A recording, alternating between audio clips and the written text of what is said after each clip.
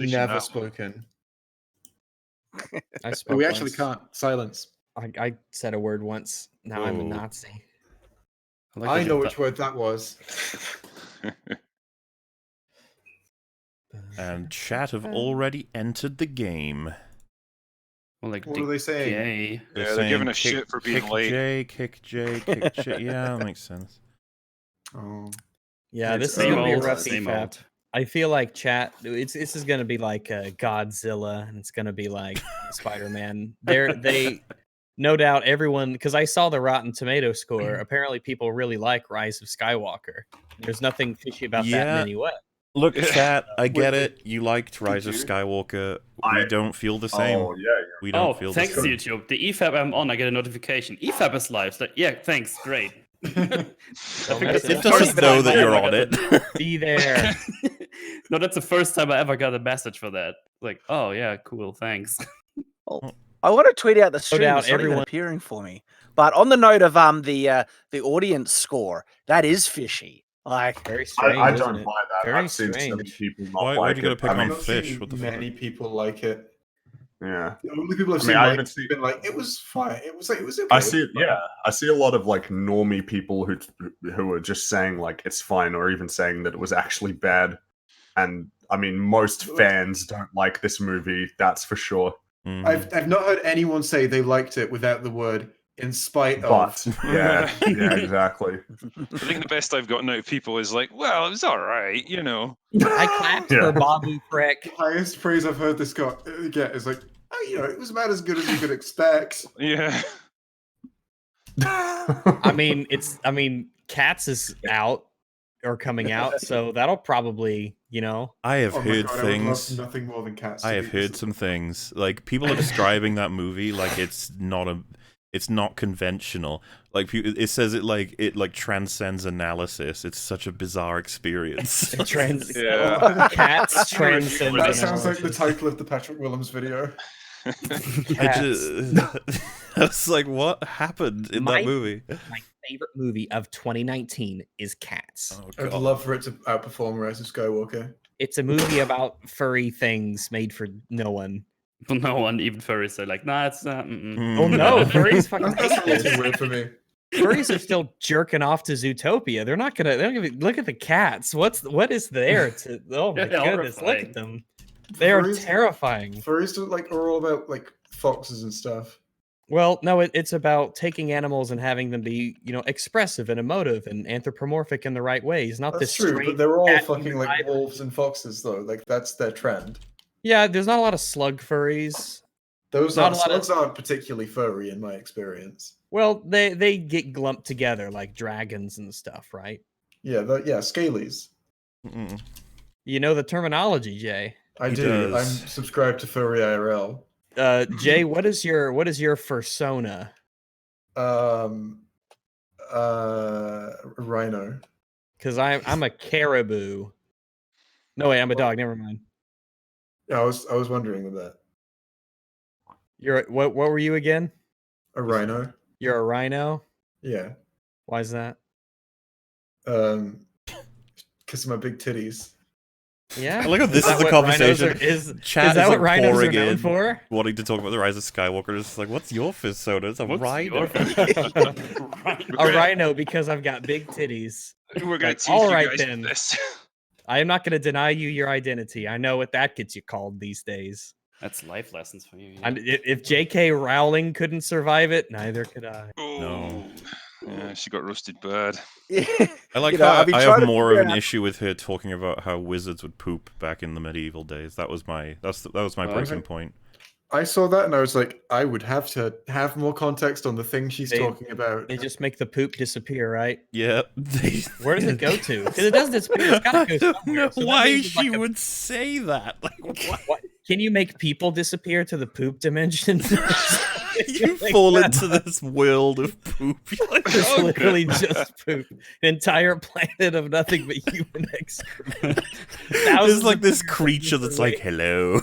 Welcome to the realm of the poop. You're like, oh god. Oh no. There's no escape. Voldemort, we sent him to the poop dimension. We couldn't You kill monster! him. That's why he was A so fate worse pissed. than death. You have to live in a poop house now. That's why I cut off my nose. Yeah, it makes Welcome to the sense. Rise of Skywalker stream, everybody.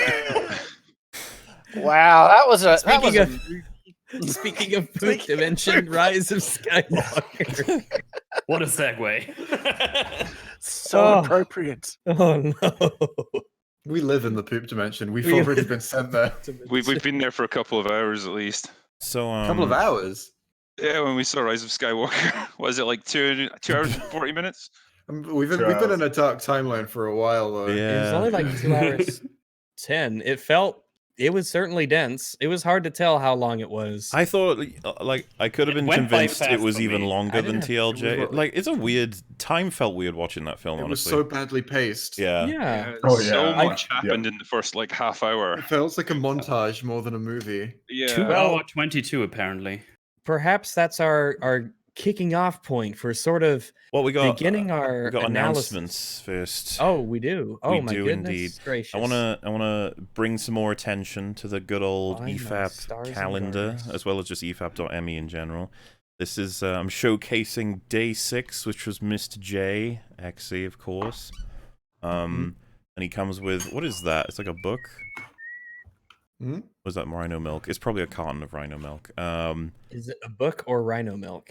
Then we got day 8, which was Mr. Shad himself. He gets a little paper sword too. I don't know if you're aware of this or not. Oh, really? I need to check that out. Yeah. Then there was day 5 was Metal Commander having his little, But it's little me. cry. That's me. It's me.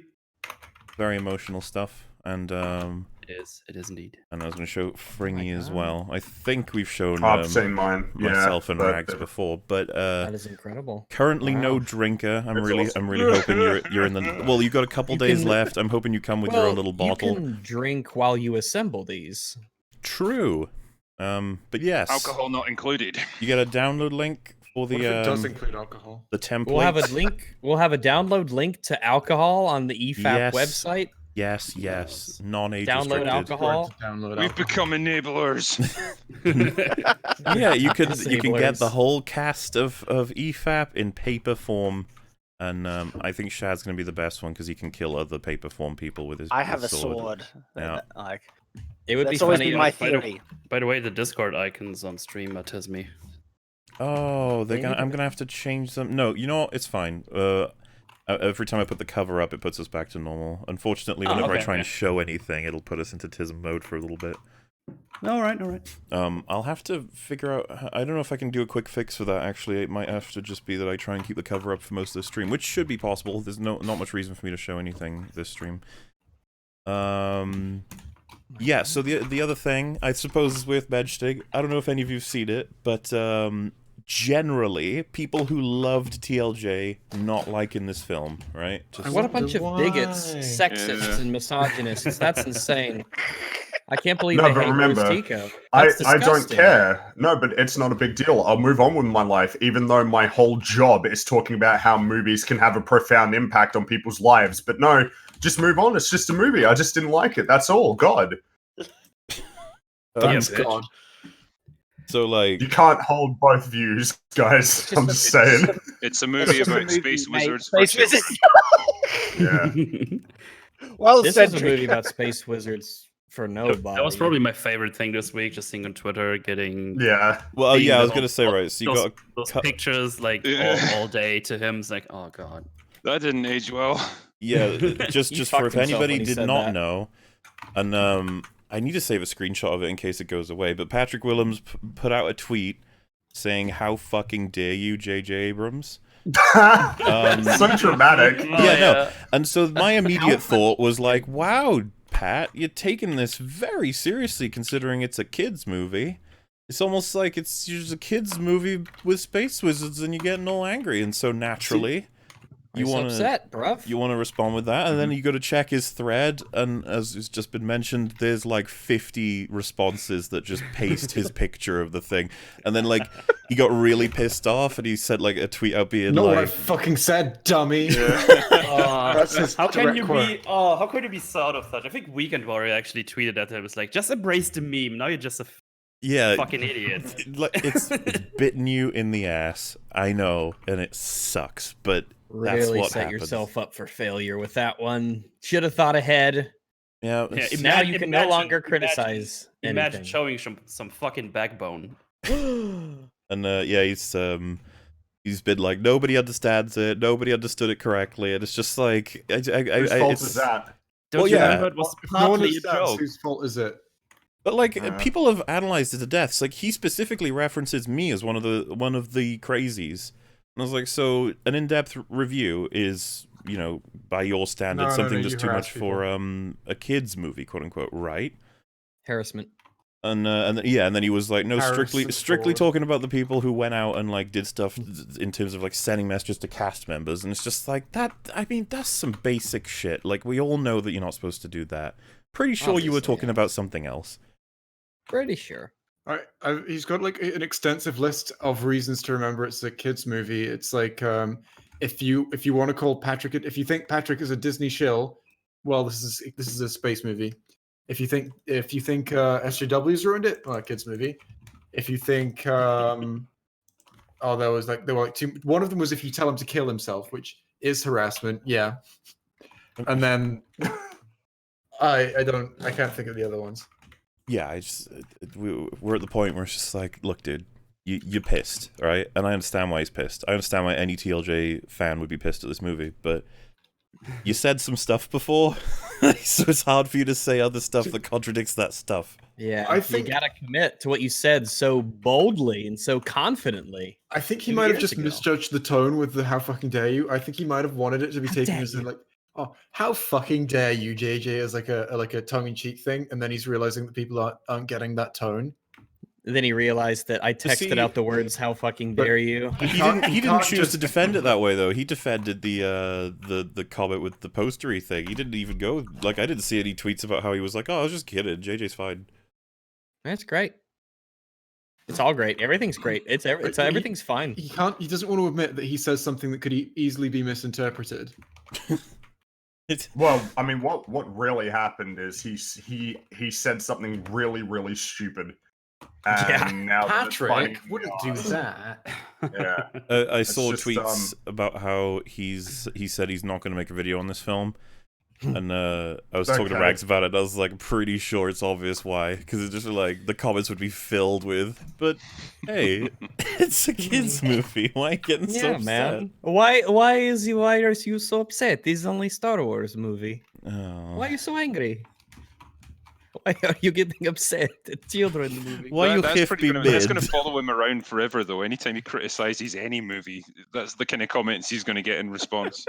Did you not like Mhm. Little Baby All he movie? needs to do is just be like, all he needs to do is not say, "You guys just clearly are too dumb to understand what I was saying." He just needs to say, "Guys, maybe I phrased that poorly. What I meant was this." and then Also, people just isn't shut it- up about it. Isn't it worthwhile to point out how reductive his comment is on like the work that is involved in telling a story for children? Like, imagine if someone at Pixar read that comment. It's like, oh, Yeah. what? It's like, yeah, like watch the What I Iron make is- Giant. Sorry, Wally. Yeah, exactly. Sorry, sorry, Treasure yeah. Planet. It You don't have undermines anything the, interesting to say. I'll be quality passionate that about. can exist in kids show, like movies and stuff. There's some pretty Oh, it's- dark storytelling in kids stuff that can Yeah, be it's appreciated just- by adults and kids alike. It's Yeah. Well, what he said That's is not just real. completely dumb. Stupid. I don't even know. Yeah, it's just stupid. I think saying that it's reductive to the point of absurdity is pretty accurate because when Yeah. you reduce everything to its most basic form, it can sound silly, but that's just how it is for everything, and that's not how you're Yeah, supposed exactly. to take It's things. like saying, "Wow, Halo's lame. All you do is center the screen on the thing you want dead. Wow, good game design." yeah, you know, you it's just put a just like, thing on yeah. a thing and click. Every movie. There was that thing they've got like shit movie summaries or something like that. That sounds like a YouTube channel from Shit, 2007. yeah. Yeah, where they just take movies and funnily but accurately say their plot and their theme, or not their theme, but just kind of like the plot of the story, but in its most basic, like one sentence kind of way. And you're like, man, that sounds dumb. Oh, Patrick. The only other thing I've got to say is that I spoke to I Hate Everything yesterday after he took another snipe at Mr. Rags, because I took to Twitter to complain because I don't like getting sniped at, and he felt that I was kind of overreacting because it wasn't even about me, and then we had a back and forth in PMs, then we got into a conversation, and he agreed to have it recorded. It lasted 1 hour. We managed to come to let's say an agreement on everything that happened. We kind of went over all of the events of the past 2 years. Didn't expect this to happen whatsoever, especially not right now. And he said he's okay with it being played on EFAP, so me and Rags will be probably looking into that, or at least playing it at some point in the future. I don't know exactly how we're going to fit this in. Bit of a weird thing, but yeah, we'll be able to play it, because there's we talk about the conversation that we had with you know, TRO and Wolf, and we talk about like the videos and all the things that happened. Quite an interesting series of events, but you'll finally get some sort of, I don't know, closure on that, I guess, as an audience, because I know a lot of people want to know what the fuck's going on with it, and that's just an update on that, and that's it for me. It was interesting. Like his recent video on the Rise of Skywalker, he basically recontextualized his views on all the movies, and it was a pretty good video, in all honesty. Like, I don't think it was a good video. You didn't like it? No, I think that for 15 minutes he didn't say that much. And also, like, I don't even really agree with judgments he made. Like, oh, you know, The Force Awakens is just okay. Like, nah, it's not. And also, you know, oh, Rian Johnson, like, he's got a really good track record, and he cites Looper as an example of his good track record. the film that has a line in it to say, stop thinking about this film. And then I think he went so far as to be like, he was like, you know, Rian Johnson, he's a director who likes to subvert expectations and sort of do his own thing, and it's the producers at Disney's fault that they got him to do the second act of a 3-act story where he did whatever he wanted, as though, like, he has no obligation to try and, you know, fit his story into this series. Ryan is Ryan, he's got no self-control, man. You should have turned him loose on this. He's not an adult human. Yeah. If you could choose to give you could re-roll the sequel trilogy so that it all gets remade, right? But the catch is you can only give each movie to either Ryan or JJ, who gets each movie. I think that if you gave it to JJ, it would be just like, I don't know. It'd just be like I'd be stupid, sludge. but less offensively stupid. Yeah, at least it would be consistently stupid as well. Right. You know, But admittedly, like, yeah, I don't know, actually, that one. So wait, Ryan, are you at least suggesting one that we can do whatever we want? Like, we can give all 3 to one of them, or 2 to give one, all one 3 to to the one other? of them, 2 to, you know, yeah. I would any mix probably, of, honestly, I'd probably go all 3 with JJ, but I would be interested to see all 3 with Ryan. I don't know what he would do, but the really absolute curious to insanity see that would unleash. I don't want to do Ryan either would of do them, if he had though. I the don't want to do first one of the either. trilogy. I Like, don't if know, he with had what the he first one did of the in... trilogy, he might set up. Yeah, He I don't might know. take the world somewhere other than, hey, let's do the Empire again. Yeah, I feel like I would rather have JJ, because I don't know if I could stand 3 movies of everything's just shit. Well, that's the thing No, with The we Last already have Jedi. that. He destroyed so much about Star Wars and their characters, and if you give him 3 movies, I'm not sure what would be left. Probably It's about like as much as what's left now. This hollowed skeleton, like, you're like, oh no. It'd be a whole movie about Rose Tico. I mean, Oh, right, well, he created her. I mean, I think what I'm really interested in now is the treatment that George Lucas wrote.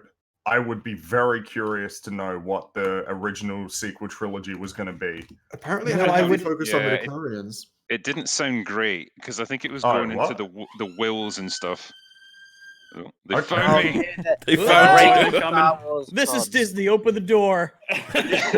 Do not release part 2, goddammit. Open the door. You Yeah, I guys think all drinking, by the way? I think Lucas's treatment had them going almost into like the Star Wars version of the quantum realm and stuff. It was really Right. kind of bizarre sort of direction. I've been sent. So let's take it over this. This comes from a subreddit that's all about sort of like bits and bobs behind the scenes of Star Wars. Not one. This is unverified. It sounds pretty on point. So again, just rumor. Which, by the way, so much rumor from Geeks and Gamers and Doomcock have now been confirmed, like heavily from this film. It's just kind of funny how that works. And can we just also point out, right? Because JJ outright said that no, there was no pre-test screenings, just with a couple of family friends we saw it and stuff like that. Like that is such profound bullcrap, confirmed by all these leaks. Oh yeah, they had too much writing on this to not test they, of it. course, It costs too much money. It costs too much money to not test screen it. And like honestly, like if us lot were making a Star Wars video, I'd be like, yeah, let's test screen it. Let's see what people think. I actually would. Plus, let's remember the version that we got is the version after the test screenings. Well, God knows what they saw. Those hideous abortion. I would have liked to have seen the Lucas cut that apparently got produced, because I think they got to the stage where they'd edited that and it was all filmed. Did? That's what, according to the rumors anyway. That one, that one I'm a bit more skeptical on. Like it could have happened, but that's a pretty extreme thing. Well, this is. I'll just read this out quickly because it's kind of relevant to this. So this begins with saying, after Colin had left the project, that'd be Colin Trevorrow, who's supposed to do Rise of Skywalker, and backed out. Rian Johnson was immediately Lucasfilm's top choice to take over. However, Iger and Horn weren't impressed with The Last Jedi and thought it was a step down from The Force Awakens. This promoted Iger to personally offer Abrams the gig. JJ was not a fan of The Last Jedi. Actually, that's putting it gently. He absolutely loathed TLJ and had some serious beef with Rian Johnson. Which, by the way, that's pretty strong. But this film, I believe that 100%. This film has serious beef with The Last Jedi. Yeah, it's weird how they've structured it, because so much of it is like trying to recontextualize a lot of the things in The Last Jedi, but not completely contradict it. Yeah, like raise parentage and so on. I think what I really meant was exactly. Yeah, except the one line they bring up for that being true is like, your parents were nobodies. It's your grandparents that were somebody. Except all of the other lines that he said was like, they were drinkers who sold you for drinking money. That's not true. I didn't allow. He said I never lied to you. It's like, yeah, he did. And even if the person doesn't have an important position, the fact that he was the son of Palpatine means he was not a nobody. That's a profoundly significant. Yes, you're right. Especially in the context. It or not, Jaden Smith is not a nobody. Yeah, because the whole point of the whole nobody thing is that it's not a Kenobi, not a Skywalker, not a Solo, not a Palpatine. That was the point of the nobody only people thing. In the galaxy that matter, apparently. Right. Well, but that was something I actually kind of agree that it would have been. It's like, oh, does it have to be someone we already know from a strong family? But the problem was Rey was so fucking powerful. So yeah, we have to like explain. How are you going to explain? They introduced for the sequel trilogy, though. You and your thoughts. You would think that if they were going to try and explain some of her OP power, that they wouldn't have just dumped on so much more power on top of her. They made her OP beyond belief. The tug of war with the spaceship was just incredible. I was laughing my ass off. That's the thing, though, with the whole parent thing, because I actually would prefer it if, like, her parents weren't, tied to the same 3 family trees for the whole time, but because she was so powerful, it's like, all right, what's going on? They fucked themselves over. They should have introduced a new character for it. Imagine if you had it like this. Imagine if you set up with something like, I don't know, her parents were Jedi Knights who were escaping Order 66, and maybe they got killed and she was left on her own. So we know that she's Jedi and we know that she has a beef against the Sith.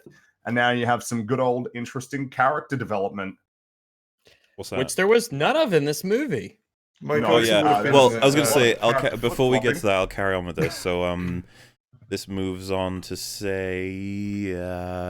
putting it gently, he only came back if he could have complete control and wouldn't have to compromise with Kennedy or Lucasfilm's story group.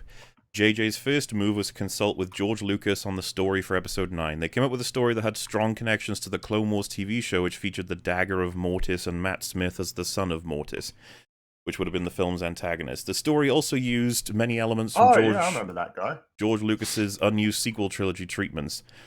Disney really wanted this movie to be another Force Awakens in the sense that it would unite all fans and be at least initially universally loved. After Solo's flop at the box office, TLJ's backlash on the decline of Star Wars merchandise, it was paramount for Disney that Episode 9 be a success with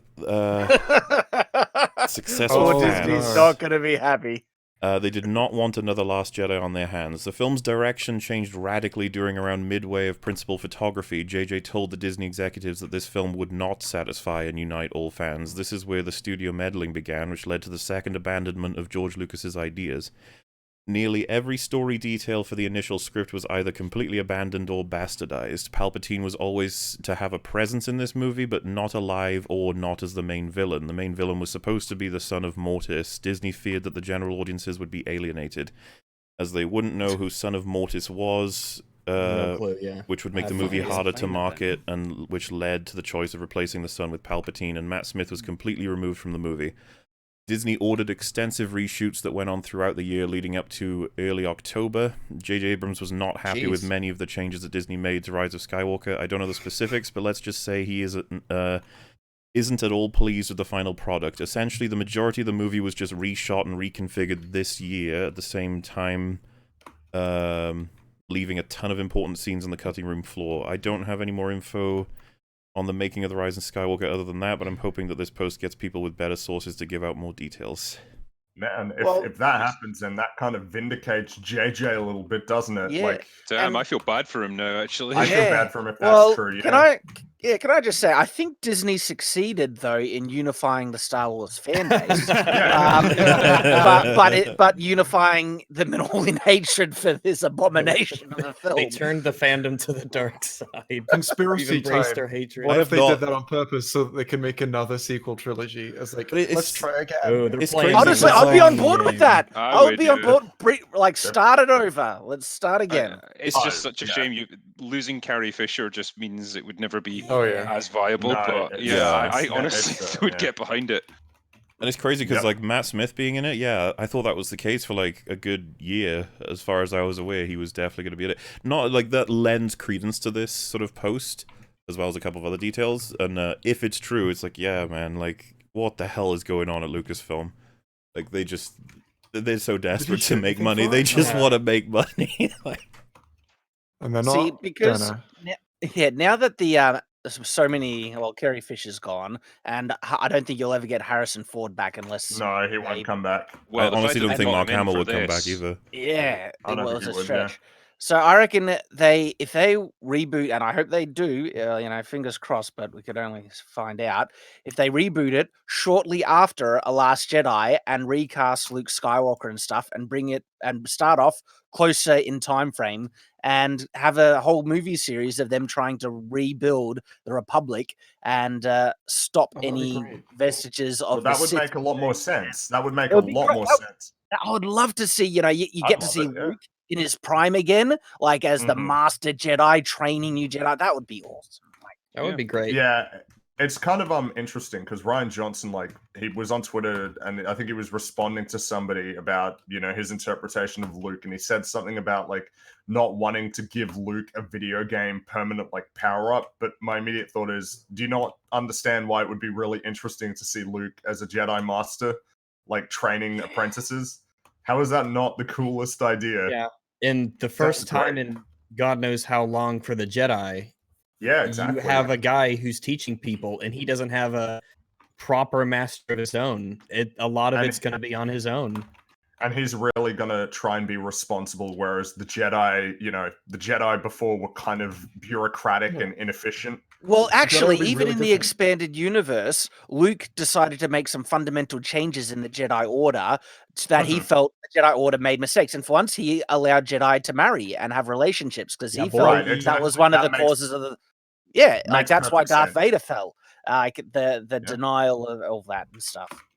Yeah, it makes perfect sense that Luke, of all people, would do that. He's the family man. He's the relationships man. He's the cares about other people man. Fucking made out with his sister.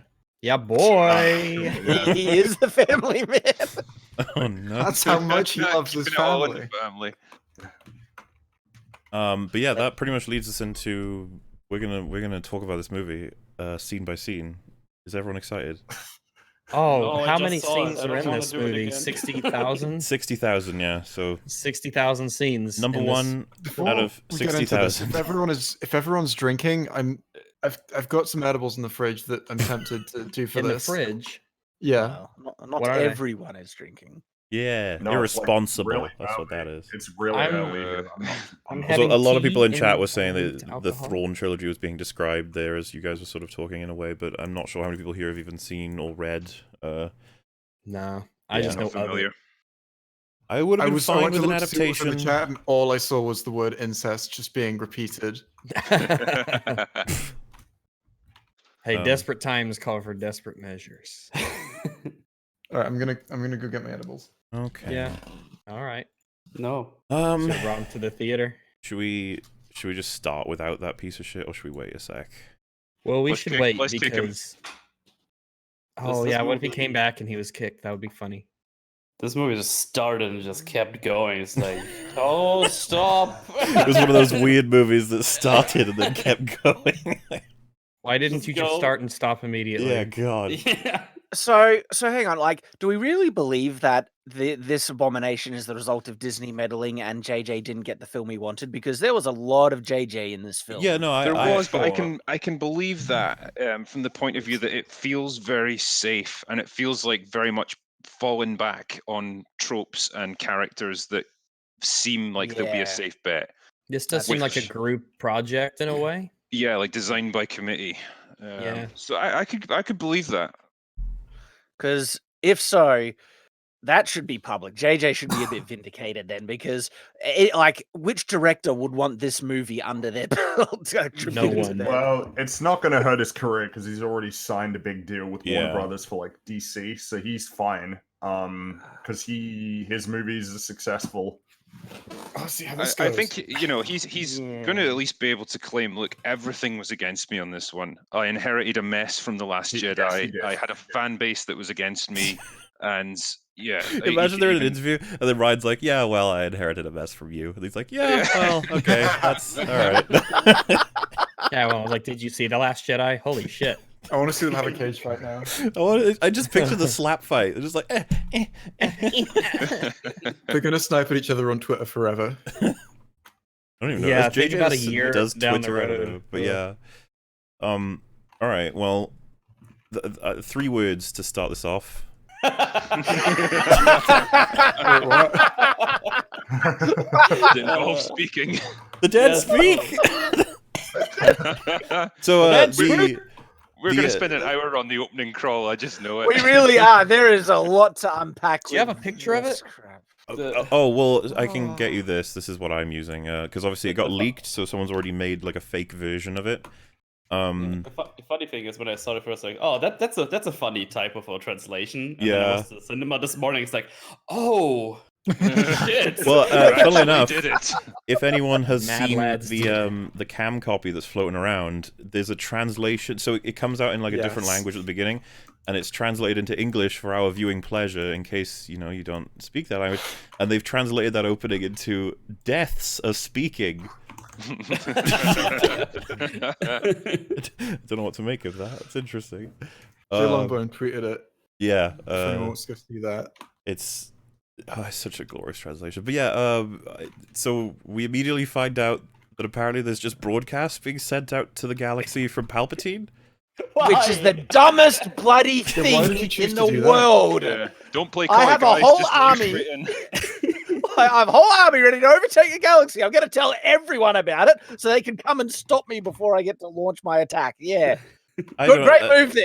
So Palpatine. I have a question as well about the First Order in that case. So if he was building up this massive force of Star Destroyers that's going to take over the galaxy, was the First Order just like a little dip my toe in the water to see how it goes? I don't know what they were doing this whole time. I thought that's what they were doing, Okay, but no. so we He have said he one was line. behind the First Order. What?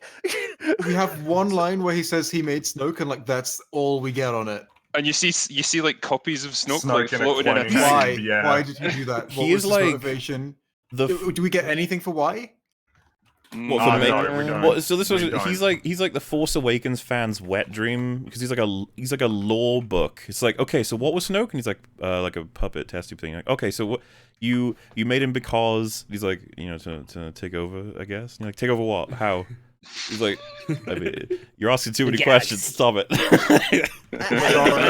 They're like having a debate in the room on the planet. It's like, what? No, stop asking questions. No, I don't know. Leave me alone.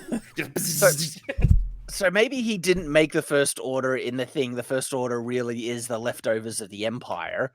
But again, if he survived, why did he need to make Snoke to...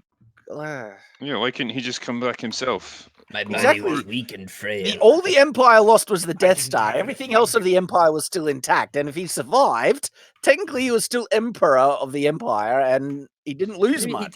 Maybe he did. And in that Voldemort. context, it doesn't explain how then Snoke came to be the leader of the First Order. If he was a puppet, but Was the he just First Order dropped already in? existed before he got there, how did he take over? And remember how Yeah, early it's it like, happened. Remember, they say that Snoke changed Kylo's mind. So we're talking like 10 years prior to when we saw him. The Snoke's been empowered. Was he literally just like created?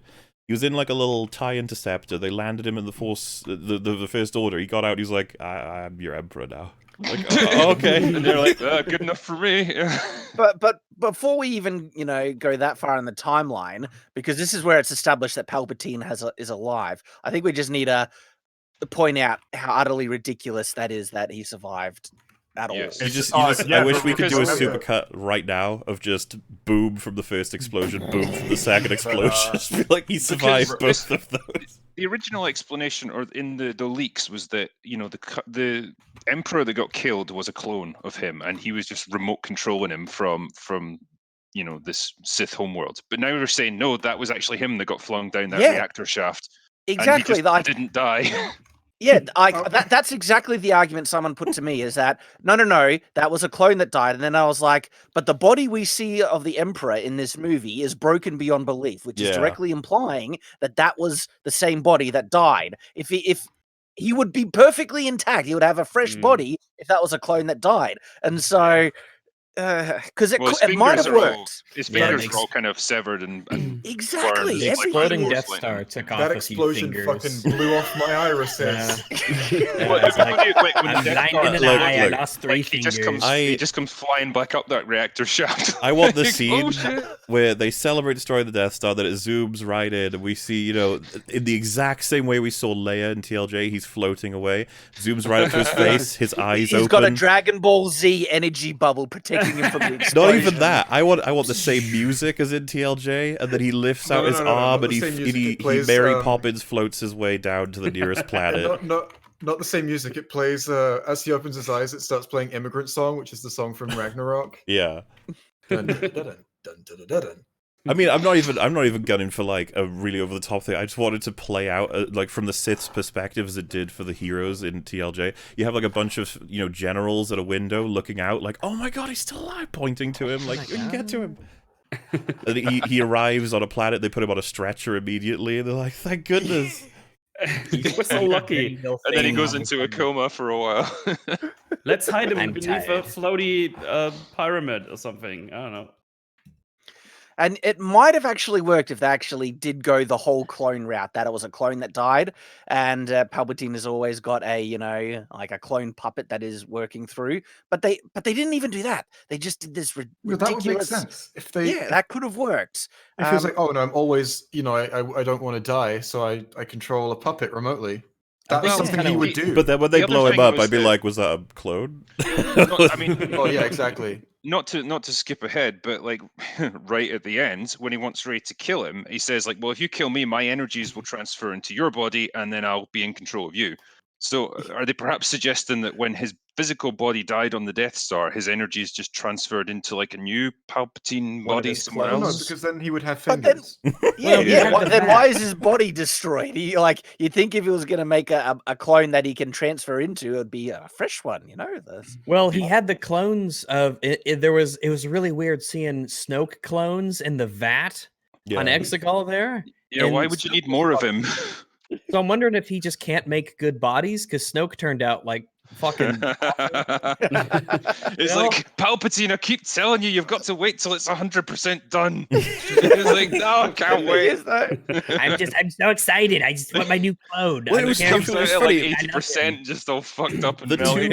the two Snoke faces you see in the test tubes look like they're disfigured in the exact same way. Like exactly. that's just why how he's it- shitty at making someone who clones. was so they cloned someone who was disfigured. Well, maybe That's maybe the only answer, I think. They wanted him to be disfigured so he'd look cool. at least the He'd clones look looked cool. like Jango Fett. Yeah, should have gotten Django back. Yeah. Could have had more Jango clones. So I Oh guess my Well, goodness. That was the His- other answer someone was trying to give to me about where the crew to all these starships come from and everything. But maybe I'm skipping it. I'll wait until we actually get to the starships. Yeah, we can. Yeah. Well, yeah, I was just gonna We'll say sort definitely of touch because on we that. can jump ahead and jump back just to see how these things make sense a little bit. But the whole like, why is he putting his voice out there? It's like best interpretation I could possibly give is he wants Rey to come to him, and it's like, so why does he want the world to know about him?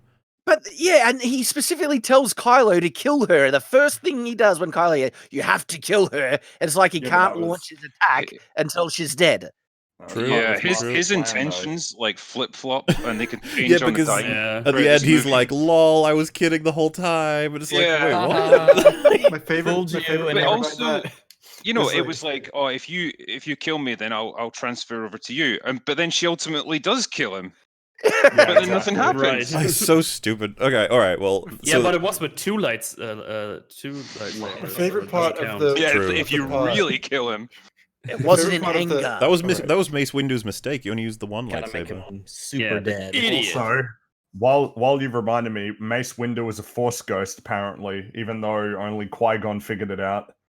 Well, to be fair, Yeah, we you don't do know hear that his voice. Qui-Gon didn't teach Mace Windu after that if he was a ghost. Okay, sure. I don't buy that. I wish he could actually do his voice in like full Samuel Jackson mode, like "Get up, motherfucker!" Well, you know how Palpatine. Kill this motherfucker. You know how Palpatine said he's the voices of everybody inside Kylo's head? Imagine he faked all the Jedi voices just to troll Rey. exactly. Well, we Or he fakes a lot of Jedi voices going, "Ray, you're so shit." Rey, piece of shit, can't do Yeah, Yeah, I anything. was right, like, I could or do this. something. I was talking to Boo. Smaller yesterday about the whole because I said it surprised me that they started off with him being alive, like right off the gate. Yeah, Palpatine's back. He's alive here. In fact, here he is in the flesh. Yeah. We're here on Secret Evil Planet, and it says, and Palpatine says to Kylo that I've been every voice in your head, and it has Snoke and Darth Vader and stuff. And later on, when fucking Han Solo appears to Kylo Ben, Kyle Ben.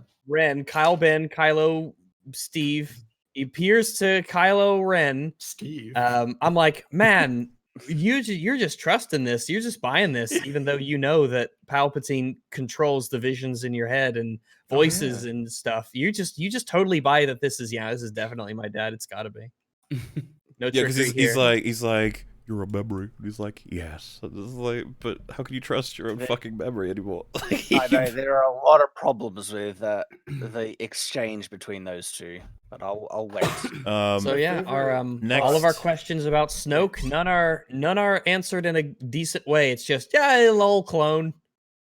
If Okay. anything, it's just like, all right, you've kicked the can down the road. Now I need to know other things. I still can't get over the fact that the whole reason why Palpatine is ultimately defeated is because he announced his presence to the galaxy. Like, and that was in the crawl itself. The, Well, the yeah, opening it's- crawl, this movie creates such a profound contradiction in the plot or stupidity in the plot that And because he wouldn't stop doing the lightning when it started disintegrating him. Yeah, like, didn't he I learn would have from stopped. last I'm like, time? ow, that fucking hurts. Oh shit! This isn't working It's like properly. it's trying to stop pissing like midstream. You know. Like, it'll probably get do I have better to if I keep finish? doing this. No, my favorite part though about the scene where Kylo is talking to Palpatine is when Palpatine says the girl, she's not who she's not who you think she is, and then he pulls like a smile that's just like, I've been fucking, like that's just fully in his face. I've been getting busy. Also, I don't want to let anything slide on this movie because, you know, he announces to the galaxy he's alive, and so then we see Kylo is killing all these guys, and he gets a like a Sith holocron and everything. How did he learn where that thing was? It was really hard for Rey and everyone to find where the other one was. Like, did he have a book? Yeah, and he didn't have Palpatine. Well, are there things He had telling Darth you where Uchi's Palpatine other is? knife. because here's what I know. We What left a I know map to is Luke's that Palpatine. if I want to stay secret, right? If I want to stay hidden from the world and I send out assassins, what I do is I put the location where I'm at on the weapons my assassins use. Oh man, I've got so many questions. I love how it about just those bleeds all choices. over the film. Like we cannot stay chronological. It's so hard. And also, like, isn't it pretty interesting that the blade has a little compartment on it that just so happens to perfectly match the I laughed. I laughed in the dumb. theater. It reminded me of the Family Guy thing. That's where One-Eyed Willie buried his gold. This is JJ trying to have an Indiana Jones moment with like doing a bit of treasure hunting. But the thing about these wayfinders is you have to physically take the wayfinder and use it to get to the home world, right? So you can only take that thing from its location and use it once, basically. So no one's ever found it before. Oh, but no, Well, they no one's ever used broadcast it. once they have the location from the Wayfinder, they just broadcast it to the rest of the fleet, and Yeah, so simple as you that. don't actually need the Wayfinder to get there. Once they have the coordinates. But then when you see Kylo using it, he's having to like interface it into his TIE fighter. It's almost like it's acting as some kind of navigation system for him. Yeah, Oh, do you remember? So it's not like you can just look at it and know. You have to kind of take it with you, I think. But at the end, how does everyone else get there? The Galactic Fleet, you know, the Millennium Falcon with like Lando, they don't have the Wayfinders to go through all that crap. Like, because when Rey is flying through, Rey sends a message with she's flying through in an X-wing and she broadcasts the coordinates to everyone, letting everyone else pass through. So you don't actually need the Wayfinder to get there. You just need the coordinates. You only need the so why did you take it with him then? Oh yeah, so that was the interesting thing, right? They showed it on screen. She went from like dot to dot to dot, and it was going like in different directions, implying that it's not a straight shot. You've got to do all these things. But the place you see them fly through, it's all moving. Space. It's all moving though. All of the like the red space cadsery stuff, like that you have to avoid. It's all shifting. It's like how can it be just? How can you The map a only course way, through that? the only way Force is is a that pathway if to that many if abilities. that No. red nebula, if that red like nebula of some kind was actually a portal into another spatial dimension that the planet was like lost in. That's So the that only was way the you could. first Yeah, time that's evil Sith Force so the magic. Sith But could that's only totally ever get not to the what's galaxy. presented. No, that makes no. I know Wait, I know that's not presented. Like there's a bigger issue of that's true. How did the Sith ever leave? How did they find out how to They leave? all got in the first holocrons. place? How'd they build their ships though? There's no resources on I that know. planet. Yes. They How had did they to build their bring ships? them in. What did- They had that's like why the I said I UPS was guy had to be joking. given a wayfinder. Yeah, but like, what do they eat? It's stuff like that. How do you exist on this planet? There's nothing here. How do you get equipment, machines? It's Maybe- a desolate maybe- planet with gravity wells and electric spikes of all kind, and there is no infrastructure there for huge factories to build a fleet larger. Like you would assume the entire forces of the original Empire that required the resources of an entire galaxy to be able to build and sustain. That was implied. And now they have a single planet with no factories or anything there, and somehow they build the largest fleet the galaxy has ever seen with bloody Death Stars on like lasers on their head. They've gone Dr. Evil. I want Star Destroyers with freaking Death Star lasers on their heads. Every single one of them. The thing is, right, when it comes to the whole Sith planet, there's so much wrong with it. And the thing that we were talking about before was, does this like mean that Korriban isn't in like this? Because they said this is the Sith homeworld, but Korriban is in. Yeah, in, Korriban's like, retcon now. Wait, they where retconned does everything in the Korriban come EU. from specifically? You It's- guys it's cited not it? in the, Knights of the Old Republic. Okay. I think. No, that's even not before then, canon the then. comic books and everything. Like Korriban was right. originally the home world of the Sith race. The Sith Yeah. race was actually a different species in Star Wars and had these weird kind of like flappy, like flesh. They were things red, that right? hung there. Yeah, they were red, and they hung over their things, and they were supposedly the first ones that embraced the dark side or something. And they were the Sith. and they were from Korriban. Yeah, but that's all retcons. Doesn't exist. It has to be, yeah, for this to make. I figure we're gonna make sure we catch absolutely everything. So I'm just gonna I'll just read out the next portion of this retarded fucking opening, and we'll just keep on trucking. So General Leia Organa dispatches secret agents to gather intelligence. I thought that was funny. I was just like, I think that's optimistic in this gather movie. intelligence. Like, And again, I just want to point out another, like, someone who was trying to defend this film tried to point out to me and says, no, Palpatine only broadcast this to Kylo Ren. It's like, no. He broadcast it to the galaxy. The galaxy hears a malevolent, the malevolent voice of Palpatine. And Leia, she heard it too. She dispatches spies. when they get that intelligence, they say that the intelligence confirms he's alive, right? That's what they say. Like, so that they've been hearing his voice, and then they get information from their spy that's like, yep, he's alive, he's at Exegol. Exegol is this... Which, I have so many fucking points to make. I'm trying to choose which one I want to do first. The message from the spy, right? Why couldn't he have just sent it via email? It wasn't a big message.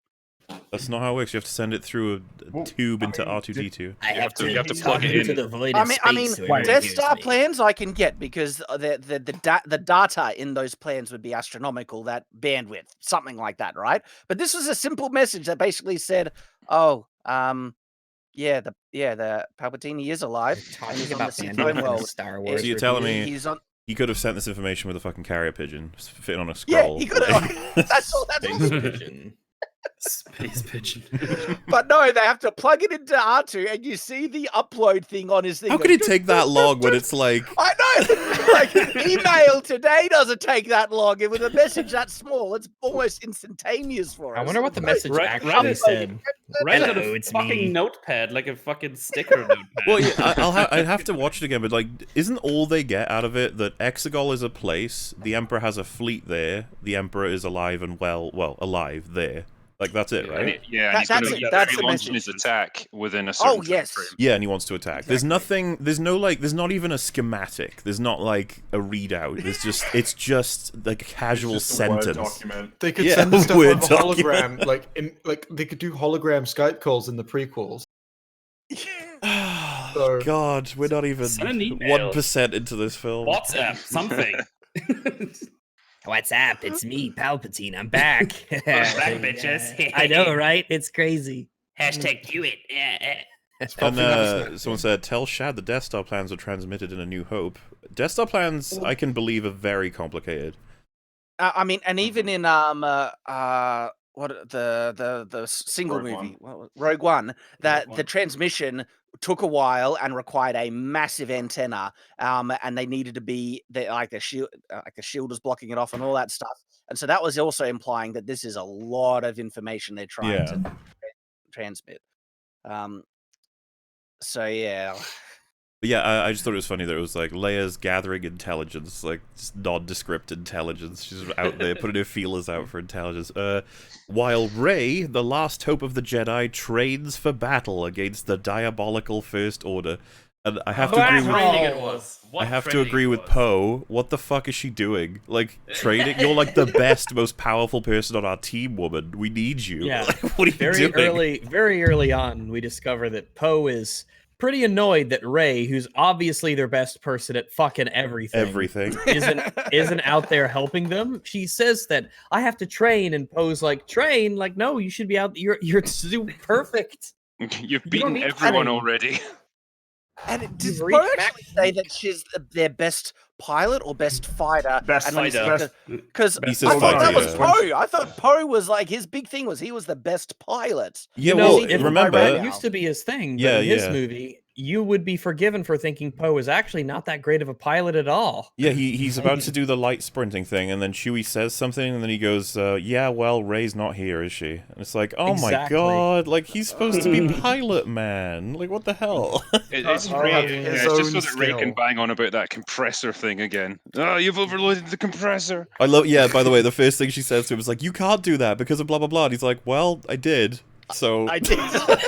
and I love that they're angry at him. Finn thinks it was reckless. She's angry at him. It's like, you realize there's nothing else. Yeah, I was gonna say, Shad, you said you didn't know why they were doing the light skipping thing, right?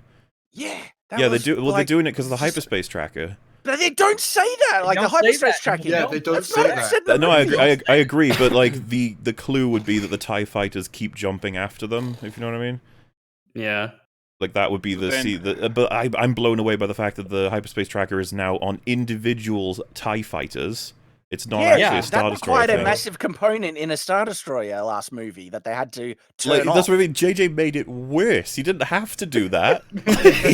You could have just had it so that a scout troop of TIE fighters, because they're all around the world looking for different possible entry points for how everyone's fucking everything up with the resistance or whatever. But no, he was just like, yeah, each TIE fighter can track you now. It's like, wow. And hang on, didn't Han Solo say in The Force Awakens that coming out of hyperspace in a planet's atmosphere is insanity and one of the most difficult things anyone's ever done? And everyone's like, you can't do that as well. Yeah, but I'll risk it, right? But when Poe hyperspace jumps, skips, or whatever, he's coming out in atmospheres multiple times. Oh, wait, in Force Awakens, he's talking about, because they're trying to go past a shield, right? That has a refresh rate of whatever, so he has to get... Yeah, I agree. I totally agree with you that like of all the things you could randomly light speed into or hyperdrive into, sorry, he bumps into 3 consecutive planets. Like what? And not only 3 consecutive planets, but 3 planets with giant Cthulhu monsters and towers and everything all over the place. Just fucking go somewhere else, man. Imagine how, because JJ was probably like, we gotta make it interesting, right? But you just do it realistically, and he goes, whoa, and they travel to space, then they travel again as space, travel again as space. You can tell they're somewhere else each time, like... He also said last try, maybe, he said last attempt, maybe forever or something with the last one. Does that mean that wherever they ended up, hopefully they were, they'd lost the TIE fighters, but they weren't home, and they ran out of, fuel or whatever? It's a good thing they didn't all follow us back here to our base. I think it was just a case of overloading their systems or something. Like if you do it in short order too much, it'll blow up or whatever. But whatever, it had no repercussions. The Falcon got damaged and Rey was all pissed at it, but I was just like, woman, they're alive. They've got the info. In the background, it's like on fire and everything. It's like, I was annoyed because I didn't know that. What are they supposed to do? I didn't know that Falcon was your set of your ship. Fringy had the point there. It's like if it was a choice between hyperspace skipping and death, Rey seems to imply that she would have rather them die than damage. You should have chosen death. I had the thought that were they trying to imply that if Rey was there, she could have escaped it without light speed skipping? No, they were just implying that she's better at it. She would have advised them not to do it because of the compressor bullshit. Because that's the first thing she lectures them about when they arrive. So. But also, she's not here to stop me. How many TIE fighters actually on the Falcon's tail at that point? Like, are you saying they should have just taken them on? They should have just fought them. Poe took out like they knock out loads of them, don't they? Awakens. Like these are just TIE fighters. They're not that dangerous to them. They've wiped out so many so easily. The new super TIE fighters, each one of them has the firepower to destroy. I can't believe they all have a hyperspace tracker attached to them. Not only do they have a hyperspace tracker attached to all of them, but it seems to be automatic. Like they go, and then the TIE fighters like seconds behind. It's just like, whoa. Yeah. More than that. How much is this going to fuck up future battles, though? Like if they make more Star Wars movies and they've got to incorporate this into battles now, like how impossible is this going to be to write? I think the next person to write for this is gonna be like, "No, fuck you. I can't be bothered to deal with this." The trackers have all broken down, and we don't know why. No, we've invented new technology that makes the trackers redundant and not work anymore. That's what it does. TIE fighters also have hyperdrive now. They honestly, like after you just said that, I'd be like, yeah, what I'll do is just as a writer, I'll be like, hyperdrive used to run on a singular frequency. Everybody now is just they do use a random frequency to use it, so you can't track it. Or just as they're about to go into battle, like everyone got your tracker jammers ready? Yeah. Okay. Exactly. Just say tracker jammer. That's the kind of thing where you'd be like, "Thanks, by the way, Ryan. Thanks a lot." Man, remember when we didn't have to worry about this? But JJ just ran with it, man. Like he just. And the one in a million thing. I honestly think he did it to give him that scene where we've never seen that in Star Wars before, where they hyperspace into all these different things. Sort of giant worm. It's the Han Solo equivalent of cheap world building that is meaningless. Yeah. Like new things without any weight to them or interest. But with all of this hyperspace tracking with the hyperspace kamikaze. The Rise of Skywalker has basically become the lore equivalent of the English language, and it's just one massive mess, and they can't make it work. You can try and pull out different pieces of so stuff. I was kind of hoping hyperspace tracking is like an irregular verb. Like, Yeah. Except I after E, except after C, but here's 37 examples where that doesn't count. That's the English and language hyperspace created by Ryan Johnson. So then, oh my goodness. I guess it ends with, meanwhile, Supreme Leader Kylo Ren rages in search of the Phantom Emperor, determined to destroy any threat to his power. I'm just going to say that sentence structure there and the word choice is absolutely terrible. Yeah. How can you rage in search of something? Rages in search of a Phantom Emperor, yeah. I almost think they meant to say range. He's ranging in search of him, but... That also He's just, doesn't make no, sense, you don't though. understand. He's angrily looking, okay? He's upset. He is upset. That's what Kylo It's is. like, He's upset. fucking Emperor! You know when you've lost your phone and you've looked everywhere that you think it reasonably should be, and you're getting pissed off. That's what he's doing. The first planet he goes to is apparently Mustafar. That was confirmed by the visual dictionary. Obviously, there's nothing in the film, I think, that like definitively says that. But when does he go? Wait, when does he go to Mustafar? that's the The opening. very first scene that you see him in. That doesn't look like Mustafar. No, it doesn't. Who, but you know, or whatever. what is he actually fighting? Well, so I was gonna say, right, in the leaks, I remember us reading that the two Wayfinders, it was the Emperor's Wayfinder and Vader's Wayfinder. That's what they were referred to as, which makes kind of sense if Vader's would be on Mustafar and the Emperor's would be in his throne room, or at least some kind of weird bathroom attached to it. But I was like, if it's Vader's, why would Vader put it in a stone block in the middle of a forest? Like, why would... Yeah. What? And then who is he fighting? Why would the people on Mustafar be, like, anti-Sith, you know? Yeah. You just arrived there, just slaughtered them all. It's like, Like, we're on your team. They're trying to help him, but he's like, I'm raging in search of this thing. No, please, I'm trying to help you. It's right over there in that box. Ah! Yeah. Stop killing us, please. To talk about, anyone else though, notice? because we mentioned the breakneck speed of this film, I just want to reference the fact that we see him kill a couple people in slow motion, he picks up the object, it zooms into it, it shows him flying through the space cancer, already going to the Emperor. It's like, whoa, alright, chill out. Yeah, like, they could have spent more time with what it. the fuck's and they just happening? have, like those Can we cables mention, attached to though- the thing. Apparently that works somehow. Did you guys Yeah, like- notice the fact that he moonwalked his way into a lightsaber strike? Yeah. It's like, Oh yes. It was so turns cool, around, He has a though. lightsaber pointing behind him, and then he like steps back into someone. It's so unnecessary, you could Shad, just attack Shad, them normally. Your swordman. How Don't do this practical to is me, that? Jay. Don't do How this. practical is moonwalking in medieval warfare? Oh, Yes. it is we need to know. stupidity of I can't even say how bad it is. I'll have to do a video on It was very 'Cause nice of them to There's not another shoot point him in at the a fight distance. scenes when he's fighting the Knights of Ren, right? He turns like around, he holds the lightsaber on his back, he like poses there and waits for someone to hit the lightsaber like for a good while, right? In terms of Yeah. Yeah, I remember that. And he's like pleased when it happens, right? He like makes a face of like, heh, and it's like, what? That's so cool. It's like It's if so cool someone's being posing good like again. that, I'm gonna don't bone aim for the relay. weapon. It's just hit them and they'd be dead. The fact that he has the lightsaber anyways, that's just... Oh yeah, this is. Oh, by the way, you could transport objects through the Force now. At Yeah, it distance. just works now. It's like, This is the oh, thing terms that They of set what it I've up. established, They that set it works. up with the They set water. that It up makes well. total sense that you can They did teleport set that anything up you well. want. Before we go that far, right? These Sith holocrons, and they're not holocrons, they're wayfinders, but anyway, they seem to be fairly insecure. You'd think if the Sith They're actually made insecure. these things, which leads to their homeworld, they would have like a code or something for you to access the information inside. But it seems like anyone who picks them up, all you need to do is attach a few wires to them, and boom, they work. It's just, yeah. So I think we kind of talked about this a little bit, but this is the scene to talk about it. There is a specific shot where he's heading to the planet, and you can see the space cancer in the distance, and do you know what's surrounding it is a lot of area that's blank. See seems to me you might be able to go around the space cancer. Well, of course, it's space. It's space. It's not like a road where someone set up a toll booth. That's what it comes across that way. Like, you're not allowed to go here unless you go through that, and everyone has to abide by it. It's like an unofficial rule. Yeah, it's like, that would take me outside the shipping lane. I can't go that way. It just lands and looks up. You Like, must arrive. I with the didn't need least to go practical through route this. possible. Like, Come on. the entire huge fleet shows up at the end. They're about to go through the space cancer. Land is like, can we go around it? And then, I don't know, fucking Poe's like, no, nope, What? nope. You have to go through. That's not very sporting.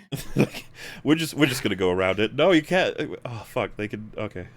The drama. No, guys, come back. The drama. Was he in hyperspace going through the space cancer or flying regularly? I'm pretty sure he was flying regularly. Flying regularly.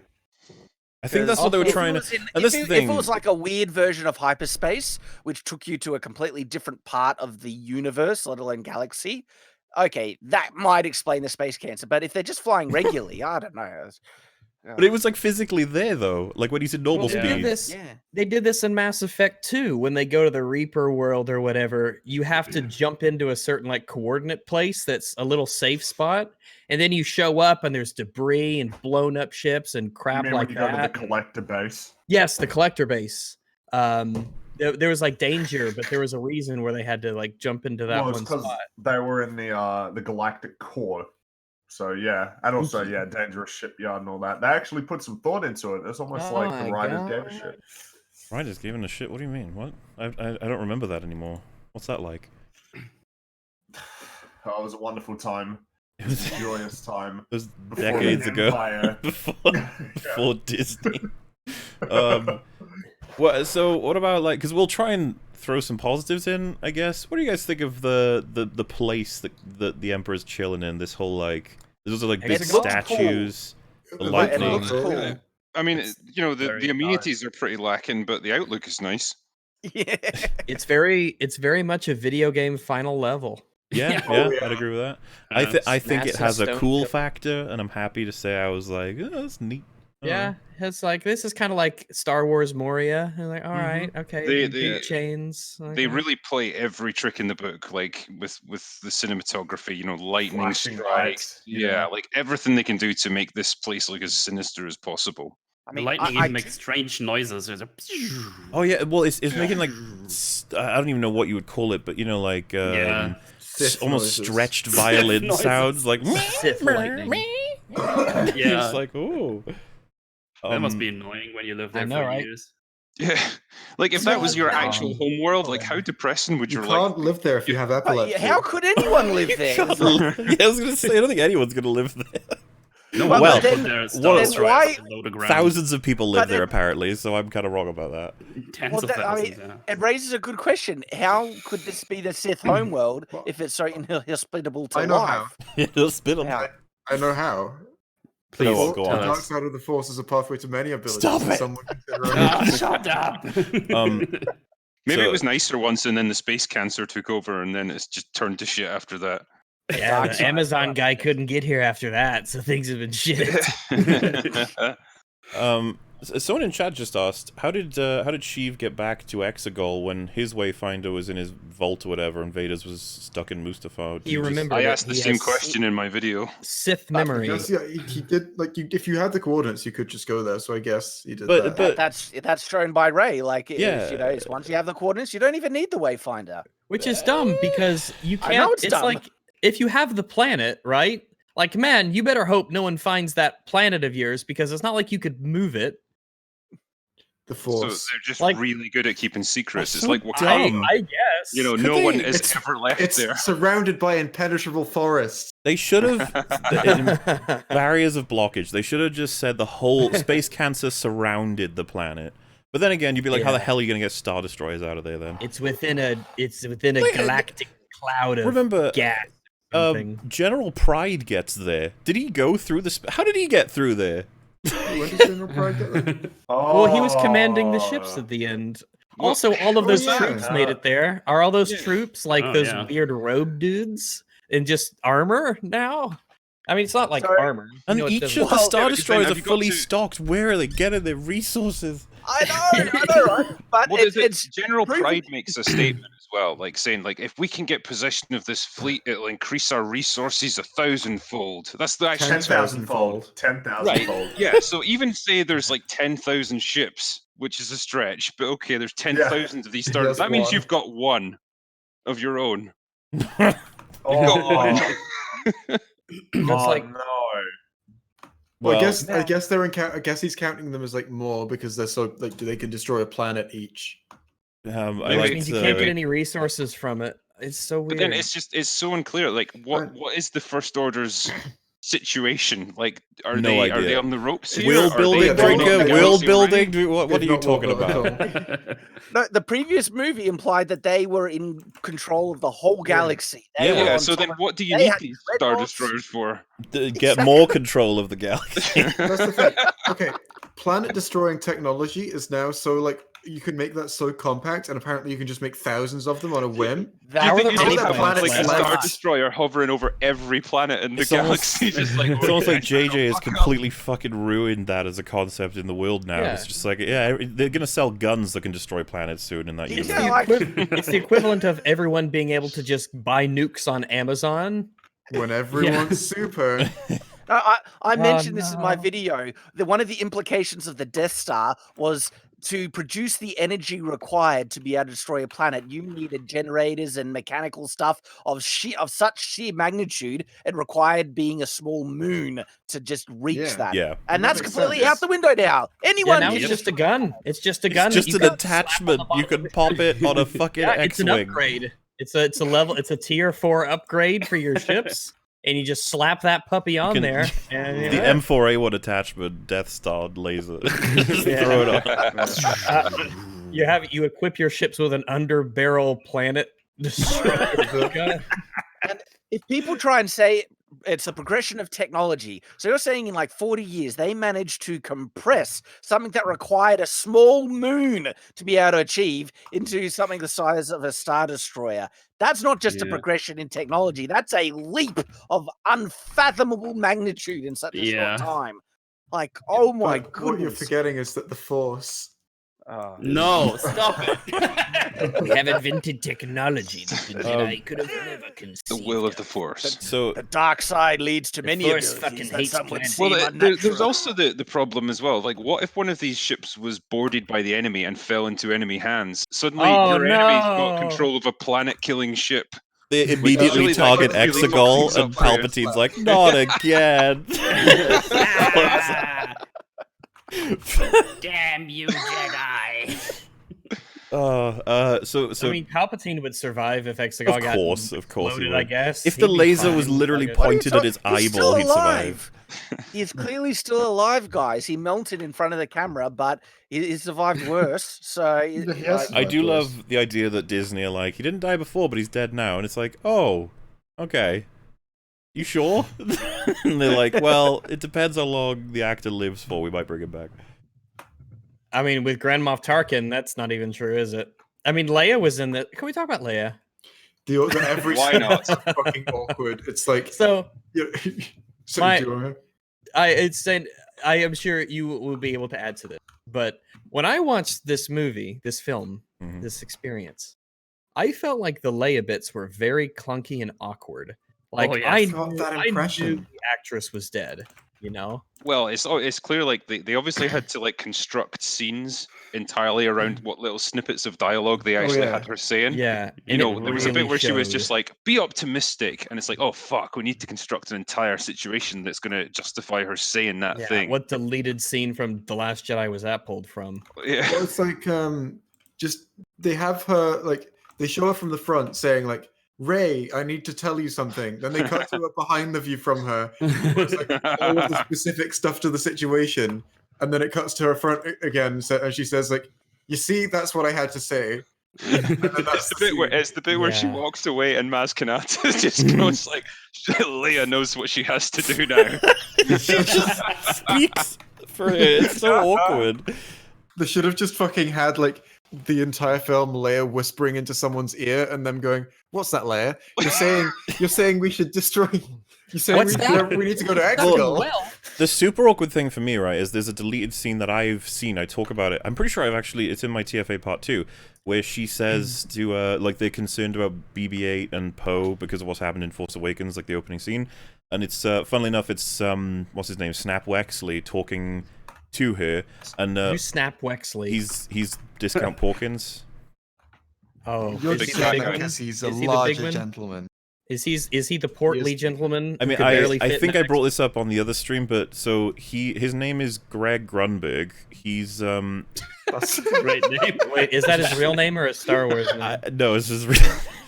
Okay. Snap There's Wexley is. Someone in this movie called Babu Frick. Don't give me this bullshit. Okay, all right, That's look. unreasonable thing. He I actually liked Is him this in. He was the mind reading man in Heroes season 1. Heroes. Yes, Yeah. from Heroes. Okay. He was good in that. He was also in all of Alias. He's a good friend of J.J. Abrams, as far as I'm aware. He was in The Force Awakens relatively briefly, but he was still there. Ryan forgot about him, and he just wasn't in TLJ, even though we saw what was left of the Resistance on that ship. He's not in the film. He alone was 5% of the Resistance. I mean, he was a large guy. Maybe he's 10%. Yeah, he was off sick that day, maybe. And he just comes back. But there's a deleted scene where he's talking about, like, I think it's him, it could be someone else, talking about, like, the dire situation of Poe having been captured at the beginning of Force Awakens.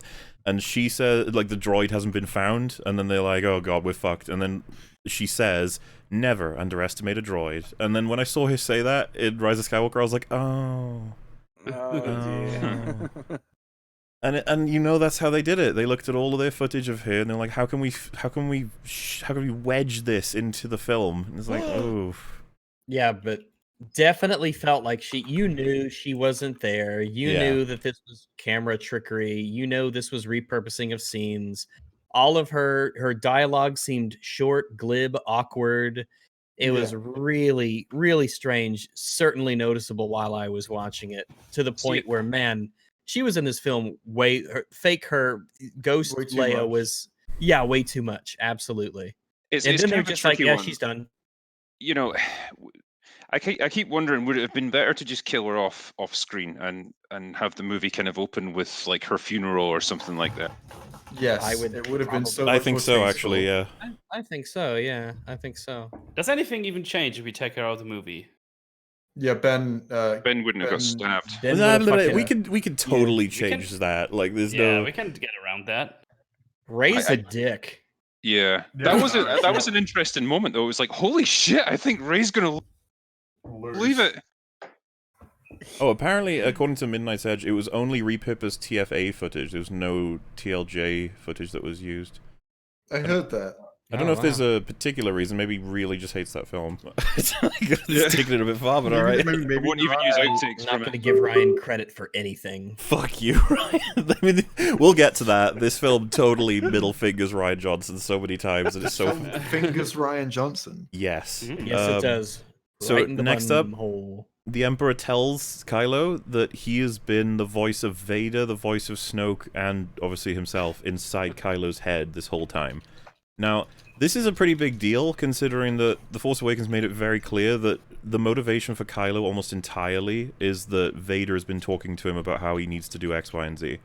And obviously we all took issue with it as viewers, because we were like, but Vader's a good man. That doesn't make any sense. Yeah. And so it would be like, apparently no one told Kylo that he was a good man, and that he just believed that Vader was bullshitting everyone else. But like, finding this out should be like world-shattering. Like, Vader wasn't real this whole time? Wow. Yeah, the whole reason I'm even here is a lie. I have to go back and tell Luke that, like, oh my god, like, I've been so tricked. sorry. I can't believe that I fucked up, and I'm so sorry. Well, there's kind of other implication to this as well, because if Palpatine was controlling Snoke as a puppet, then he was aware that Kylo Ren betrayed Snoke and murdered him. So why would he try and enlist his help now when he's like, yeah, you're clearly the kind of person who kills your master? There's a key piece of dialogue. He wants that. He wants to be killed in anger, though. Ah, yeah, but this like it has to be by Rey, I think. No, I don't think he cares about Palpatine that. didn't need Kylo or Rey. He had a full fleet. He could have conquered the galaxy just by himself. Yeah, but Like- he's a flumpy corpse. He needs his. He wanted to be in that He sweet needs his Rey young body. Jedi juice. I have to, Oh, I have no. to suck your. I'm like a Dementor. I have to suck out your soul or some shit. This is why his plan is so nonsensical. He didn't know he could absorb life force when they get together. That was a Yeah. surprise. So it wasn't to do that. Okay, he wants Rey dead, so it isn't to overtake Rey's body. So is he wanting to overtake Kylo's body? And if he does, why does he send Kylo out to kill Rey? He could have done it right then. He saw Kylo. He saw Kylo with his shirt off. He wants that body. Right? I wanted to highlight though that like do you remember when Kylo first Skype calls Rey, or it's either the first or second? He tells her that he straight up he's gonna kill Palpatine. Yeah. Kylo, Snoke was the one who set up the connection between you and Rey. Snoke is puppeteered by Palpatine. What makes you think Palpatine can't just listen to what you're saying We right now? already know he can transmit into Kylo's head. Yeah, he talks to him in his head. You're right. Exactly. That's another huge moment in the film where I was like, hang on, you can't just talk to anybody at any moment for any like. It's as casual as a phone call. He's like, hey Kylo, got some updates for you. It's implied that it has to be Palpatine that's facilitating all of these encounters because, like Kylo mentions in The Last Jedi, like you couldn't be doing this yourself when he's talking to Rey. He's like, the strain of doing this would kill you. And then you find out that it was actually Snoke who was doing it, but then clearly it was Snoke controlled by Palpatine, so he must be aware of all of these. Well, he says conversations. Snoke He's He's doing it. controlling Snoke. We just say he made Snoke. He could have been his own Well, dude. I was gonna say there's a key piece of dialogue where he says Snoke trained you well, implying Snoke was actually his own dude. It's just that Palpatine created him. Yeah, not I trained you well, because that was me the Because whole honestly, time, if you I think remember. Rian Johnson would have actually. I would love to be on set when they were making TLJ and be like, Snoke is his own dude, right? Like, I know he's not important. I know we don't care about his backstory, and it's awesome that you're killing him. But he is his own dude, right? Like, he makes his own decisions. He has his own interests. Free man. Yeah. Like, are we supposed to? And I know that he'd be like, yeah. And then JJ would just be in the background, like, plotting. Just shaking his head slowly. Oh, JJ Ryan, poor damn fool. JJ's the Palpatine of the Star Wars universe. Yeah. Disney was manipulating both of them from behind the scenes. I was Does that mean at the end of the movie they're going to kiss? Oh my I was going to highlight, by the way, we only have 1 hour left before we're not allowed to talk about the movie anymore, because that would be over the amount of time the movie is. So, you know the rules, guys. You know the rules. Yeah, it's a shame. Yeah. Damn shame. We're also about to cross 10,000 live views. That's kind of surprising. Really? Damn! Really Hello, cool. 10,000. 9991. So Sick. I think that's actually a record for an EFAP episode, because we had the Game of Thrones so. discussion once that went over it, I think, but this is definitely the highest we've ever had for really? EFAP. This is People want to glorious. see us rip into this movie, apparently. This movie shit, guys. It's really It's bad. a really shit movie, yeah. We're not gonna finish. It's We could talk terrible. about this movie. 12 well, hours. that's the thing. We're barely scratching the surface. We got so much to get 24-hour through. EFAP. I had a nap this afternoon. I'm good to go. So, Oh, this is like I'm past the time I normally go to bed, so I might die. That's Snoke. over 10k. Snoke. There we go. Nice. We did it, guys. High All five. right, we did it. All right. we did it. See you All next right. week, right, everybody. Bye. No, no. Talk amongst yourselves, 10,000. of Fuck you. the There's super chat. clearly enough of you. So, the fact that there's Snoke clones in the tanks, despite the fact that Snoke has been running now for like 10 years, does that mean he's been trying to make new ones? Is it like an army of Or is That's a it... good point. Why keep those if they're the original? Or That's- this actually could that's a explain good it, that point. Snoke recently died, therefore he's trying to make some new ones. Why? I mean, I don't know. Well, this is a year later, so yeah, well, like if he had them in reserve, why couldn't he just like send out a new Snoke to replace the original one? Well, it's not The even just Clone that. Wars, he died. Remember how That's the thing. powerful Snoke is? Like, why would you not Yes. just want to mass make produce an these army things? of him. Yeah, like that's what I'm saying. That's what I'm trying to say. Make an Yes, army of them. exactly. In the Clone Wars, it's shown that making clones isn't that difficult once you have like the original DNA and stuff like that, and so that there shouldn't be too much. You No, know, but you know, if he's having difficulty building I mean, he had no difficulty building 10,000 Star Destroyers, but one clone. Oh, that's a tough one there. That's a tricky one to get around. Well, some people say that his army, the people who are crewing all these Star Destroyers, are clones. That but they all look different. They're all different. But they people. all look different. But no, they were clones of multiple people. Oh, see? right. So yes. he had the okay. Where were the cloning vats there? What, did he go to Camino to get him? And then, if he's doing that, why not make a few million Snokes who are incredibly powerful Force users?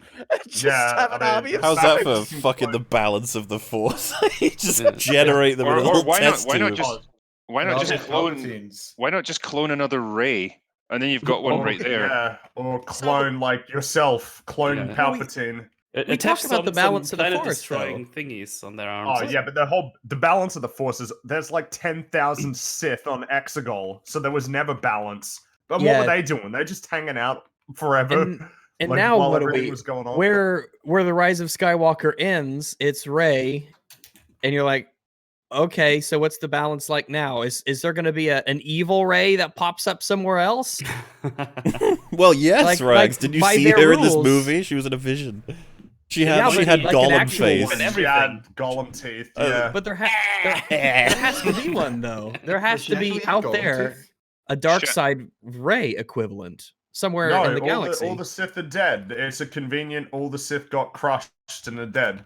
Well, no, hey, because look, the balance. We have no problems now. No, I know. If the Sith are dead, no problems until they want to make more movies, and then we do exactly. Oh, yay! You imagine how confused. Right. The whole there must be balance in the Force is very misunderstood. I think originally, for the Force to be in balance, it meant that the light side was in power. Like I had someone trying to tell me that is what true balance of the Force is. The dark side is the anomaly, and it isn't that like equal dark side power and light side power. But with the new sequels, that's what they're implying, that no good can't be winning. It has to be a balance between evil and good, and they're always fighting. That's what the Force is trying to do. And if that's the case, the Force is a flippin' jerk. Screw the Force if it is doing that. The video that Rags, Wolf, and I watched, it was like, yeah, it makes total sense. You have loads of Jedi. They're all counterbalanced by Palpatine, who then is like, every one of them dies. Then Luke comes in to counterbalance Palpatine. It's like, what? No. And then it's like, this makes sense because then you end up with Rey, and she's counterbalanced by Kylo, who's flipping between the... It's all very straightforward. It makes complete sense. And then at one point he just goes, I'm not including Palpatine in this whole thing because I don't even know if he's alive or not. And it's just like, you can't just ignore Palpatine. That chart did the opposite of what a chart is supposed to do. It was confusing as hell. Yeah, the chart made it worse. Because it don't make sense. Because none of this makes sense. Because it's all a shit show. Even the original concept where if the Force was in balance by the light side being in power, that was the true balance, then the prophecy of Anakin bringing balance to the Force was already in balance with the Jedi in power. Unless they're trying to say the Jedi were corrupt and his whole purpose was to destroy the Jedi Order. Like, but they didn't seem corrupt. I think, was it not that the whole concept behind the Jedi was that they were almost like force neutral because they strive to like eliminate emotions, which are like the driving. But that is the light side. Like that's the underlining implications of the Jedi's philosophy, and it's not a good philosophy. Like, you cannot believe in true good because that's an absolute, and only Sith deal in absolutes, which is an absolute statement. But yeah. Objectively, like, no review is objective. Yeah, it's like we have to get rid of your emotions, even though they're a part of you that you literally can't get rid of. They're chemicals in your brain. You can't make them go away. You have to learn to not care about all the things that you Learn care to about. not That was give what, a shit. like, that's what Yoda was saying. Learn to let go of all the things you are afraid to lose. And so I was like, what? Let go of your loved ones? What an asshole! You're not a family man, I can see. Thanks, Yoda. Gosh. Fuck it. I hate Yoda now. I love the Emperor. Palpatine for the win. So next up, this is so dense. He's like selling the final order to Kylo. Like, yeah, because this is the proposition, right? Go kill Rey, and I will give you all of my ships, and you can take over the galaxy. And that seems like it's like we've already taken over the galaxy. What are you offering me? Can I use one of even those? It's like you're bargaining with the supreme leader of the First Order. Like that's effectively the ruler of the galaxy already. The galaxy trotting already. And really, why does so is Palpatine's original plan is to make Kylo his successor. He doesn't want to overtake Kylo. He wants to set up Kylo as his, successor. But why? I think Kylo already has the galaxy. Was he trolling him What? at that point? Was that all a Yeah, lie? I think he was just using him to get Rey to him so that she can kill him and then take over her body. But So he it's tells almost him like to Kylo's don't kill disposable. Rey. How does tells him Kylo to play into kill that Rey. then? So he's like there to facilitate it. Like I don't know, maybe he Like knows that Kylo- Kylo can't kill Rey because he's not willing remember, to do it, and He was it'll just unaware bring her of to him. he was unaware of the Force dyad. Even Kylo says he's unaware of the Force dyad. Remember, he's shocked. He's like, "Oh my god, a dyad of the Force!" I can't believe you brought the dyad right to me. Oh my god, my fingers, they're growing back. Now I can jerk off so Oh, the motivations of this What? character just flip using on a the Force dime. this whole It's time. insane. With the just- fingers growing back, something else must have grown back. I need your massive Kylo. I need your big dick energy. There has been an awakening in my pants. Now that's what they mean by the rise of Skywalker. Oh my god. I need like 10 minutes. I'll be right back. Could like the 10,000 of you turn around or something? I can't resist talking about it now because we're on the scene. But you know, he gets red clothing once he's rejuvenated. I love the idea that they were on the floor like knocked out, and he walked off to his like bedroom and he put on some new clothes that came back. He's like, oh, what would work in a situation like this? I can't wear all black. All black's just nah. Sith be looking so fly. I have to put on this red cloak to celebrate my erection. Matches Comes my back out with lightsaber. sunglasses on. Feast your eyes and despair. On a scale of 1 to 10, how fly am I? Look at my swagger. The Sith swagger. So he's gonna and when he's selling this to Kylo, he Snuggy, it's not connected in the back. I think Jazzle. I think we've just pointed out that Palpatine could not have been manipulating Kylo, because the defense would be he told Kylo to kill Rey, knowing Kylo wouldn't be able to kill Rey and ultimately lead Rey to him. But if he didn't know of the dyad, then what the hell is his so goal? Is that the convoluted. question? Like there's no guarantee that would work, and he has a whole fleet of lackeys and everything. Like, if he really wanted Rey brought to him, why is he, relying on this shaky, flimsy, flip-floppy, dark side person who might even like him when he could have just sent out an army of people to kidnap her or whatever? But she's too powerful. I think that up to the moment in which he was like incinerated into pieces, he would have just been like, "This is all a part of my plan. All of this is, this is exactly how I thought it was going to go. Yep." I meant it. Even while he was being incinerated, it's Like he's captured and like Joker style. He's just like, "Yeah, you think this isn't a part of my plan too?" So things just happen to work out for him in other movies. Yeah. But like, turns out he always just does random stuff and says, "This is part of my plan." It's a good thing everyone in this universe is incompetent beyond belief. If you think about it, Kylo was never actually, like, he was on top of Emperor Palpatine throughout the whole thing. He immediately says he's going to actually kill Palpatine. Palpatine doesn't know about the dyad, which is true, and that he just wants, I guess, he probably wants his ships. I don't know if he does, but, like, and you think about all the way to the end of the film, he decides, actually, no, fuck it, I'm going to kill the Emperor with Rey. Like, there's no point where the Emperor's tricked Kylo. Yeah. Outside of just cheating, like, the Emperor types in God mode into the console and just stops the both of them from doing anything. I thought it was so disappointing. It's just like, oh, they just lose. Sorry? The fact that, so, you have Rey with her lightsaber, Kylo with his lightsaber, they approach Palpatine, you're like, oh my goodness, and then he just force stops them. Nope. It's like, oh, okay. He didn't bonk them on the head with their lightsabers like Snoke did, though, so he loses a point. Well, for Snoke's that. got style, Yeah. see. Yeah. You think like, oh, there's gonna be like an epic lightsaber fight. It's like, yay! It's like, nope. Stop it. He just goes, Nope. and they're like, oh. So I'm glad we didn't get more Sheevy lightsaber. What? I want to see him go, whoa, and spin around. To be And fair, it would've been Imagine funny. him fighting with a lightsaber with that thing coming out of his rear end, like moving him around like a puppet Oh my while God. they're fighting. Oh, if only I didn't have this Sith catheter attached to me.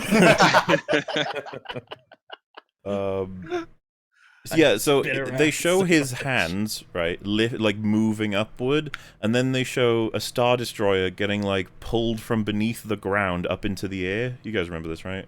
Okay, Yeah. I have a lot of questions about this. Okay, because I watched that, and at no point did my brain connect the raising hands to him raising the entire fleet through the Force, like. Because that such an idea would be so ridiculous and so OP in the realms of Force, lifting, manipulating. That no way could anyone lift an entire more fleet ridiculous than zapping zapping thousands of ships with the lightning. I just took that. They can go up. They can go up. Oh God, you're right. I just took that with him, mirroring like and just timing it right. That when he's raising his arms, that the ships are initiating their anti-grav or whatever and raising up at the same time, not using the Force.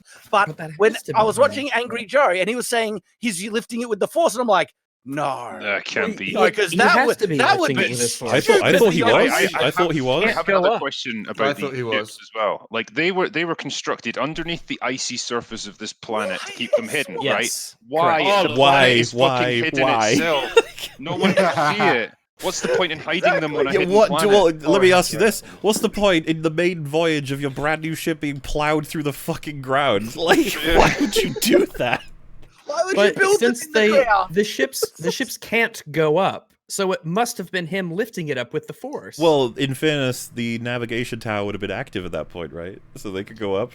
Oh, so they could go up because the tower was like, oh yeah, ups that it's like when you see me pointing, it's like that. The tower is pointing up. It is fucking retarded whether or not he moved it himself, but that would be even stupider, assuming he did. Yeah, but I honestly think that's what they're implying. Yeah, that he was lifting with the Force. Because if that's the case, holy crap! Yeah, he's pretty powerful. And you see this shot where, like, you see like hundreds of them, and several spaceships. You see like hundreds of them, and several of them have like soil and rocks falling off them, implying they all just came from the surface. And it's like, dude, how much damage have you just dealt to the planet? I really thought you were going to say a lot of them had soy on them. Soy, soy destroyers. That's what they were eating. Star Destroyers, Star Destroyers. Remember when the Force was like this subtle thing that like might allow you to like move a rock, or you'd be able to pull an object to yourself, and then when you see someone cast Force lightning, it was like, holy shit, that's powerful, man. Now we're just into realms where it's farcical and it can do anything, and it's just, it has no meaning anymore because there's no limits. Well, we are this level of scaling away from Palpatine being able to destroy a planet with the Force. It has become Harry Potter magic that can do anything, anytime. And Harry Potter has once more upon rules. a time, like in the original trilogy, if it stuck to the core, utility of what the Force was shown to do, that actually formed a fairly solid hard magic system with good restrictions and limitations. Now they're just throwing it out the window, and it can do anything that the plot wants to do. And it just made it, and it's become such a Deus Ex Machina mechanic throughout this whole film. Like whenever, someone's dead, we'll just heal them. Whenever, I'm about to be defeated, all the Jedi will come to me and I have magic now that will save the day. It is... It's like literally Palpatine arrives. Palpatine arrives and he's like, why, how are you still alive? And he just goes, the Force, lol. Yeah, that's like this film. That is this film. It's like, how did this work? We're gonna get to those. There's more of those. We were on a stream. No, that's how they do it in the movie. That's how they've written their movie. That's the thing. Like we were a previous EFAP stream. We were talking about this, and that some of the defenses people were saying about how something could happen would just be the Force, and we were saying it as a joke that it's so ridiculous to just answer something with how did it happen? The Force, and then Palpatine actually says that in this movie. The Force did it. The Force. Like the meme has become reality now, and it's like, no, it's insane. Just in relevance to what we were talking about, Emi said, if it's some kind of exoplanet with really horrible weather and stuff, maybe it's reasonable to build it underground, which is a partial explanation, but then why would you bring them out so early just to Why chill. would you not build them in space? And that's too. But then also, So why the Kylo fuck would could you see it drive from them the through cave the ground? underground. How dangerous is that in terms of just No, damaging the fuck shit? it, ram through the Wouldn't it be cave. funny in the if ground. it couldn't go through like the ice? Like just- it it just bulged blows up, and he's them like, up. come on, come on now. Or like Well, it rises up out the ice and it's all broken and like fucked up. Do you guys Like, remember oh, that shit. the on the Star Destroyers there's those like things at the top, there's like 2 of them, one on each side, and I think they're the shield generators that they have to be destroyed first.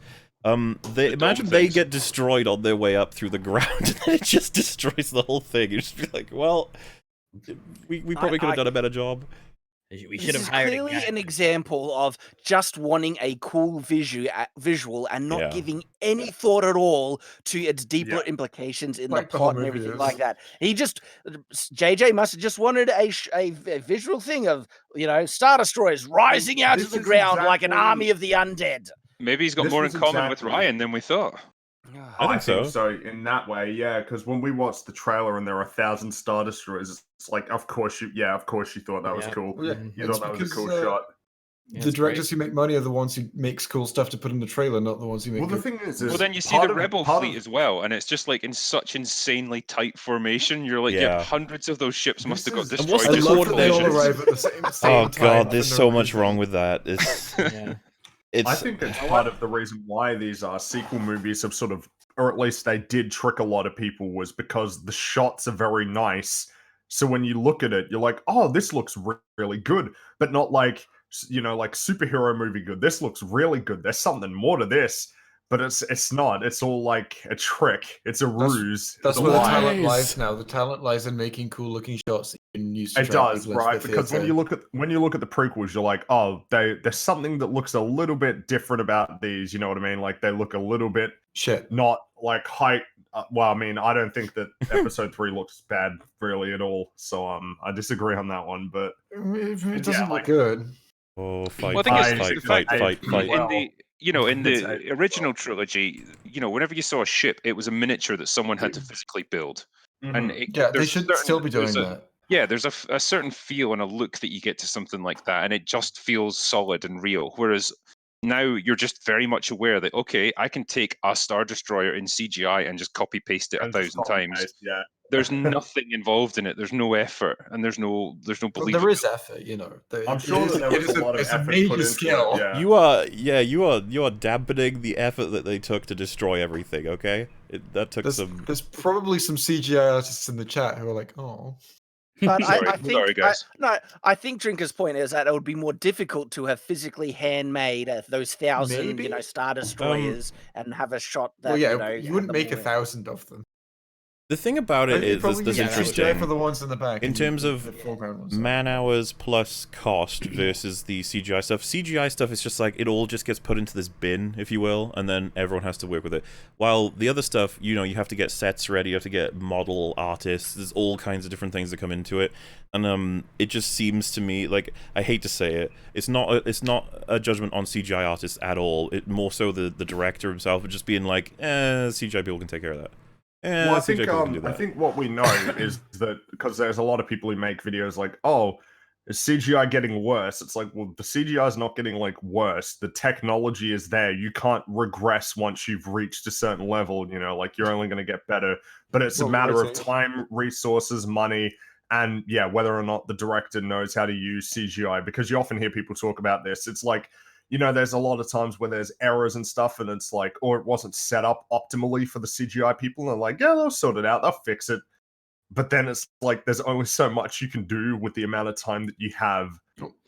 Well, it's especially when the they do- Corridor Digital video on Black Panther. It is Corridor Digital, the ones that react to CGI, yeah, right? probably they talk Watch about that CGI. one on Black Panther. It's amazing. It goes into really great detail on how it all works. Oh, the Well, the thing CGI in is, that film was disgusting. Exactly. Oh, They terrible. break down Yeah. exactly everything it gets wrong.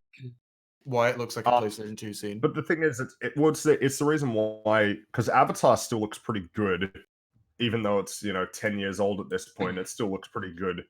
And yet we have movies that come out afterwards that look really crappy, even though it should look better by the fact that the technology is better.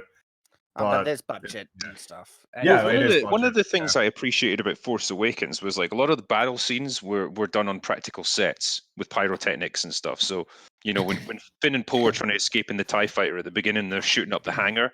You know, those explosions and the people getting flung around, like that's stuntmen and real explosions, and it just feels and looks so much better. It looks so good. I feel like I would assume they got less money for this movie. Is that? No, I doubt they've that. spent a shit ton on this. But I think they're talking about 300 million.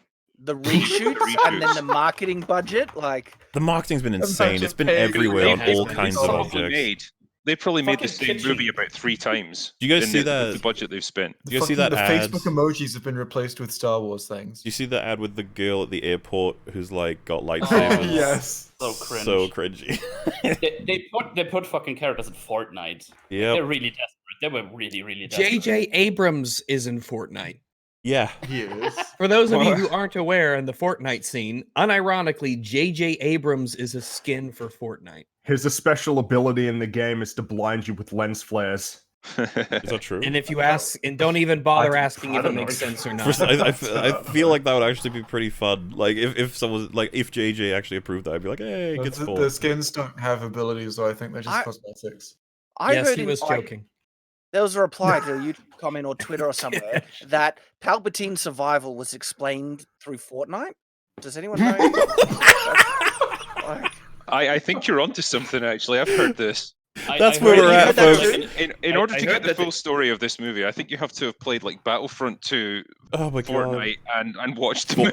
Probably Fallen Order as well. I just love the idea that we find that out, and then Martin Scorsese is like, true cinema. Well, I want to know if he thinks The Rise of Skywalker is true cinema. I would guess no. I would guess no. Here's a question. Are we allowed to talk about Fallen Order spoilers? Because Wolf told me a spoiler from Fallen Order that is like has implications. There's no reason to, like, because most, if not all, audiences wouldn't even consider it like in canon with the mainline movies, much like most games aren't. No, you don't. I'm not. I didn't say it wasn't. Right. Okay. Well, so can I talk about it then? I mean, if you want to, sure. Well, what he showed me was that the planet that the Starkiller base is on, like, is already partway constructed in Jedi Fallen Order, which is set between episodes 3 and 6. So the Starkiller base was being built before we even saw the Death Star for the first time. Like, for the first time, fully completed. Oh, yeah, it was being made before A New Hope. That's not even a spoiler. Well, no, really? What? Yeah. Is that what they're saying? Starkiller base was being built before A New Hope. Yes. No. Right. Yeah. Oh my goodness. It would make sense that it would take so long to build something like that. Sure, but I thought the Empire and the First Order weren't one and the same. I thought that's my point. It's like, who's their explanation? Where'd they get? Their explanation would be they were building it for some other purpose. You know, they were making like another reason. What? I mean, they were building like a water park or something, and they just repurposed it. It definitely. We were trying to make the perfect rack of ribs, guys. We weren't trying to destroy planets or anything. I promise. Everything about Starkiller base giant generator to something like that. They were turning the planet into some giant. Actually, generator. Maybe Wolf got it wrong. A couple of people saying they were strip mining it or something. Like they were mining what's the planet Starkiller base is? Is it called Ilum? That's not what strip mine. Yeah, it's called Ilum, I think. James Moore just said you need to read Vader Immortal to know why Mustafar is Ash. My Immortal. Vader Immortal. I know. And then you need to play Fortnite in order to know why Palpatine is back. Palpatine is I just checked for the scene. That's only the scene where they go to. No, apparently it was like audio. It's like a broadcast in Fortnite, like around the world or something. You actually have to play Fortnite to know why. You have to play Fortnite to get the Star Wars lore. We're in that timeline. Guys, where did we go wrong? What happened? We are in the poop dimension. Default dance on the Sith, boys. No, hold on, I got a picture. Come back, George. We're so George sorry. may have sold toys, but he didn't sell the lore inside the toys. Yeah, the Starkiller base being constructed ahead of time. Being constructed, yeah. They made a lot of progress by this point already. I did wonder, actually, the trench, right? why does the trench have to go all the way around the planet? when the cannon is only mounted in one part of it?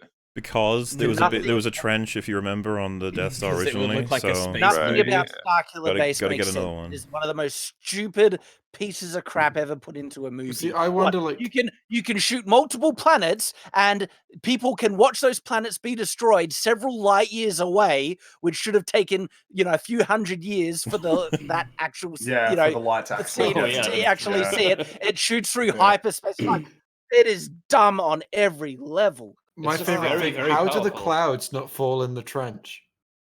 Oh my god! Does it rain? Now, what if it rains over the How is the barrel trench wall? not a sea? Well, we discussed this previously. I think like this planet moves between systems so that it can target its next. So the planet has a Oh. propulsion So- system. Imagine but how taxing that must be to run. Well, not just that, but it has to fly through the vacuum of space, away from any suns that are going to keep it warm. So, like, it's going to so how drop do to you- like minus 500 Planets degrees can or whatever. survive on the that for surface. a while. I was actually but going to can the question you machinery do it? that. I was actually going to question you on that, and because it can shoot through hyperspace, I was thinking, well, that means it doesn't need to move to shoot, but it has to absorb a star every Yes. time So it it does have to move. which means Yeah, it so it has to go move. to a new solar system each time. Holy crap! That's just got worse. We've gone down the rabbit hole, gentlemen, and there's no coming back. Star Wars. Yeah, well, J.J. Abrams theaters has a famous now. quote where Star Wars isn't about science, so goddamn it, just enjoy yourselves, Jesus. Well, Space Wizards Man, meant for imagine you built that entire fucking planet-sized base that was like that impractical, and then found out, oh yeah, Palpatine can just like do the same thing with a Star Destroyer. Like that asshole. Only a couple of years later. Palpatine's message was apparently at last the work of generations is complete, the great error is corrected, the day of victory is at hand, the day of revenge, the day of the Sith. That's what was broadcasted in Fortnite, and apparently that message is what they're referencing in the title crawl. That's fucking Why hilarious. would you not put it in the movie? I just love the Because idea that Gotta Poe... give people a reason to play Fortnite. Yeah, Poe is like, you guys play Fortnite? He put out a message. I have been playing Fortnite for 36 years, mastering my skills. That's why his fingers are so fucked up. He's worn them The lore expands.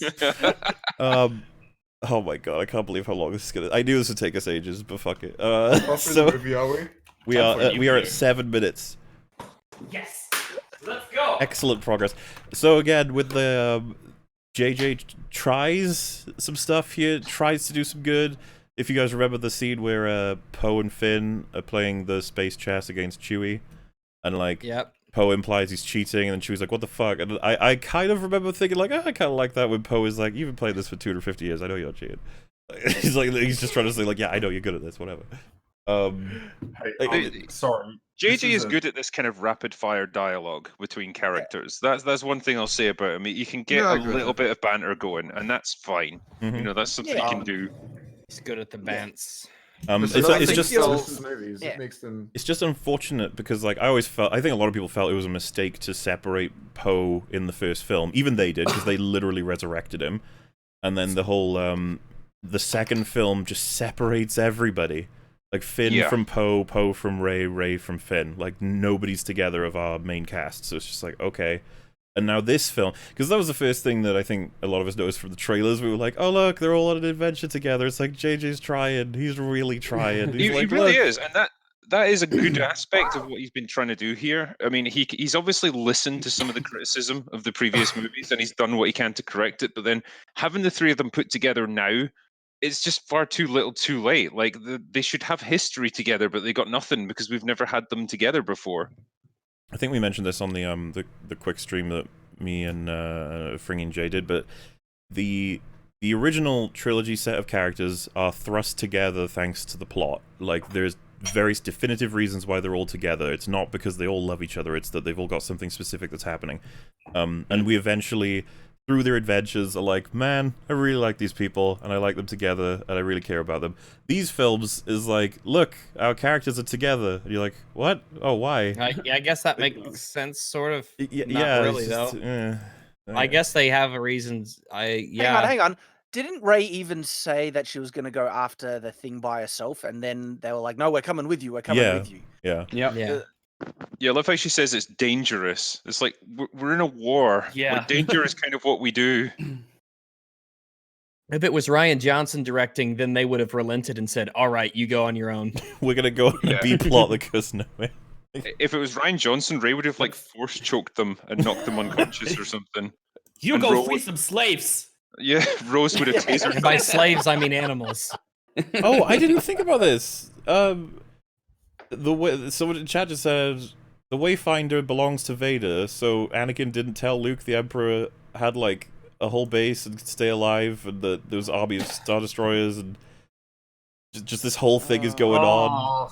Maybe Vader didn't know what it was. The Emperor just said to him, like break this in case of an emergency. This is a triangletism. just look after it. He's like, okay. Dyad. Can you imagine that though? He's like, you know, I want to look with my own eyes or something like that. He's about to die and he goes, by the way. Just a small thing. I do like that there would be no plot if like what happened in Return of the Jedi was real and the second Death Star actually completely vaporized. It's like, well, guess that's the end of that. I guess as is shown on screen. Yeah, at what we saw with our lying eyes. Lucky all those vital areas happened to survive and crash intact onto a planet. Talk about shocking stakes for like back in the day. Like it was 1983, was it, that was Return of the Jedi? Mm-hmm. So let's picture there's an after the credits scene where we see Palpatine getting into his ship from surviving the blast. Everyone's like, what? Then he arrives at Exegol and he's like, how are the thousands of planet destroying Star Destroyer? Everybody like, what? Like So what was accomplished? Nothing. It would blow their mind. They'd be like, what nonsense is this? Like, okay. What the fuck? What did our heroes do? Nothing. Well, that's the ultimate like pain of the sequel trilogies. It's like everything that they did counted for jack shit. That's the whole thing. Well, the horrors of this, right? So someone was talking about how you can skip TLJ now. All you need to do is you watch TFA, and then you find out that Luke died. He just died. He had like a heart attack, and Snoke died, and Kylo took over. You're like, they both had heart attacks. They're old. It happens. And then everything sort of can run normally because the character quote-unquote development is pretty much either ignored or irrelevant. And but there's interestingly, absolutely nothing. There's no world building stakes either because we've got absolutely no concept of what's going on. Oh yeah, the world is just not built. So, but then also, like sadly, if you look at this sort of saga as a whole, you watch the prequels, you can kind of just skip the OT. Like, oh fuck. If we, I know how that sounds, yeah, right? Because nothing happens. Well, it's like Luke's just this old guy. Like, what do you need to see the OT for if the only goal is to understand how Palpatine is ultimately defeated? It's like, yeah, you don't really need that part. Fuck, you can literally skip the OT. Yeah. Thanks for the time save, fact, Disney. Does it make more sense if you skip the OT because then you don't find out that like these characters don't seem as no. You know, it would have made it would have made Star Wars. It makes more sense without the. It's like, what do you mean these characters are inconsistent if I see this OT you speak of? Yeah, because if you see the OT, then you don't see how Luke, like. Then you don't see how Palpatine dies. It's like, oh, you know, maybe he was just like stabbed through the chest and he healed himself or something. And thus Disney plan is revealed. Yeah, because if you skip You the don't OT, see then Han Force becoming a Ghosts better have the. person, like, and so it makes like it doesn't matter that Han is now a crappy smuggler anymore. It doesn't matter that Luke Skywalker. You don't see Han at all. It's like, Yeah, like- Han was who's this piece of shit deadbeat dad? Yeah, it's just some guy. He's like his dad, I guess. I don't know. Because it's the original series that makes the new interpretation of these characters so dumb and inconsistent. But if you remove the original series, And plus, everything to do with Force Ghost being able to summon lightning and pick up lightsabers also makes more sense because you're there watching the OT and you're like, why doesn't Obi-Wan just? Yeah, it does. It really does. It basically makes destroyed Star Wars. This is why the sequels will always be worse than the prequels because the prequels don't deal anywhere near this much damage to the Star Wars series, but the sequels, like, pretty much undermine everything that the original trilogy did. Not only in terms of what actually happened in the plot, but also a lot of the themes of the story. Yeah. They damaged someone the incredibly themes. cruel. Someone incredibly cruel. Show someone the prequels and then the sequels and tell them those are the only movies and see how if they think it works. Oh, jeez. I would love that. I would absolutely love that. They turn up to an informant who has been informed by a spy from the First Order. That is the plot. They come out of hyperspace and then immediately begin collecting information, but they're immediately ambushed by TIE fighters. Does this mean that the First Order were like lying in wait? I guess. They were on their way already or something. It just... That's a good question. seems weird to The me. mole had them all. Yeah, we just needed some pew pew lasers in the beginning. That's all we needed. And I mean, we've already mentioned how dumb it is that they need a physical link to transfer such a small, simple message. Yeah. No but Wi-Fi. yeah, There's no such but thing. how does the First Order know about this, exchange? So, I don't... It's a spy. He's supposed to. I apologize for that joke. Then, as we went over, for some reason, to transfer like a sentence of information, it takes like a minute to put it through a big floopy wire into R2-D2. He could have just said it to him. He'd literally have just been like, "This is the information." Wait, your R2 is a 4.1 USB connection, right? Because that's what we've got, and I've got to find an adapter if he's not that thing. We should have discussed this earlier, but it's the fact that the wire is so massive as well. It's like the data is actually physically getting pushed into it. Like they printed out the sentence and they're shoving it through the wire. And it's just sludge. Like data sludge. they literally just could have called out. How do computers function in this universe? They don't. They just don't. But you're right. They could have just called out, Palpatine's alive. He has a fleet of ships on this planet, whatever it's called, and is going to attack in so many days. That's the whole message right there. I said it right there. They could have just spat. You could have written it on a piece of paper, tied it to a rock, and flung it in the hatch. Okay, this rock has everything you need to know. Do you remember, by the way, he's like, "How can we thank you for this information?" He goes, "Win the war." And it's like, all you've told us is that the Emperor now has 1,000 additional ships, and you're telling us just win. Just win. You'll be fine. Don't worry. By the way, they can all destroy planets. Good luck. Good luck. I'm gonna die this totally brings me back to The Last Jedi, where it's like, oh, they've got this hyperspace tracker on the 50-mile wide flagship of the First Order fleet, and Poe's first response is, "So we blow it up." It's my god! What? How are you going to do that? Yeah, and then he's like, "I like where your head's at, but that's not going to work because every single one of them has a tracker." It's like, what? My brain, help! God damn. Yeah. So, well, that was a good time to get the Warhammer. They begin escaping. As we covered, there's like a good, I want to say 30 TIE fighters chasing them, but most of them get destroyed by, like, they drop a thing, like loads of them get fucked up, and then they do they fly into it. That's kind of why they. Is that not why they about... do the hyperspace sort of hop? Yeah. Each time, because every time they materialize, like some of the TIE fighters will hit some piece of debris or whatever, and it's like, just we're going to keep doing that because we can outfly them. Perhaps that could be looked at. Well, I was going to say the first instance of good luck. We've already had several instances of bad luck, but just the idea that you have, let's just say, 8 TIE fighters following them and the Falcon. They all hyperspace together because that's they're tracking them and everything, and they do it 3 times, and all the TIE fighters get wiped out. The Falcon makes it. It's like, huh. Which one was the biggest ship out of all of them? Oh, it was the Falcon. Also, let's remember that Holdo showed us that if you go through something while hyperspacing, you crash into it. So all of those jumps were clear. That's 1 in a million. Yeah, they didn't travel through anything, even though they landed on planets 3 times. Yeah, those are open galactic lines of sight. Like, I don't know how I'm gonna survive this stream. There's no words. This movie is so terrible. Use the Force to survive the stream. Do you think if JJ was forced to listen to this entire stream, that he would? What would his conclusion be? Oh, I think he wasn't he like. Weren't we saying that he was like creatively tied into a corner and then like everything he made was changed? Creatively bankrupt. I'm curious if he would be like, yeah, the film is flawed. I wonder if he'd say that, or if he'd Ryan Johnson it and be like, I've not heard any good criticism of my film. Like, okay. My movies are perfect.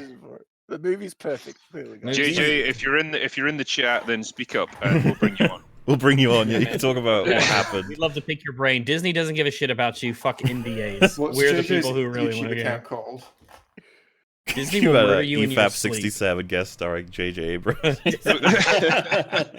Man, that would be the fucking day. I feel like it's not that far off. I feel like it's not that far off getting a director on, like, or someone who's worked in the film. Not the Star Wars, but something. Oh, I want the voice actor for Babu Frick to come on. Hey. The first place they hyperspace to is just a series of spikes, loads of spikes. Spike planet. I think they're supposed to try and imply it's like a comet of some kind, but they're just like fishing through all the spikes, like whoa, like so close to maybe we should dying. fly upwards to get out of the spikes. And then they do it. And then they jump and get to the exact same place, but with buildings. Yeah, no, it's like Adolondo, but in City. space or something. It's a bunch of pipes. I got so confused by that planet because there's actually a mirror image of the Falcon above itself. Like it's either there's water or a mirror above them, and It's the mirror water planet. It's really weird. I was like, oh, hang on, what's going on? But then they jumped again before I could even try and process the stupid that was before me. I was like, that's the strategy. It's just that Don't think. of the Scenes. three Stop. Plot. of the three possible things that could ever happen, two of them were a series of incredibly dense obstacles. It's like, wow, that's unlucky. And the third one was you're about to fly into the mouth of a giant Cthulhu worm. You're like, wow. Way more reason. Luckily the TIE space. fighter What a day. right into it. The TIE fighter. Yeah, the TIE fighter didn't give a shit. It was like, well, I'm dead. That's obviously where we need to go. I want to nourish this creature with my body. Do you remember the weird, new alien? It's like a big, weird blob thing. Oh my god, what the fuck was that? Is the dick with tendrils out of the end of it? Maybe it's just this weird alien that's on the intro, and you see it at the end. Yes, in the Falcon, and it's because someone's hugging it at the end, like it's done, like it's got this part in the plot. I'm just picturing it being like, I was like, oh, thank God the space dick alien survived. Does it have Rule 34? I heard that thing had a larger, appearance in one of the original cuts. And why? I don't know. It was the secret Skywalker. I'm Blob Skywalker. Can you imagine this thing just lumbering in during the Palpatine fight? Doesn't he say to the blob thing, it's like, repair that? It's like, this doesn't have any arms. Yeah, it looks at it, yeah. It's like, repair. It's like, it what looks is like that? It looks like the one guy from. It looks like his face reminds me of the dude from Farscape. Oh yeah, I know you're talking about. Rigel, yeah. Yeah. But can you imagine, if you were a recruitment officer for the rebels, and this thing lumbers up to you? It's like, oh yes, I want to join. It's like, what I don't know what we can really do with you. What are your skills? I can offer moral support from a distance or close. I'm good for hugs. Yeah. Good. Sure. We'll turn you into giant bowling. You can't neglect the emotional health of your brave soldiers. It's totally the fucking alien personification of this emote. Which emote? We did it. We saved Star Wars. So next up, Rey's just casually floating, like she's able to just levitate. Me. Yeah, look, seriously, the second I saw it, I was like, well, we've just fucked up everything again. It's just good job. Jedi Sith can just levitate now? Well, this is the thing. A lot of people might argue that that's possible. It's this whole, we've got to go one better. When Luke was doing his training with Yoda, he was balancing on one hand and he was lifting rocks around him. It's like, oh, okay, that's good. Well, we're going to make her float.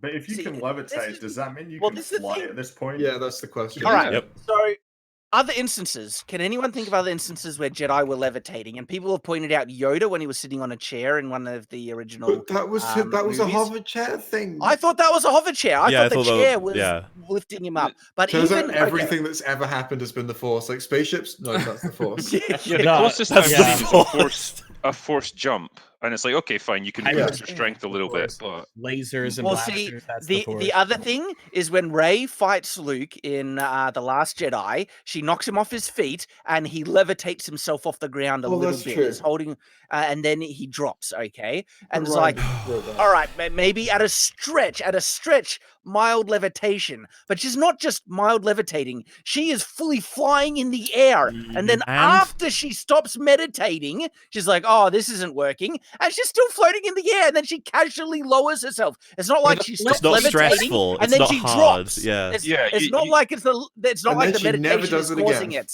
Yeah, No, I it's would like get it Queen if she does a was like backflip really while they're struggling, and like when she finally loses concentration, she kind of falls to the ground, and she's then pissed off. It's like, okay, well, fine, that took a huge amount of effort. Yeah, like she's struggling You to can only maintain do it while balance. She's shaking in the meditating. air. She's doing it so easily. She's like, oh, and then she does a backflip float down. Yeah. And it's like, well, that's a new useful power. Like, oh, well, you know, if maybe luckily for when us, you were it never would need to come up in this film. There's no time where she know. needs to travel from certain areas to areas in a fast or easy way. That's or not no a thing. time when she's sinking in sand. No, and she might, no time at levitating herself all. might have been useful.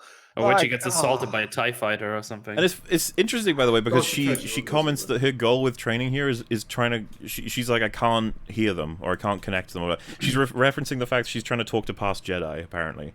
Because obviously it's a setup for the big payoff at the end, how she beats Palpatine. It's just like, this is what you're focusing on when the world is about to be destroyed. Like, okay. And you're like, yeah, well, she needs to do that in order to beat the Star Destroyers. Yeah, I she don't didn't know guess. that. Well, this is the dumb way that they set up most of these things. Like when they establish force healing, when they get attacked by the snake underground, and she's just I think I need to heal you. It's like, why are you doing this? This thing has got no reason not to heal you right now. Do that. Everyone, this is an experiment that you can do at home. If you have a dog, take your dog to the vet and see how much it loves you. I'm gonna hold off my comments on force healing. Until Oh yeah, we'll get there. yeah. I have a lot to say about that. Her training sequence, I don't know that anybody didn't conclude. It's like, oh, JJ's trying to make up for the fact that she's not been trained. Yeah. Nobody can now say that she's never had any training. No one can say that anymore. Yeah, guys. She's had all the training after she did all. Well, this is the but Jay, you're forgetting, right? So she's OP, she has training, and she becomes godlike. It makes sense. Yeah, but the training is inconsistent because she is so powerful, so skilled by other movies, yet in the training sequence, she can't take on a little ball drone thing. Yeah, I think get that's that. yeah. Kylo is like disrupting her focus. I think that's the way they were. Oh trying yeah, to... he's touching Vader's mask. He's having a moment. Yeah, so she's kind of yeah. The force opens the pathways to many. Kylo is getting strange Hands-free. feelings from the mask that is projecting to Rey, and it's just distracting her. You know, having have a like question. a representation of how they're sort of straddling the line of dark and light with, like, the example I would use is just having, you know, Luke just strangles the guards at the beginning of Return of the Jedi. It's quite a like, oh shit, he just straight up strangled them. Like when it's a matter of, they don't even attack him. They're just like, hey, you can't come through here, and he just kills them straight away. And it's like, shit. And then he's like, Jabba, surrender, give me my friends, or I will kill you, basically. Like, shit, Luke, what's going on, buddy? Yeah, like, he's being pretty ruthless, but at least you're like, well, he's trying to save his friends. We understand how and why and stuff, but Rey is only altruistic and uses accidental Sith powers. Like, it's That's the kind confusing. of thing you Right. could do accidentally. Like I remember the other day, I accidentally just built a computer. Just as my hand slipped, I was just reading, and then whoop, there it was. And, The Force in this movie has basically been abused beyond belief, and it's just been The raped, Force is like- now basically the actual It- MacGuffin. It's a It joke. does Yeah, whatever it it's needs just to a get out of jail free card for the writers, Yep. basically. does It whatever- Need the absolutely thing, is. Force got you covered. It's like insurance. I have a serious question. Yes. If Force ghosts can like touch stuff like lightsabers and stuff, can Wait. they come on stuff? We know. Let's hold that off until can we they piss and shit on things? Palpatine's announcing his plan, then Obi-Wan goes, stop it! Oh, I'm sorry. I'm sorry. Oh, did I ruin your speech? Oh, sorry.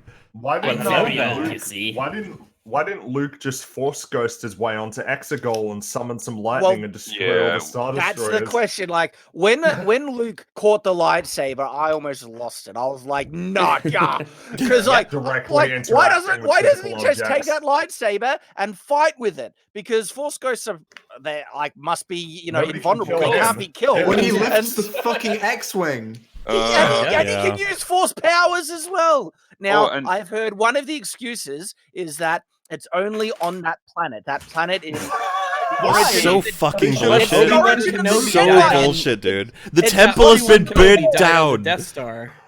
They should have said that in the movie then. Like, that would actually explain it, and it would actually explain TLJ. See, the only way I can rationalize this is that the Force Ghost of Luke is kind of manifesting through Rey, and so subconsciously he's using her powers, even if she's not aware of it. That so would even make sense as well. it looks like he's catching the lightsaber, but actually she's stopping it herself with the Force. But he's making it look like he's doing it. Same with lifting the X-wing. I mean, what about when Yoda it's like Fight Club, guys. It's like Fight Club in space. That lightning was about to strike anyway. Yeah. I hate this. I hate this kind of fucking, like, these concessions. Like, nah, it's all not what it is. Like, okay. Because at no point do they say it's the planet, that the planet is connected to the Force and that Force ghosts can interact with the physical world. They don't say that, okay? Yeah. It is the direct implication is that Force ghosts can just do this crap now. Yeah, I mean, why would it be that planet when Luke went there specifically to cut himself off from the Force? Why would he go to the planet that's super Forcey, where Ghost can even use the Force if he wanted to escape the Force? Wasn't the origin? Did the Jedi originate on that planet? Like, was that the origin of the Jedi planet? I think they've said it is. Yes. What Jedi Temple? Yeah, it's the first Jedi Temple, right? Is that what they say? Yeah, so it may not be that the Jedi originated there, but that's where they established their first. Is that how that temple. works? You just, when the Jedi said, "This is the first temple," it went boom, and Force ghosts permanently have power there. It's like, that's how that works? That's okay. it. Maybe they built it there because of the Force energy on that planet. Fuck off. Remember how? Well, yeah, because Obi-Wan died on the Death Star, but he showed up on Dagobah and all that stuff. So showed up all over the place. On Hoth. Yeah, and then man. Luke, but then Luke showed up at Tatooine, You can go anywhere as a Force ghost, so you should go to Exegol and summon lightning and destroy the fleet. Yeah, this is why I joked about it before, but I can say it again. What's the point of being alive? Yeah, I mean, you're a ghost. You can do whatever you want. Star Wars, the true nihilistic series. There's no meaning to living. You should just be dead. That's the same in religion, though. If you die, like in religions where you die and you go to heaven, what's the point in not dying? Well, isn't it because the life on Earth is supposed to be the deciding factor for whether or not you get into it? That's where you learn the Force power. So are you really saying that if like a 3-year-old dies, they're going to hell because they I don't fucking know the rules. It depends on what religion you're talking about. Yeah, so the idea that we've got literal proof, like the ghosts are like, hey, we're super powerful, you could just die and become this. And there's no rules to this, you just need to learn about it. That's what they say in Star Wars, you just need to learn how to do Force ghostisms once you're dead. So that's the rules, that's it. Isms. So the idea that it's like, oh, like... other religions do this. Like, no, it's not quite the same thing. Like, it's a little bit different. I turned the off a while ago. It was previously established that to fade away on your death into a Force ghost took a lot of training and exercise to do it. And though there is one case where someone became a Force ghost and dying naturally, and that was Qui-Gon, because Yoda says Qui-Gon is speaking to me, teaching me about how to become a Force ghost, essentially. Yeah. But my point is that the fact that Kylo and even Leia disappear into Force ghostdom when they die, it's like, where did they learn how to do that? It's a retcon that they've done because, Rey, like I said, even Mace Windu is a Force ghost who speaks to Rey. Yeah. And so is one of the Jedi who died in Order 66. But it's like, I thought Qui-Gon was the first, and then it was Yoda, and then Obi-Wan figured it out. It's not that you don't become like the other Jedi who got killed in Order 66 didn't turn into ghosts. They're just dead. Yeah, and obviously the reason I assume George did that was because it was like, Jesus Christ, we're going to have to mop up a lot of plot holes if we don't do it that way, because where are all the Jedi in the OT? They should be hanging around as Force ghosts, like, hey, bye, what's going on? He was like, no, it started with Yoda and Obi-Wan. That explains why Yoda and Obi-Wan are the ghosts that show up. Anakin does too. Though I suppose you could argue it's like, how did he know how to do it? Who told him? That's another good point. How did Anakin learn it? But then it's just funny that Rey dies. She doesn't disappear. Kylo wakes her up, and then he disappears. We were so close. We were so close. Yeah, I know. Rey nearly died. That asshole. That was actually a comical scene. Like it is legitimately funny, and the acting is as much as they try, it just is so ridiculous. It's funny where it's just like, you're dead. I'll heal you. I'm alive. They kiss. It's like Romeo and Juliet. It is like Romeo and Juliet. And then after they kiss, I'm Kylo dead. just decides to die. I would decide to die in that situation. I'm like, curious get outta if like he falls over, then she puts her hand on him, and he goes, and then she falls over, and he's like, no. No, and then they do that on the way to a hospital. They keep doing it while driving his ship to a hospital. How come when Rey died, she didn't turn into a Force ghost, but Kylo did? Well, that's what I just said. Yeah, like it doesn't make That's sense. the question, yeah. Like, Because Kylo's amazing. She didn't deserve it. she hadn't earned it, even though she saved the universe. To be fair, did she deserve it from? Like, I don't think Kylo deserved to continue living either. Do you think it's a slap to Kylo's character that he didn't get to show up as a Force ghost? Do you think it's just like, oh well, he's fucked by? It's odd that they would go through the trouble of showing us that he was a Force ghost, but then he didn't show up with all the Force ghosts. If anything, he'd be fresh. He's like, all right, look at me. When did all the Force ghosts show up? no, only two. Oh, you're talking about Leia the and ending with got Luke and absolutely- Leia? Yeah, Luke, Leia, and Hitler. He's just there like, hey. Someone make that edit. No, I've already got it. I'll show it to you in a second. Oh, no. We're doing it. We're fucking doing it. You gotta see this.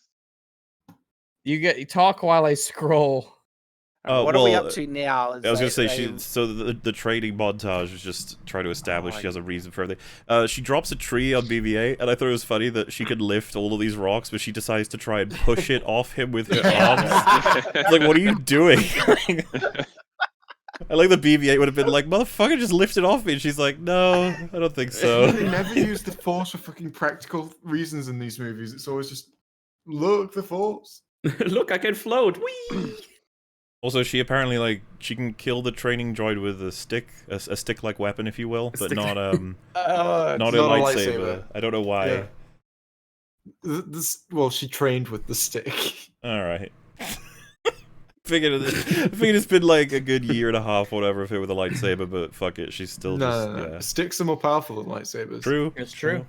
Why? That's true. It's the The thing dark as side of well the where Force she's is the pathway to many abilities. Oh. when she's Some running represent- from when she's running through the obstacles, like to get to the next section of her training course, she has the lightsaber out and powered up, and I'm just like, why? Like, surely running with that thing Because we have to igniting- show lightsabers. Because it's Yeah. Star Wars. that is just asking for trouble. Like, it'd be so easy to slice a limb off. Like, Yeah, like when they're going through the tunnel and she's using it as a flashlight and everyone's just like next to her. I'm like, dude, you know what that does, right? If you touch it. and like, get away from it. Yeah, there must be like a power limitation on it as well. Like, you don't want to just have it on all the time. Like, it's going to eventually run out of energy. No. Batteries. I would love to see that happen in combat. It's just like Or it does the starts to, thing. fade out. Let me get my charger. It does the thing that I can't. What's the? Because I know there's some property that's like satirizing it, but you know, like it flops over. Like, Yeah. it's just like a floppy Oh, lightsaber. You're like, Spaceballs? Has anyone got a Is lightsaber that charger? Spaceballs? No, I the thought old one. the old Spaceballs one. is just this. It's small, right? It comes out Family small. Guy. I think it was Family Guy that. I had think the it's Family Guy. Yeah, I lightsaber. think you're right. And then when the sun walks in, it suddenly gets. Yeah. stiff.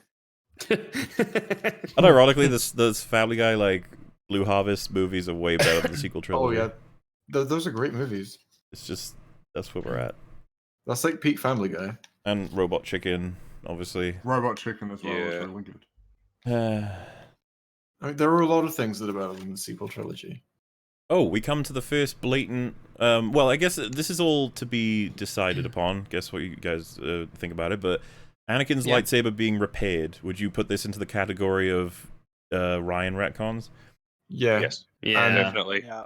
Like, It's All right, right just up there with destroys the the helmet. stakes as well. Like, See, This like, this and Kylo Ren's helmet are just complete. I think they're the most mean, blatant, The right? helmet is thing is about- really obvious. well, the lightsaber, there's not a scratch on it. There's no like fused, welded part. It's like brand new. Well, The it's thing got must like a have been strip rebuilt around from it. Scratch.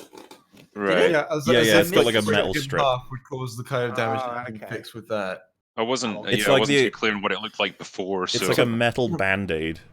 With Kylo's helmet, instead of welding it back together, they should have like started the film and he just had it on, and then he gets like mad. He takes that one off and destroys it, and then he goes to a closet where he's just got like Loads of them. them. I Yeah, got like, my why- Monday why did he helmet, have my to get Tuesday a helmet. pile of destroyed helmets. Why did he have to get that specific one repaired? Like, I didn't think there was anything unique about it. It's just a Yeah. fucking helmet. Just buy a new one. And he, It he also takes means it like off. after he Yeah. destroyed it, he collected the pieces. He takes it off and a whole had them bunch. with What was the him. point of it? Yeah. He Why collected do you have to use the- chimpanzees kept to do them- it as well? He collected the pieces before the supremacy was destroyed. Oh. Yeah, and then he collected them and he kept them with him and brought them to Exegol. Like he was expecting them to fix his helmet. Like that's why he really went. Wait, they didn't I like fix it on how he- Exegol when he- though, right? Or did they? It wasn't repaired on Yeah. Exegol. The night- It the- wasn't. It was I thought on one of the ships. I assume it was a Star Destroyer or whatever. Was it? Yeah, it happened I don't think it because- was an Exegol. Weren't the Knights of Ren watching him, or they were all around? They were helping him repair Yeah, it. yeah. Were they there? Yes. Oh, was that them? Was that the Knights of Ren who Yeah. repaired it? Knights not of the Ren are Sith back, people? everyone. Yeah, Oh, they God, do play a big part Our in this favorite movie. characters, the Knights Like- of Ren. The Knights of Ren, who were supposedly they were set up as like the next Jedi or evil order. They were the knight instead of knights, Did Jedi any of Knights. them These have were a the Knights line? of Ren, and they ended up being glorified stormtroopers. Yeah. That's all. Yeah. Less effective than stormtroopers because they don't even have They don't even have lightsabers. They have just like metal. They clubs. They have like axes. Like Yeah, it's this like- is 1100 AD or something. You It's realize you're weird. going up against a guy with a weapon that can slice through metal as if it's butter. Well, he in like, pulls fairness, that out. what's that I'm gonna do? running. I was I'm gonna say, leaving. in fairness, I'm like, they "You win." when they first fight him, he doesn't have that, and they nailing it. But then he pulls it out, and they're all like, "Oh, well." Oh, I guess we'll keep Well, trying. He had a blaster to start off with. I don't know what happened to it, but he did. He did Yeah. have a Oh, blaster yeah, going that's in right. He there. did. Force Ghost. It- I Got never back saw the up in. blaster. I Yeah, just he thought shot some guys. He like shot some legitimately guys. does force shooting. He shoots he points without even looking and shoots True. someone square in the chest. And so That's he's what like, Han Oh, Solo yeah. does in The Only Force he- Awakens. If only he'd never thrown his lightsaber into the sea because it's an evil color. Yeah, I have. Yeah. That's in my script. Black? I was like, "Gee, That's if only all- you hadn't thrown your fucking weapon into the ocean." It's like, yeah, but it's red. that always annoyed me because Maybe this red's is my only a fa- tool that I could use for good. Seriously If I... though, red's my favorite color, right? And if I ever became a Jedi, I seriously would want a red lightsaber because I allowed. like the color. But it's like, no, you're not allowed. Why? It's not inherently evil. You're not allowed. That means you're a Sith. But Red's Wait, a badman Shout color. to Sith. He's been hang on, hacked. is black banned? Because Luke and Anakin's wearing black. That's the color of the Sith, but they're allowed to wear black. Why can't I have a red lightsaber? Because How you're dare racist. you wear what they wore? How dare you wear what they want? Because red is communist and that is bad. So I've got you that can't have it. joke for when she's wearing Luke's helmet. I'm gonna play the "How dare you stand where he stood" clip. How dare you? There was something about the X-wing actually. How when you were talking about again lifted out of the water by Force Ghost Luke, how the fuck can it still work after That's the sitting on the symptom. You have bed to for say like now. 10 years? It's I'm natural, so I think. angry about that part, like because that establishes something so annoying. But I'll wait until we get there. But I was seriously, gonna say, give it a few hours, we'll get there. Yeah. yeah, like we'll only get there after the next 24 hours. I was gonna say Yeah, we have going. gone over the cap now, guys. We can no longer talk about the movie without talking about it longer than it is, which we are failures as critics now. We Shit. haven't even gotten to Babu Frick. I We haven't know. even said the word. We haven't even said C-3PO yet. Like prediction-wise, I actually think we'll be up to like 6 hours before we finish this. I don't even know. It's gonna be At least, At least 6 hours. bear in it's like mind. no 12 hours at least. This stream. with Yeah, the amount of you're gonna have crap to split that's it in into this parts. movie. Oh yeah, me and Rags will be there for that long, but obviously you guys could stay as long as you want. I wanted to make Well, see, sure. I'm thinking I might go to bed at some point and wake up and find you're still doing it. That's a Yeah, I guarantee. think that's a possibility. Yeah. Well, it depends how still late have- I stay up. I still have plenty of alcatisms. I'm here. Yeah, boy. So Rey is checking out her Sacred Oops. Jedi texts. and Hell that. she finds a picture Texts. Did about someone say boobs there? No. Ain't no one check out Yes. now, Well, right? there's not much to look at. That's what you're hearing. The Force, even the Force has its limits, I guess. Cut out there. she happens to scroll to a page that has the Wayfinder on it right before we find out that we need to go to Exegol. That's what that page specifies. Yeah. So a lot of people concluded that this movie has elements of luck in it. This would be one of those. Just a little bit. Just a little bit. Just a little bit. Lucky. Like it's drawn as well. It's like apparently because it's like Luke's diary rather than the sacred Jedi texts. Yeah. Yeah, like they said, like Luke was taking notes and he wrote down that he was looking for that thing. Dear diary. It's Wouldn't just it be like the it's Grail fucking- diary It's from like Indiana Jones. scrolling your opinions on the Bible and passing it around. Like This is literally JJ trying to do Indiana Jones, and this is like the Grail diary with all these kind of Yeah. notes about the treasure that they have to seek out, and yeah, it's just complete imitation. yeah, so they And Go ahead. Oh, because it's his notes that tip them off about the that Jedi hunting guy. What's his name? Uchi. Uchi. Uchi. Yeah. Uchi. Uchi? Ochi? It is Ochi. I'm calling him Uchi. Ochi. Ochi. He is Uchi in my heart. I'm still confused how they found out that Ochi knew where a Wayfinder was, but he had a but. What is it implied that that Ochi would have the Wayfinder or he would have the dagger? Well, Like, so I they think said The that dagger, I think. they said that the trail went cold at these specific coordinates, and that takes them to Pisana. Then they bump into Lando, who tells them even more that wasn't in the book, and that is that Darth Uchi had it, and that his ship is over there, and that's all they know. Okay. So was he a Darth, or was he just a Sith Apparently assassin? not. That's- He's He was a apparently an Jedi hunter. acolyte or someone who is interested, like loved the Sith but isn't a Sith. This is from the visual dictionary, by the way. No, I don't. It's not from the film. Oh, well. He was The someone point who is that- really wanted the Sith to rule again and just worked for them, I guess, or worked for the Emperor. Yeah, he just thought they had good uniforms They or were something. they were neat. He thought they were neat. They were cool. These Sith guys know what's up. So in relation to like Publics or- having chemistry, as in like just banter and people getting along with each other, they also do like JJ just like instant conflict, just add water sort of thing, where it's like you damaged BB-8, you damaged the Falcon. It's like you're reckless. You should be with us. It's like and you're like, oh my goodness, Yeah. Poe and Rey have issues apparently. I didn't even know they Yeah, I like. guess that was. All we But do is they honestly, said I felt hello the to each other. I felt the characterization was better done between these characters than It's before. Well, the they issue actually is that get I to don't know interact these with each people or how they've met. You know, like I don't know enough about them to get invested in this. I'm like, oh my goodness, they're arguing. Okay. Yeah, were they trying to play that for like sexual chemistry almost? Like, like they're an old each married other. couple. Well, almost like, when characters are like in conflict with each other, but they're secretly attracted to each other, but they can't Yeah. show it, so it comes out like in different ways. Well, everyone thought that they were supposed to be hooking up after the end of TLJ. The way they look at each other, they're like, "Hey, nice, met you." It's like, oh, I thought Finn was interested in her, but also Rose Oscar interested in Isaac, Finn. he's a good-looking guy. Mm-hmm. Let's do it.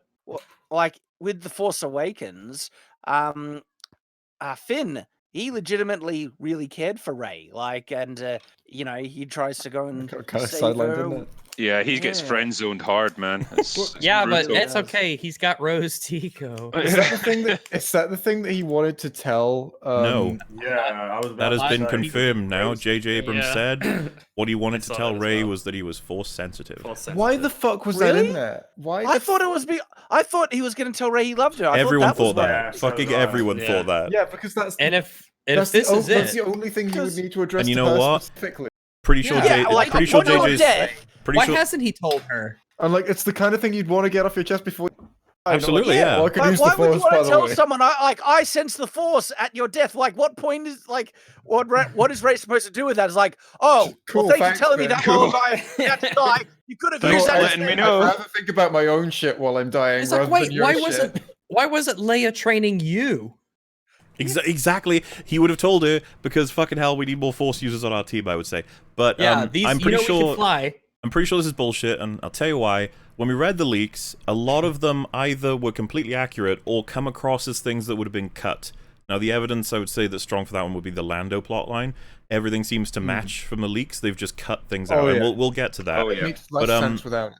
Something that was in the leaks was that there was supposed to be a scene where Finn became jealous that Poe and Rey clearly have something going on, and that she was going to explain to him that there's nothing between them, and that, you don't have to worry, that sort of thing. And it's like, ooh, that lines up perfectly with him being like, Rey, there's something I need to tell you about that specifically. yeah. I think it was cut. I think that they've cut that plot, that he was like, no, it's just force sensitive, lol. It's fine. Well, the thing is, right, it was set up that he was Yeah. semi-force sensitive even from Force Awakens, because he's using the lightsaber. He tries to take on, Kylo, and he gets beaten. And to me, that was such a good set. I actually thought that he was going to become a Jedi after that. Like, he tries to use the lightsaber at several points, and that would have been great. He should have. And, like, it would have been brilliant. And then, like, if they really wanted a really engaging, interesting story, it would have been that Rey, she's so powerful already, and then she falls to the dark side, and Finn has to stop Rey, and it's the fight. And Kylo just, whatever happens to Kylo, but the true, fight would have been between Finn and Rey. That would have been brilliant. You madman! That would require imagination and risk taking. They're not going to do that. Rey is perfect. How dare you? That would require Rey to have a flaw. Yeah. Well, the thing is, though, it works better to have a more powerful, even, type of antagonist if the heroes can, fight them more properly and powers actually used logically. And Finn's arc would have been so much better because it starts with him failing, getting absolutely trounced by Kylo, but then having to overcome those failings and become a legitimate Jedi. And now he has to take on someone who's just got it all from get-go. She has just been the best, but now she's evil, so he has to really train to, match her. That would have been such a good arc. But and if he's in love with her, as is kind of like the beginnings of that are set up in The Force Awakens, what a good dynamic between a hero and a villain. Like, imagine her trying to persuade him to the dark side. Yeah, I love how, like, off the cuff, in the space of 2 minutes, we've come up with a better storyline than they managed in 4 years. Well, devil's in the execution, though. I feel like if we handed that, if we handed that treatment to them, they would fuck it up just as hard as what But I still stand by that there's not good ideas getting botched in this sequel trilogy. There's just bad ideas getting botched. Bad. Bringing Palpatine back is fuck garbage. Absolute garbage. Yeah, it was the cheapest kind of grab at nostalgia to try and get people in, because they, what is it? What's the saying about the lack of creativity in Hollywood? It's so true. It's like they can't come up with anything, unique and original. They gotta. And so when I saw that in the trailer, I had already checked out. Where I was like, that's just absolute bullcrap. I think realistically, that's all they could have done with what they had left after the Last Jedi. No. It was either that or have Rey fall to the dark side. Yeah, I reckon. No, I don't think so. I reckon Kylo could have become the main antagonist. Kylo as the main villain. He's been beaten twice already, though. Like, what kind of threat does he pose? He has the Knights of Ren with him now. No, if they started off the film with him having trained and gotten really stronger, and then doing something vicious, like really drastic, to make him a true menacing villain, like if they started off the film with him killing off one of the main characters, like Finn or Poe, to show how ruthless he's become and is ready to just lay waste, that would have set him up as a menacing antagonist for the film. Or just right from the get-go, just have Palpatine. Like, now that Palpatine say, "I'm lending you my power to complete this mission." And no, don't have Palpatine. Don't have Palpatine. Now that Kylo is in charge of the First Order, you can show what a brilliant strategist he is, and that he was being held back before, and he can pose a threat to them with his brain and his military tactics, rather than by with the lightsaber fights, which he obviously can't win against Rey. And the room is silent. Yeah. My ideas are just so good that everyone is shocked into silence. What could have been Solo? Did you guys catch the line where she says, when in their argument, she says, "You're very difficult, a difficult man." Yeah. I was like, why did you say that? Why did you have to say that? Could he just be difficult? I don't know. Women can't be difficult. I don't know. I think that's the kind of line you might in the past have had against a woman, but you can't say that now. So it's like, we're gonna flip that shit, and we'll see how you feel when you have to listen to it. It's fine. I just found it strange. I was like, okay, moving on. I mean, I didn't receive it that way, that he was difficult because he was a man. I just kind of took that as he's difficult and he's a man, and but I guess there's both ways to. But I didn't get too much from it. Oh, not that men are difficult in general, just that that's the class he's being right now, the difficult man. And it's like, why can't everybody be difficult? She's describing it like it's an archetype of the difficult man. Yeah, and I think Drink is probably right. Like the whole, you could be like, oh, the bitchy woman or something like that, and be like, okay, Fine. Wouldn't it be great if he actually came back with that? You're being the bitch. You're being a You dirty bitch. You dumb slut. Finn is just there like, oh, guys, please stop fighting. Like... Shit, that escalated quickly. And then Captain Marvel arrives to tell him off. Yeah. Well, yeah. Rose Yeah, like- should have been tone policing him or something. You have the sort of it's bouncing between them all. I think like there's the shot like the camera spins around them as they're all like having a chat. I'm just thinking to myself like, man, like if you just done this more, if these characters knew each other better, like, it's just everything was so slapdash. Like even in just the first film, the fact that Poe got resurrected, like I said, it's just like that's clearly just not enough planning. Hang on, Poe They got should have resurrected? just fucking released them as novels first. Yeah, Poe like, was supposed to have died in his crash onto Jakku, but he like they told liked him so much that they kept. Well, him. he asked for it, didn't he? He said he was like, Oh. I think the quote is something along the lines of like he was dying in all of his films recently, and so he was like, JJ, could you bring me back? And then he was like, you know, people, I guess your Poe's pretty cool. All right, yeah, let's do it. Yeah. And then he got to be in The Last Jedi. And then this one, and he's like a full-on character. Now we look back and we're like, why the hell was it? He's like barely in TFA. It's like, yeah, because he wasn't supposed to live. Deal. Your body will survive, but your spirit will be crushed and repurposed. Well, it's just it's funny because you have all that shit in TLJ where he's like completely chastised for doing the right thing, and then this film opens. He saves Chewie, he saves Finn, and he saves himself, obviously, and the Falcon and the information. And the first thing Rey says is, "You fucked up." And he's just like, and I'm like, listen, I don't need another bitch on my case. All right. Oof. You're being a bitchy woman. Like, yeah. Oh my god. And yeah, so they then get the announcement that they need to get to Exegol because the Emperor's there. He has a fleet. This is from their spy. Everyone's sad face because he says 16 hours, by the way, until the attack begins. So was Palpatine going to actually assault the galaxy whether or not Rey turned up? I guess. Why wait? Can we just like? Yeah, we just need an why wait, arbitrary time limit to make to give the them a ticking sense clock. of urgency. JJ's obsessed with the ticking clock. Also, can we just point out how easily everyone accepts that is back? It's like, oh yeah, Dark Force magic cloning, of course, is back. Do you think someone already said this is clearly bullcrap? How could it be? No, of course it's not alive. Like someone should have been saying, like that's a hard thing to swallow. You'd think. Yeah, that would be like now. That would be like now if we get a broadcast saying like Hitler's been resurrected. Like the third Well, the Nazis had dark science. Like they got clones. yeah, just everyone kind of rolls their eyes like, oh. Like, this couldn't get any worse. I was confused by another thing. Didn't they say they didn't even know that anything of this shit was true? But then they all say it's like, oh, Palpatine is back. Oh, no. It's like, do you Oh, yeah, know they thought it was a myth. Palpatine is? Oh. They all thought the Force was a myth, and now, oh yeah, Palpatine's back. I guess Palpatine's not a myth. The Empire wasn't a myth. Yeah, Luke was the guy who it's Darth stopped Maul. them. Like, how? I don't know. And again, that's a good you know, point. How is in 30 years, how do people forget that? It'd be like if today somebody's like, Operation Desert Storm, what was that? But yeah, they're all very comfortable and accepting that Palpatine's back. They know who he is, all of his influences. They're like, but you still don't even believe necessarily that Luke existed. It's like, how the fuck? Yeah.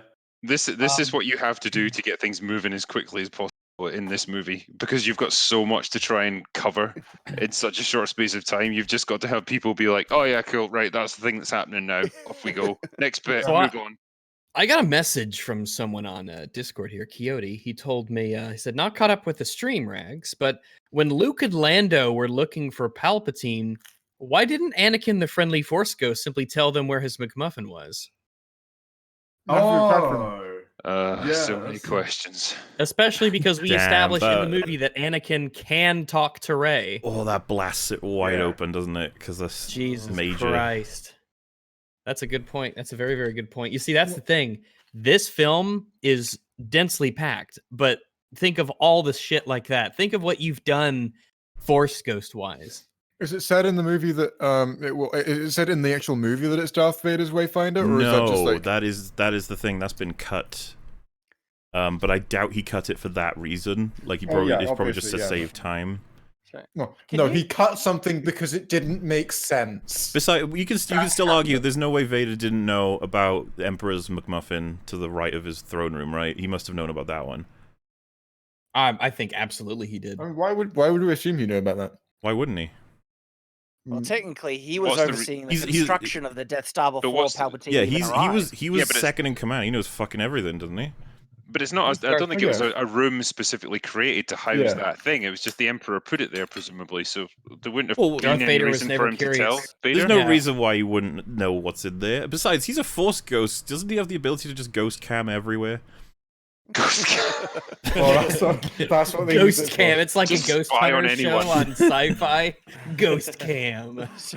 So, also, right? Well, wait, sorry. the Just one clarification that it is confirmed by the visual novel, quote unquote. So canon according to Disney that it was Vader's. Right. The rebels seem very easy to accept what this spy is saying as the truth. Like, what if this was a misdirect that the First Order, like, what if, just hypothetically, say that it was all untrue, but they accept it so easily that they go on this wild goose chase looking for MacGuffins, right? That and while they're looking for it, they don't really exist. Then Palpatine just attacks, like, in 1 hour instead of the 16 whatever. First of all, you the get rebels accept it easier than the audience does. Yeah. Yeah, You get the this is greatest true. Force user on the good guys team, with the greatest pilot, with the betraying stormtrooper, with their translator, with one of the only remaining hero of the OT that's not Leia, I guess, all in one specific position. And it's like, seems like a really good way to capture or kill all of you. And then later Also, on, it's everyone like, else in the Resistance will just be here, cutting the grass, Forest Planet where we are. I was just gonna say, they also get everybody to turn up at Exegol. What about if Exegol was just a nuke? That's all it was. What They if it turn was up a and it trap? just blows up The and they all classic, die. it's a trap. Like, they just. Well, yeah. Palpatine has literally used the trap thing before, so why it's very weird that they would just show up. He's kind of famous for using traps against you. You should be ready for this as a possibility. Maybe they don't know because it was all a myth. Maybe it was all a myth. Oh yeah, that's right. The transfer of information in the universe is such that in 30 years' time, the galaxy forgets galaxy-changing events. Well, do you see how long they have to like plug something in to download like a 2-line piece of like text? Like, imagine having to chronicle the entire war against the Empire. Send me the data. It's like, no, I'll just tell you. Listen. It's like I'm going to need a hose the width of the channel tunnel like to download this data. Oh, apparently it's not called a visual novel, and someone's upset that I've referred to it that way. I don't know what it's is it called. A graphic novel? Visual dictionary? Visual dictionary? I don't fucking know. I don't care. It's just the Star Wars If you thing. wrote that comic, A visual novel is like Phoenix Wright is a visual novel. A graphic novel is, like Watchmen or something. It's a book with pictures. It was a book with a picture in it that said, "Look, this is Darth Vader's tisms." okay. They had words in white circles with arrows pointing to who says them. I don't know. Yeah, it was. Imagine being the people who have to write the books around these movies. You're like, Oh my god. and then knowing that whatever they write is going to be easily disregarded and ignored by the people making the movies. Like that person who had the stormtrooper with the jetpack in the comic. I was like, that was just ignored. There's Like, some. if they fly now. I was just thinking about right. So the whole reason Rey brings up the Wayfinders in her little book is because of the fact that these things are supposed to get you, quote unquote. What? So it's like, oh, the spy is like, we got to get to Exegol. And she's like, hey, I know how. It's through these things. And it's like, did Luke tell anybody about this? That there was half a mission completed where you were trying to discover, like, the Sith's super secret, and you just gave up? Did anyone know about this? You'd think that would be important information that Luke would let them know Palpatine's alive. Maybe I should tell my Did he sister know? that I don't know. Did he know, or was he just chasing ghosts? Like, did he? I don't know. I thought they were looking for Palpatine. I thought that was what the whole thing. I don't know. I think it was just they were looking for Exegol. Yeah, I think that's what they but were like, why after. would that have been something they If just give if up you knew on? that Palpatine was alive, that is like, holy crap, why didn't you tell anyone? So We were hopefully he looking did. for eczema. But like, why wouldn't he tell anybody about Exegol? He'd just put it in his diary and hope that someone would find it one day. Like, really? Why was But why Lando didn't- even involved in this? Like, what stake does he Because have in this nostalgia. Why would Luke Oh yeah, want to find the Lando home has like planet no of the role Sith? in this film. Not Thank really. God they didn't Yeah, ruin him. not a bit. He's kind of like Hux with the plot device thing. He's just there to exposit something.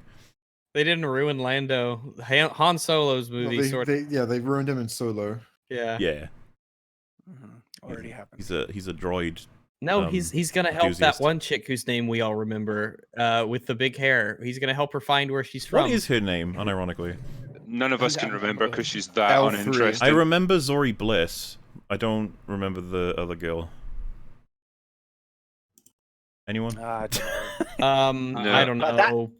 that's his daughter, isn't it? Was That it was cut from the movie. Unbak Yeah, Zuwayre it or was supposed to be his something? daughter. Her name is Wakanda. Oh. Also, you say the daughter thing is like, yeah, that was in leaks only. They didn't make it to the movie, so that's no longer canon.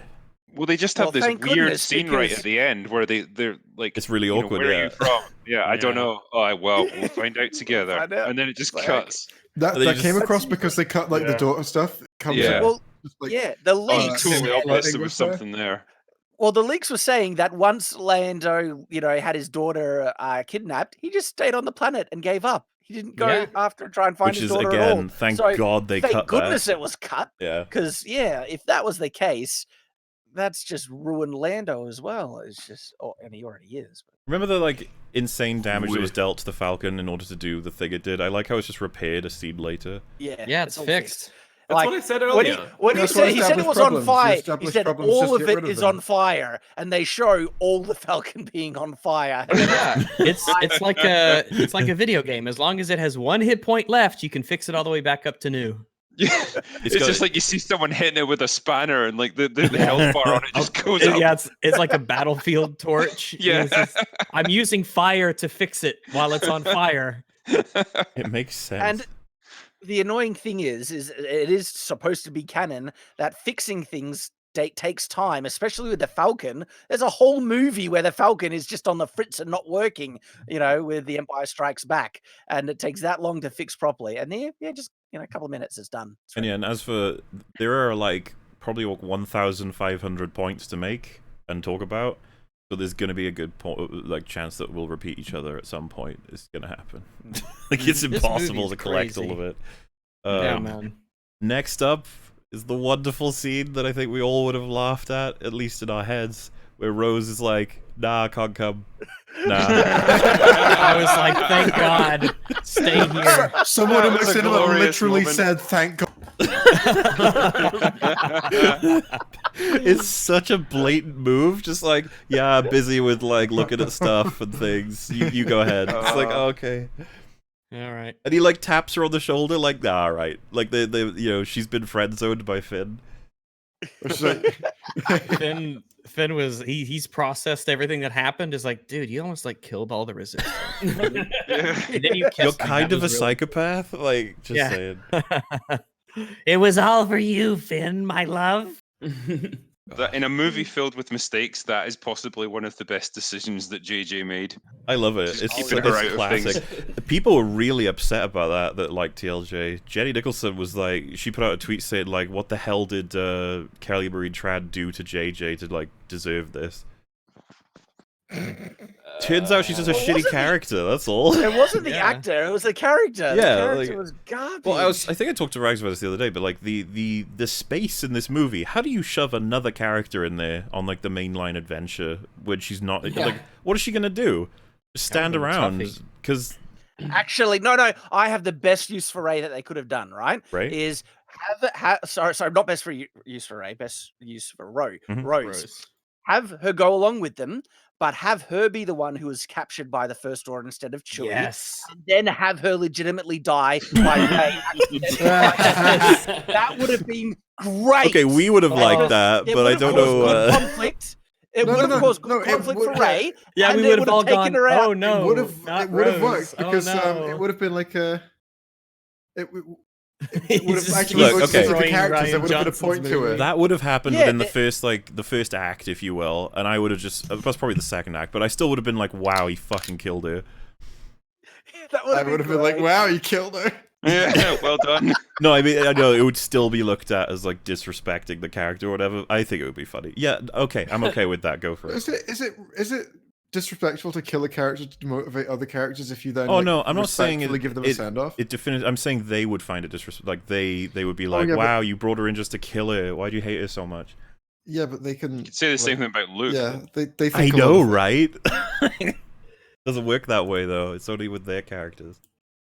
I like that before they leave, Rey hugs Leia and cries. Yeah. It's just they have such an on-screen relationship.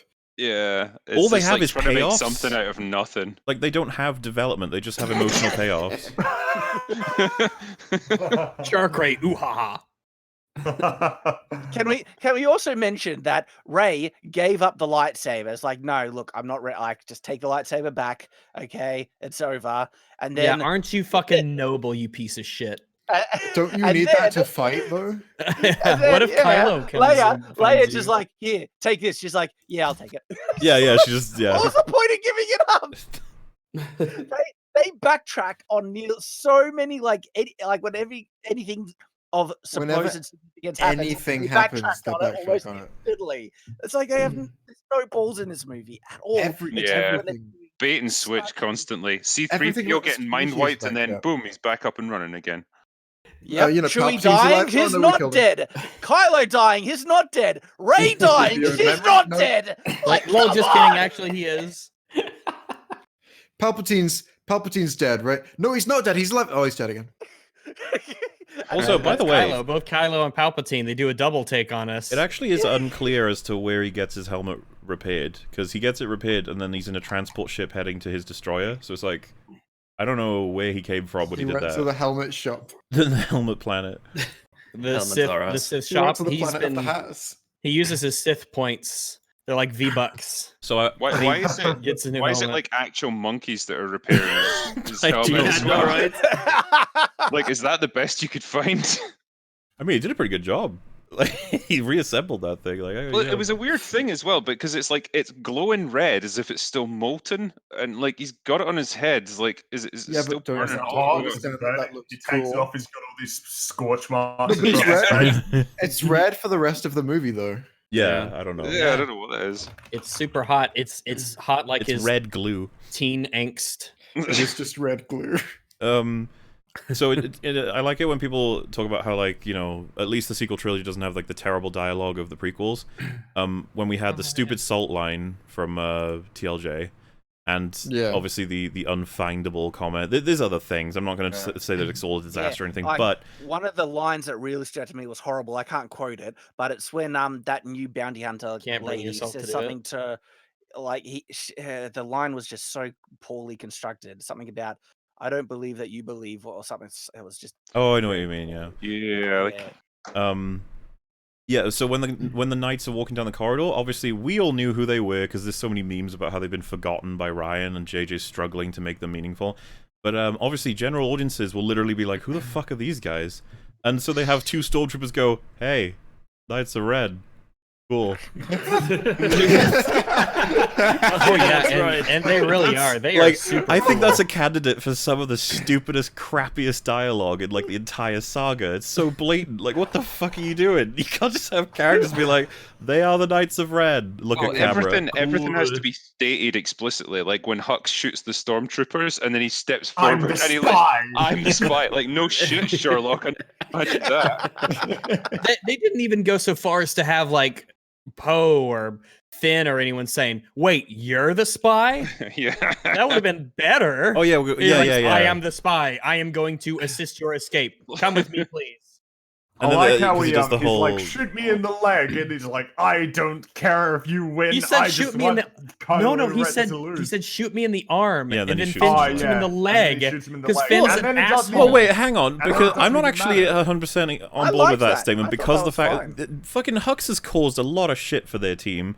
Yes, he's made a good decision now, but that doesn't mean you can't fucking punch him in the face. Hux is the one who ordered Starkiller Base to open fire. Hux nearly for billions of deaths. Hux ordered the execution for Finn and Rose. They were just lucky that, well, the Force did how does that factor into the whole "I'm a spy" thing? The only way you can justify it is if he became a spy after TLJ. Well, no, he doesn't care if they win. He cares if Kylo loses. That doesn't make any fucking sense. No, I mean, and I he's like hated how Kylo for a while. Like, I agree with that. If he decided to become a spy after Kylo forced throwing him around in The Last Jedi, I think that's justifiable. Like, you know, I don't Well, there's like a scene Kylo where that much. Kylo Ren is lying unconscious on the floor, and you see Hux standing over him, and he's reaching for his blaster, Right. and then Kylo wakes up. So it's like, okay, fine. He was harboring thoughts of murdering him even in The Last Jedi. So fair enough. That's not my issue with You it. assume, My issue is like, that becoming a there's, full-on spy. Like that's some crazy jumping. Like if you want to get Kylo Well, actually, killed, you know, you are right. Like, if he wants to kill Kylo, why would he try and undermine the First Order, which like remember he wants to rule? his getting first rid of I'll clue just all of his destroy is all my Like, power. his first Yeah. clue is go to Exegol because the Emperor's hiding there with an army of Star Destroyers. Like what the fuck does that have to do with Kylo? Like what are you trying to achieve? And it's like I want you to stop the Emperor so that you can kill Kylo. I guess. It's like just hire a bounty hunter. Yeah, there's easier ways. There's a lot of easy ways. Just Also, fucking shit. the irony, by the way, that Hux changes teams to kill Kylo, that Kylo changes teams at the end of the film. He's like, Oh, yeah. God damn it. Hux dies anyway. Hux is pathetic. Like, you go from the first film, and he's kind of like Tarkin light. He's a little more embarrassing, a little younger. He still needs experience and stuff. Second film, he's a clown. Third film, he's a clown who gets executed. Yeah, but these different types of cloud in every film. Sure. Yeah, he was over the top rage, just psycho in the first one that you couldn't take seriously, and What there is- was no menace or fear from You him. can't, I don't you can't be understand. scared of Hitler if he's ginger. What are they about? This is the thing when you hire really young actors to play roles like this. Like they just don't have There's the a kind of reason you need authority. old British men. You have to do it. You do, yeah. That's No one why else General did. Pride Make was it like, this "Yeah, place. you're evil. You're definitely You evil." may fire when ready. Not the First Order shall rule the galaxy. Okay, all right, sit down. But yeah, dialogue was fucking garbage in that moment, and there's a couple of examples in the film, and I just find it amusing because it comes across as desperate to me now. It's like, JJ, how do we sort of explain these are the Knights of Ren? It's like, have a character say it. Fuck it, let's move on. I I think a lot of this comes down to like we have to go to print in like 2 weeks or something, and we've Yeah. got no time to come up with anything else. Just, Oh, and fuck it, just put in a bit of dialogue. so for clarification, someone just said, "Who is the most inconsistent character?" Though we're gonna go through the film and then we'll decide who the most inconsistent character is. But obviously, if the most of the cast are gone by then, I say if anyone wants to leave, we'll just have them sort of submit their vote before they leave, and then we can all try and discuss it, I guess. So then we have the scene where he has like a board of First Order directors, and he's like, "So I got this offer from a creepy old man on some island planet about like 1,000 ships," and I like the first thing the other guy says is like, "Well, they're a bunch of soothsayers," and it's like, okay, but they do have 1,000 Star Destroyers. They may be weird, but you know, and like Richard E. Grant's character says that he's like, they have an army. It can fucking bolster us like crazy. And then he goes, okay. And I felt that was a stupid question, but his follow-up one isn't. He says, what does he want in return? Which is like, Yeah, oh, then Kylo yeah, okay. just slams Kylo him just into kills the him. room. It's like, why the fuck did you do that? It's like, no, that's a really valid question. It's Like, it you're just genuinely gonna feels give like us they wanna this mirror shit the for scene free? A Out New of the Hope, kindness where Like, why are they even there if you're not going to listen to their questions? What's the point of them? you said words, death now. Death. Does Do you think anyone that have was anything to just- say? No. Oh no. Hey, you're great. Whatever you're doing is fine. Whatever it is. Well, do you think like JJ got to that point in the script and he's like, "Fuck, I can't actually think up for an explanation for this." It's just like, I think it's Kylo a running kills him. theme. I think it's a running theme for the whole series. Like, that doesn't make sense. Throw it off. Kill him quick before he keeps asking questions. Quick before he thinks again, and infects us all. Was it like, yeah, in Batwoman, there's that Mary, she randomly asks questions every once in a while, they're all like, yes, Mary, good question. It's like plot hole stuff, but she's ignored most of the time. It's like that. I miss that. Yeah, it's coming back. We'll get it back. It's okay. I need it. Yeah, it's weird jumping from Batwoman to something just as bad, if not worse, than More Batwoman. That's where we're at with this. But yeah, so Kylo's plan is he is going to, I think he says, like, I'm going to find the scavenger while you guys, I guess, consolidate power. I don't know. I don't really care. The point is that he's got no plot. He's got like, I'm gonna find the scavenger. He's got nothing to work with until he engages in a Skype call, which that's what sets him on his plot, and it's just as bad as the leaks said it was. Is this when he pulls the necklace off her? Yeah, you can analyze it. It works when you do forced phone calls. You can do things like transfer physical objects across thousands of kilometers. Well, they sort of established that it could happen. I was going to say, kilometers, go with light years. Well, TLJ, it's almost like it's incidental that this can happen, which I was like, that's certainly really, really weird. But it wasn't like we have to totally abandon ship and it's a disaster. But they take that and they bring it to the next step. Well, like, I can now choose what I can and cannot interact with, to where I could just yoink things from a galaxy away.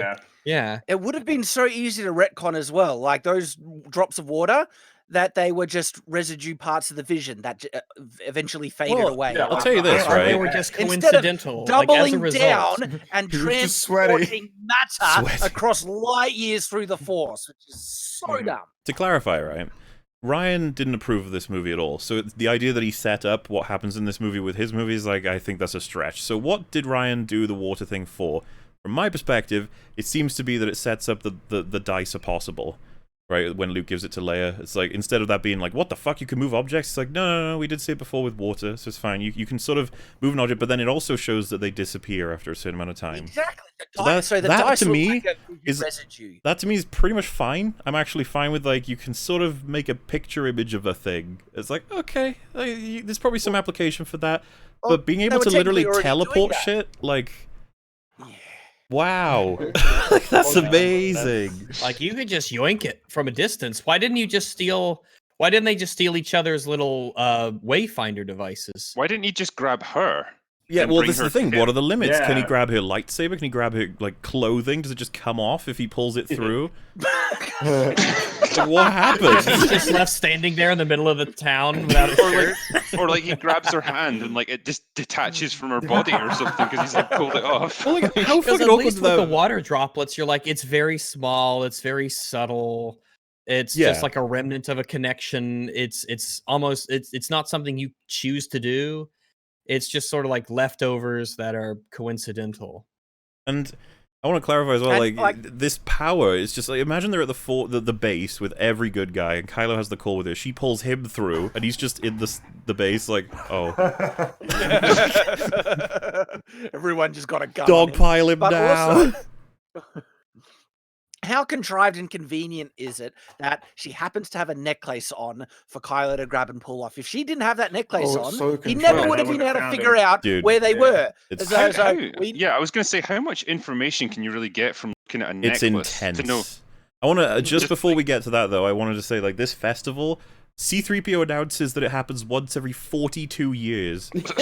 Why? Why does JJ want this to be the case? Why would you make it so that you force contrivances in? Like, you don't need to. I heard that it's because, isn't it 42 years since either 42 years the since New Hope. Yeah, 42 years since A New Hope. But, I mean, that's sweet, but it's still retarded. And I would like to take this point to say something positive about the film. I know. This is the one point in the film that I actually laughed. It was when C-3PO says that about the festival, right? And then they all look at him, and then there's that pause, and then he looks behind him, and I thought that was funny. Oh yeah, when he looks behind him. I thought it was funny as well. C-3PO actually has some half-decent lines. Well, I guess this is where we'll announce it. You know, you guys are welcome to agree or disagree. He was my favorite thing about the movie. He was my favorite as well. C-3PO was unironically the best part of unironic part of the movie. Yes. Isn't that depressing? C-3PO is the best part of a Star Wars movie.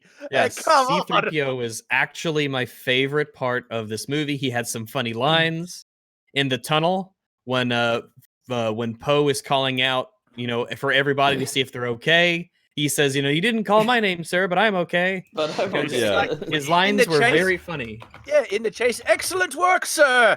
Terrible work, sir. Terrible work. And that's what's great about that is that is actually a line that suits his character. That's exactly something C-3PO would say, but it's in the right situation with the right timing. That it's funny and it's got good irony to it and stuff, and so it worked. Like, you know what else I liked? The fact that they established that they're gonna have to essentially kill him to get the next portion of the plot going. And he's like, so this is terrible, but this is the thing I liked in the mess. They ask him, you know, like, is this not their best shot, like, statistically? Which is something that he's always rambling on about. So the idea that they're appealing to his interest in statistically choosing the best choice, and that leaves him with the position of having to sacrifice himself. I was like, that's pretty cool. Yeah. That is, I agree. That's consistent with his character. Why is C-3PO the best thing about this movie? we should have been doing like polls for the most consistent character, and no one would have got it. No one would have guessed C-3PO this whole time. We'd just be guessing what people want in the movie. I would have just been guessing inanimate objects, like that door over there. The thing that's the most. I think you can really call that a character. I think you can. The door? Yes. Well, is the theme that anyone could be a character? If so, then it depends on how you identify. If the door said it's a Skywalker, then Door. What is your last name? Ray identifies as a Skywalker. He is a Skywalker. The door probably has more personality than Ray, to be fair. Not so, only- like, it could not be the only main have character. The door's like, not only have I closed myself off from the Force, I have also closed the way off from the kitchen. So yeah, onto the necklace then. The ridiculous. So of all the people, like the fact that the Radipus would even put a necklace on any of our so characters. an ugly child walks up to Rey and gives her a necklace. And then one of our characters gets a necklace put on them. That seems unlikely, but it happens. It happens to be the one person who enters regularly into Skype calls with the villain, and he also has developed enough of this ability to be able to pull things off people. So, like, we're already into several degrees of contrivance. Then this necklace is distinctive enough that it provides them exact coordinates to what point of the planet they're at what, like, just immediately. And she panics from the moment he grabs it to the point where she's like, Kylo Ren is on the way. And he turns up, like, 5 minutes later. Yeah. Okay, so weren't there already First Order patrols? Oh, yeah, Yeah. they turn up, like, he- 30 seconds from that moment, but he turns up a little later. Yeah, Like, 'cause they I It does just- think beg the they were question already- of what they were doing there in the first place. Were they That's just a hanging good out question. Yeah, watching the they have a festival? throwaway line for that. There's throwaway lines throughout this whole movie, and they're terrible. Poe is like, watch out for First Order patrols. They like to sort of, you know, be around these sorts of things. And he's like, what the fuck do you... Why? Why would They they like be to here? party.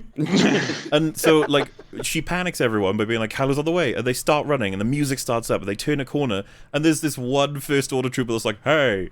It's like, what the hell? And then we get to see how effective that armor is once again. Yep. A sharpened stick Oh. goes right through it. Oh my I god. can't stand crazy. Stormtrooper armor. Someone And, gets you know, people murdered. try and justify it. Well, oh, sorry, I'm going off on the armor. People try and justify that the armor disperses a blaster shot so they get knocked out instead of dying.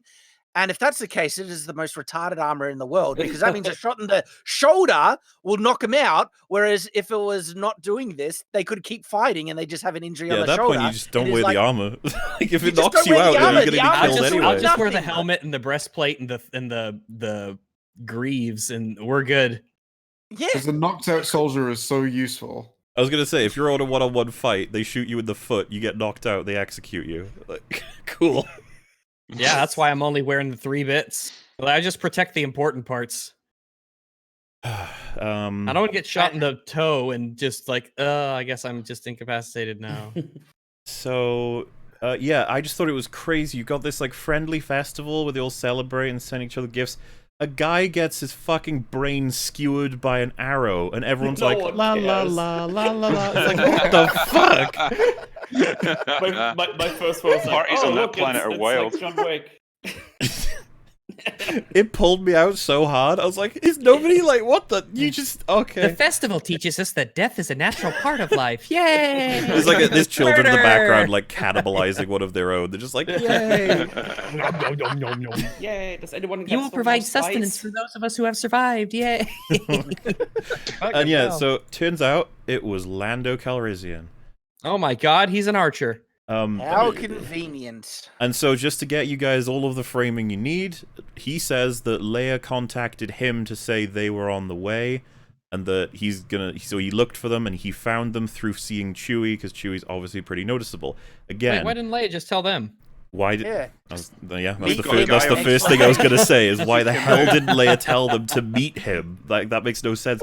And in the leaks, if you remember, it said that Leia told them of a contact she has on Pisana. That was the original leak. So apparently that was in the film, or at least we can assume it might have been.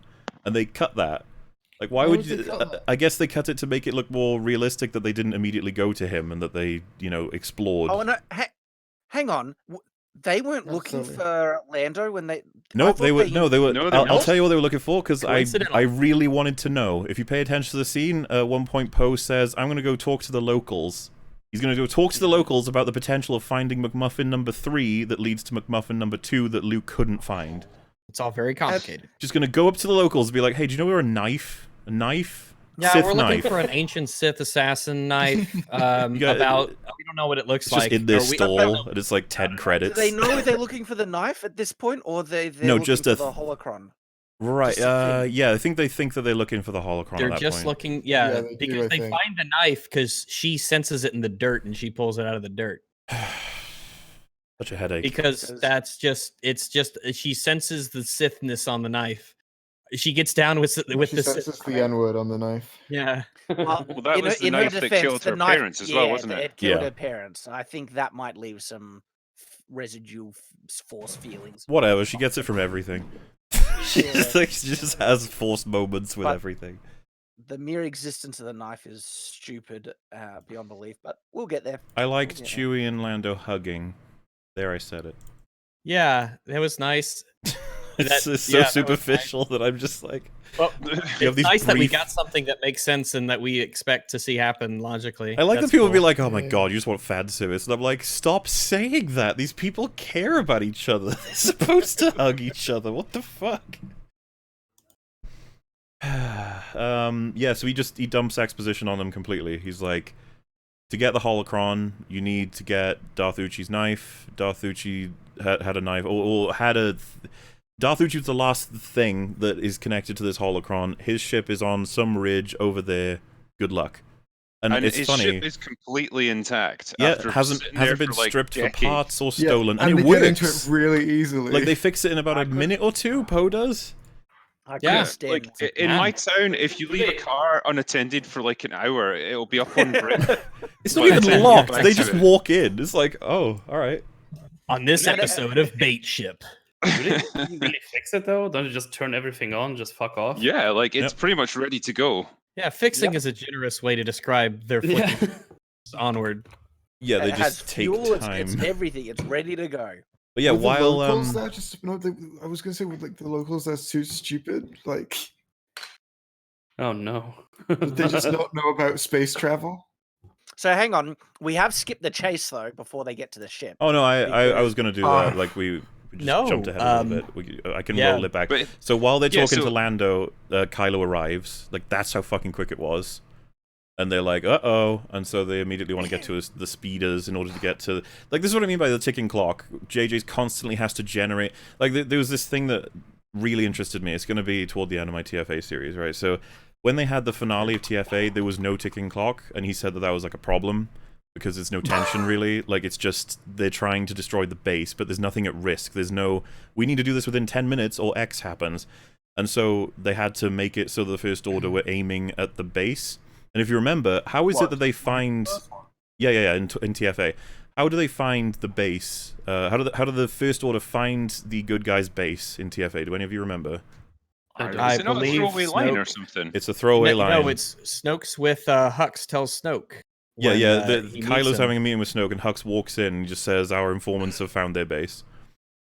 Oh, That's well, the you know, original it's way to funny do it. how in A New Hope they had causality because she It's straight great up, in A New you know, Hope. There's cause and Yeah. effect and cause and effect. I love it. It's great. In those films, and that's what I mean. JJ was like, right, we need some instant action ticking clock because he can't do anything without one, and so yeah, we get it in this as well. Imagine they were why does JJ fall on like several very simple but not always effective like storytelling tropes? Oh, ticking clock, mystery box, good storytelling. MacGuffins. All the time. How would you know, Fringy? He's an actual director. Have you ever directed a movie? How would you know? That's how it works. But Michael like, Bay's also directed a lot of movies. Well, that's the guess thing. Imagine the scene runs as being like, all right, it's over there. Grab a speeder. They do, and they just head over there casually, having a discussion. They get to the ship, and I was just thinking to myself, like, I prefer that. They could discuss things. They could have a reason to explore, like, why are they here? What's the plan? Who are they? Like, we could finally have a discussion instead of a fucking action scene.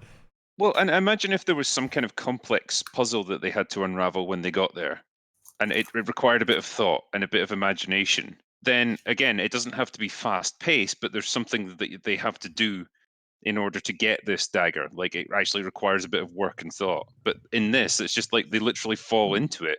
They stumble circumstances. Yeah, circumstantial bullcrap leads them. Just think about the number of coincidences, exactly where they need to go. Like, if they didn't land in the quicksand, well, first of all, if the speeders didn't get destroyed, they wouldn't have landed in the quicksand. If they didn't land in the quicksand, they wouldn't have ended up in the tunnels. If they didn't end up in the tunnels, they wouldn't have found the knife. And it's just like, well, yeah, the string of convenience in that scene is absurd because the fact that it's very convenient that this festival that happens every 42 years is there. It's pretty convenient that they get found straight away. It's pretty convenient that they land in quicksand that takes them directly to a place that shows us force healing and the fucking dagger. And it's pretty convenient that the ship from which Rey's parents were taken was also like 10 meters away. How convenient. This is the genius, though, of JJ's writing, in that he moves you on so quickly from scene to scene that you don't have time. Yeah. And that's his strategy. It's like, if I just keep it moving quickly enough, people won't have time to think about how stupid this is. I think it's cinematic gish galloping. Yeah, I think I was talking to Friggy about this. I can't remember, but the 1 in a million comment. I was thinking about it. Just the idea alone that it was 1 in a million in the cinema, and they carried on talking. They said something else that was stupid, and I was like, wait, hang on, wait. Like, why was it 1 in a million? Why'd you? No, it isn't. How do you fuck it up? Did you realize that 1 in a million thing is completely contradicted at the end of the movie? Did any of you guys pick this out? What? Sorry? Okay, on Endor, I'm not sure. where on Endor, the Ewoks are looking up, and you see 2 large Star Destroyers, and one of them was just holdo maneuvered. It was like, it is in the air. Yeah, it's the exact same shot with the like shrapnel flying behind it, and all these things. Yeah, someone did the holdo maneuver against a Star Destroyer, so it's not 1 in a million. What? I wondered what that was when I first saw it. That's what I thought, but I wasn't sure because it looked was the weird. holdo maneuver. Are you sure? It's canonized once again. But also, whether or not they did it again, the fact that if it was a 1 in a million shot, why was Hux so freaked out about her doing that maneuver? Why was he like, oh shit, Jesus Christ, get us out of here? Like she's throwing her life away. That's a 1 in a million shot. She'll never make it. No way, bullshit, get out of here. Tell the course. It's like, is this how desperate the rebellion is? Yeah, like this is having some kind of seizure here. I can't deal with it. They're like, they're so incompetent. Also, we have lost Jay. He said he was he's too tismed to stay awake. I'm afraid. Oh no. We will carry on. We did get to kick him. Everyone's very happy about that. Hooray! We did it. We did it. What a massive. So yeah, I guess fly now, guys. Yeah, they fly now. Yeah, they fly now. They fly now. There's a couple of They're eating targets now. There is also something else profoundly done with the fight scenes. Did anyone notice what the stormtroopers were actually riding on when they were trying to chase them down? Like sand spikes. They were like sand, they have technology for like things that float on the ground everywhere. But let's just retrogress and put something on wheels on the ground. Here's a weird question. If they flew there, right? If they flew there, why would they chase after them on ground? Why wouldn't you just get? Well, they're apparently stationed there. These people were stationed here for whatever reason. These stormtroopers. Okay. And so these things that are on wheels when they've had speeders for however many years in Star Wars, they're on Thousands. wheels. It's because one of them is on wheels that they get destroyed. Finn throws a grappling hook that gets caught up in its mechanics, and then yeah, how come the shield didn't deflect that? Because remember, they have shields on those. Yep. Another good point. They have shields at the front of their They bikes. have shields Well, now. no, they don't, because shields don't work in atmosphere, remember? Oh, Wait. no, don't bring that in yet. Oh, we gotta get to that. no. We've been doing this for like 3 hours. We've still only gotten through about like 40% of the issues. That's only the ones that we found. Storytelling, it's a nightmare. It's so bad. And I was gonna highlight, by the way, picture Luke and Lando. They turn up to Darth Uchi's ship. They ignore Dio, by the way. They don't pick him up. They don't do anything with him, even though that would have all the fucking answers they need. Remember? By the way, sorry, I will I just say- realized that Dio has the literal readouts for Exegol on it. You don't even need a McMuffin at that point. I Also, just love really, that they, really they get in the strange. ship and they look around for 2 seconds and they're like, nah, there's no obvious Well, clues I here. was supposed to be highlighting something else, but I just stumbled on that by accident. But they're like, wait, what could possibly have happened to Darth Uchi? This is like, well, there's this big black pit over here, like quite close, and it's like quicksand. What if he fell in there? And it's like, nah. Wouldn't No, that Luke couldn't have, happen. Wouldn't Luke have sensed the Sith dagger as well? No. If Rey could sense it, no. Fuck's sake. Oh my goodness. Also, when they're getting chased, like they barely get hit, but the last jetpack trooper hits both of his rockets in each individual of their speeders and crashes both of them, and no one dies. It's amazing. It's And almost like when they're crazy luck. sinking in the quicksand, my honest reaction when they're sinking in the quicksand is like, "Oh, this is going to be easy. Ray can levitate and lift everyone else out." I was expecting Exactly. that to happen. Exactly. I was expecting like and they just all fly away. It's like, yay! It was so obvious. I was waiting for it to happen. When they sink, I'm like, "What?" What are the odds that they fell on the quicksand, by the way? There was like this little tiny patch of quicksand in this desert. If they had gone slightly to the left at the start of their drive, they would have totally gone past the clue. Yeah. And I guess that The would other- be the end of the movie. The other thing, and I raised this in my own video, was like, okay, so there's the quicksand, and then there's a tunnel underneath the sand, but they like fall through the sand into the How tunnel. does it not collapse? Like, Yeah. like, exactly. How the And if there's something holding the tunnel up, then how can they fall through it? Like, none of it makes any sense. That doesn't make any sense at all. It's just unending. I can't. You're so right. It's like, what is going on? I'm sorry, And I'm if it- still reconciling because I hadn't thought of it before. Just the whole, we've got all this MacGuffin nonsense, chasing all these different things around all the different places to finally get to Exegol, and just Uchi just has a droid with all the information on it in his ship. Like, there's all this extensive shit to get to this information, and yet it's like me putting like 1 billion passwords, but then also having a notepad next to my computer with it on. Not only that, it's Hang a on, notepad hang on. that wants to help you. Yeah, it was abused. Do you remember that? She said it was like it's been hurt Yeah. or whatever. Like, 'cause man, they you do- have this Sith assassin has a really friendly and sympathetic robot companion thing. That's weird.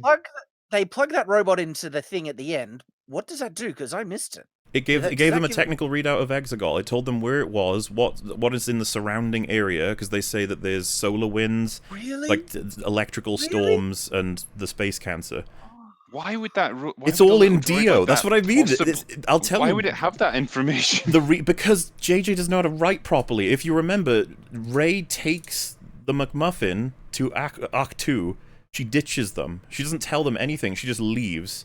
They have nothing. They go home empty-handed. Their plot was useless. But then they plug in Dio, and they're like, oh, it has all the answers we need. Woohoo. It is pathetic writing. Like, you didn't even try.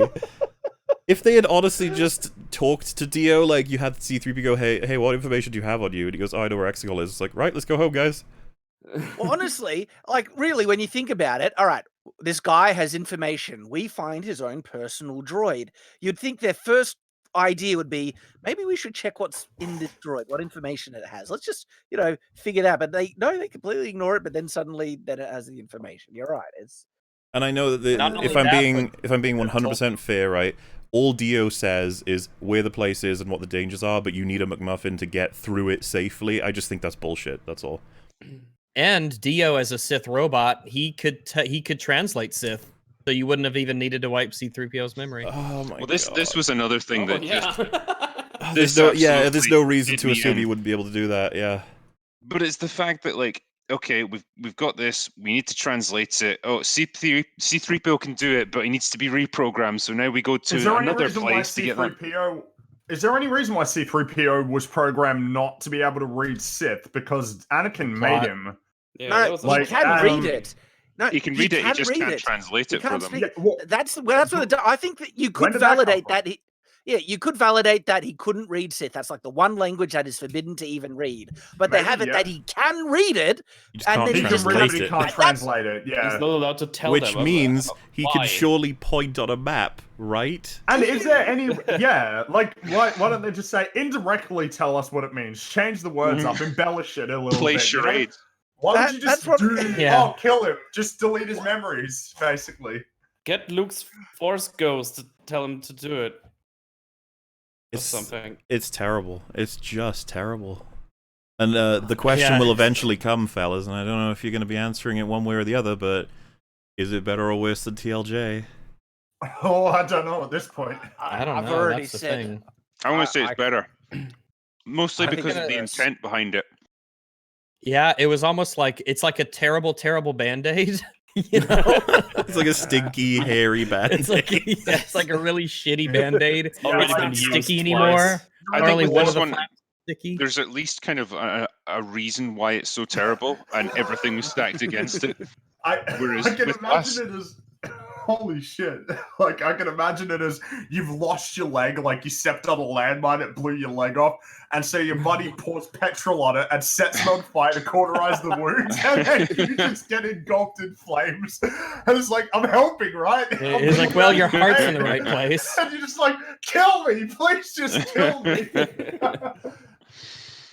Yeah, I think with The Last Jedi, that was like a deliberate fuck you to like the entire fan base of the Seems that way, series. doesn't it?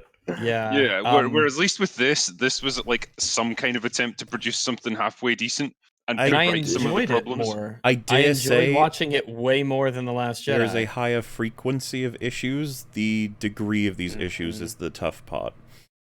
I think it's a bit worse, but because of the frequency of issues, and that if you even divorce it from previous Star Wars and everything, I find that there's less to enjoy. I feel there was more spectacle in things that I could make it more enjoyable. I'm not sure I agree with that, actually.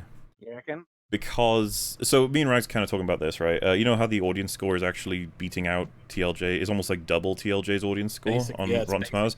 And we were trying to think of why that might be, and one of the theories I actually do think is that this does come across to be as more of an audience-pleasing movie compared to TLJ. TLJ has a lot of moments that is just slow and calm, and people are just talking to each other. This movie's like non-stop, like boom, boom, boom, boom, action, flying, all these quippy lines, comedy, boom, boom, boom, and you're just like, oh yeah. Yeah. This definitely appeals to normies in a way that TLJ would not. Good points. Because at least the thing is with Rise of Skywalker, there's plenty of action, plenty of cool shots, plenty of oohs and awe moments. I mean, this is the kind of stuff that at least shit was happening. They've really they've toned down the whole identity politics thing, which was quite a big component of The Last Jedi, and that is something that like I was very grateful for, because honestly I was just gritting my teeth through half of that movie like, fucking hell, this is insufferable. But at least here it's not as offensively bad. Oh yeah, sorry, that's bullshit. Welcome. Hi, Hello. can we talk about the skimmer real quick? Hello there. Can we talk about the what? The skimmer. Wait, the water. Is that the water skimmer? The water. We're going. Oh, we're trying to go through. We're going. We're not there yet. Your time will come. I'm sorry. Come back in 6 hours. I'll give you context, right? So we're going through chronologically. We're at 3.5 hours in real time. We're at half an hour in movie time. Okay, cool. Which is better than I thought it would be, to be honest. We're doing okay, and I think we can speed up eventually because we've covered a lot ahead of time, if you know what I mean, as we go. So we can, a lot of issues we just highlight and move on, sort of thing. It was kind of amazing. I noticed while we were looking over the leaks that one time, and we went through just only one part. Like, we didn't realize there were 3 parts to the leaks. We went through one page. We thought that one page was the entire. Yeah, we thought part 1. Yeah. then I realized, oh my god, this movie is running at breakneck fucking speed to the point where it's all like, oh, So it wow, was. I feel like we were at part 1. Yeah, man, this movie is dense. Shit is happening. So, Rags, you highlighted the joke where he's like, "You didn't call my name, but I'm okay." I liked it too. But what about the joke, like, just genuinely asking, where Rey lights up the place with the lightsaber, and then Poe turns on his torch, and he's like, "Oh man." If anything, the torch would work. But so here's the thing: the lightsaber. You guys know Lindy Beige, right? Yeah, of course. All right. So He's a Lindy legend. Beige has a great video. It's old, but it's a great video about using torches at night. Torches, like a not an electric torch, like an actual torch. We're talking charcoal on a stick. Oh, right, okay. Torch. So, Rags, you upset me. You know, what? I How do have I a whole upset video you? on. I have a whole video on torches as well.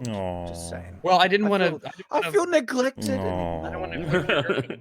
His is just the one I think about. It's where I first learned about it, so it's probably the one that comes to my mind. He did do it first. That's true. He did it first. But the point is, like, if you were in a cavern like that, you wouldn't want to use a lightsaber as a light, because if you hold that up to your face, it's going to blind you, and it's not going to actually help you out. But a flashlight, it directs the light at things in the distance. So And if shields anything, the light from shining in your eyes. yeah. So if anything, Rey should be like wincing at the light of the lightsaber, and Poe should be like, "Haha, see, I could see at a distance. This is the Not to advantage." mention, it feels awkward to me, like you're in this crowded space, and someone's just got this, like, skin-melting weapon right next to you. I'm just like, They're maybe... fine with it, man. Yeah, like, maybe don't. I'll take a step back. Yeah, I'd be like, listen, Rey, I know you mean well, but like, man, that's Just put it away, goddammit. it's making me really Do you nervous. guys remember how... So, they find Darth Uchi's car? Like, and it's got, like... So, you know, like, a Volkswagen A Mercedes-Benz kind of. Yeah, it's got down into it's got a does Sith oddly icon look on like it. It looks like Hitler's staff car. Yeah, he's got the Sith-made vehicles that had their, like, icons on it, apparently. I've never seen this before, but yeah, that's a thing. And They've maybe got a whole line of merchandise that you can get from the and Sith. so we're supposed to believe that he sank through the black sludge sand stuff in his car, he got out of the car, walked forward, and then got eaten by the snake thing. But he didn't even get eaten by it because he's I thought he just starved to death. They Oh. said yeah, he it's fell like out. he's just dead. I thought they were implying that he was the one that hurt the worm. No, he didn't get chewed up or anything. All of his skeleton was there. Maybe it pooped it out in order. Maybe, Because this just you know. Star Wars. No, seriously, if it pooped him out, the bones wouldn't be arrayed in. It would have because he would have been No, you're right, digested. yeah. And so that was a natural death. So he just There's sort of no gave way. up. Why didn't he try anything? To be fair, getting eaten by a wild animal is sort of a natural death. Well, I had assumed that like he did hurt the worm, and then maybe he suffered an injury and died.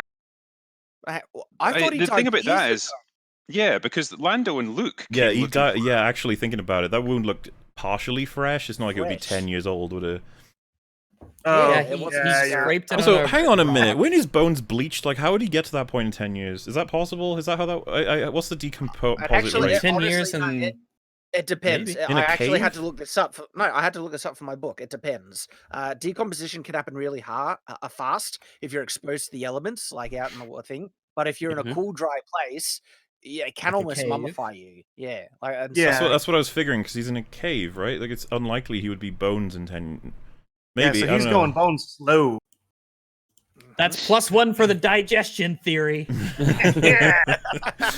The snake worm thing arranged the bones afterwards. He was like, yeah.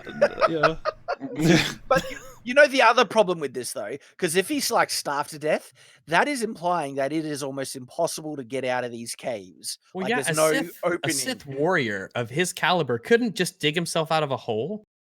I don't understand it. I don't understand it at all. How do they But get then- radio, Could he not this con- guy's like, like- I guess he The couldn't wor- contact the worm anyone either. just knocks open the wall and it opens up and they're free. Like it's- Seemingly by accident, the worm is like, well, Yeah. bye. It's like, Thanks for okay. healing me. I understand how this concept works. My animal brain is like, oh, you force healed me. I'm gonna let you go now instead of it's- devouring you. Again, it's so contrived the way they sort of imply that the thing is like, hey, heal me? Question mark? Like he's waiting. It's like, I'm He's like, going to "Oh, attack my you if you medical- don't. Not this You have to do strange above his hand. creature is trying to touch my wounds. I know, right? Get it off, kill it, eat it. Exactly. It's probably gonna heal me with magic. It's like they're trying to. It's like trying to imply that there's something immoral about defending yourself against a vicious animal that's ready to kill you. That you can't kill it back in self-defense. No, guys, don't kill it. That wouldn't be the right thing to do. Don't tell Chewie, but that wouldn't be the right thing to do. Yeah, Chewie's just sweating when they say that. He's like, yeah, that's you wouldn't do that. Kill wild animals. That's fucked up. Says all yeah, so speaking of which, there are porgs in this. Yay. This is our setup for the force healing that gets, This is the It's so obvious. Time to address it. Time to address it. So, force healing is in like expanded Star Wars stuff, okay? Expanded Star Wars universe and in video games, but it's never been in the movies. And I feel that's I hoped that it was intentional, because having the ability to heal can stuff up so many things narratively. Absolutely. So it needs to be employed with great care. And like when you see healing done in fantasy and stuff like that, there's a lot of rules built around it, whether it costs a lot, it's very restrictive, only a few people can do it, it's really difficult to do, it takes ages of time to learn how to do it and train and figure it out. It is like healing has massive implications, okay? And so honestly, with all the ways it can be used to stuff up any type or sense of urgency or engagement, because with healing, they're injured now. You can just heal them, okay? We got a healer in the party, guys. Just fucking go for it, man. Just exactly. So when you put healing into a story, it destroys so much kind of tension, because they can just heal themselves. And so they would have been smarter to just keep it out. And they were smart to keep it out to this point, because in Star Wars, like with the expanded stuff, they were implying that healing was done in the Old Republic, in the video games, even like the video games that were based around the same time period of the original trilogy and stuff. You could still heal in video games, but it wasn't done in the movies. And so that is implying very strictly in the movie canon, healing couldn't be done. It wasn't part of the Force, and it was smart, because if you introduce it, and especially if you introduce it in the wrong way, you're going to stuff up so much. And that's exactly what they did with this. Yeah, they not only screw up. They not only screw up how it's employed, that, what cost is there to heal? Because it doesn't cost Rey anything. She heals, and she's perfectly fine. But when Kylo heals, he kills himself because reasons. Okay? There is no cost at all for Rey to heal in the movie except to anyone else. So they screw that up. And then they also screw up that this, if it is in the movie, it should take so much training to get this, because it is not in the movies yet. So as much as people say it was done before, Disney decanonized everything else. And so with the Disney canon, this is not a Force ability that was ever done by the Jedi. How was she even aware that she could do it? I don't even know. No idea. She just said, I figured it out on the fly. If I could just highlight, by the way, if you guys remember, the only person, quote unquote, who is shocked by this is BB-8. BB-8's like, hey, what did you just do? And she's like, oh, I transferred Force energy to the worm. Everyone else is like, yeah, whatever. And now I want to remind you that Poe gets shot in the arm at one point in this film. When he goes back to base, he's got a bandage on it, and he's like, It's just like, hey, Rey, maybe you could, like, lend a hand? You asshole. So I just want to point out, Rey, that remember when we met that worm that was going to eat us on that planet, that animal, that wild beast, and you healed it? Could you help a brother out here? We're, like, friends and all. Like, please? It fucks up everything. Like, it just, It's so bad. Because come on, that's so fucking funny. You'd think, because according to the canon, this was never done before. Okay, Disney decanonized every other instance. Okay, and even if it's in video games, according to the movies, it was never done before, because we don't see it. No one even references, says this would have been useful thing for this. And people always point out Palpatine. Darth Plagueis the Wise. He could overcome death and everything like that. There is no indication that that was actually happening, okay? It's actually far more in line that Palpatine was lying through his rear end to corrupt Anakin. There is no indication to actually say that Force healing was a thing and Darth Plagueis the Wise could do it. And it's more likely, again, that Palpatine was lying. And even if he could, that's not implying that it's healing on the fly. It was just immortality, like stop aging or preventing death or something like that. There was no no one was saying, or that statement isn't implying that you could just heal willy-nilly.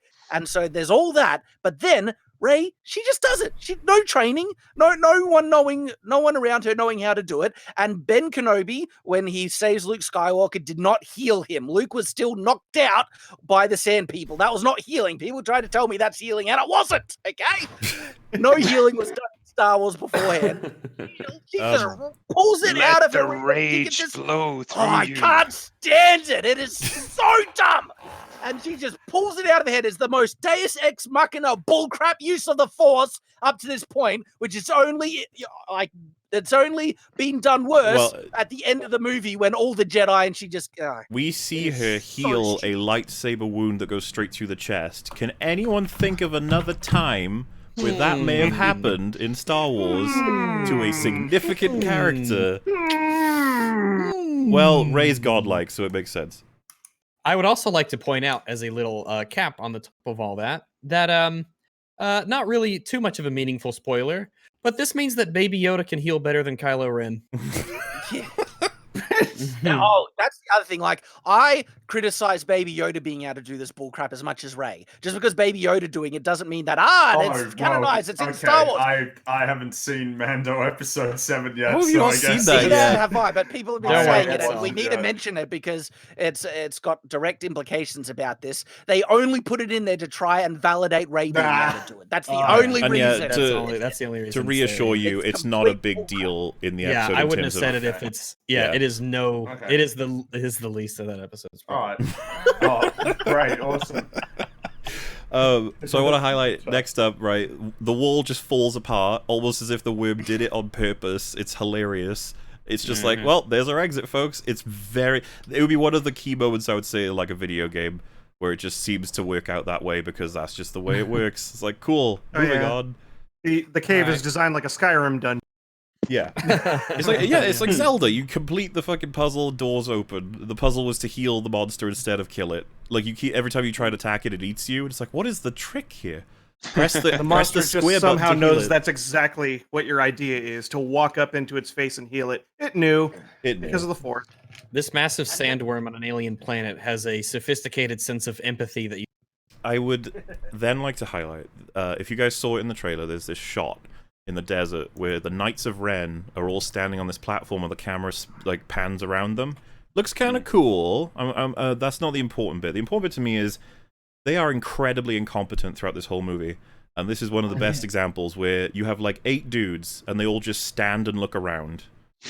That's what they do. Yeah, they're great at it. They're good standing arounders. And looker guys. Somehow it worked. I just want to answer. There was a question in chat. Someone saying, "What do you mean no training?" I meant no training in healing. Of course, she's tried to train in other things, but none of her teachers knew Force healing. No, Leia did. Training in it. Totally. Oh, bullcrap! Bullcrap! Don't give me that. This is the thing. Knowing JJ and how fucking lame his throwaway lines have been in this movie, you would have expected in the opening to be like, I can't, connect with the Jedi. I know that you've taught me Force heal and Force blah, blah, blah, but this other thing's not working. And we'd be like, oh my God. I have bound these to the D-pad where I felt is most appropriate. And like her line afterwards, she literally explains how she does it in the context of, this is new to me. I just figured it out. I transferred my life force into it. Isn't that amazing? Oh, and so that alone is implicating that she just figured it out in that moment. It is worth highlighting, by the way, that this Mandalorian episode came out like a day before the movie did. And I think it's implied that it's supposed to be like, see, Baby Yoda could do it. Everyone could do it if you wish hard enough. Like, okay. You wish hard enough. So yeah, they all go back to Darth Uchi's ship. They decide there's no point in going for the Falcon because that's obviously going to have been captured by now, which is just like, all right. Like, I don't know why they would have direct coordinates for your Falcon. I guess you parked it in an open space. All right, fine. So why wouldn't they leave someone to guard it or watch over it? Well, yeah, why wouldn't something? they have someone in there that can just drive it to them to pick them up wherever they end up? That would have been useful. You guys want to walk across this fucking desert? Like a fucking droid or something. Nah. What about that big floopy man, the alien? They could have had him in there. Doesn't have any arms. He can't use the controls. He has telekinesis. It's fine. He was in there at the beginning of the show. Oh, Remember? and Pig Knight just Inside the said Millennium Falcon. it's isn't it? Well, I think it's implied she learned it from the books that she took. Oh, the force healing. Oh, Like, then well, that just that would makes be you wonder. useful Then how to come? me. Yeah, how come all the Jedi don't know it? That's then? actually, yeah, I think we could do that. That 'cause, actually yeah. makes it. That means it should be Yeah, a makes it foundational worse. power that all the Jedi know from the very beginning. Yeah, if But it anything, was this is like Fisher Price's "My First Force Power." Is Can you like, you get a imagine, boo-boo, we'll fix that up. When Qui-Gon was stabbed, he was delivering his like death message. Obi-Wan goes, "No, it's fine." He goes, "Pfft." Then Qui-Gon's like, "Oh, Oh, thanks, man. all right, yeah, all right, good. Let's move on." All right, well, Yeah. I'll tell you what I was gonna say later then. I guess I'll train Anakin. Training. Yeah, I'll train Anakin. He's like, no, I still Right. can do it. He's like, no, it's okay, I'll do it. Healing can be magical healing can be used in a story, okay, but you need to use it effectively. It wasn't used effectively here. It's used as Deus Ex Machina, and it ruins so many things narratively. It destroys tension, and so even if you want to say you can justify it, first of all, it wasn't justified properly in the film. But even if it was justified, say they actually do mention it was a lost mysterious technique that she learned from the books and everything like that. It Yeah, or makes it has a the cost. situation worse, okay? You do not want healing in Star Wars, okay? You want there to be proper tension, that when someone is injured, you can worry about them and everything like that. And not just Yes. say, let's fine, they'll just heal him. Yeah, Yeah, if you have to have it, it needs to be a long, laborious, tense process that takes a lot of time and a lot of concentration. Not all wounds can be healed. It's something only if you. It's like one of those high tier force powers that only the goodest of, purest of, most wonderful Jedi can learn how to do it. It's very, very difficult to pull off. Not just just do it. Just You'd almost think this is why Lucas kept the Force really simple and Force powers were really basic in the One would original trilogy. think. Because the more things you introduce, the more complexity you add to the point where you've basically tied yourself in knots trying Build to account for that Jenga tower getting taller and taller with weaker 'cause, foundations. Yeah. It used to just be force pull, force push, it's basically telekinesis. Mild well, telekinesis and mild telepathy. yeah. That was it originally. Yeah, and that and the was it. lightning only was introduced as a really dangerous power by the most evil guy in the world. Evil Emperor. Only Yeah, which he gives can you do the it. sense that, But like, now- oh, this guy isn't fucking around. He's like, But now we've got like Yes. force astral projection. Well, no, force now you can healing, lightning by force accident. lightning accident, strikes. yeah. Yeah. Oh yeah. But You it's can not lightning just- by accident. It's not just it's not just the Force though. It's everything. It's the technology. It's space battles. Now you've got Yes. hyperdrive trackers and decloaking scans and like hyperdrive Star hops and Lake. everything. Like so many Yeah. things you have to account for now. It just It becomes used to be- impossible. It used to be that the rules existed and you had to write your story consistently with the rules, but now it's the rules exist for the plot.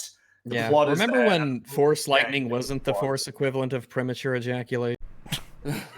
I'm really trying to put. Could you imagine that in any other scene in this series, like when Obi-Wan and Anakin were fighting and they were like trying to force push each other, and then they just had lightning come out? So it's like, oh wow, what the fuck? Like, I wanna make Fry the shit out of each other.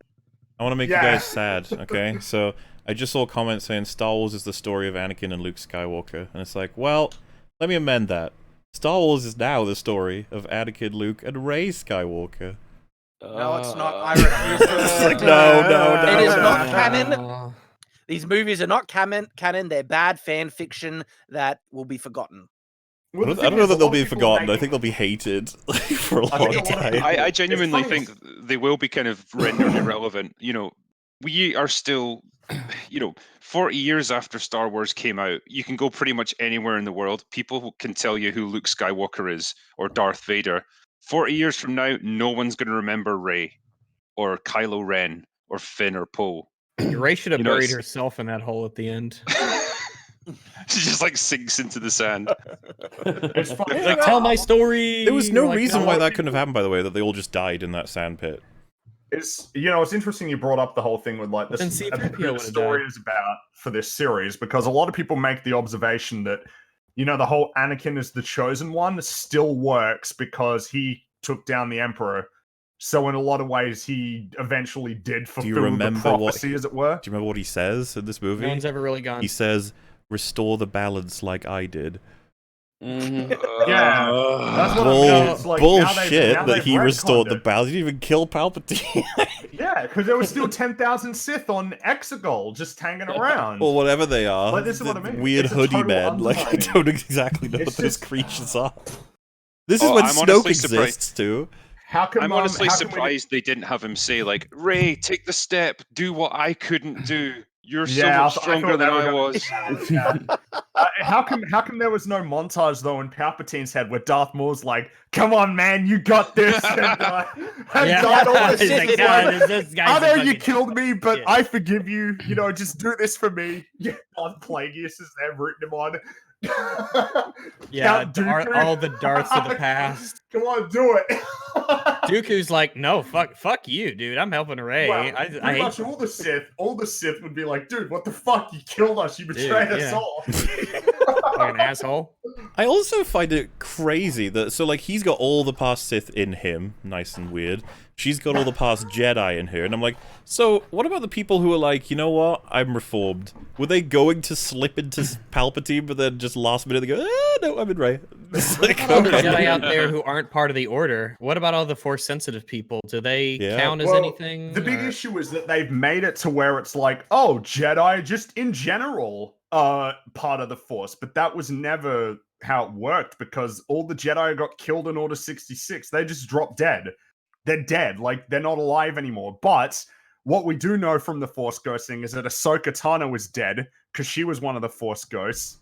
So that I'm sure that'll be great for a bunch of people. I'm sure they'll be really thrilled about that. That Star Wars girl's not happy about that. I'm not happy about that. It's just like, oh, she's dead now. It's like, oh, cool, thanks, awesome. You had a character here that you could have maybe taken in as the sequel trilogy lead that people really liked, but I guess not. You didn't invent her, or Disney didn't invent her, so she doesn't get to be part of it.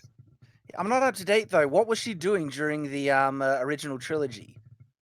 Well, I know up till Rebels, she like had a fight with Darth Vader, but Yeah, Rebels I is thought slightly it was. before. I thought she would have had to have died before then. Otherwise, she should have been all there helping him out. Yeah, well, that's the issue. It's like it's not like they figured it out. They don't know what the fuck they're doing. Yeah, I was actually going to say that's Disney's fault again. They don't know what they're doing with Ahsoka Tano, so... So this is where... I can't believe I'm saying this, just go with me. This is where it gets really stupid. Now explain. We've got the full team heading to Darth Uchi's ship to Yay. use it to go to a place to get the translation for the knife, plot-wise. Like, okay, Rey fucks off. She just walks off, and she says, "Yeah, I'll be back in a minute." It's like, And so what? does Chewie. Chewie decides to walk Well, off. wait, as well. well. No, He's they told to sent go him and after collect her. her. Yeah. Oh, is that what they did? The stupid thing that he does is taking Darth Uchi's knife with him. I keep calling him Darth Uchi, even though he's not a Darth. I don't care. It's just funny. Darth Uchi. He might as well be. Darth Fuck it, Uchi. you know. Darth Uchi. So, somehow, logistically, right, you've got... think of this as a 2D plane going from left to right. Uchi's ship, Chewie, Rey, and the Knights of Ren cross into Chewie and capture him, right? And this is happening, like, to the knowledge of Finn, but not the knowledge of Poe, because Finn, like, walks down to see it happening. And then he's like, Rey, what the fuck? Because this is so awkward. Like, everyone's way too close, and it's also very just strange and clunky. Well, there's the fact that they staged it in a massive open desert where there's no cover and there's no way any of this couldn't be seen by everyone. And it's... Yeah, and like, we're dealing... There's some rocks. Yeah, I assumed Rey was on one side of the rocks, and Chewie went on the opposite side of the rocks looking for her. Then. How the fuck would you I make thought that he just mistake? walked off. No, because they know I which don't know. direction she'd gone, so they sent... They could I thought still... sent You him could after literally her. see her. Remember? You remember the shot where she's realizing she's killed Chewie? Like, you could see Finn in the background and the ship. You can see. So how the hell did Chewie get lost? Listen, Chewie's 250 years old. You know what they say? The sense of direction goes first. I Like, think. Chewie, how did you get lost? He's like, I don't know. What's that? What? What? I pooped my He holds a mouth. little horn Yeah, up he to his needed ear. go to the Hey, toilet. what? It's the fact that they were able to capture him without him getting off a shot or raising the alarm or doing anything to resist. He just gave himself up. It looks like a officer pulling across a drunk person as well. It's like, what's this? A knife? It really does. You're holding a knife? And she was like, my knife, but okay. And yeah, while this is happening, Rey is just like in a trance, staring at the fact that Kylo is coming for her. Now, in terms of just characters acting to me, it's like, so Rey, you think Kylo's on the way, yeah? And she's like, yeah. It's like, so why don't we get out of here? It's like, no. Like, oh, okay. And then All right. she like is laser focused into killing him. But so this goes two ways, right? So on her end, she does kill him like twice. He like rolls at 40 miles per hour in this small like compartment across the world. It's just Hang like, on. Before we get there, before we get there, right? What was Kylo's intention? Well, Did he want to I was kill about to her? say. I was explaining her half first. It's gonna be his half second. So Because he rolls that fast and then he explodes and he's fine. Yeah, So that's the she thing. was Like, guys- definitely happy to kill him, right? We can all agree on that. I have a confession, right? I've seen the movie twice. Okay, don't judge me. Okay, the family were going. They had a spare ticket, and I just wanted to see the reaction of everyone. So, but it got me. It gave me the opportunity to pay attention more closely to certain things because I knew, this we were going to do this, and I wanted to. And so I watched this really closely. Okay, when that TIE fighter drops, the compartment hits so hard and is rolling, the G-forces would kill anyone inside. That was a massive impact. No, he's got the Force. Then The Force. it explodes. No, The he's got the thing Force. full on explodes. It comically Force. explodes. It looks funny in Yeah. the background. It just goes. Force. There's no way anyone survived that. And he Like- gets out, and he's not even injured. He doesn't even he's have fine. cuts and bruises. He just walks Yeah, out. He's like, "Yo, what's up?" Maybe he was a clone the whole time. Did he do the same thing Palpatine did to survive the Death Star exploding? A force shield of Dragon Ball Z level something. Maybe it's like in Demolition Man when the safety foam explodes inside it and it just like covers him to like shield him from the impact. But then the other side of it is Kylo's whole goal in this film is to turn it to the dark side, and if he can't do it, he said, don't force me to kill you as a result of not turning to the dark side. So that still is like this is early film goal. He seems to be trying to kill her in this scene, like run her over. And the first thing, and I know you pointed this out as well, Shad, it's just like, if you're trying to kill her, why not shoot her? Use your lasers. Shoot dive bomb lasers. her or something. Like don't come in at like 10 feet off the ground. Like you're in a ship. You've got the ultimate advantage over her. You could hover like 1,000 feet up in the air and just blast away. It's bizarre. Like, I don't know what the hell this is what I mean. There are so many things wrong with that scene. Like we've gone through what's like 30 seconds of time or whatever, and it's just so much to deconstruct. It's the whole thing because like we have to deal with this all the time on EFAP. It's just like, if you take longer than the thing to talk about the thing, you're not good at your job. And I'm always like, I think you just miss a lot of what's in a thing when you talk about it, apparently. You're right. You would think shooting at her would distract her long enough so he can crash it. It would have been so funny. She turns it back on him. And runs away. Yeah, now shoot her. Yeah, why are you running? Flip thingy and it's like, I got your wings. Like, oh, Like surely you're just wasting energy by running away from it. Why not just fucking duck and hold your lightsaber up? Like it would have done the same. No. That 6 or that 10 mile an hour difference is really gonna help them. For once. The TIE fighter must be doing like 300 miles an hour. You're not going to outrun it. It's another perfect example of reason and logic being thrown out the window for the sake of a cool visual. Yeah, that's all. Is there any reason why Kylo couldn't have pulled up and just killed her? Yeah, it was so dumb. Kylo could have killed her 1,000 ways with the setup of that. I remember when the teaser trailer dropped and it was this scene that they showed, and everyone was like, "Oh, it's not that he's trying to kill her. She's going to leap on top of the ship and he's going to take her somewhere because it wouldn't be that dumb that he's trying to kill her." That's some Little did crazy we know. taxi shit right there. Yeah, because jumping onto the TIE fighter was a more sensible. I remember the theories that Poe was driving it and that he was going to be turning to the dark side or some shit. And the reason they don't show us Kylo is because it's not actually Kylo in there. And then the movie, it's like, yeah, it's Kylo. It's Kylo. Yeah. Yeah, it's like let's just go with the most basic explanation. So, in the context of the movie, I don't think he's trying to kill her because he wants her to join to his side, all right? Yeah. And so he's obviously trying to goad her or get her riled up and everything like that. So if that was his intention, could you imagine if she slipped and didn't jump and he just splat?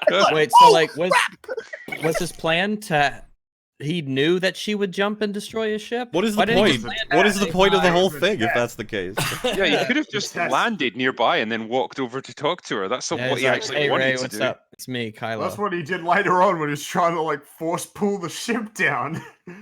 Instead of like force pushing her away, but it was like a test or some bullshit. Oh, I wish he just slipped and he accidentally just splattered her into me. That's the end of the trilogy. That's the end of the whole saga. And it's just like, I really thought she was going to jump. So yeah, I want to highlight, right? You have Finn walks out to see that she's not that far away. And he's like, wait a minute, where's Chewie? He glances to his right, and several meters away, Chewie is just being reprimanded by several stormtroopers.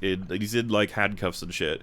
And he looks sad. Wookiee. He's just like, and they're all like, hey, you naughty boy with your knife. And it's, by the way, in the shot, you can see a second transport behind the first one. And it's like, can you actually see it? I wasn't. And so Finn sees that, and then he's like, oh, that's weird. And then he's like, walks forward and shouts, Ray, that's Chewie on that transport.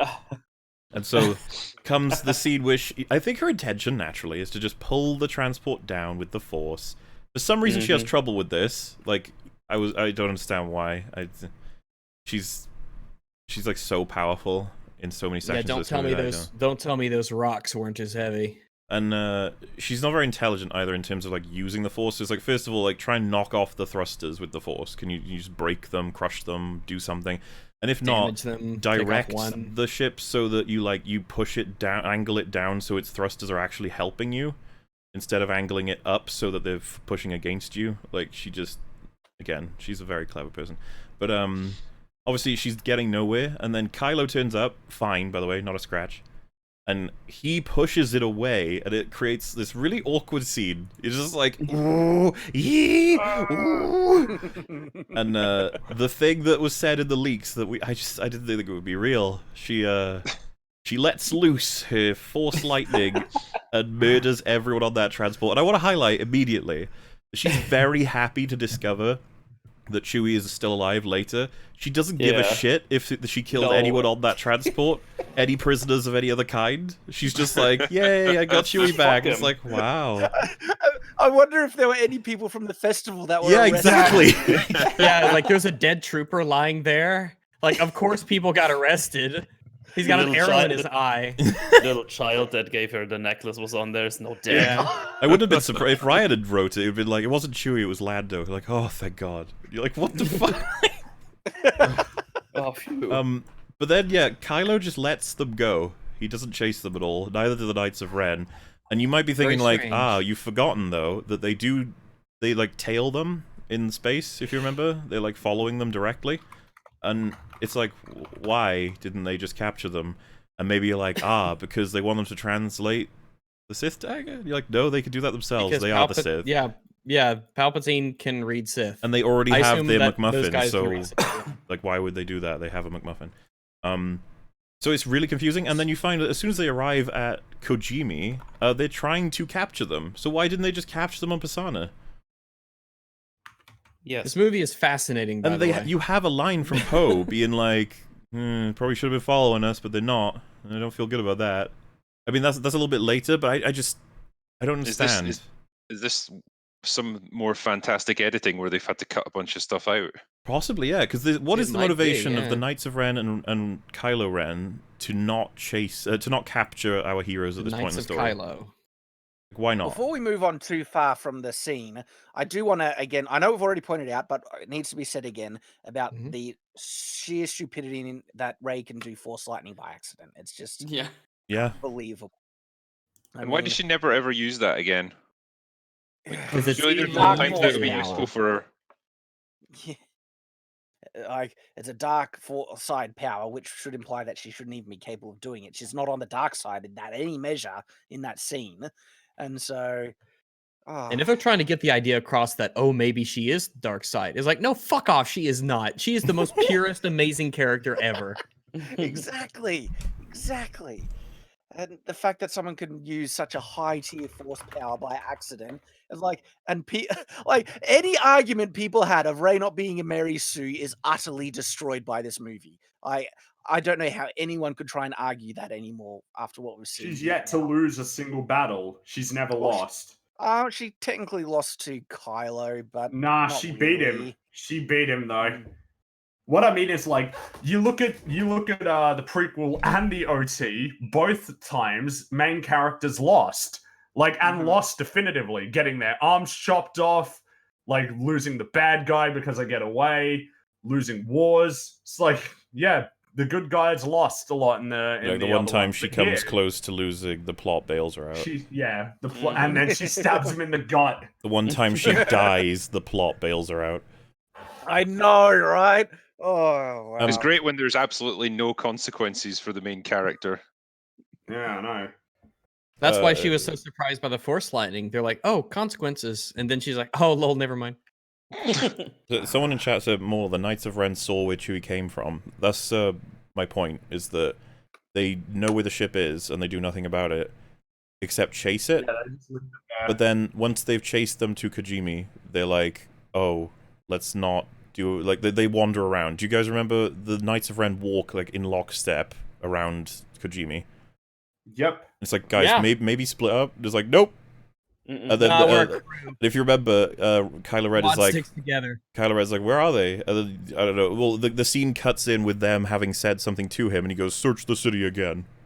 It's like, wow. Here's a question: if the Emperor was feigning like, "Oh, Kylo, I want you to kill Rey," what if Kylo said, "Can you lend me one of those planet-destroying ships so that wherever I trace her, I can just blow her up?" Palpatine knows very well that she would survive, though. Yeah, you've got 9,999 of them. Can I just have one? Can I borrow? No, it wouldn't work. Blow it up planets doesn't do shit. It didn't kill Zoral Stis. No, that's someone else. Yeah, it didn't kill Zori Bliss. I said the fucking lizard god from Divinity. Fuck. Zora Bliss.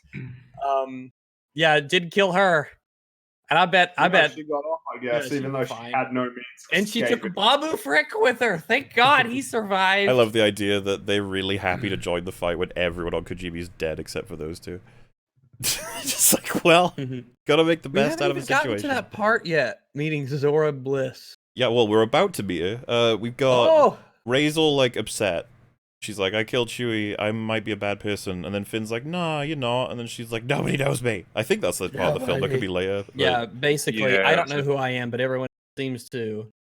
And I just be like, no, right, no one knows who you are. No one ever has. What do you mean? No one cares. No, we've got nothing to work with. Evil. Yeah.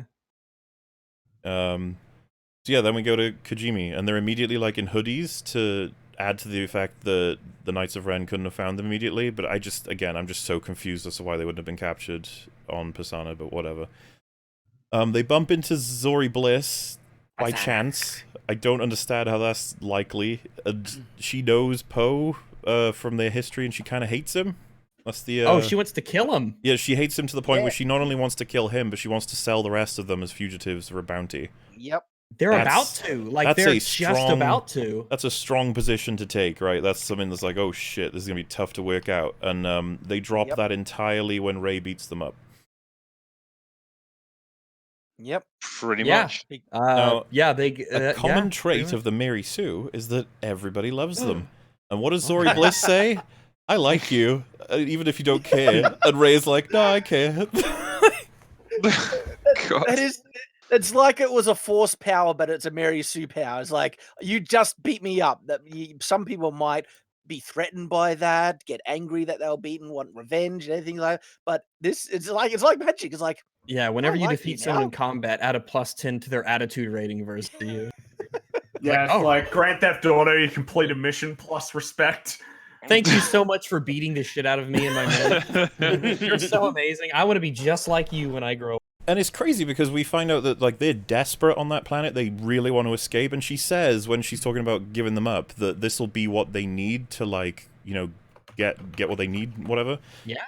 So like every motivation is established for them to sell them out, and then she just goes, "Nah, we won't," and she gives up the most important item she owns.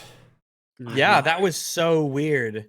So she's got that little tracker icon. She's got that Pringle chip, whatever, that will mask her ship signature so they can escape the planet. And this is extremely valuable. This will save her life, essentially. This will get her off planet, off world. She could go somewhere else. She could finally be free. It means a crazy amount to her. And she just gives it up.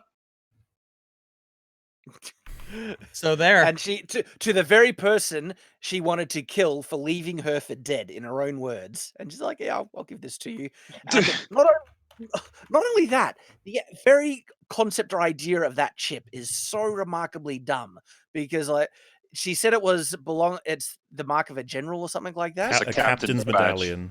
It's basically an IFV tag, yeah.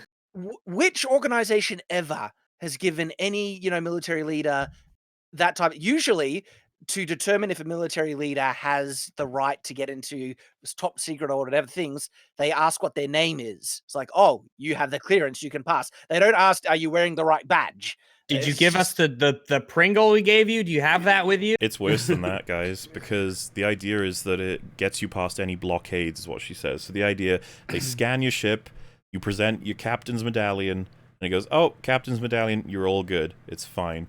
However, do you remember... Sorry? You'd think that they'd just look out the window and be like, what ship is that? Well, this is the thing. You might be like, no. The way it works is any ship with that is just automatically trusted. You're like, okay.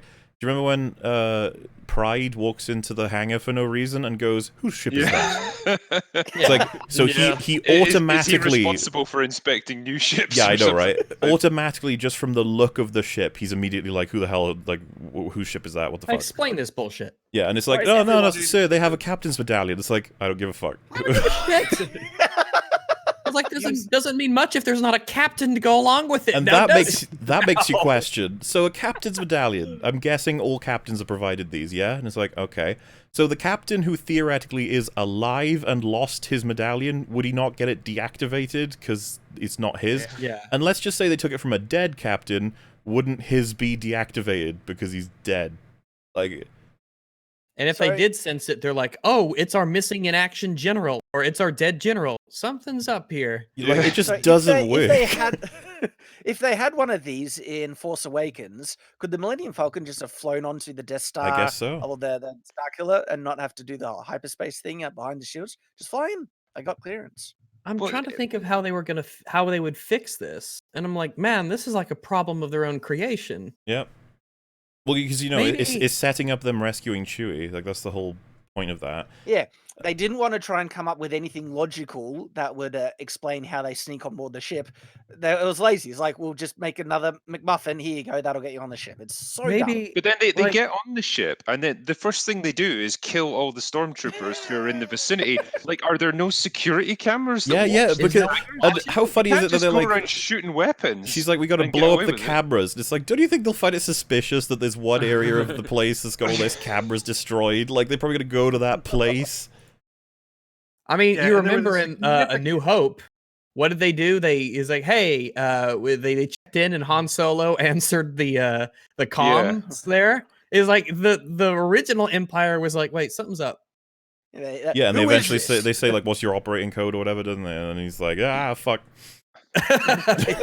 A fantastic scene. How are you? Things are great here. How are you? Oh yeah, and as anyone would be able to highlight now, so that she explains is her only ticket out of there. She still manages to get out of there somehow. Yeah. Okay, this is what I mean. Like, you're led to believe so many things that just immediately are not the case later. You're just like, all right, whatever, movie. Just this is the roller coaster of emotions, I suppose. They build the thing and then they destroy it right away. Oh, we need to kill C-3PO. Nope, he is restored. And they do, I'm making a list. I'm writing all of these ones down. And I want to see what characters that die and then come back to life? Not only that, just things that are set up that are Switcheroos. instantly contradicted in the film. The old switcheroo list. So I guess we should say introducing Babu Frick, the fantastic character who's like a droid smith. His job is to reset C-3PO and delete his memory so he can access the translation of where McMuffin number 2 is. Actually, isn't that McMuffin number 3? Because we've got a dagger, we've got the badge, and now we've got. The way I order them is McMuffin 1 and 2 are the Wayfinders. McMuffin 3 is the knife. Oh, got it. McGuffin 4 is the first order thing. The chip. Oh, the captain's medallion. Yeah. Yeah, I mean, yeah. Oh, that's number 4. Okay, that's fair enough. That's sort of Well, MacGuffin. they're kind of switched out in terms of priority because their initial goal was like get the dagger, get the Wayfinder, then get to Exegol and blow up the tower, sort of thing. But they get the dagger, C-3PO translates it, but they have to get him to a planet then to get him reprogrammed. Then that sort of switches out that goal. They still haven't got to the Wayfinder yet. But then in order to get off the planet, they need the captain's badge, so that switches out like MacGuffin number 1. So it's like you're constantly spinning around step 1 in this process. Yeah, J.J. Abrams is quite the MacGuffin juggler. I mean, I'm obligated to say, technically, if we're being very strict, we're using the wrong definition of MacGuffin, but common language has actually altered the definition. No, these are McMuffins. Oh, McMuffins, you're right. Get it right.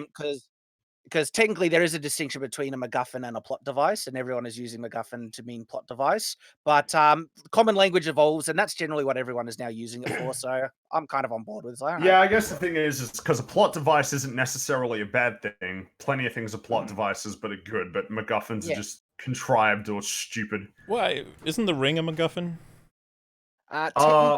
Technically, no, because it is an object. Like the best example of a true MacGuffin by the original definition is in Pulp Fiction, the thing that's inside the briefcase. Yeah, so you don't know what it is. Yeah. So a true MacGuffin is something that actually you don't know what it is. It's purely a plot, like only there for the plot, and it doesn't have any. The characters aren't holding it. They're not like it's. Does that make sense? More amorphous. Yeah, but the ring, you know what it is. It affects the world. It is a persistent item. It has a history to it. It has defined abilities. Exactly. And so you know a lot about it, where a true MacGuffin is something you don't really know anything about. It's just a thing. Like not everyone does whatever the plot needs it to. Exactly. I've never known that it's something that you don't know much about. I've always just known it as something that the story revolves around or the characters revolve around it. Oh no, because I actually made a video on MacGuffins, and most of my audience called not most, but people who were informed in the writing terminology of these things. Hey, Shad, you got it wrong, and I was like, oh crap, because I looked it up and I was like, oh, see, all right then. Okay. Yeah, see. Is it not defined? A MacGuffin is defined as something that the characters kind of fight over, rather than something that they can use. It's something that they want. Sure. Yeah, it's something they want, or it's something that I think it is. It's something. But it doesn't have any actual use on its own. That's why the ring isn't a MacGuffin, because it can be used to turn you invisible, for example. So I think that's So, but the word everyone, like nearly every single video review I've been watching, people have been calling these things MacGuffins, which is kind of getting me to know, like, the word is just evolving. This is what kind of people, but there is a more official definition I want to point out. yeah. So a couple things. Someone in the chat said, or not in the chat, in the Discord said, in the EU, force healing was normally used to accelerate natural healing or to cure minor wounds. Even Anakin, who can use force healing, was unable to use it at the level Rey does. Well, naturally, he's not as powerful as her. She's much more impressive. Yeah, he's shit. Hey, so this is pretty funny. The guy who played that guild member in episode 5 of The Mandalorian has called The Rise of Skywalker the worst Star Wars movie. Yeah, I heard about that.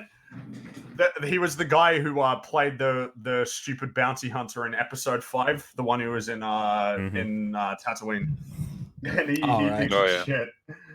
He would be correct. It is shit. So is his episode. Well, yeah, but I'm just surprised that he's in Star Wars. Are you allowed to say that? I don't know. That you're I guess allowed, he was killed, so I guess he's not getting any more work. Yeah. No, he'll come back as a Force ghost. No one's ever really gone. A bounty hunter ghost. It's a little different. You can. I don't know what the differences are, but it's different. Somehow. So while Babu Frick is getting his droid smithing on, we get a nice little private conversation with Poe and Zori Bliss. And which I couldn't have cared less about. Well, the purpose of the conversation is to set up why everybody's going to come back at the end when they didn't in TLJ. Yeah. And apparently, it's because they're afraid and they need to be united, and there's more of them than there are of the First Order, which I found really funny. Because, like, which I doubt. Well, maybe, but it doesn't really matter because the First Order have 1,000 planet-destroying ships. So, like, even if there is more of you guys, they could just send one dude at a Star Destroyer to blow up your entire planet. Like, I don't think it's gonna... But also, like, how come when the Rebels went up against the Death Star in Return of the Jedi, nobody came to help them? Nowhere near as much as we got at the end of this movie. Oh, no. A New Hope actually says, you know, fear will keep the systems in line. Fear of this battle station. You cross us will destroy your planet. Okay. Yeah. What I mean is, in the case of Return of the Jedi, you've launched in this full frontal assault that's going to be the end of the Empire, but nobody gave a shit, I guess, is the implication. When you watch that movie, you get the impression, like, yeah, this is pretty much the full extent of people who are going to fight against this. Yeah, I agree. Movie. So if that's kind of what's being implied by the previous ones, that the fear of one planet-destroying weapon will keep most of the populace down from rising up and fighting against them. It only takes only a few brave people really willing to do it. Well, now that's contradicted in this movie, because now we have thousands of planet-destroying weapons, and you think that would cause more fear than anything else. Yeah, the one time when the First Order were at their weakest, when they didn't have any planet-destroying weapons, that's the point when nobody was willing to help. Yeah, and they were crippled by Holdo, like significantly crippled. Yeah, it's like, you could end this war now, just to get some forces here. Nope, nothing. I guess I want to highlight as well, it's like, it's even worse, because Exegol is, like, apparently known to be this horrible place to have any ships go to, because it's so dangerous, and they have to travel through space cancer to get there. Like, it's just all backwards. It's all backwards. It seems like all of their shields are working, by the way, and it's only Star Destroyers not. Yeah. Remember how episode 5 begins with the shield generator? Clearly an atmosphere generating a shield. No. That doesn't work. Right. No. Yeah, that's fair enough. No. See, the Jar Jar's people had it in The Phantom Menace, and then they were all killed, and nobody ever figured it out from there. Yeah, well, I mean, it makes sense. Plague Creations just said, do the Knights of Ren have to stay together when they're Force Ghosts? They just walk around together everywhere. We live together, we die together. Yeah. For all eternity. They're like the Dragon Brothers in Quest for Camelot. Yeah, there's just to sort of support that conversation he has with it later on. He's like, "People will come if we lead them." It's like, didn't you kind of do that in TLJ and nobody came? Okay. Yeah, no one gave a shit. No one cared. But all right. Yeah, but now that we know there are 1,000 planet-destroying ships, now it's the time for us to fight back. You know how Rey fixed Dio's wheel? She made it non-squeaky. Do you remember that? Squeaky, squeaky. Do you think they did that and had that moment to give it motivation to help us, like as a team of heroes? I think. Yeah, it's all like oh look, we're giving it all the love that it never got before, and now it wants to betray its masters, the Sith. Isn't this really intensely dangerous to have droids that have free will? And they can be easily influenced by other people. Like, they can have all kinds of classified information, and it's like, well, they'll just hand it over if you oil their wheels. Mahler and I were talking about that when we watched The Mandalorian. We're like, so are droids, like, alive like people? I don't think it's ever been established, is it? Because they keep it vague on purpose, but now they keep pushing it really hard in all the newer stuff. I mean, remember that's the thing, though. Han Solo's movie? Yeah, exactly. Yeah, they got free will now, and they're people now. But that's the thing. They did not treat C-3PO like a person in this fucking movie. Yeah, no, they were cool with him getting memory wiped and dying. Yeah, and then afterwards, they didn't give a single shit that he's like, I don't know any of you. Like, yeah, very funny. Yeah, it's played for jokes. And what frustrates me about so much is that C-3PO says that his memory can actively be backed up by R2-D2. So you think, oh, are there any droids anywhere on this planet? Oh, hang on, we have a droid right here from this other thing. Wait, why would a droid smith have any access to droids? That makes no sense. Yeah, the person operating on your memory, he's like, could you just, like, take his memory files and just drag them to a USB for him? God, thanks, man. That's Like, that's a big help, man. Thanks so much. Also, that was easy. Don Radkoff said, they say in the movie they can't turn their shields on Exegol specifically, not in atmosphere. Nope, it specifically said that it's about the atmosphere. They say, exactly. to be very specific, they say that if they rise above the atmosphere in Exegol, they'll be able to turn on their shields, but they can't do that without navigation for whatever reason. They can't go up without navigation from a tower. At best, it's implied. They never stated it's because of Exegol, but they do say beforehand that Exegol is a mess. It's got gravity wells and lightning spikes and all these things. Isn't that referencing the space around Exegol? They say it. They say that to justify the navigation. So no ship will be able to navigate in this. They won't even know which way is up. And you could just look. Well, where's the ground? That way is up. It's right? like the nature of gravity should tell you, like. Our ship tends to fall when we go this direction. That's weird. Maybe that is insane. And I was going to say, these lines are specific because JJ is trying to create stakes for a final fight. He's desperately trying to draw them together. Yeah, and it makes you wonder, what exactly is on those ships' computers? They don't even know what way is up. Like, why is it so big? Like, what's the point of these ships? The fight, they actually show that they can upload the navigation coordinates to an individual ship, which then they say needs to broadcast the other ships. Why not just upload those coordinates to the other ships? Why don't all the ships just have whatever is required? You build on this planet, let's give them the best benefit of the doubt. This is the only planet where ships don't know how to go up unless they have a tower built on them. Why don't you just build the tower on each of these ships? Or, like, if you can't do it on each ship, maybe more than one ship would be a good idea. Fucking stupid. It's tower honestly and insulting. One ship, it's the end of the thing. Like, how insane is that? You lose one tower or one ship and you're fucked. Well, your fleet is done. It's the great leaps of logic that they have as well. Like when the tower gets taken out or shut down, you know, they switch control over to like another ship with Pride in command, and instantly Finn is like, oh, it's that ship which is controlling it. It's like, how do you even know that? You just looked at it and saw it. He explains it. He says he has a feeling. That's cool. That's awesome. That's Forrest, man. He's got a feeling. Right. Facts don't care about your feelings. God.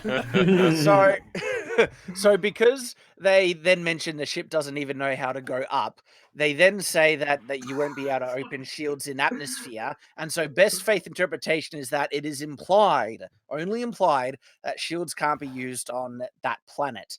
Because which means Palpatine needs to push these ships into above atmosphere immediately. Yeah, all they need to do is go up. Why are they sitting in the atmosphere then? They just raise them up a bit and you're fine. I hope this goes down as being like most embarrassing thing eventually. Once everyone's talked about this enough that ships can't go up in this film.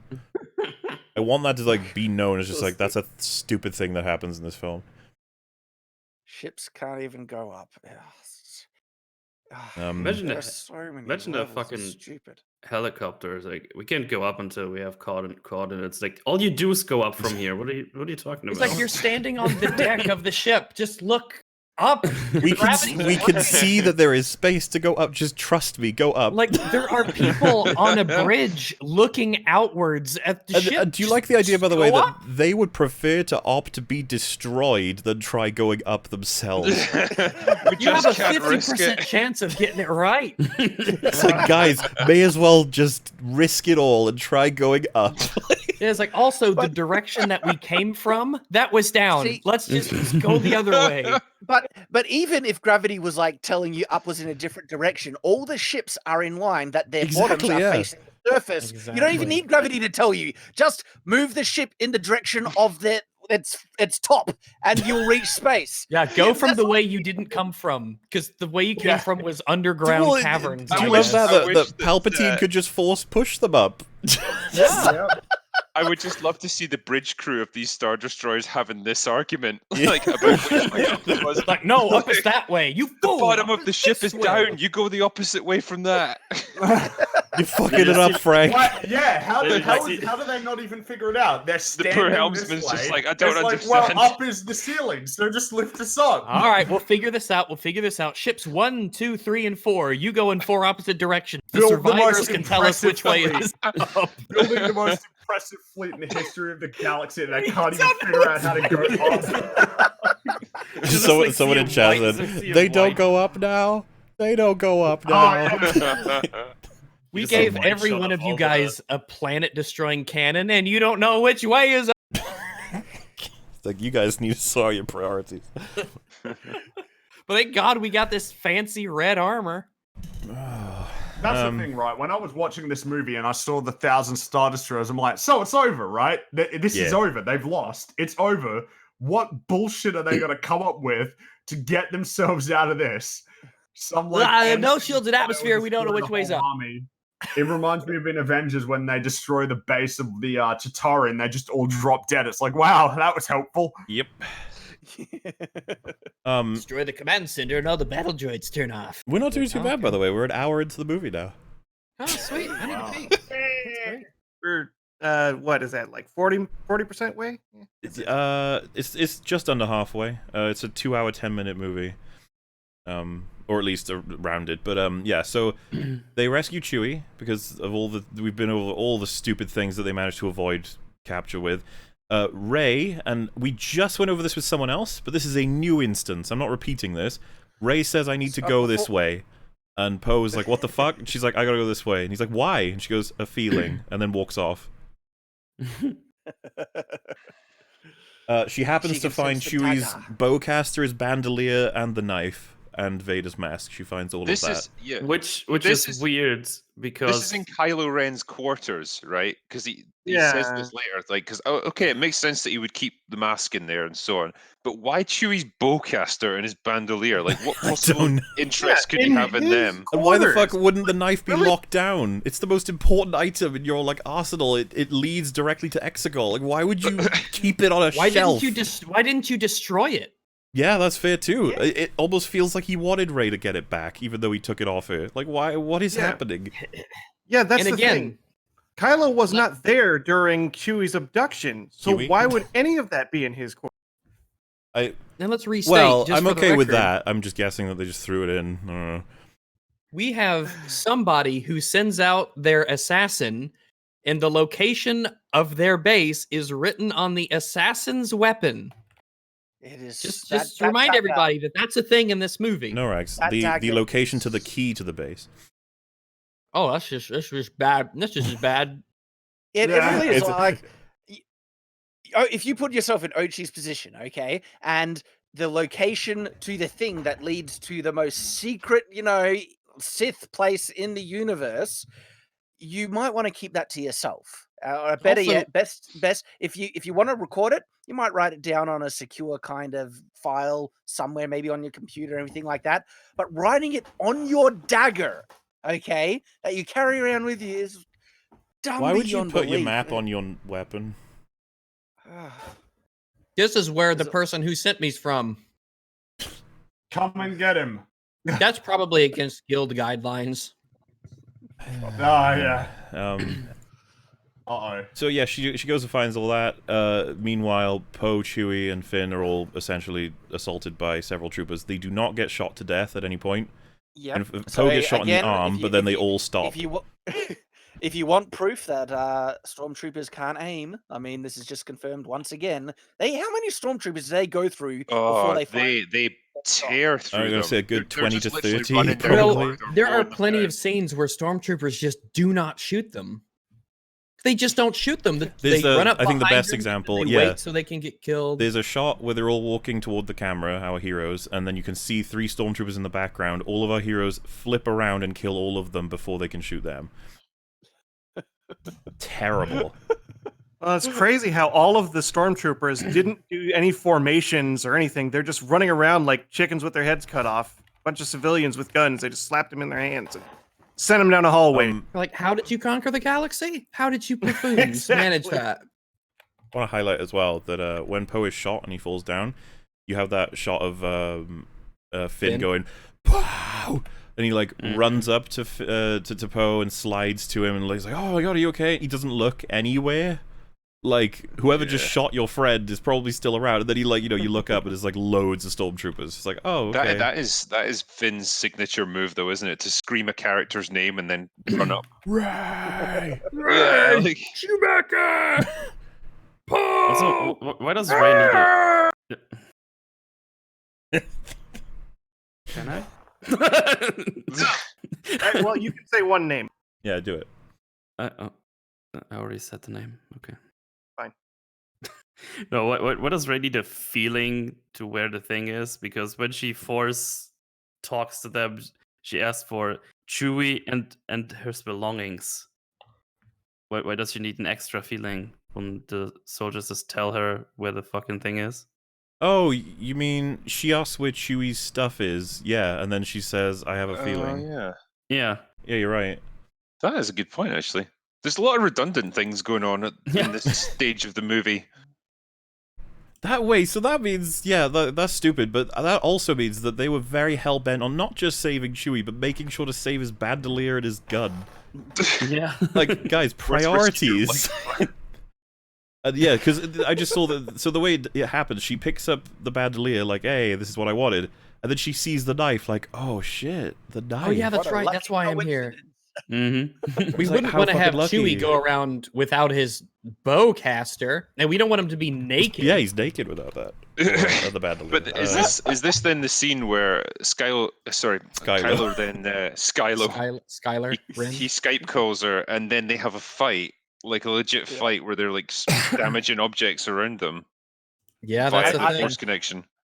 It was so underwhelming. I don't count that as a proper lightsaber duel. They're just kind of posing around each other and hitting their lightsabers against each other on occasion. It's not a real fight scene. Yeah, well, this is where the movement of objects through space just goes bonkers. Where they split open like baskets of fruit that start spilling on the floor in the other location and all this. It's just there's no logic to any of it. Well, Kylo, considering that they didn't stay there, the berries didn't like stay in the room. I think they did. it's just I think they did. The berries stayed in the room. I think they did. Yeah, they like teleported into the room. But I love that Kylo is like trying to figure out where she is, and the whole time she's holding the dagger. Holding the dagger. Yeah. It's like, where are you? Where are you? And it's like the dagger was in your room. It's actually terrible because like when I was looking at the scene, I was just like, oh, so lucky that the helmet fit. She's holding the knife. Like she's holding the knife. I actually didn't even see that she was. No, I think most people wouldn't have. JJ certainly didn't. No, wait. I do remember. I was actually thinking, why isn't she using the knife to fight him? Well, I mean, I didn't even pick up kind that of a shitty knife. Wouldn't know that he would It's a really shitty knife. Yeah. But yeah, she knocks over Darth Vader's helmet. Then he goes, "Oh, there you are." Like, there you are. Does it hurt? While also thought he would have been. He also establishes, by the way, that her parents were like good tisms and that they were killed by Palpatine. The other reveal is coming. I just find it amusing because how is that not a retcon of them being drunken assholes who sold it for drinking money? Yeah. Like that's clearly a retcon. Kylo was lying. But he said he wasn't lying. No, what he told her was true. He states in this film that he wasn't. He never lied to her. They could have been drunk at the time, I suppose. You know what it was? They were going to give Rey away, right? They were going to give her away anyway, and then Unkar Plutt was like, "Do you want some drinking money?" And they're like, yeah, "All right." And it's like, yeah, I mean, it's better to have drinking money and no kid than just no kid. So that's why. And then Darth Uchi's like, "Give me that drinking money," and that's how everyone knew. It was like, no, Ochi, the Sith code forbids drinking. So yeah, before we get that second reveal, we find out that Hux is indeed the spy, and he stops all of our heroes from being executed. They come that close. Oh my god! He happens to be the one that oversees. Good thing Hux was there. Like, yeah, good thing that Pride didn't say execute these people right here, right now. Yeah, like he did with Hux. Lucky. Yeah, literally did with. I just love that. The most senior officers in the entire First Order can be involved in the most mundane tasks. Like Pride just happens to be wandering through the hangar to inspect the ship that arrives. It's like, why are you there? Why is this your job? You should be on He's the like, well, bridge. since my ships can't tell up from down, I might as well check on the hangar, see what's going on over there. See if the hangar's up or down. I don't know. Yeah, I'll check see how the boys in the hangar bay are doing. He's just there. So this is massive where continuity problem that I've noticed around this point. So I'm not sure, because before, are you about to go to where Rey is then confronted by Kylo again? Well, there's a little bit before that, but go ahead. Okay, go there. Well, no, you go, and I'll okay. interject. So what I was going to say is that she arrives at the hangar expecting to see Chewie, Poe, and Finn, right? She has no idea they've been captured. All she sees is C-3PO surrounded by stormtroopers, so she kills all of them. She kills like 5 of them easily. She just goes boom, boom, boom, boom, boom, boom, boom. They don't give a shit. They just stand there and die. And then she's like, okay, so where are they? And C-3PO's like, oh, they haven't gone back yet. And she's like, okay. She puts the bowcaster on C-3PO, puts the bandolier on him, tells him, BB-8, and Dio to go and find them. I was thinking to myself, like, what do you think's gonna happen? Like... If let's say best case scenario, they are still working through these little like corridors trying to find it. It's like they just bump into them and they get them back to the ship. Okay, that's a pretty great result. What if they've been captured, Rey? What are your droids gonna do?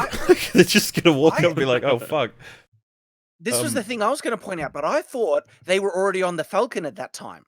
No, not yet. They so Hux has just told them that he's the spy, and then we cut back to Rey. Okay, because I thought she gets there and she basically gives the stuff to C-3PO, and then very shortly after, suddenly Kylo's there with all the stormtroopers around him, and that then C-3PO and the rest just suddenly they teleport to the Falcon. Like, I was wondering how they. It's still terrible. It's not as terrible as that. So C-3PO, like the first corridor he goes down, he turns a corner, and we see Hux, Finn, and Poe are just standing there. And he's like, aha, my friends. And it's like, wow. Wow, that was convenient. There's so many ways you could have walked. You just walked the right one. Okay. And a ship that's like a mile long. And it's got thousands of corridors and rooms. Again, with the throwaway lines, we were told that Pride locked the ship down, but Hux like says just as the scene starts, you've got a few seconds before like lockdown continues or something like that. So it's like, okay. He putting himself at so much risk. They point out to us that there's cameras to destroy, and he's running around telling them exactly where to go and what to do. And I'm like, how do you think you're gonna get away with this?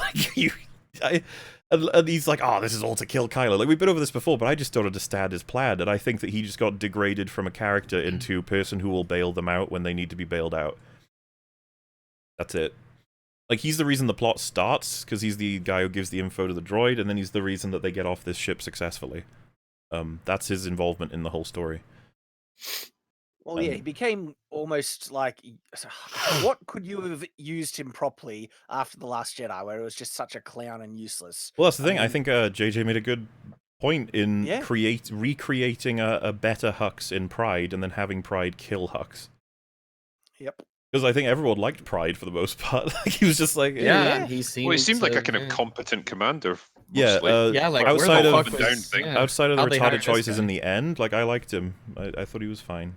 Maybe I just got a thing for old British men. I don't know. But, maybe. Yeah. Faggot. Yeah, well, you know, it's a good kind. It's a massive way to live life, I suppose. But anyway, they all get into the Falcon, and they somehow know that Rey is, like, waiting at the side of the hangar where their ship was. I don't, like, how? I guess C-3PO would have told them. But, like, why wouldn't they assume that she would... There's so many things that could be happening is kind of what my point is. How would C-3PO have known that she might not have moved on to another I guess they just hoped. They parked outside. They're like, oh my goodness, look, it's Kylo Ren and Rey. Rey, jump. It's like, oh, okay. So this is where Kylo reveals that Palpatine is her grandpappy, and that just destroys everything about TLJ. I've got this in my script, but I don't think JJ realizes how many video essays he just made obsolete. Good job. Good on you, JJ. Good for you, JJ. We're proud of you. Doing God's work. Because so many people's like analyses hinge on the idea that she comes from nothing powerful itself, and that the idea with her character is that greatness can come from anywhere. That sort of sappy Oh shit. yeah. Oh, Major Lee's gonna be pissed. Oh yeah, he got retconned out. Like, this is the thing. If Ryan has episode 10, which I whatever the fuck, he would probably have throwaway lines in there. Like Palpatine would often lie to people about how he was their grandfather.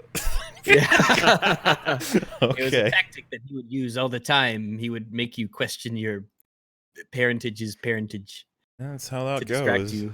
And just consider the comparison, the reveal of, Darth Vader being Luke Skywalker's father. They had the build up and then the final truth coming out, and compare that to the weak, just pathetic, version of this one where there's like Palpatine's your dad, by the way. It's just there's no, like, in any of it, none of the conflicts have any kind of weight to them because none of it has been built up from anything.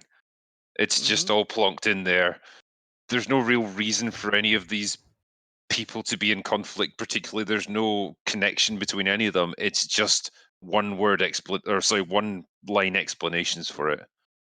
It's got nothing. Yeah. Did you guys like the Hux has like a bandage over his trousers? That's where I got shot.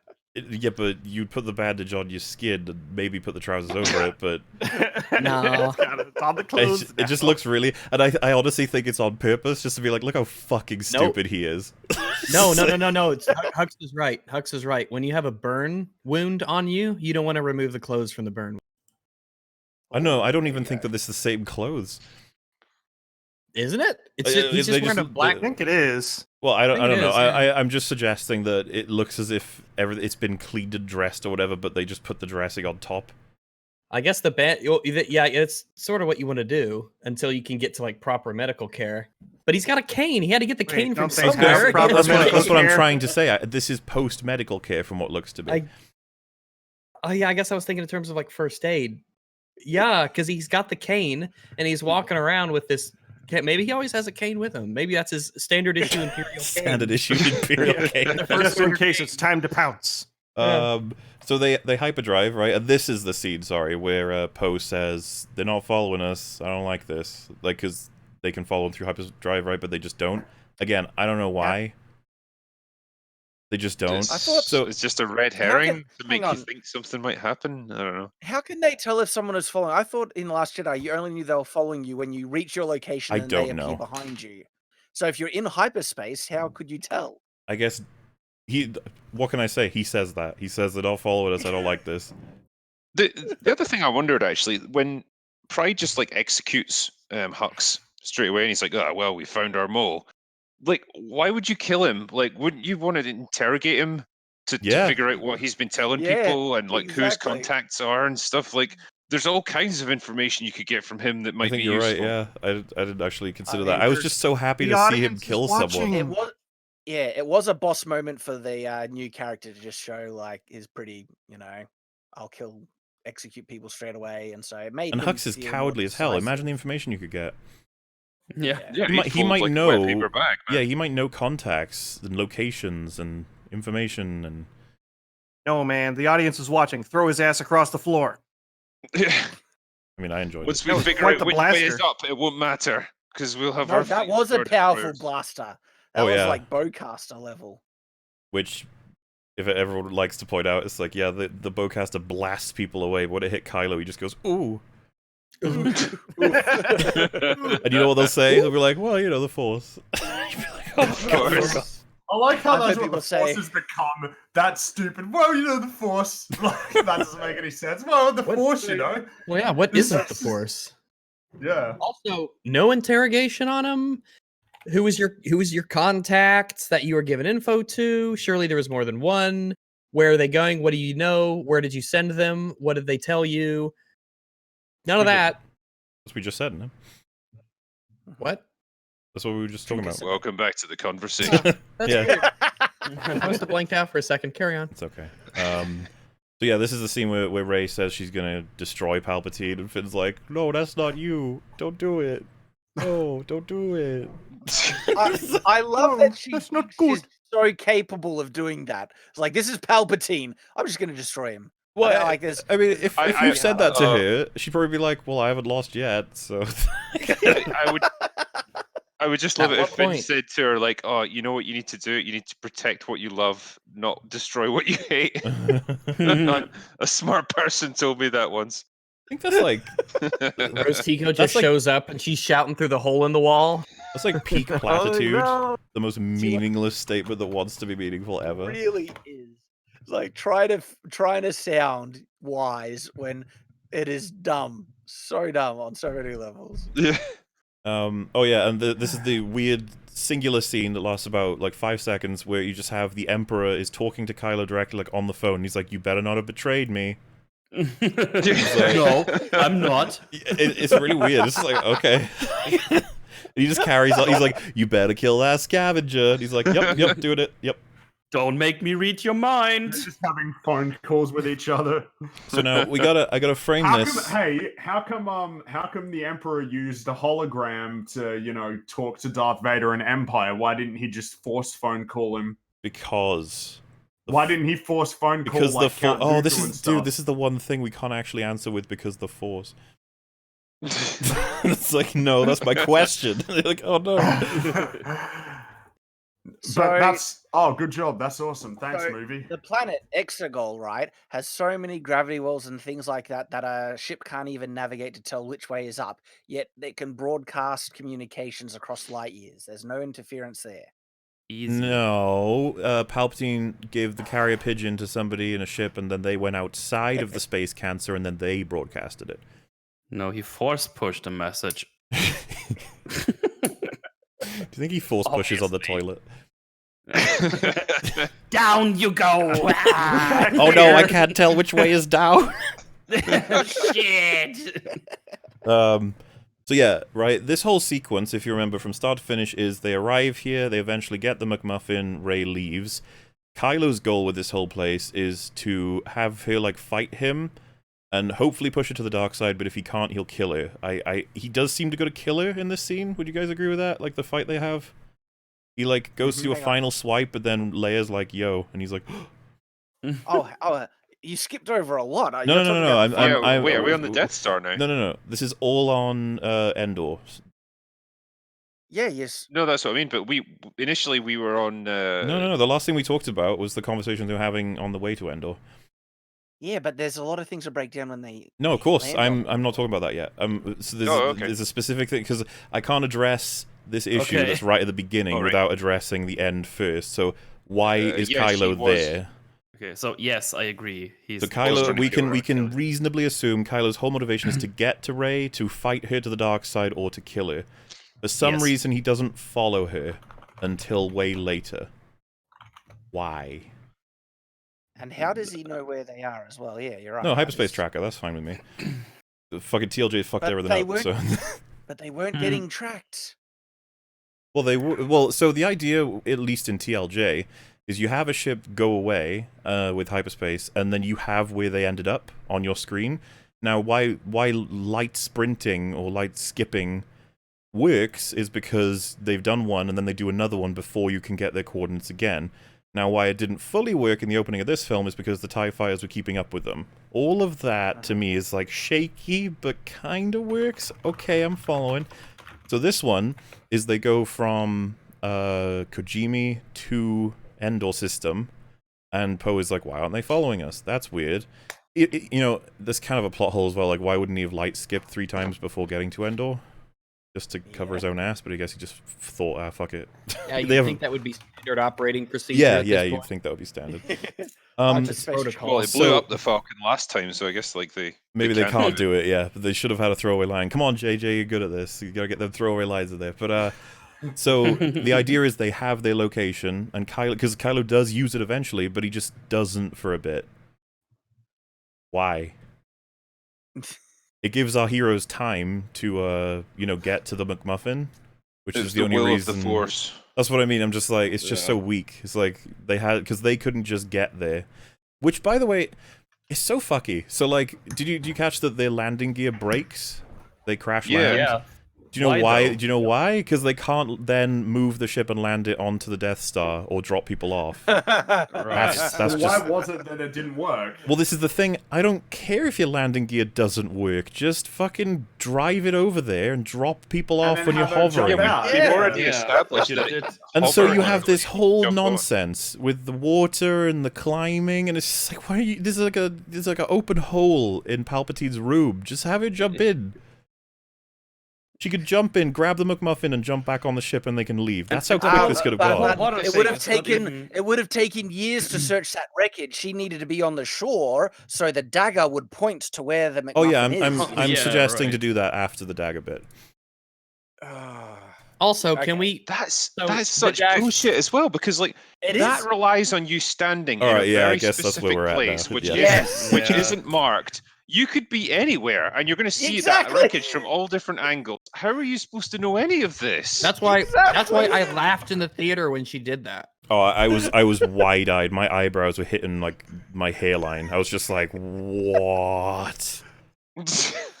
Also, that the fucking cutout that the knife has is even a thing that makes you. Like, that's the Well, last thing you need to have on your dagger blade.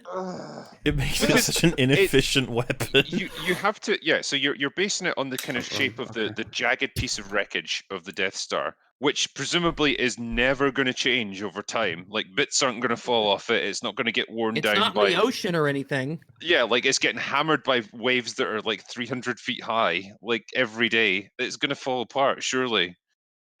Oh, this also is more means- stupid the more I think about it. Oh, well, yeah. this And is the dagger, big it stupid isn't moment of the an film. ancient Sith dagger, because it means the dagger has to have been made after the Death Star fell to Endor.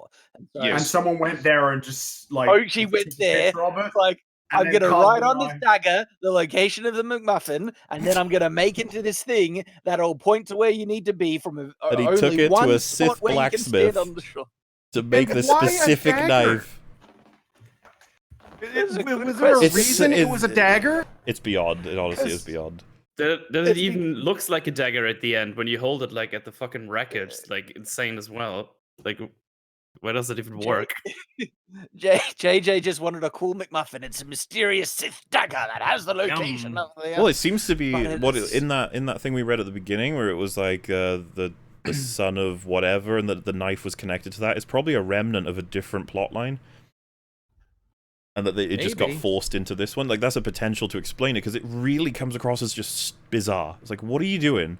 You have McMuffins that are led to McMuffins that are inscriptions read off knives.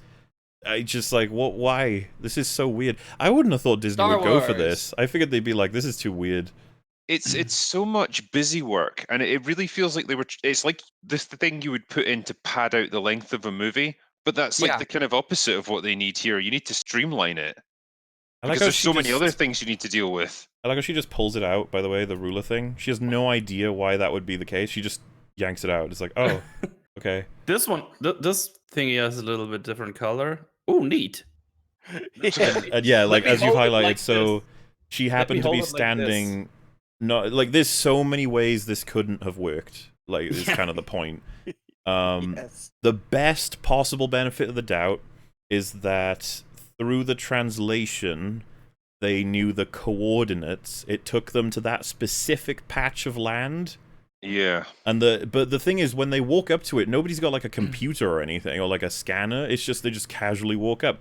If she was Exactly. This is shore, and then they just walk. You know. and like, yeah, there's But if so you many can- ways it if could you go can- wrong.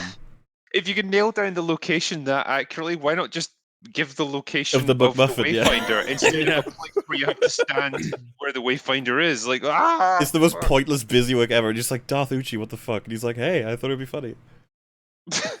And as you said, like 20 years, because remember, this knife was made before Rey's parents were killed, before she was left because it's behind. used Yeah. So It was that the means Death they Star, created this yeah. thing like 20 years ago, and the rubble has not changed significantly enough to dissuade anyone from being able to match it to the knife.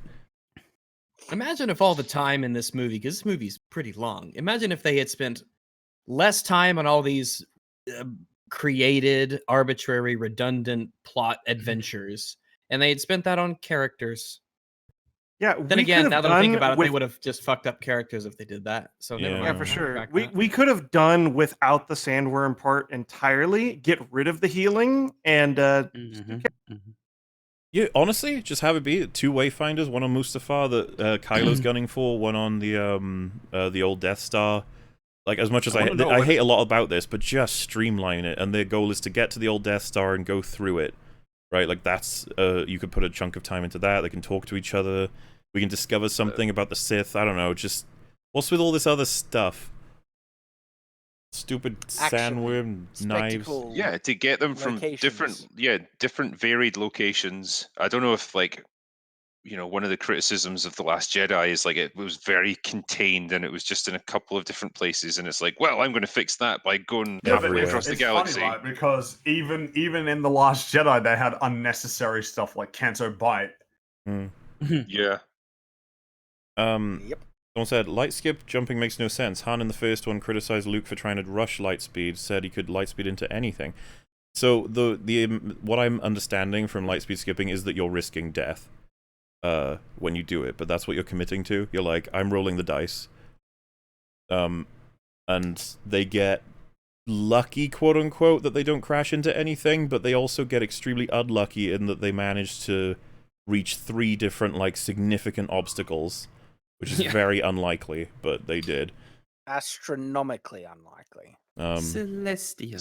And, you know, it makes sense. I think all of us would agree that you'd want to chart it so that you don't crash into anything. However, if it means avoiding capture from the Empire because of TLJ's tisms, then yeah, I guess we'll risk a percentage chance of dying.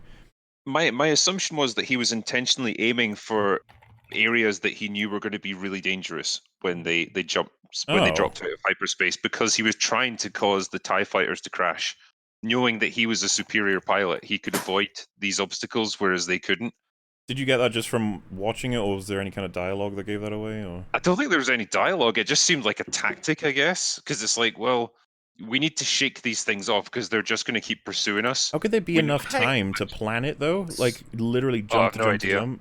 Hang on, light speed skipping is stupid. So originally, right? Han Solo, Luke Skywalker, and Obi-Wan, they go and they light speed to Alderaan, which takes how long? Ages. Okay. And so that sets up moving from one planetary system to another one through hyperspace takes a certain amount of time. It's not instantaneous. Oh, nothing means anything here.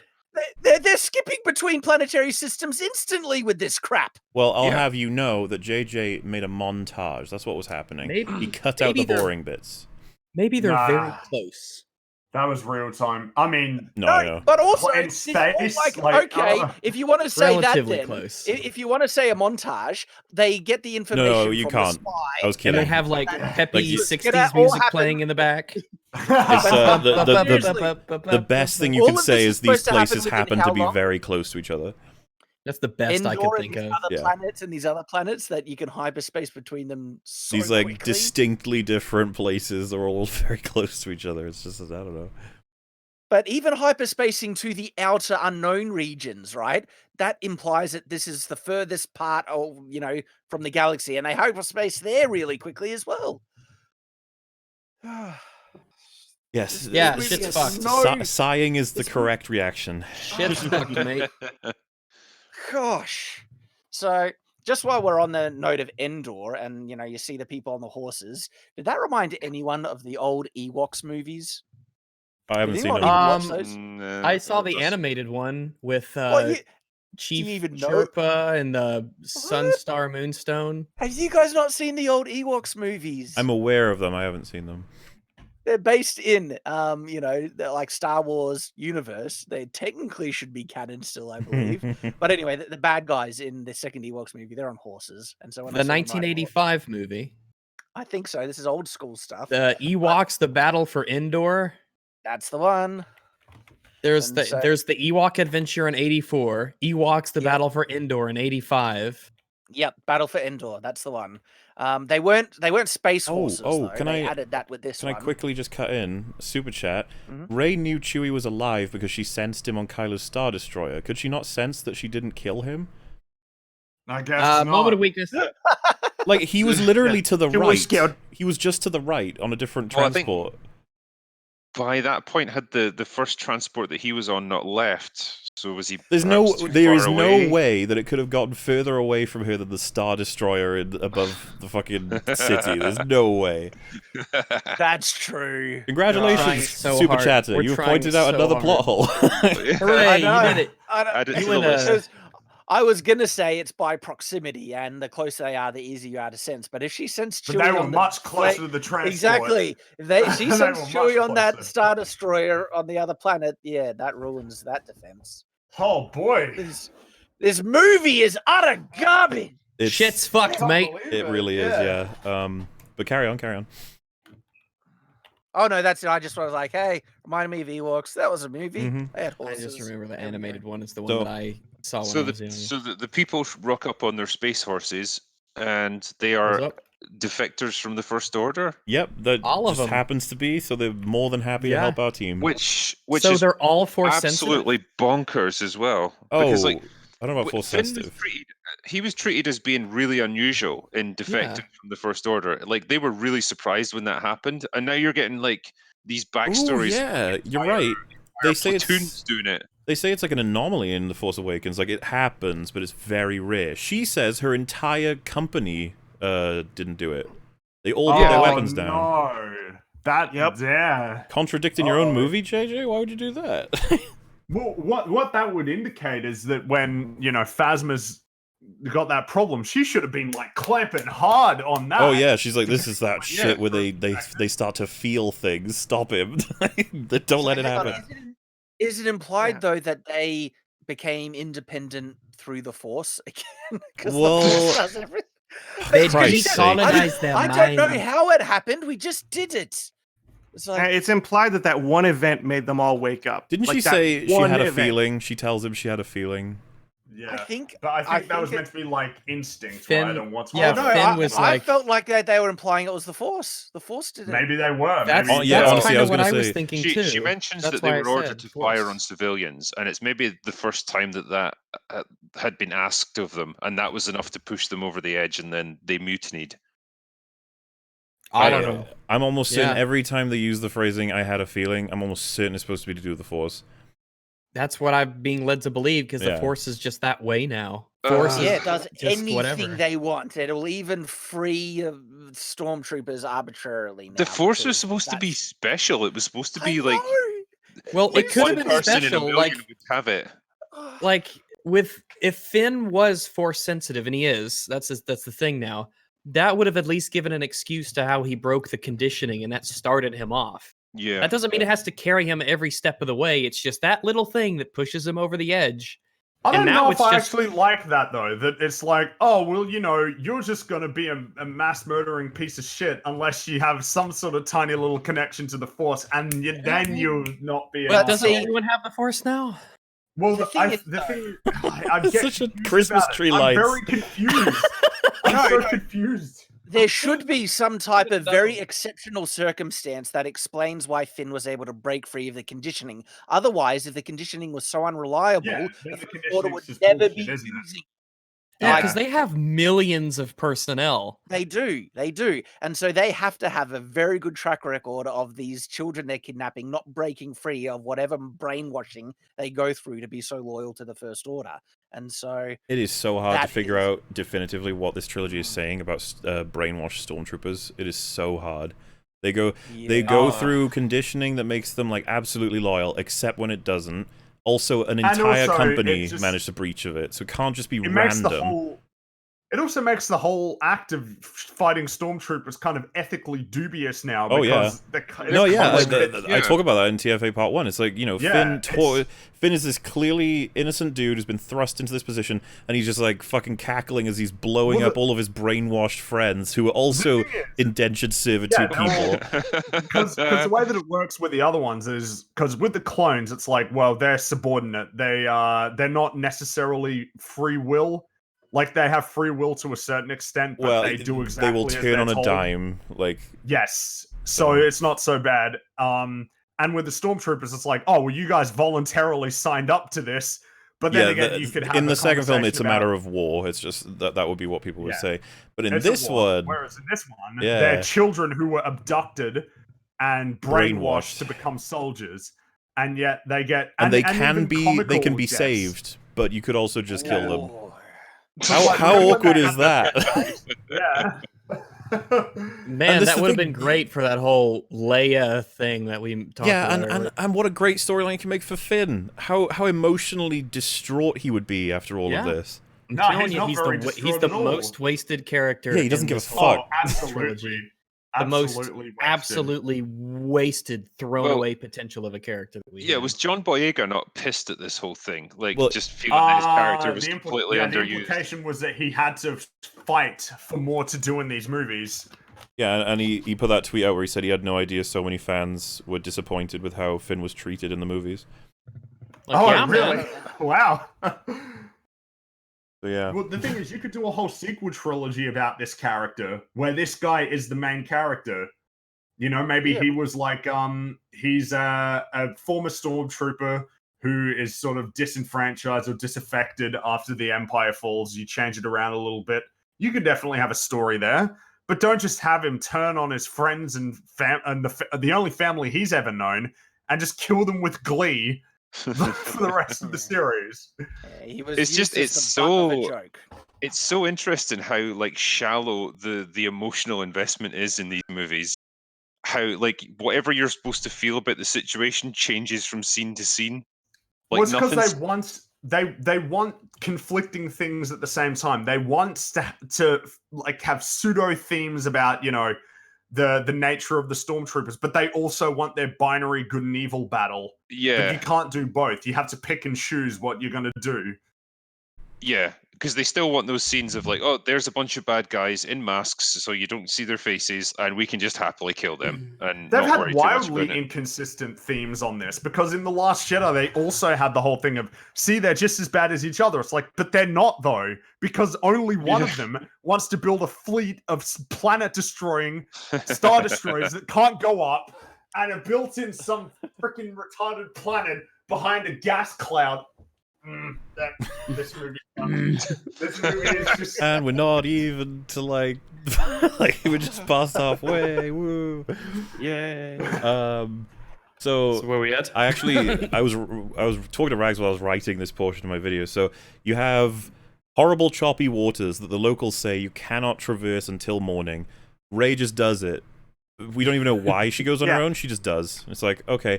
She does this despite being a desert-risen girl. Exactly. Hey, she can just operate anything. It's not even about any spacecraft, any vehicle, just things. Anything that exists. What's weird to me about the scene is normally when you have like a scene in a movie where they go like through rough waters, like they get like splashed with water and almost drowned. Like she's like, oh no, this is high. Like she doesn't know how to swim. There's no way she knows how to swim. Oh yeah, I thought TLJ established that she did. Yeah, she just do it. Oh yeah, that's right. I was thinking like this made sense. My mistake. But yeah, you think there would be a repercussion to this? Like, even if nothing happens to Rey, like the others go out in pursuit of her, and maybe they run into trouble, and she has to go back and help them. But it's like, no, everyone just gets there anyway. So it's like, what's the point in mentioning that it's really choppy and dangerous if it's not? Good job, Rey. You made the right call again. Yeah, she was right. They were all wrong because they follow her on the second skimmer, and they make it in fine. Yeah. Do they tell Poe about any of this? I don't know. The next time we see him, he's back at base. Like, all we know about him is he was repairing the landing gear on the Falcon. Then Finn spots that Rey's left without them. He chases her. She, like, abandons him to go to Arc 2, and Kylo's just standing there. Like, what, was Poe just like, guys, what happened? I thought we were getting a McMuffin. They never seem to have radios to communicate with each other or anything like that, so they just kind of go off and do their own things. Yeah. And sometimes they know what they're doing, and sometimes they just don't. It's really inconsistent. It's just another scene they could have used for something else, like developing the characters more. Just do the thing where you just get them on the Falcon, drop them off, throw them out a window, I don't care, and then just fucking piss off and do something else. It's funny. Don't waste my time. Again, it's maybe got that feel like in a previous edit, maybe something else did happen in this, but like they've had to cut it out yet again. I mean, I guess we had to introduce the other soldier lady, whatever. That doesn't matter in the movie. I suppose we Does just she get a name? Do they name her? I don't remember. She does. Let's She see. does Rise at one of point. Skywalker, black chick. I think someone. All right, said it. Naomi Aki is Janna. Yeah. Jana. Yeah. Okay. Jana. All right, we did it, guys. We did it. Yes. But yeah, Just the so whole company just fucking got rid of Oh my their God. shackles. The fucking order. Like, that's kind of insane. All right, this is demoralizing. So I googled Rise of Skywalker chick and it told me your name. So they also have the people also ask section. And the second question in the people also ask section is, who was the black guy in Star Wars? Wow. Wait, just the entire saga? Like, who was the black guy? Just one guy. The black guy. It's Billy D. Williams as Lando Calrissian. That's him. For all of you who watch this, you don't know. Like, so I was gonna highlight. She does a lot of spelunking that seem to be short jumps, short climbs, like what she's used to. That's fine with me. And she also does the hang on. She also does the going across the river thing, and you could be like, well, she just happened to know how to direct this thing. It worked out that way. Ever since they established that she could fucking float herself, seems like there are easier ways for her to have done both of these things. That's what I was gonna say. Exactly. Maybe she can only float like in hold position. She can't move while she's floating. Well, she does. She does it's though. easier to float in water than it is to float in air, though. She guides herself down in a backflip. Yeah. She's just going down. Ruins it all. Well, hang on. How would she have gotten up there if she can't float up? No. Like Leia has a tool, and then she pulls the ladder away. That defeated size. Like, I mean, the whole point of her doing the flip is to show how she's in control. She knows what she's doing. Yeah. Yeah, absolutely. She knows exactly what she's doing. She has such incredible skill. She's like Peter Pan, man. Have we mentioned in enough detail how bullcrap it is that the Death Star survived impact? Like of course, yeah. Of course, it slipped my Yeah. mind because there's just so much other shit. I know. Absolutely ridiculous. I mean, like it obviously blew up into nothing. We saw it with our face holes. I mean, most of it would have been vaporized with that explosion, but any chunks that were left over either would have, what are the odds would have been tiny. Nothing that big would have been. If anything that big did survive, if it hit Endor like that, it would have destroyed the planet. Yeah, we're talking like huge It'd be a sections. crater. Massive This thing chunks. is the size Like, of this a thing is moon. a moon. That impact would have destroyed the whole planet. Well, it wouldn't make the planet destroyed. It would have caused such a crater. It would have caused a sent lot of so havoc. many things. A into tidal the wave, a atmosphere. tsunami. But you know what's Yeah, great is when Rey's mooching around inside it, there's like skeletons of stormtroopers lying in the hallways, like they just dropped dead there. Actually, guys, I've got the scene from the battle. I'm gonna pull it up so we can watch it. We can watch it together and just see what happens. All right, let's do it. Because there's a lot of dark implications Oh, now. Yeah, hang on. the, Don't do that. You'd fuck it up, Discord. Oh, sorry. Oh yeah, I was. Oh wow. It's all gone crazy. And also, you want to What be do I careful do? of copyright and stuff. You don't. guys. I'm sure all of us remember how the Death Star Just exploded. screenshot it. Just do the Okay, screenshot. Yeah, what you do is get the frame where that big chunk flies away from Yeah. the rest towards the planet. yeah, Don't forget Snap that. Don't forget to zoom in so you can see Palpatine surfing it. Oh yeah, here's the- see his little window, and he's going ah. I mean, here's the Yeah. main thrust of it. That what I'm about to say. You know, this is all we need to just know that this is absolutely not possible. Just like, there's no way. There's no way. Look at that. Like, look at that. There's no way. No, it's fine. Not. Palpatine's in there, and he's alive right now. all good. And the best part is you've got everybody, all the heroes celebrating on Endor, and they were there for a little while, but they never seem to recall any giant impacts. These strangers from space, they blew up the metal moon, and it fell down and destroyed all of our tribe. You're just hating. It's right there. You can see it. There's that little piece right there. It would have impacted the planet with the force of a few 100 to 1,000 nuclear bombs, sent up so much debris into the atmosphere that would have caused a nuclear winter that. Not to mention all of the energy cells or power things inside that thing that just.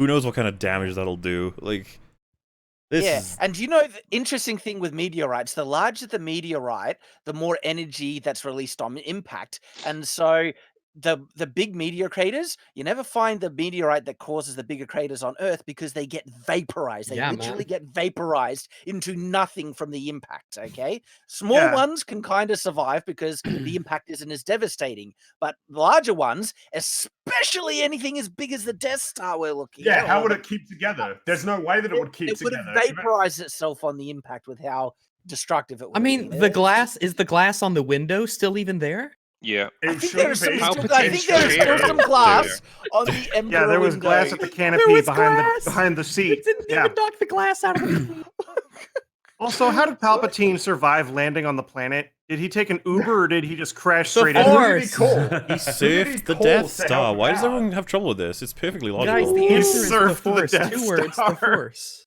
The Force. Palpatine did the Force pulling to levitate it down slowly to rest gently. His McMuffin room is like untouched as well. And the door still works. There's power to the door, and the door opens. Yeah, that's right. The door. No, Shad, she used the Force. And it just happens to be in the correct orientation. And then she uses the Force. It's not upside down. It's not upside down, yeah. Or underwater. Yeah. Imagine if it's underwater. It's like, well, if that's in the ocean, it could be a mile underwater part of it. Man, lucky it's still there, Lucky. Is it the Force levitating the McMuffin in that room? Yes. Oh yeah, absolutely. Do you like how it's just the room is filled with glass spires? It's just like okay. That's kind of like ominous. I get it. Yeah, that's their thing. It's his room where he keeps that. Spooky. Like whoever made the Sith chair is like really going for that spooky aesthetic. Also, I will say that it does remind me of. Is it so? At the beginning of Episode 3, is that space battle happening above Coruscant? Yeah. Rip all the people down below after all the debris falls to the planet. Yeah. There's basically there's no. The problem, what you highlight in there is that they do show part of that, right? Like Anakin and Obi-Wan crash in Coruscant, but the thing is, it's a war. They're the Separatists attacking over Coruscant. Like it's not something they want. Oh yeah. Also, a lot of the smaller bits are probably going to burn up in atmosphere. Well, but there's like capital is a part of that. Seems like there's a lot of defenses and technology on Coruscant. They might have shot them. Maybe. Maybe. Also, that's an interesting question. How come the Death Star isn't like scorched from burning through the atmosphere?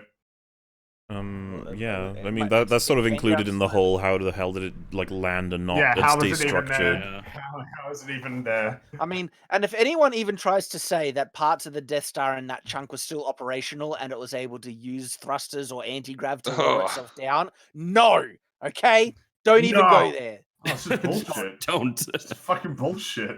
Well, exactly. No, that's bullshit. I guess that pushes us to Evil Someone's Ray. like, the ships don't fall down. It's not Evil TLJ. Ray. It's like, all right, let's discuss gravity for just a moment. Okay. Evil Ray attacks regular Ray, and she gives her the Gollum and then face. does Gollum teeth. Yeah. and she's got the double lightsaber. It's there. I'm so happy. Double lightsaber. Shad, I imagine this was a difficult one for you to watch when that double lightsaber unfolded. Right, I made a video ripping apart how stupid that was, and that having that scene in there validated everything I said about it, and that's why I was pleased. I was smiling at it because she actually, in the small exchange when she fights with Rey, or both Reys are fighting, she actually switches the double lightsaber into the parallel configuration to try and trap Rey's lightsaber there. Yeah. And it is so dumb. And it's exactly what I said in my video, that they wouldn't have done that unless they were intending to use in that configuration, which is exactly what they do. And the stupidity is off the scale. And I was just I mean, why wouldn't she just slide her lightsaber down and cut her arm off?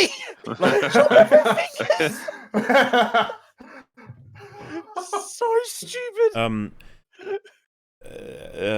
was just trying to think of which one. Oh yeah, sorry. A couple people have been saying that they're planetary shields on Coruscant. I don't remember if there's any dialogue for that in episode 3, but just another sort of element, I guess. Evil Rey has pointy teeth because that's what I don't. dark powers Like, do. what are they doing? You know, what are they doing? That's what the Sith does. If you're at the dark side, it makes your teeth pointy. Even though Palpatine doesn't have pointy, sharp teeth, and Darth Vader doesn't have pointy, sharp teeth. Well, they got him filled. Yeah, Vader wasn't a fan of the pointy sharp. Yeah, they all got fillings because they didn't like it. Oh, so Count Dooku just went to the dentist one day. Well, yeah, listen, Fringy, you bite your tongue one time with those teeth, and you're getting them filled. All right.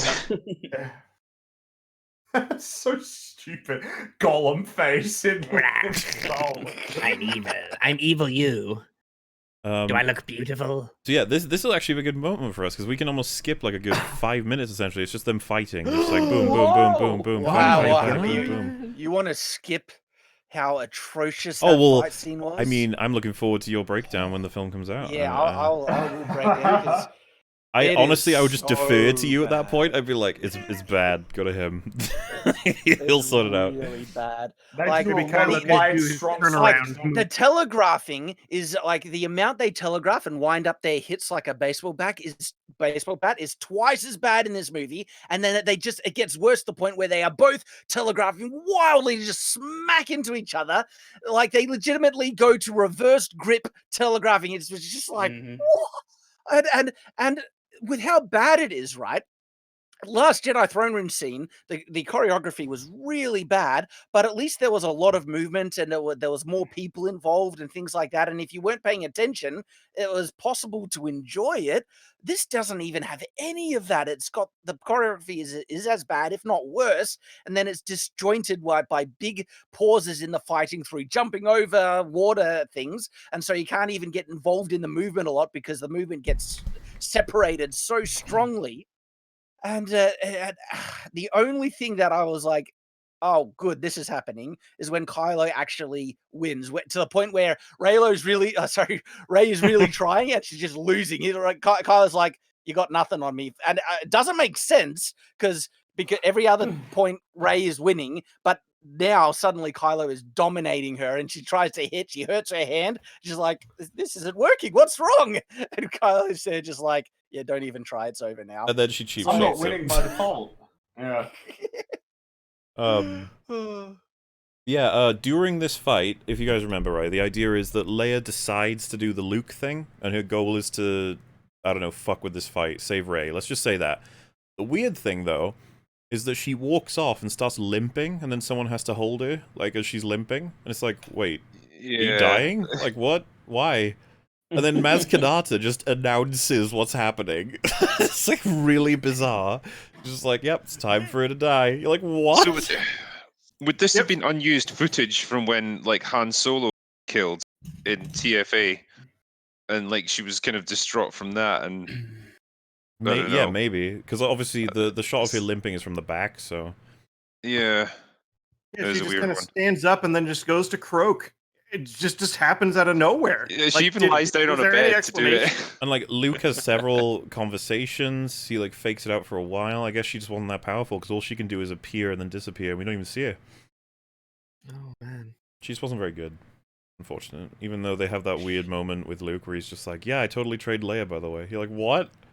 And she beat him in a fucking lightsaber duel that was as well. Weird, like, yeah. What the fuck? Is there anyone he hasn't lost to? Himself? Did he fight evil Luke at some point? Did evil Luke have sharp teeth? I don't know. Ah, barg. Yeah, so... Oh, the better for eating porgs with. Leia does that, and Kylo, like, turns around to see her, and he drops his lightsaber, so the assumption there, I guess, is that he knows she's dead. Yeah. And Rey realizes it later. Like, she doesn't realize it at the same time for some reason. And so she takes this opportunity. It just doesn't even seem in character to me. Like, why would she go? She's about to be killed, then the guy, like, you know, stops the lightsaber and drops it. And she sees that as like aha, I will kill you now. Like, I can counter that move. You're like, what are you doing? He clearly is not killing you. You're kind of just being a dick, honestly. And then, yeah, and then she realizes, apparently, because you knew they couldn't do it, that she knew Leia had died, and then she kills him anyway. That would have been like, wow, that's... So they have her realize immediately after, and then she heals him. But the idea that he knows but she doesn't, it baffles me. Well, I mean, it's obviously his mother, so I guess he's got that stronger connection to her. But hasn't the whole all these movies have been trying to imply that her and Leia are super close? Like, they haven't earned it, but they keep like pushing that. Shit's fucked, yo. Yeah. So I'm trying to figure out if her motivations again, because it is within her character to pause, because she is so pure that, you know, if your enemy isn't fighting you, well, then maybe not. But at the same time, she clearly has wanted to kill him for a while, ever since Han and stuff, and this is her opportunity, and she seemingly takes it, and so she's flip-flopping all over the place, and it's very difficult to figure out. She didn't take the opportunity in the other two films, if you remember. She's had several opportunities to kill him. And the one time he chooses not to kill her and drops his weapon. Like, that's when she guns for it? Like, she even grabs his weapon. Like, she does it in a way that implies she's doing a counter, like, to a move he made.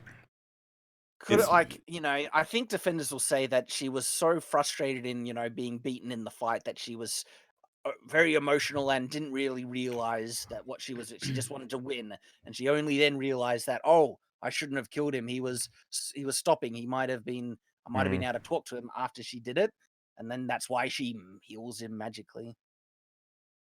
Fair enough. I think that defense holds up enough, you know. I just thought it was a cheap shot as hell, but I want you to look at that if you've got a moment there. I think that's kind of interesting.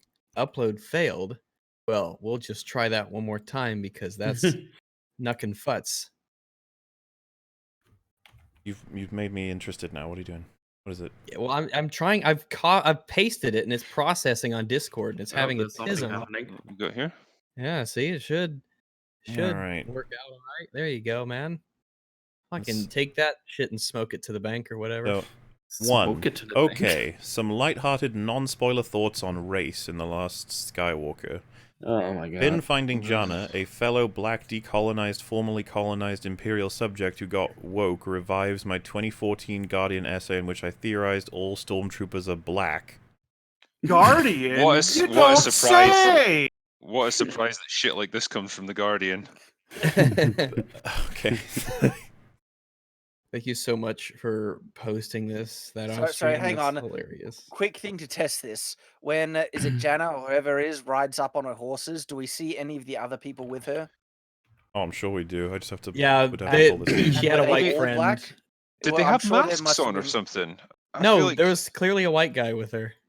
Right. All right. Well, that's debunked. Yeah, it's stupid. Also, there's clearly people in the First Order who are white, like Hux, General Pride. Well, like all of these stormtroopers. They're officers. They're talking about stormtroopers being black. Yeah, okay, but there are also officers who are black. So are they just like the really like? Oh wait, I know, good... I got it. Phasma. Phasma's white. There you go. But she's a woman. Yep. Because she's a minority. Just like that, they probably say that. They'd be like, "Yeah, but women don't count." You'd be like, "What?" Yeah, women don't count. Not anymore. All the stormtroopers are black. Yep. All right. Sure. All right. That makes sense. So she heals up Kylo. And it doesn't cost her a thing. Kylo was on the brink of death. He wasn't dead, granted, but that was a wound he was going to die from it. Okay, yeah, he was on the brink of death. He was fucked. And she heals him without any problem at all. No issue. Yeah, no issue at all. Easy peasy lemon squeezy. Also found it kind of weird how she's grabbing the ship like before she's about to zap it with her zappy lightning. She's grabbing the ship and she's reacting like she's getting her tetanus shot. Yes. She just, she never has any problems at all with what she's doing. She then says, "I wanted to take your hand, Ben's hand." Why do you keep hanging on the idea that this guy is a Goodman? I just don't get where it comes from. Did she not, like, alright, because she's trying to make a distinction between Kylo Ren and Ben Solo. Did she know anything about him as Ben Solo, ever? No. Other They than know each other. Other than Luke trained him and Luke kind of failed him. No. She's seen him without a top on, so that was enough. Oh, well. Ooh. Yeah, Once by the way, you've so seen she, like, defeats him, and she just runs in a line to the other way and just gets into his ship. Apparently, the way they fought, they ended up right next to his ship. Also, he left the keys in the ignition. And he came from the opposite direction. So he got out of his ship and then somehow circled around behind her. Hey, was he smart and That's the landed power on of the dark What side. the fuck? Like, yeah. Also, yeah, him landing on the I don't understand Death the Star's geography kind of of this funny, one isn't at all. Got Grey Worm powers. Which I think pushes us to like right to the end of Act 2, which is Leia's dead, Chewie's sad, everybody's sad, and whenever anyone is pointing out anything that made them feel something, it's when Chewie reacts to Leia's death. and it has nothing to do with these films. No. Well, it's so sudden. It's like people expected her to die too, and nobody seems to really ask what happened to her. Yeah, we don't does, we don't get much of anything in terms of like conversation or discussion about even what happened. They're like, well, how did she die? Whatever. Hey, did you address Mauler that she died so easily with that projection? Like, she wasn't very good at it. She just wasn't good at it, She overforced and overforced. Well, like I said, she seemed to be dying before she even did it. Yeah, when you force too much in Star Wars now, it kills you. The Force, which is the thing that binds all living things together, is one of the sources of life. Well, it Doing happens it 3 too much, times. getting too much of that in you, the Force will kill you. We got a full pattern. Luke, Leia, and Kylo all die from using the Force. There's such a massive resource cost to doing things like that, and yet Rey doing Force healing costs absolutely nothing. It's exactly. It's so brilliantly inconsistent. Yeah. It is like first time lightning, no problem. Right? So Rey and Kylo are talking to each other across vast differences, and they are both seeing each other as a projection of itself to the point where they can actually teleport items without any problem at all. That's not even doesn't make a cost. Yeah. But for Luke to do something that is considerably less impressive, he's not projecting anything physical. Yeah, or nothing anything physical. Like he's making an illusion Apparition. of himself across the same distances. That kills him. But Rey and Kylo, not a problem. Physical objects. They can move physical objects across. A lightsaber too is like shit, man. Being able to teleport lightsabers to people, fucking hell. Yank ships and heal wounds. I feel like that could be useful. Oh, fuck, man. Then again, only Snoke can do that for them. You know, the thing that can be mass produced in a test tube. These movies suck. It just shows that there are no rules. It's all inconsistent bullcrap now. It's like the Force will kill you because we want you to die at this point. But whenever you do anything else that isn't that's sometimes using more power than what's killing these other people, yeah, you're fine. It's so no wonder there's no any type of suspense in this. You're not invested in it at all because there's nothing telling you that, oh, this is going to be dangerous. Be worried because the Force can just do bullcrap. Why? So Play Creation asks. He said teleport the fleet, and I'm like, yeah, Palpatine should have that power.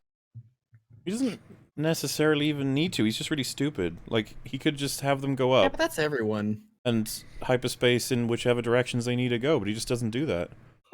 I mean, why? Just take out the middleman. Just have him be there. Yeah, I mean, he could do that too. I don't know. Nobody does do it. I mean, it's the Force. I'm sorry to announce the next scene is when Han Solo pops in. That's I almost burst out laughing at that scene. How much did they have to pay Harrison Ford to get him in for that? I don't know. I mean, that must have taken a lot. Maybe they recorded it in TFA, or they just used like unused shit. Yeah. Yeah, he's just a memory. So any criticism of what he says can't necessarily be fulfilled because it's all from Kylo's head. But see, this is the problem. Moving on. Because if Kylo legitimately believes this is a memory, okay, yet Han tells him something that to have the true emotional impact it has on Kylo, it needed to have come from the real Han, okay? When he goes, Dad, and he goes, I know, but it was basically going to say, sorry, like, I'm so sorry, and stuff like that. And, Han is saying, it's basically saying, I forgive you, okay? Kylo can't do that for himself. He can't imagine his father forgiving him, okay? Yeah. It has to come from the real Han for Kylo to actually properly accept it. Otherwise, it is utter bullcrap, okay? Yeah, he's just apologizing to himself. Well, I was about to say, if someone else. Kylo told you about this, he's like, yeah, Han kind of forgave me. It's like, what do you mean? Like a Force ghost? And he goes, no, like a memory. You'd be like, what are you talking about? I just imagined my own perfect version where he just forgives me for everything. And remember this. Imagine if like Han was a Force ghost watching this exchange. It's like, I'm sorry, son. No, you stabbed me through the chest when I tried to do this the first time. You're not getting it now. Yeah, he's like, I was pretty nice to you and you killed me, so just put it out opened there. the movie with the idea, with establishing the opening of this movie. Establishing that Palpatine is every voice in his head and he's been messing around with his mind stuff.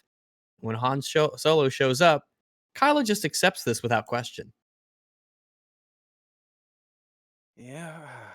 Couldn't be Palpatine. This is definitely for real. And it is the scene to push Kylo to be a good man as well. And it came from his own memory. I'm a good boy now. How meaningless. And you know why, by the way, is because he couldn't be a Force ghost. That just fucks everything up. So JJ's like, it came from his memory. And it's like, but then that's equally meaningless. It's himself telling himself he's a good man. That's just like, oh. Okay. Like, how does... Is there anything else about that bothers anybody? I guess it's just so fucked up. It's just so fucked. It's so fucked. Well, it's all shit. Yeah, it's a very big cop out narrative wise. To need a conversation with someone's dead, will just have a memory and they can't really, because like say with Harry Potter, when Harry Potter is talking with Dumbledore when he died, that's actually implied that this is Dumbledore's spirit in the afterlife, okay, like that. Whereas with Star Wars, the only afterlife ever really implied is Force ghosts, and if there is an afterlife, it's only Force ghosts. So that because of the actual canon that exists, they can't do the Dumbledore thing. So it has to be a memory, which again just robs it all from any validity. So it makes you wonder, was Han a Force ghost of a kind? Was he was he really there? Was that actually Han's spirit, or was Kylo just talking to himself? So the way that it's portrayed, it doesn't look like a Force ghost because they're all blue and glowy. Yeah, but it doesn't look like one. So I don't think he was a Force ghost. No, it's portrayed as if he's actually standing there. There's no blue stuff or anything. Right. So he must have been an apparition. And doesn't Kylo say you're just a memory, and then he says your memory? Yeah. So he's probably a memory, not a Force ghost, which is fine. You're just talking to yourself, like I said, telling yourself. They lose both ways. One way it breaks everything. The other way is meaningless. Yeah, you're talking to yourself. You're telling yourself. If anything, he's a psycho. He's just like, I'm telling myself the things I want to hear in my father's voice. Imagine watching that happening in real time. He's just talking to nobody while standing there. Well, the awkward thing is, right, that he gets a lift from there to Exegol. So it's like, who did he get that from? Did he just go, hey, First Order, pick me up? I'm not kind of with you guys anymore, but I need a ship. A regular TIE fighter. He lands on Exegol in a regular TIE fighter. Which means he had to have appealed to the First Order, right? He'd be like, I need a ship. And then they would have been like, where you going, boss? And he's like, just don't ask me.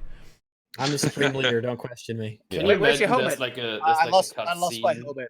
I dropped it in the ocean. Don't ask. Where's your lightsaber? I lost my lightsaber. I dropped that in the ocean too. The getting rid of the lightsaber was so fucking stupid. Yeah, can you imagine just as a cutscene where he just finds a TIE fighter on the Death Star? It's funny, right? If he was actually, I'm done with it all, right? Like no more Jedi, no dark light side. Again? again, and he throws it away. That would make sense. But he throws the lightsaber away to then go and fight someone. Yeah. Yeah, like you might as well keep.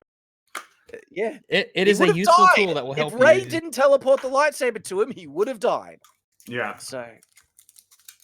Someone suggested working TIE fighter from the Death Star. I think it's a bit of a leap that there's a working TIE fighter in that Death Star. There is a scene where Rey's walking through it, and you do see a couple of like wrecked-looking ones, like kind of in their housing. So I don't know. Maybe there's some intact ones lying about. All right. I mean, I don't think it's a problem that he could actually just go, "Hey, First Order, I need a ship." Like, there's no reason why they wouldn't give one to him, and he could just be like, "Yep, I'm totally on your team." Wink, wink. Then we get the scene where, for some reason, Palpatine is like, "Come to Exegol with all of the First Order ships and join me." It's like, why? Yeah, haven't they got more important things to be doing, like, well, keeping the galaxy in line? The weird thing is Pride goes with, I guess, a portion of the First Order to Exegol, while several ships from Exegol go to several planets, including Bespin, Endor, and Kojimi. Hang on, are you sure? I thought it was only one ship that came to Exegol and one ship that left. It's definitely more than one that left, because there's one over Endor, isn't there? Is there? Yeah. The Ewoks are looking at the Star Destroyer blowing up. I thought that was all just a regular one. Yeah, I thought it was all First Order getting destroyed at the end. Oh, didn't they have the cannons? I thought that was the threat. No. Because I thought that the only reason they can insta-destroy them is because they knew the weakness of if you destroy the cannon, it destroys the whole ship. Yeah, I mean, that's what it shows. If they were there, why the hell didn't they just destroy all the planets? Well, that was actually going to be an issue. It's like, how could you be in range to destroy a Death Star destroyer without it being in range to destroy you?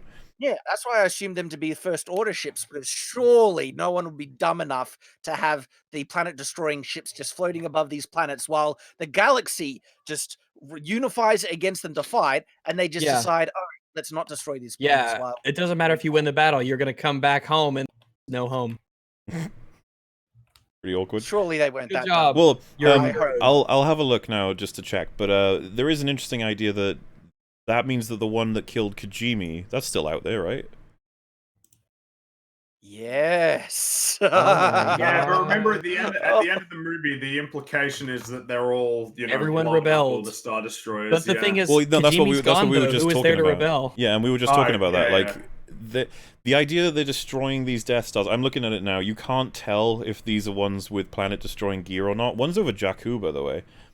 So you got Jakku, Endor, Kojimi. So is it just the First Order is just being wiped out? And really, you've really opened Pandora's box by putting these ships out there. What if people salvage the cannons? Well, no, we don't even know if these are the ones with the cannons. I don't know. No, because I was pretty sure no other planet-destroying one left. Yeah, there's only one out there, but even that one is a big problem because that is of course, it's a Death Star. It's a Death Star. And remember, it's above atmosphere, which means it gets shields. It gets shields. They have what rules remain? Like, what have they not fucked? Like, what is left in terms of us understanding things? Just so many elements just keep getting fucked with. But, so best benefit of the doubt in order to actually contain this, Pride leaves the First Order fleet to go to Exegol. Exegol sends one ship out to go destroy Kojimi. The First Order is wiped out at the end because the galaxy rebel. Yes, that's the best way. Pretty much. All right. And yet it still leaves that one Death Star Thousands of personnel, a Death Star Star Destroyer, Death Star Destroyer. They could just hyper jump planet to planet, destroying each one without any contest. Yeah, especially as like a well guys that had rebels on it, we're blowing it up. Yep. Well, they seem to be able to fire like Someone was asking, by the way, the Death Star had this like enormous reactor. Starkiller Base had to absorb a sun. It's like, what do these things need for power? They just just a little gun, just a little gun on the bottom. It's the Force. The Force, okay. They're powered by the Force. The Force answers everything now. But you're right. They should not be able to exist. It's the biggest, stupid, convoluted, change in the technology of this universe. It's just dumb beyond belief. Like Palpatine, why would you only send the one away? Send a lot of them. Yeah, as a contingency. Right way. Like that's shown right like, there. There was nothing holding him back. You have enough Star Destroyers to place them like one per solar system and practically have a gun to the head of the galaxy. Maybe that was like all the elite crew members who understood which way was up were put onto that ship so that it could get out. And it's like, well, we've sent our best already.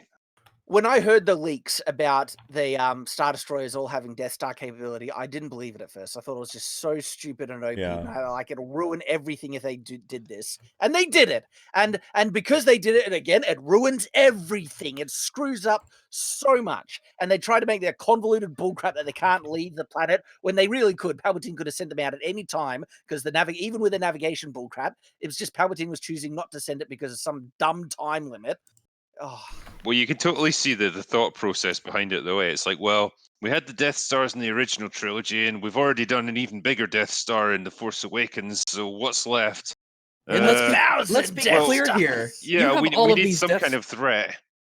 Well, you have all these Death Stars, right? You're Palpatine. You're thinking, it's obvious to me that this is the ultimate bargaining tool to get whatever you want. Is like, tell everyone above to surrender, or else I'm going to blow up this planet because I've got to start I'm just going to blow up this planet. Like, boom, surrender immediately or it's just done. And I'm just going to keep blowing up planets until you all surrender. Yeah. Like, that's insane that you didn't have these things sent out just waiting to move into position. Like, why do you need that many to be so close together at this one place? And you know what the answer is? Well, Mola, they didn't know how to go up. And also, like, I feel like, well, that one did that got to Kijimi. Yeah, that one did, Rex. That's a different story, okay?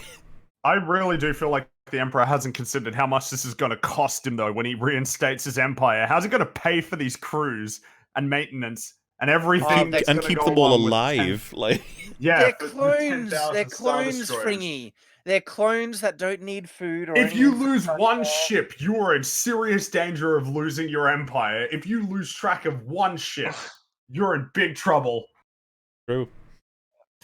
You know how it was like a miracle that the Cold War didn't end in a nuclear explosion? This is like that, but 70,000 times as risky. Exactly. And that was only 2 countries with nukes on one planet. This is intergalactic planet destruction times 10,000. Like, where do you go from here? How will you ever make another Star Wars movie? That's just the even. Well, that's why. At retcon, get it. It's all garbage. Remove it all. Oh, absolutely, yeah.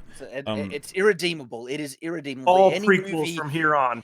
If they tried to make it based off of this canon, there is no way for it to be good. Because anything they do, you can just say, why didn't they do this with their Death Star technology? Why didn't the Force do this? Or there's no limitations. There's no point to have any investment in the conflict or anything that's based off this is crap. You gotta like go 1,000 years in the future or some shit. The timeline of Star Wars allows just go forwards 1,000 years. Completely disconnected from the main saga. Yeah, like maybe 1 or 2 references, just the old if you really have to connect it, but only like just literally just 1 name or 2 names in the whole thing, just to show that it's after that stuff. Like 1,000 years ago, the defeat of the Empire and the reinstation is something. Just really, just if you gotta make a reference, just super quick, and then get it out of the way. Then never again. It's new. It's a new galaxy in terms of timeline. New people, completely new factions. It's just gotta move forward. Gotta just get out of here because you fucked it all.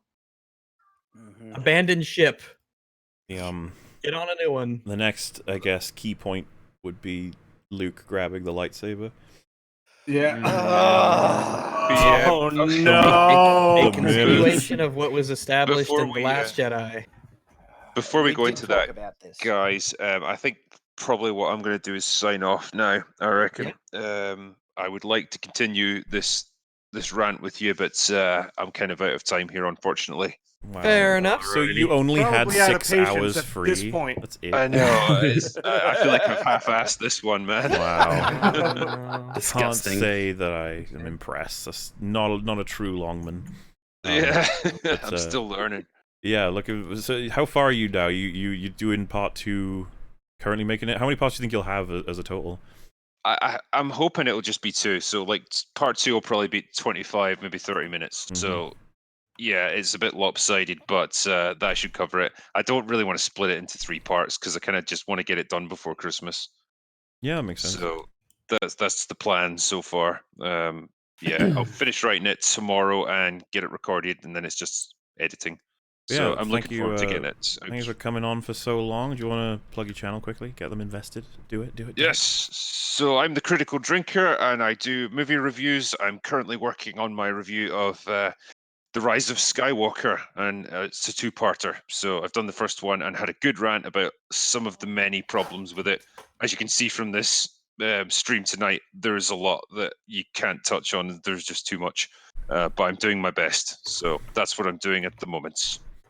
All right. Hey, Drinker, before you leave, which character do you pick as the most inconsistent one? Because we need to remember your vote. Oh, good question. I'd probably say Hux, just because the way that character's fluctuated throughout the 3 movies has just been ridiculous. Yeah, man. You know, Whoever he was picked him from the get-go, man, they had foresight. Well, yeah, sure. If the question was who's the most inconsistent across the 3 movies. Well, it depends what you mean by inconsistent, isn't it?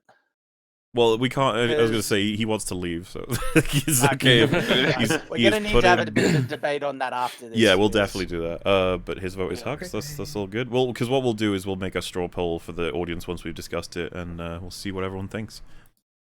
All right, nice one. All right, well, enjoy yourselves, gentlemen. Good remainder of the stream. Yes, sir. Thank you for joining us, and we catch knew. you Later, man. in the future. Good job, mate. Laters. Yeah. Go away now. There we go. Exactly. All right. So yeah, So Luke. we did mention like Luke catching that lightsaber is so many levels of stupid. Now, a continuation of what TLJ established as the new Force Ghosts. They physically manipulate objects in the environment around them, and they can summon lightning. And they can lift X-wings out of the water. Okay. See, I want to talk about the X-wing thing because we did do detailed rant against the Force Ghost stuff, and that it isn't said that it's the island or the planet that does it in the movies at all, and so it just means everything is screwed. Okay, and then so Luke, right? He. That's what the next is his dig against his portrayal in The Last Jedi, where he just flat out says, "Yeah, I was wrong." And what about his line, right? When he catches the lightsaber and he says, "A Jedi should not." What was it? You should treat a Jedi's weapon with more respect, I think. Or something like that. Yep. Yeah. Fuck you, Ryan. That's such a funny. Yeah. Yeah. Middle finger to Ryan Johnson. It's a downright slap. Just wow, because it hit me in the because I was expecting TLJ retcons, but not blatant ones that are almost reaching out of the screen. I was like, wow, and having her be like, "I came here like you did." He was like, "That was a mistake."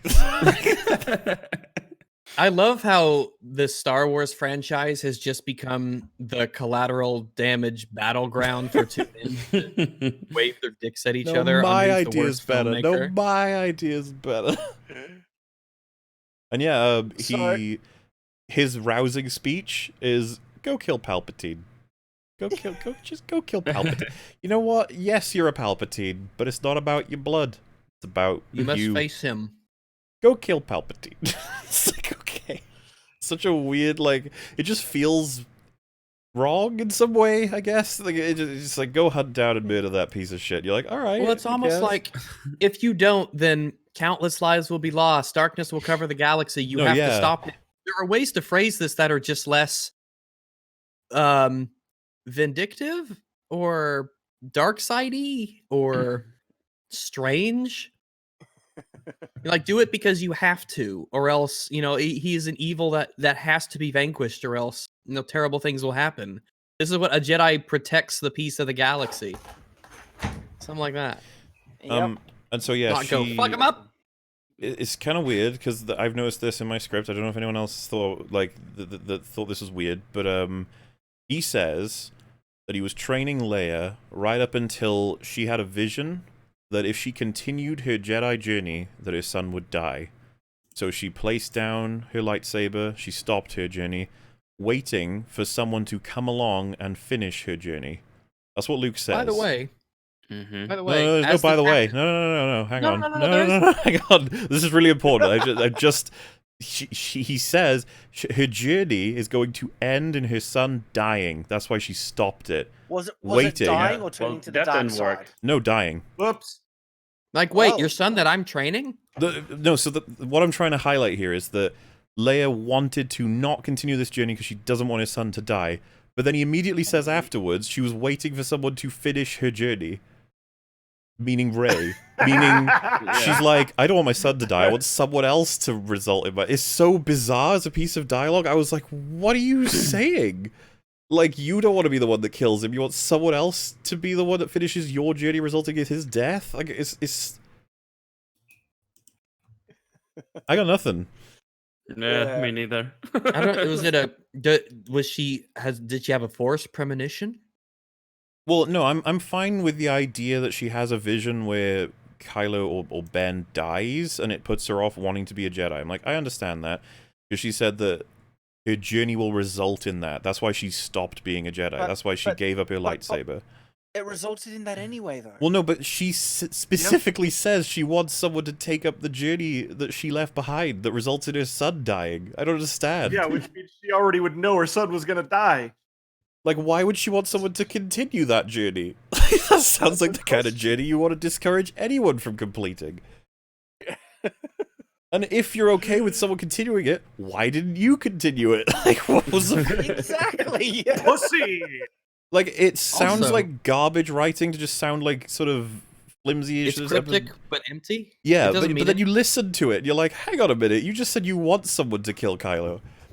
Or Ben. Yeah, go ahead. I was saying, like, man, she kicks Luke's ass. Yeah. Like, yeah, everyone's doing that these days, I guess. They have desecrated Luke's character in more Rey, Leia, just everyone beats the shit out of This him. movie puts such a disrespectful, horrible nail in the coffin of that, which is related to the very next thing that Luke does, right? He raises the Force, he Force raises the X-Wing out of the water, and it still bloody works. I got... this was a point in which I got more angry than any other point in my review, and only since do I really understand why, right? Because that means it means in the previous movie, Luke chose to commit suicide and give up. He could have gone to Crate, but he didn't. Exactly. If that shit worked, he could have gone physically and actually done something more substantial. But instead, it is now canon by this movie that Luke decides to give up and commit suicide. That is the ultimate statement against one of the most beloved characters in all of fiction. It is so flippin' annoying. I can't express. I could save my sister. I could save the Resistance. I could confront Kylo, who I should want to after all of these years. I could do all this stuff, but nah, I'm just gonna create a mild distraction and die from here. Exactly. Well, no, the only defense against that implication was that he had no other choice because he was stranded there. The ship didn't work. So if the ship didn't work, then maybe the only thing he could have done was force project himself to try and do something to save him and it's crap because it took him way too long to come to his senses to try and help out, and he didn't catch a ride with Rey when she left. And so it's still crap, but the only redeeming thing was that he tried whatever he could do, and their defense was that the ship was broken. Now that defense is just destroyed out of the water. Do you the ship worked literally the whole damn time. We covered a video on a previous EFAP that said that that ship was waterlogged and so he couldn't have used it. Exactly. Rip. Well, didn't they try to backtrack on the whole stay to die thing and said he was searching for something instead? But he was searching for the McMuffin to track down the Sith, He explicitly says he came there to die. Yeah, but then in this movie, he said they were searching for something, and that's what the Jedi texts were. They were puzzle pieces to finding the McMuffin to find Palpatine again, right? Isn't that right, but he gave up. He was searching for it, and he found Uchi's ship, and then he just went, "Oh fuck it, there's a droid in here, but never mind. Let's go." Oh well. Should I turn it on? Nah, I draw my probably line shouldn't at turn it on. droids. Well, So, what this sequel series has done to Luke's character, and especially with the confirmation of this movie, is beyond the pale for me. I can't believe it. Like, Luke as a character, because of these movies, and if you were just to try and judge his character now, is an absolute pathetic, coward who just committed suicide, and Yep. I can't even express it. I mean, what a trilogy, right? Like, looking back, just like, wow, you guys nailed it. What a great job you did. You did such a great job, man. You did such a great job. You went around the horn from doing a great job into like going out of your way to fuck it up in all of the ways it could have possibly been fucked up in. We did talk about that. I used the term surgical. Like, this is very much deliberate and expert ways of destroying everything we liked about the OT. It's like, good job. If that was your goal, of course. I mean, so Luke, his moral, standard, his hopefulness was utterly destroyed. He was emasculated on screen by getting his butt kicked by, this upstart who has had no training. And so it's like and then she steals his name at the end. It's like they tried to destroy his character on every level. It's just it's like I'm the real Skywalker. Oh, you know what happens immediately after that scene, by the way? C-3PO comes back, gets his memory back. Yeah. So, hello, I'm back. Like, yep, just like, okay, that was pointless. Like, why did you even make that? Yeah, and then nobody's like, oh, cool, he does have his no one memory cares. back. Nobody cared. Again! Like, Rey, Finn, and Poe, who were there, they were like almost awkward about it. So I was like, they don't give a fuck. Nobody recognizes it at all. That's really fucked up. He describes them as his terrible thing. He describes them as his friends. And he does this to help them. Like, he considers it killing himself, and they just don't give a fuck. But yeah, of course, Dio has provided the information about Exegol, and on her way there, Rey gives them the specific coordinates on how to traverse the evil space cancer. Which, by the way, on the sort of, like, image that Poe sees, I'll try and get this for you now, actually. The space cancer is a hell of a lot bigger than they portray it in the actual shot. If you look at that, the red is the space cancer and the planet is to the left. Okay. So, like, the space cancer does not do that. It doesn't engulf, like, the majority of Exegol. Yeah. So, I don't know. It's just like, maybe when the CGI people did that, they were like, yeah, this makes sense, because obviously otherwise you could just do whatever you want. Well, you say that, but have you considered the Force? Well, even if it was that big, you can still go up and around it, assuming it's not... it has to engulf the entire planet. That's the only way that you can make this work. Yep. Power of the dark side. And so they construct their plan. They're going to take what little fleet they have to support Rey, or at least follow her in. They're going to send Lando and Chewie to the core planets and ask them for help. That's it for reinforcements. Don't send like messages. Don't broadcast a signal telling them. Yeah, don't. Yeah, just run in, because they're going to do it and they're going to hope that they get helped. Even though they've pretty much established that without backup they're fucked. Yeah, if that was me, I'd be like, man, they didn't come last time. I feel like they'd have even triply less of a reason this time to come and help us out with all these Death Stars. Why would they come? Somebody brings up a good point. Is it D0 or DIO? I imagine it's D0. Well, it's DO. DO. Yeah, it sounded like Dio, like, it's me, Dio! Yeah, I'm not saying DIO when I say DO. Just D-O as far as I know, yeah. Anyway, they come up with their plan based on what they know about Exegol from Dio. So that is, Star Destroyers cannot activate shields below atmosphere, or in atmosphere. So that's a pretty useful little tidbit. How about that? Mm-hmm. That's just a rule now, I guess. Which gives you a bit of an advantage. Rule, but it is a rule. Second piece of information, they cannot navigate out there without a tower, a navigation tower. If you destroy the navigation tower, well, they're all sitting ducks. And then the final, the third piece of information that just brings all this together is if you shoot their cannons, it'll blow up the entire Star Destroyer. Oh my god. So when you know those three things, which are all insane, you actually have a fighting chance. Yeah, good job.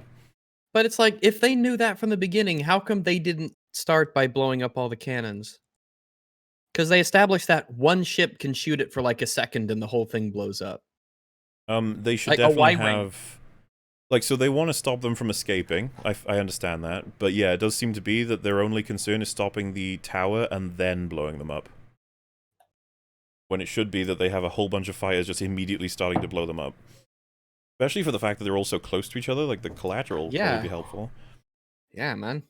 But, I think that'd be insane chain reaction kind of material. Obviously, as well, And again, Y-wing just like shoots it for a second and the whole thing blows up. Sorry, a what wing?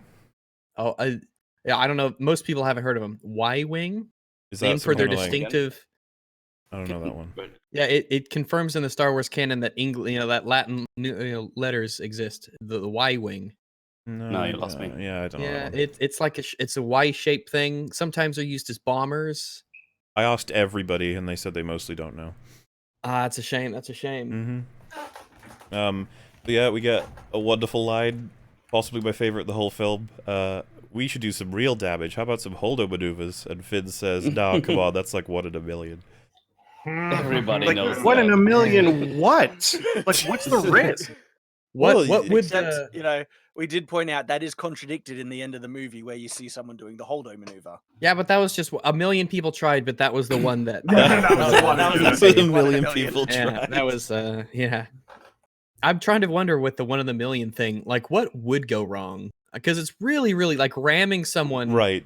is really basic. Just driving your Well, the car idea, into another I mean- car, it'd be like, you wouldn't say, the chances of you hitting it are 1 in a million. You wouldn't even say 1 in The thing 100. is, You'd just be like, yeah, it's the- kind of binary. You're gonna hit I'd be it. like, 1 in oh a god. million. Well, I guess the thing is, like, what happens those 999,000 times? Do you just smash Miss? into it? Like, No, you you're just flying? miss. Do you just go into hyperspace and not die? It's like, Like, the ship it's- does that little that little dodge right before it hits you, and you go past it. Like, I don't know. I mean, there's you just there's no miss. way you can get around it. No matter how you've done it, you've done something wrong here. The fact that it's even a maneuver that's possible is just you can't fix it. Yeah. Well, yeah, Like when you Riot break dipped his down hand in the cookie jar. JJ's like cut his hand off by No, putting the, yeah. the thing. Like, Stop it! People are saying 1 in 1.2 billion chance of it happening. yeah. Oh man. Yeah. Oh. Wow. Um, Yeah. So that's just like the worst possible way. Just say, oh no, it's 1 in a million. Well, it's just those are Like- four established sort of rules in order for JJ to generate our final battle. Like, you Yeah. cannot use hyperspace kamikaze. No reason, you just can't. You're like, okay. All right. There's no shields on the enemies, so despite the fact that there's thousands of them, or whatever, we can still shoot at them. Cool. They have a weakness that's so obvious and insane that it actually makes it pretty easy to kill them. They're all about as good as a TIE fighter. You're like, alright. They But can't really- escape the planet. You're like, what? How stupid is this enemy team? And you know, even then, the rebels and the Galactic Alliance, whatever, should have gotten their absolute butts handed to them because all these ships needed to do was use their main cannon once each, and they would have destroyed everyone. They do Yeah, not I use mean, their we big already world know that the destruction death. cannon Yeah, even once. Like, because the thing is, it was established in Return of the Jedi that the Death Star can be used to blow up ships. Yeah, it blows Exactly, up the and- Mon and Calamari there's cruiser. no there. Yeah. defense at all against it. One shot, utter Honestly, destruction. I don't even think they need it. They kind of lie to us. They all arrive, right? Our good guys. And all of the Star Destroyers start launching lasers at them. There's like thousands of green lasers. And Poe's like, whoa, and like gets out of it. It's like, no, you're all gone. Well, That's the a issue wave is of it's not a balance. lasers. It's not. It doesn't work because in all of the battles that we've seen in space before between fleets, what we see, we see fleets. We have big ships, cruisers, Star Destroyers on both sides, and then their own. But in this one, they're all small ships. There are no cruisers, not that I could see. So it's not even. It's not even at all. It would be like if you had a battle where a bunch of people in rowboats were fighting against, aircraft carriers. It's just not balanced. It doesn't matter how many of you there are. Like, there's no way. Unless you contrive that you can shoot the cannon and blow it up like Independence Day. There's not even that many of them, and they last for ages, the good guys. Mm-hmm. Like, start, before the reinforcements arrive, like, how do they last this long? Yeah. It's insane. You know what was there kinda are weird? Are there any TIE fighters? There are TIE fighters, right? Not just Star Destroyers. Oh yeah, a lot of them. Like, how could you possibly survive for more than 1 minute? It's just not. Also, they all know how to shoot Just up. Like, 1,000 Death Star cannons just poof, and you're gone. You just And just to note, Ugh. you did notice the TIE fighters had a different design. They had like arrow wings instead of what are they? Octagonal or hexagonal wings. They were little Vader ships, but they were mass produced now. Oh, you're talking about? But yeah, there were heaps of TIE fighters. Yeah, yeah. Yes, Vader's special one. Oh, So, in let case me I look think here. like 1 or 2 people thought I actually didn't know what a Y-wing was.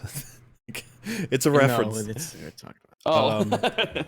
No, seriously, what is that? So I guess it's kind of like I just kind of want to split this into 2. We could talk about the battle portion and then the Palpatine portion. So I guess we'll do battle portion first. They immediately go to knock out the navigation tower. They have to deliver a transport down there. Okay, that's the plan. They are being assaulted. They want to do See, I first thought that their plan was just to destroy the tower just by shooting at it, and that seemed perfectly logical. And then they needed suddenly, oh no, now the navigation thing is on the Star Destroyer. Let's do a ground assault. And I was like, and I even said this in my video, they pull a ground assault out of their butts. In my second viewing, no, they planned a ground assault even against the navigation at the beginning with. I'm like, why? Why do you even need a ground There's assault? no shields. There's no shields. There's no shields. There's no point for a ground assault except for having a shot of horses running against. But Like, is this there any is- reason why they needed to use horses instead of like flying in and blowing it up? No, Why do they- horses- no reason. No reason. No reason at all. Also, I mean, what that means is that all of those people they met, they brought their fucking horses with them. Yeah, how'd they get them? Like, so they Yeah, went yeah, to the there's a planet, line. picked them up. Before they leave, they say, like, what's our plan for the ground assault? And Finn, like, looks at her, I think, and he says, I got a plan for that. Like, that's his Yeah, the plan. plan involved To race have horses. Why? because he thought it would be a cool shot. And then they're like, oh, no, let's just have the horses ride on top of a Star Destroyer. And instead of having him just, like, tilt 15 degrees, even 15 degrees, and just have them all fall off and die. And that's the end of the mission. So Just stay still and deploy your own soldiers on top of a Star Destroyer to fight the horse people. Also, way BB-8 people is defend- faster than all of the horses. Yeah, BB-8's The way- much yeah. faster than the horses. Like, fucking fast. the way, So, the way people will defend the horses on the Star Destroyer, that tipping it over wouldn't knock them off because they would have been caught in the Star Destroyer's artificial gravity, and just turning it around meant that they would still be pulled literally, it towards- is... Okay, That let me doesn't just... I'll just work. clarify this for you, right? You make an announcement on the Star Destroyer. We are about to lose everything. We are turning off artificial gravity and we are spinning this bitch. If you don't Yeah. hang on to Yeah, there you something... go. Hold That's on, Too it. bad. die or die. It doesn't matter. But We're all you know dead what if we someone don't will do say then? anything. But sir, which way's up? Oh, yeah, that's right. Spin, just spin. He's like, how do I spin? Hold right. Which way's right? For fuck's sake, Frank. Is right Any up? Is direction. up right? I don't know. Any direction. I don't know, man. Just I'm spin. nervous. It's my first day. God. We're going to put some Christ. pressure on me. So, Shitty first day. yeah, as we've established, it's stupid to have a ground team for it, but it gets stupider because Pride, being so very intelligent, notices they're going to destroy it, and he's like, aha, deactivate it and activate the tower on my ship, which we've been over. It's like, why would you just put a tower on every ship if you're building it on a planet that doesn't allow things to leave unless they have towers on their ships? What if you? Yeah, because what if you have one just needs to go someplace? It's all or nothing, I guess. So said they deployed troopers though, so apparently they did have the foresight to tilt the Wait a destroyer. minute. Hold on. It doesn't Wait, matter. hold on. So you know how like Rey transmitted the path she took to get through the thing, and that's how all the rebels, resistance, that's how they all got through. Uh-huh. Is there any reason why you couldn't just draw a map and give it to each of the ships, like a physical map or a digital map, instead of having a transmitter? Because it seems to be a path that's set, Because otherwise, how could Ray broadcast something that's useful to them? I don't even think they needed a broadcast tower to do it themselves. All they needed was the coordinates. Because wait. Are you talking about in relation to the navigation tower, or just to to just get through the gas cloud? Is there any reason why they? Because that's what I thought the navigation tower was for, to get through the gas cloud. No, the navigation was just to leave the planet, I thought. Wow, what? God, that's even worse. Honestly, man, I don't think a Star Destroyer can fit through the space cancer. Yeah, I assumed it was to just like get out of the atmosphere. And then they just hyperspace off in any of the other clear directions. Okay, so either way, it doesn't work. It's all stupid. It's just beyond stupid. So yeah, just to continue, right? So they deactivate the ground tower. Our team decides, nah, we don't need to destroy that tower because they clearly activated a different one. In fact, it's that one on Pride's ship. Now, you could have had Finn go, like, you can tell from the design that one's got a tower, it's the leading ship, blah, blah, blah. Instead, he just goes, I've got a feeling. Got a feeling. He feels it. He's like, look, that tower looks just like the one down below. It must be emitting the same signal or something. But no, I got a feeling. I got a feeling. With other things, usually there was a cause to get the feeling. Like when Vader sensed Obi-Wan's presence on the Death Star, they had a lot of history, so it makes sense that he would sense the presence. Even with Rey and the dagger killed her parents. Okay, there's a lot of evil around it. It can make a bit more sense that she could sense the dagger. Why on earth can Finn sense that the broadcast tower is on that ship? That's just, again, the Force doing whatever the hell they want in the plot now. I want to highlight as well that it's lucky they decided to go with horses, because if they had gone with speeders, they would have been screwed, because there's this line where Pride says, jab their speeders. He goes, we can't, sir. They're not using speeders. Also, you could just jab speeders. I didn't know you could jab speeders. I didn't either, and I thought I'd missed something, but I'm so glad you brought that up, because now I'm not crazy.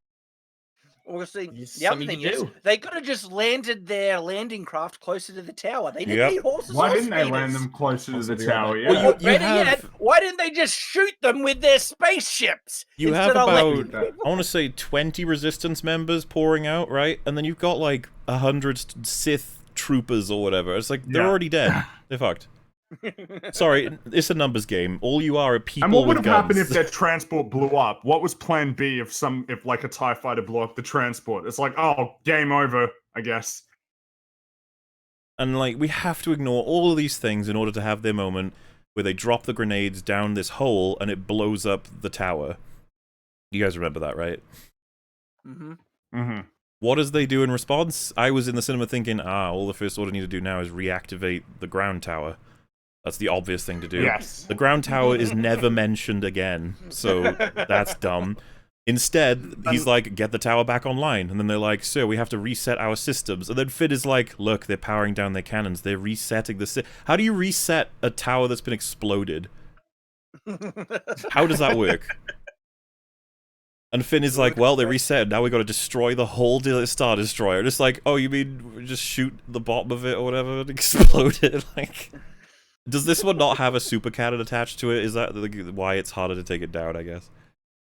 I like how they made no effort to conceal the most important ship in their fleet. I like that they put no effort into concealing that. I mean, how close does it have to be to them to send a navigation signal? Could they not just push it really far, like over the other side of the planet? Would that work?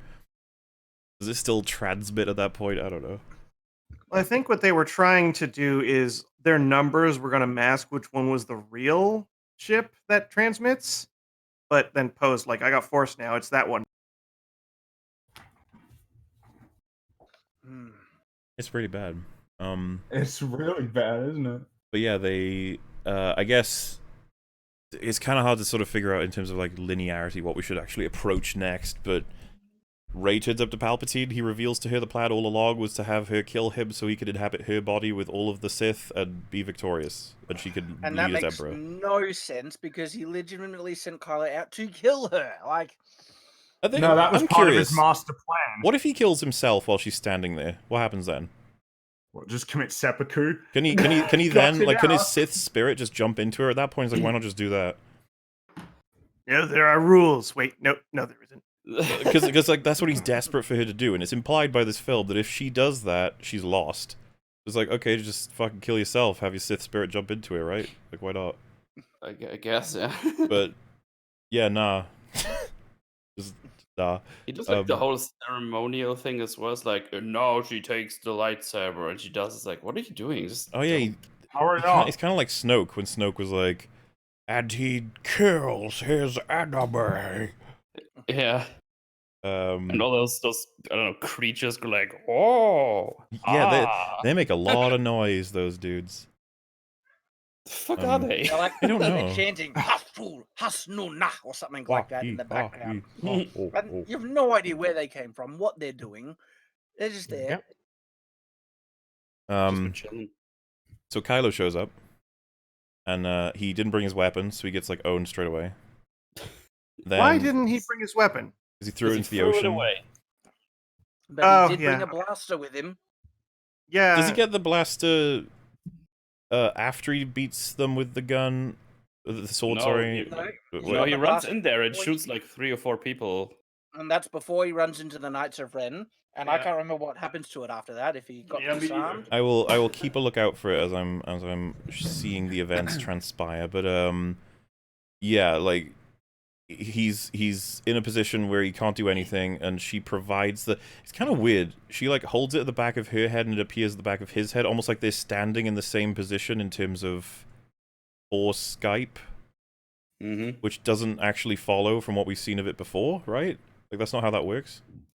Yeah, they had to reach and touch one another from their projection that they were looking for. Like, why would he stand like this? Like, he doesn't have anything to grab there. It's like, oh, I have a itchy back.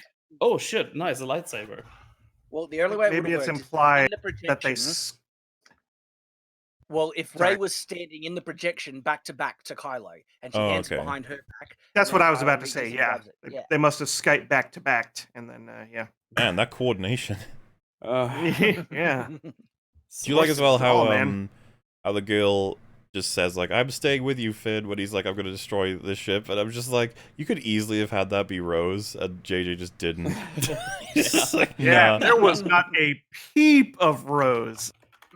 Like I did get the distinct impression he just wanted to get rid of Rose. Yeah, but I guess no one liked her as a character, so. Yeah, but I mean, well, any of these other I was gonna say, either. Shad, TLJ lovers, they loved everything about TLJ, included her. So. Yeah. Oh yeah, wasn't it Quentin that was like, I want to applaud them for putting an Asian in or something? Yeah, and if you don't like it, you're a bad racist. Well, anyone who doesn't like it is a bad racist. Yeah, well, he said like if you don't like Asian casting, then you can fuck off, that sort of thing. But obviously ignoring the actual criticisms of the character. It has nothing to do with the fact that she's Asian. Exactly, there's nothing to do with that she was Asian. It's that she was a horrible character. It's like most people said that they actually liked her sister. Like his sister seemed stronger. Just like I think it's because of the fact she sacrificed for something, so it just made it more respectable. Yep. But oh fuck! I almost skipped over. Shad, did you enjoy the bow and arrow takedown of a TIE fighter? Was that a TIE fighter or a guy on a jetpack? Oh, was it a guy in a jetpack? I don't know. I don't know. Either way, it's like it's a bow and arrow. It's like, what are you doing? Hawkeye is in Star Wars now. Nice. All right, I'm seeing the thing because you're right. He shoots a couple people, then he sees the Knights of Ren. Where's your gun, Kylo? I'm keeping an eye on it. Oh, it's gone. It's just gone. Oh, cool. Really? Well, so at least on the wide shot, we're about to get the tight shot now, and I'm going to see if he just gets it kicked out of his hand or something, but I don't think he has it. Yeah, no, he just doesn't have it. He uses the Force on one of them to knock him over, and he just doesn't have his gun. Okay. They were using melee weapons. A gun would have been really effective. Really good, yeah. They're just glorified stormtroopers by the end. He could have just shot them. Maybe. Wait, doesn't he jump onto this weird chain thingy? Does he lose it then? No. So it's after all of that he shoots 2 random guys, and then he bumps into 6 Knights of Ren. Oh, the chain thing is after that. The chain thing's the first thing he does when he jumps in. Oh, okay. Wait a minute. How did he get off that thing with the surrounded by water? His ship was blown. We already said he would have contacted the Empire, I guess, or he could have gotten one of the old TIE fighters inside the Death Star that apparently were in one of the shots, I guess. Okay. No, Somebody they were all super wrecked. chatted about that, and I think he brought up a good plan. I had to bring it up.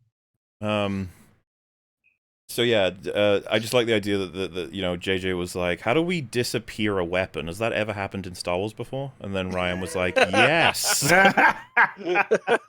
It's canon. yay, it's consistent, guys." Did anyone else think it was weird that he teleports the lightsaber into his hand, all the Knights of Ren back up, and then he does this sort of, yeah.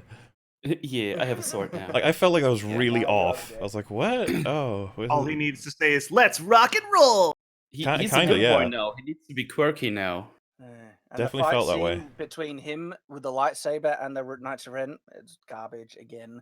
This is we mentioned there's a really weird part where he brings the lightsaber behind his back, turns and poses with it, waiting for a hit to land there. And if any competent fighter saw that, they wouldn't have struck that way. They just like stab him in the back. Yeah, I think they there. would have stopped for a second and be like, what are you doing? You're Like- gonna lose this fight, dude. Is this some ancient Sith technique? I don't know, I'm kind of Oh, scared and to attack him. seeing the scene now, This there's is a lot of obviously a force trap. powers being used from Kylo and Rey. Like, lots of stuff. And I just like, is this because Ryan forgot to use them and everyone was upset? like there's just that, because all of the throne room scene, there's just no force in it at all, which is weird. You'd think with Kylo's power, he could have literally just picked up every single one of the Knights of Ren and snapped their necks. I mean, he's picking up Yeah, already. And even if you can't do it consecutively because it's not as powerful as Rey, do it one at a time. It wouldn't take long. Bang, dead. Bang, dead. Bang, dead. Like, it shouldn't have been a challenge for him. You know, the actor for Palpatine was like really into the idea of coming back, and I know it's obviously because it's just fun for him and everything. Do you think that when he came in day one, he was like, how am I alive, by the way? Like, By the way, how is this possible, me being here and everything? like, it's cool, I'm here, I'll do the scenes and stuff, but like, how? Yeah. And then JJ's like, yeah, it's nothing. I honestly think that conversation happened where he was like, it's not something you need to worry about. Force, whatever. So yeah, Kylo turns up, and he immediately gets his tisms sucked out of him along with Rey, and it powers up That's what's Palpatine. He even gets his Sith eyes back. Gets his fingers back. Yep, and his fingers. And it makes you think, like, okay, so he was already pretty powerful, and now he sucked the power out of both of them to become super powerful. So he's just one. Like, He surely. took the power out of a Mary Sue, for God's sake. Yeah. And then he throws Kylo down a hole. Before we get there, it's so arbitrary that this Force dyad thing is the thing that makes him more powerful. Like, why? There's no logical connection that a dyad would mean he can now suck life force out of people, whereas before he couldn't. And it's like there's no logical consistency to this at all. It's like, stop it. Why are you doing this Is to he us? still on this mechanical thingy after he sucked the life out of them? No, it doesn't look like it. I don't. think I don't remember if they have a transition from him being on the thing to his chair. I don't even know. 'Cause I don't know either. I'm going to have to make my decision based on everything that we've gone over so far. This is the worst. This is worse than TLJ. See, I think it's the worst myself. I think I'm on that. I think I'm in that camp at this point. Yeah, it was tough for a while, but I'm pretty sure that this is the worst one. It's demoralizing. The plot and the world are fucked. is. I still don't know Yeah. that I would concede the characters is more like this worse than TLJ. Yeah, I think. Well, I don't know. If anything, I guess it's kind of like the final undermining of the original trilogy, which is why it stings so much. There's 'cause no it's like, denying it's complete. It's undone Anakin's sacrifice entirely, so that's not cool. Yeah. So did the final nail in the coffin to Luke's character as well? Yes, it does as well, because it adds suicide. that extra element that you brought up. Yeah. It's just, but this is just confirmation of something that he did in TLJ. Well, yeah, that's the thing is. So I which mean, does it with count this for? Which film, movie does it 'cause count for? TLJ is in part responsible for why this film is so but bad. You could make an argument that he had no other choice in TLJ if the ship was broken, and so it's At this least movie that makes it worse. I mean, that is still bad, yeah. but this movie made it even worse. I think But the I issue still was they wanted their sin- easily I concede don't the know. frequency of issues. There's more in this film to talk about. Because TLJ, like we just said, there's lots of just nothing goes wrong moments, like extended moments of characters just speaking to each other. While this one's just packed. Oh yeah, there's no time to think hardly. It's just stuff happens. That's his strategy. And Like, I'd don't like give him to time to say think about it. we've been talking non-stop about this film, 6 hours of issues, just back and forth, going through all of them. We're not even finished yet. Get there. Now I will say, actually, I probably have to bow out. I am very tired. I woke up early for this and I didn't sleep as much as I should have. Well, I thought I could get through the whole thing, but, do you want to put your vote in for who you think the most inconsistent character of this film is? Okay, I can't remember who I voted for before, but I'd say Rey is the most inconsistent character in this movie behind Kylo. Obviously, he's number one, but she's second. She's flip-flopping constantly. I'm evil. No, I'm good. No, I'm the Jedi. I'm Skywalker. I'm gonna exile myself to a fucking island. Yeah. It's like, wait, what? Yes. I'm So gonna that's kill who you. I No, would I'm vote gonna for. heal you. Yeah. Yeah, I think that's that a would fair be my choice. vote. Before you go, do you want to plug the old channel? Yeah. I'm making a video. It'll be out on Christmas Eve, hopefully. Script's done. Script is done. Oh, all right. Well, I've gone through it like 3 times, so I hope it's good. You've already beaten. I'm not selling You've already it very beaten well most video essays. Nice. Well, it's like it's gonna be a little Christmas short story. It's gonna be great. I hope. But yeah, Christmas Eve hopefully, and I've been streaming more as well. But I'll talk about that later on at some point on the channel. But that's it for me then. All right, guys, I just found Fringy. Before you go, Fringy, we can see what your original vote was because someone made a Reddit post on Mauler's Reddit did they? about who did I vote for? who. And so I'm looking down. I voted for Finn, didn't I? You voted for Finn, mate. Yeah, Finn got voted for the most, and Finn is just not even close to inconsistent. He's barely in the film. No, it's not. No. Okay, well, that's there's the interesting link then. to the Reddit thing.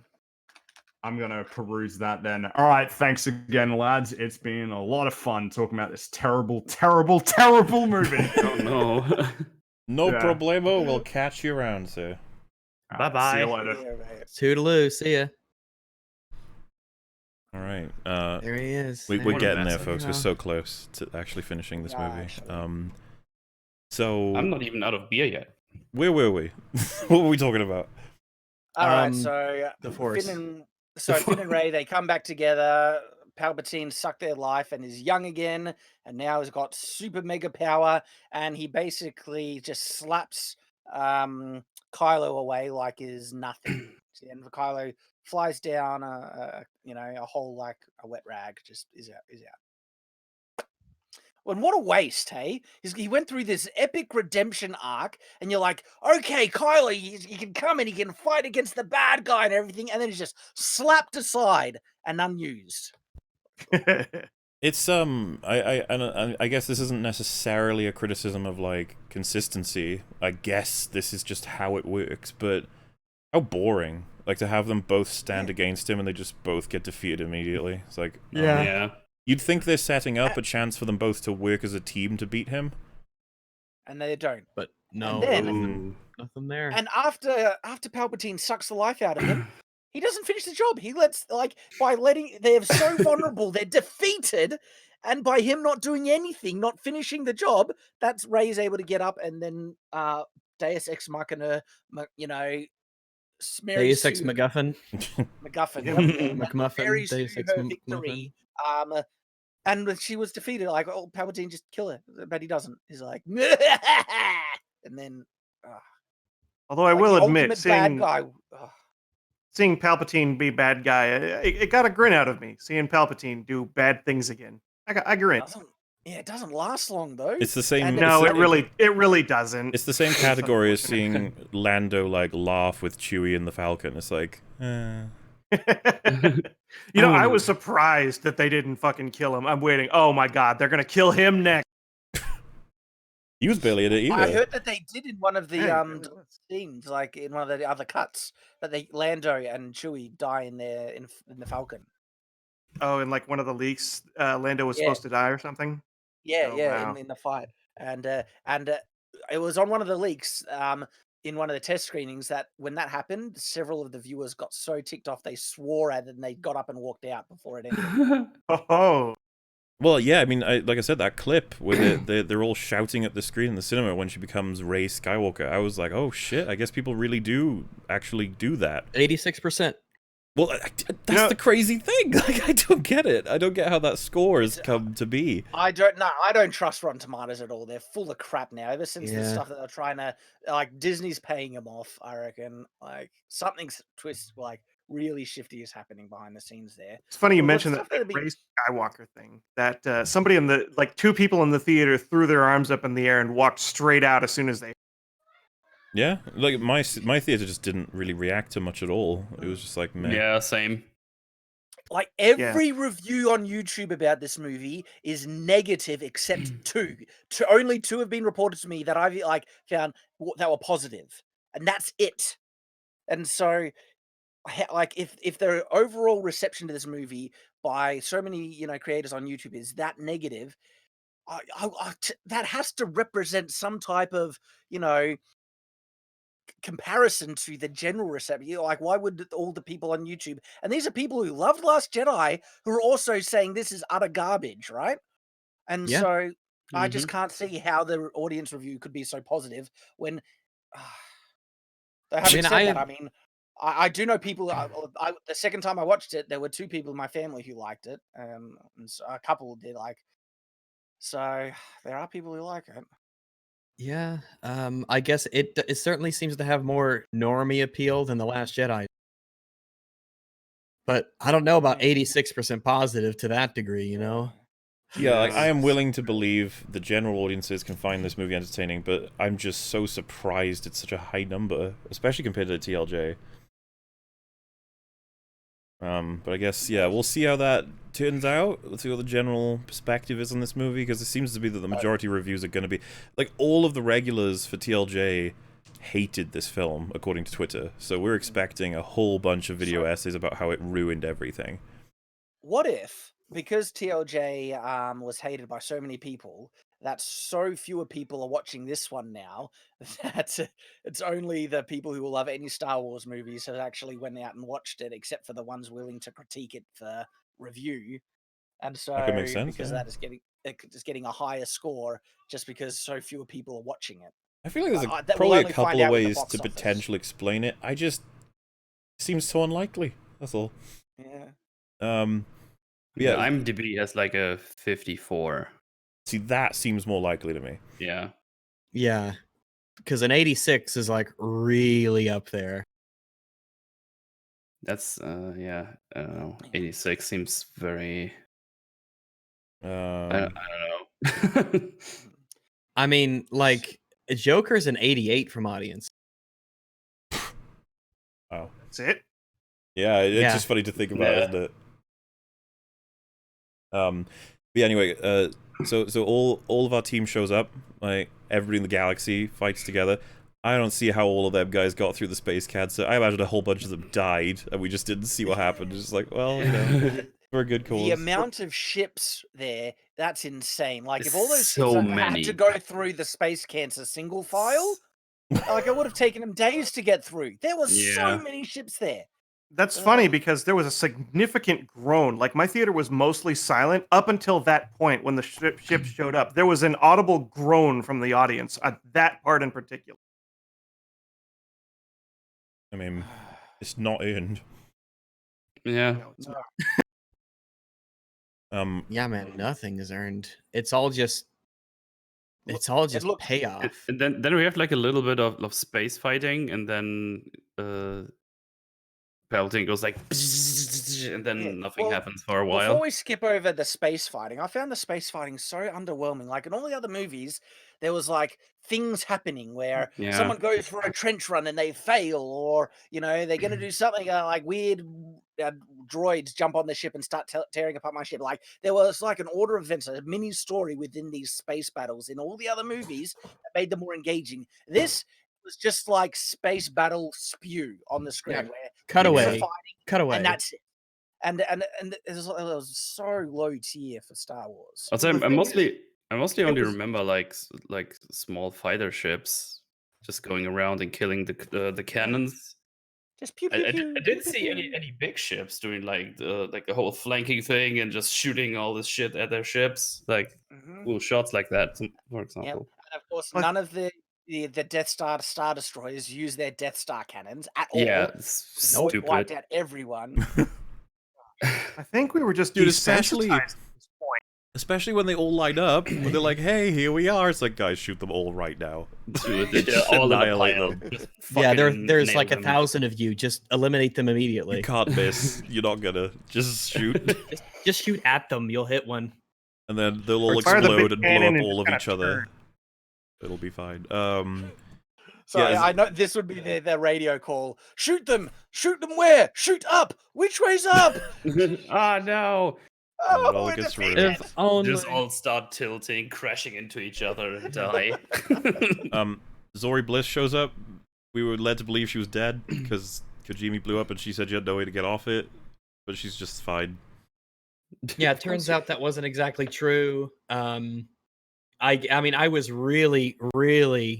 I mean, when I saw Kojimi explode, I knew that Zori Bliss was there, but most importantly, I knew that Babu Frick was there, and my heart just sank. The tears in my eyes, they grew thick, and I had a moment. I couldn't believe that Babu Frick. I didn't even pick that up anymore at this point. I just wanted it to end. I just wanted to get out of there. I was actually at a point. It's like, is this over soon? I want to go home. I want to have breakfast. Well, yeah. I was kind of relieved to have it be done too. Well, this is the funny thing as well about the whole like the stake turnover, because you're just like, here we go, the good guys are now winning dominatively, but Palpatine does his tisms. Oh yeah. I want to Oh, ask you it's so guys a funny. question before we get to that, right? So when Kylo gets thrown into the hole, did anyone at all, but just asking us, did any of you feel worried for him that thought that, oh, he's dead now? I'd read from the that? leaks, so No, not really. I I did just read the like- leaks. Here's Well, the I don't thing. care I about saw him Kylo. fall- care about Kylo, yeah. I saw him fall in there and he fell like right in the middle. It's like, oh, I guess he's dead. I mean, but like I guess I he's was just like, probably he not. went in the hole. Maybe he's dead. Maybe not. I don't know. Maybe he was coming. I just like I was so apathetic. Yeah. I was like, Same, oh, maybe he's gone forever. And if he is, all right. Well, And it if was the not- delivery too. They dropped him into a foggy pit where he didn't get Yeah. to see any consequence. Like, yeah, he'll be back. We've seen. Yeah. Also, it's a character that has been evil for all the movies, and he just turned around. It's like, oh no, the horrible person just Yeah. maybe died. Yeah, he hasn't had full redemption yet. Come on. He hasn't kissed the beautiful princess and brought it back to life yet. Rose Tico? What a weird thing to do when... God, Jesus. course. What a weird thing for them to do when they're trying to get away from all of that, you know? The whole Prince Charming kisses the person to bring life to them. It's like Sleeping Beauty, right? It's just like, or Snow White. know, Well, I mean, no, what's they on my only kiss mind? after she's brought back alive, though. But still, Before there were a lot of Star Wars ads before the movie, like a bunch. I should just stop showing up. I should start arriving for these things like 30 minutes after the Yeah. showtime says it begins. There's a lot of ads, but yeah. There's a lot of commercials that like I feel like Disney is really trying to appeal to young girls. Like all of these commercials had like little girls at the center of them. And I'm like, man, you really want to capture that, that female demographic, that young female demographic. And I'm like, I just can't imagine that's working out for you at all. Like I can tell that is what you're clearly trying to do. It just ain't working. That's like your opinion. What's there to like? What's there to like about these? Like, I can totally believe that the sales of these toys are just in the shitter. It's like, why? Why have a toy? Who gives a shit about these people? you telling me you don't want to play with the action figure of Rey? No, I I want saw to. those action figures at Chuck it fucking in. little. Well, It's an so. Aldi. When I was young, I was so big into the original Star Wars, and I was so big. Even when the prequels came out, I'm like, oh, they're so imaginative, and there's big fights, and there's clones, and there's droids, and there's Jedi, and it was like, oh, it was so. My childish mind was filled with the wonderment of Star Wars, and this new shit, I'm like, I just don't. Damn, in any way, there is no one here I care about except Babu Frick, of course. yeah. There's Yeah, nobody. Babu Frick figure. Do it. Yeah, I just, what is there for kids to latch onto and enjoy? I can't tell you. I don't see it. I don't see it. See, even in the prequels, there was a lot for kids to get into. Like the mainly it's lightsaber fighting. It's action everywhere. It's good lightsaber fighting and stuff. And so heaps of like kids got into it and thought it was awesome. And Obi-Wan was cool. Yep. Obi-Wan was cool, yeah. Speaking of all of these cool old characters, guess who we get to talk about now? All of the cool old characters giving lines to Rey in order for her to beat Palpatine on behalf of them. No, we accidentally Children are not their fathers. We skipped something because I interrupted the Palpatine, force, mega force lightning. Yeah, mega force lightning. Oh, this is a. What could you say Ray about could have that? done it by accident. Ray could have done it by accident. He had to try. Yeah. He had to try. He had to be supercharged. He had to be charged off of her energy. So someone said it earlier, like he's also God, you're super right. accurate. He's so accurate, like he doesn't hit his own ships, That's like only the other ones. That's So- the magic of the Force. Yeah. That's No just problem. the force now. Makes And all he complete really sense. does is like tickle the ships until they all bang their head on something. Well, a lot of them explode, but none of them explode if they have any main characters in them. Yeah, they that's just true. get shut down, they're unresponsive, and then the amount of time it takes for them to fall, and the distance they showed them from the ground, they should have all landed and crashed and burned, but for the time Yeah. it takes them to get Yeah, their Poe power. fell for a long time.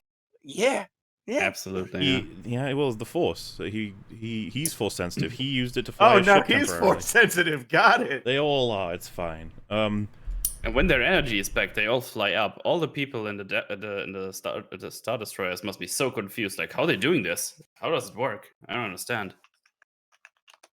So, as that's happening and everyone's getting killed, just every Jedi gives Rey a bit of encouragement. Pep talk, yeah. Obviously, Pep talk. You can do it. The question becomes like they could do this even if they. So on one hand, right, only Force Ghost trained people can do it. Which, if so, how is Mace Windu there? There's a couple of question marks in terms of how they could possibly be doing this. But on the other hand, no, maybe it's all Jedi. In which case, there should be 1,000 voices going, blah, blah, Ray, you gotta do Ray. She'd be like, shut the fuck up, one at a time. He's like, I get it, I know. He's like, how do I beat this guy? I'm trying to concentrate. Like, we're all gonna. It's almost like, does your spirit go to the beyond and can only whisper in people's mind in special circumstances, but the Force Ghost can just show up whenever? Is it like a 2-tier system, or what's going on here? It's weird. It's hard to say. You don't know. I was really dreading it. Seeing the leaks, we saw the Force Ghosts fight from the leaks, and I'm thinking, oh my god, here it comes. I'm glad. Yeah, Like, yeah. Is it gonna be like the ghosts fighting from Doctor Strange? Yeah. It's the biggest Deus Ex Machina moment in this whole movie, where she was defeated. She is outpowered by this insanely powerful villain now, who has just defeated a galactic army with lightning and everything like that. And then suddenly she has the power because reasons, just magic. It's like so dumb. I mean, like, why didn't the Force people come back to help Luke when he was getting lightning to death by, They knew Anakin had it. They knew Anakin had it. Even though they also knew that they were like Anakin celebrated, is like, you didn't kill him, he's fine. What are you doing? Go get him. You haven't finished him yet. Like, oh, I'm sorry. But you gotta love, like, again, with the whole sort of trying to mend this trilogy, she's like struggling, she's bleeding, she's like, oh, I gotta do this. It's like, I'm sorry. It's ridiculous. You killed the Emperor, for fuck's sake. There is no amount of struggle. And the way that they show it is so dumb, right? The Emperor just showed that his Force lightning can take out a galactic fleet, okay? I mean, why have a galactic fleet of your own? I know. You should just fire lightning into the universe and kill everything. He unleashes the full force of that lightning power onto Rey, and she blocks it with a single lightsaber. No! Yeah. No, And she's got no power left. He sucked it out of her. I mean, but she has a lightsaber. Could have overloaded and exploded the instant that lightning hit for how powerful it was, and she should have just been fried to death. Like there is no logical chance fair enough. But what about 2 lightsabers? Yeah. Oh shit! Yeah. Take that and double it. And not only that, they're shaped as an X. Yeah, that's like that's just warding too off evil, like making a cross. It's like, get back. It's symbolism. No, no. And so I wasn't sure at first if she was just making some radiant energy that melted Palpatine, or it was his lightning being reflected back. Pretty sure it was being almost. back. It's you can pause it, and there's just lightning going into his face and screwing it up. At which point, the natural question is of, hey, Palpy, why don't you stop it?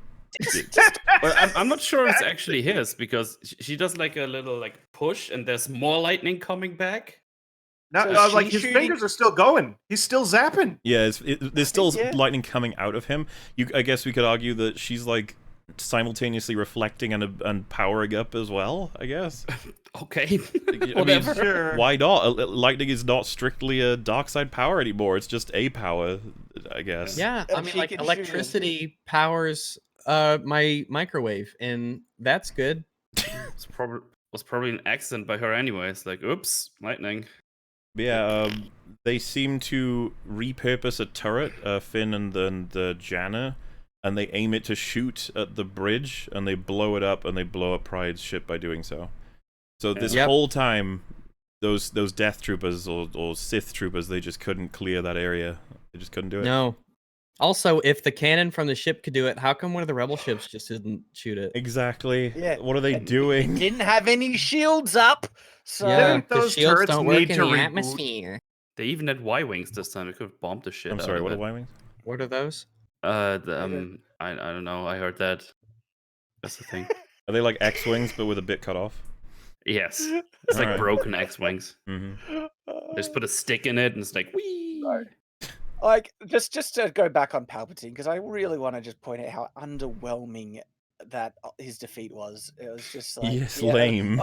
Of course, Rey can do that. You know, he's probably Palpatine's like, what the fuck happened? I mean, we've I had this in a bag. What the fuck? We've talked about it to the point where it's like more normalized, but like just rewind even a year and talk about the fact that like Anakin didn't kill the Emperor. Rey is going to. The girl from TFA who's like this crazy Mary Sue. She's gonna be one that kills. You'd be like, what are you talking about? She's the real hero. What do you not mean? of those stinky old characters. No, that's not possible. He's dead. What are you talking about? It's like, oh, you're in for a fun ride, person. Like, to bring him back and then to underutilize. At no point did he feel dangerous or truly menacing. Like, it was just like, no, of course Rey's gonna win. I mean, there's no way that's just not like. It was so weak. It's so easy as well. They do the move that Mace Windu did to him, and it's like, wait, but that doesn't kill him, does it? And it's like, no, it does. Yeah, but she had two. Yeah, that was Mace Windu's mistake. He didn't pull out the second lightsaber. Had two purple lightsabers. Fool. You know, people might say. Oh, now I forgot what I was gonna say. Oh no, that was a good point too. That's annoying. I'm gonna remember it halfway through and interrupt you. Was it about the futility? Well, the boringness of beating Palpatine. Oh, yeah, that they might say that like you'd think.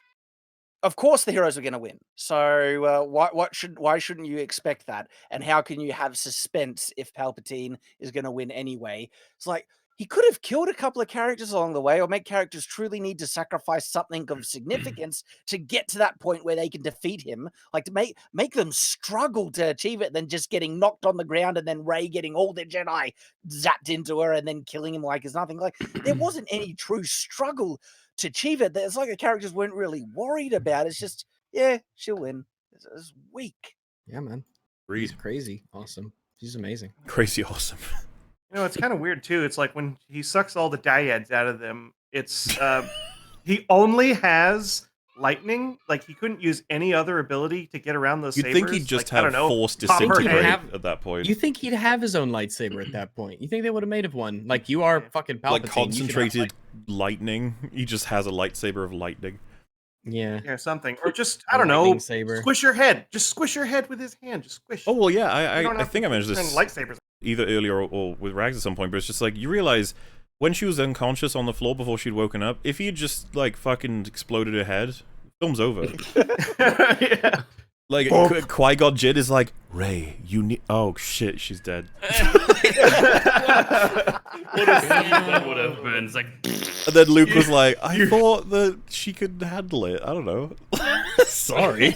You hear the other voices, they're like barfing. Dude, what the fuck? Oh my god. Oh, Babu Frick is our last hope. Dude, you know what? I would actually think that would be a nice ending to have fucking Babu Frick do it. Just like jumps onto Palpatine, bites him, like... Yeah, just bites him, gives him rabies. So yeah, Finn detects through the Force that Rey's dead.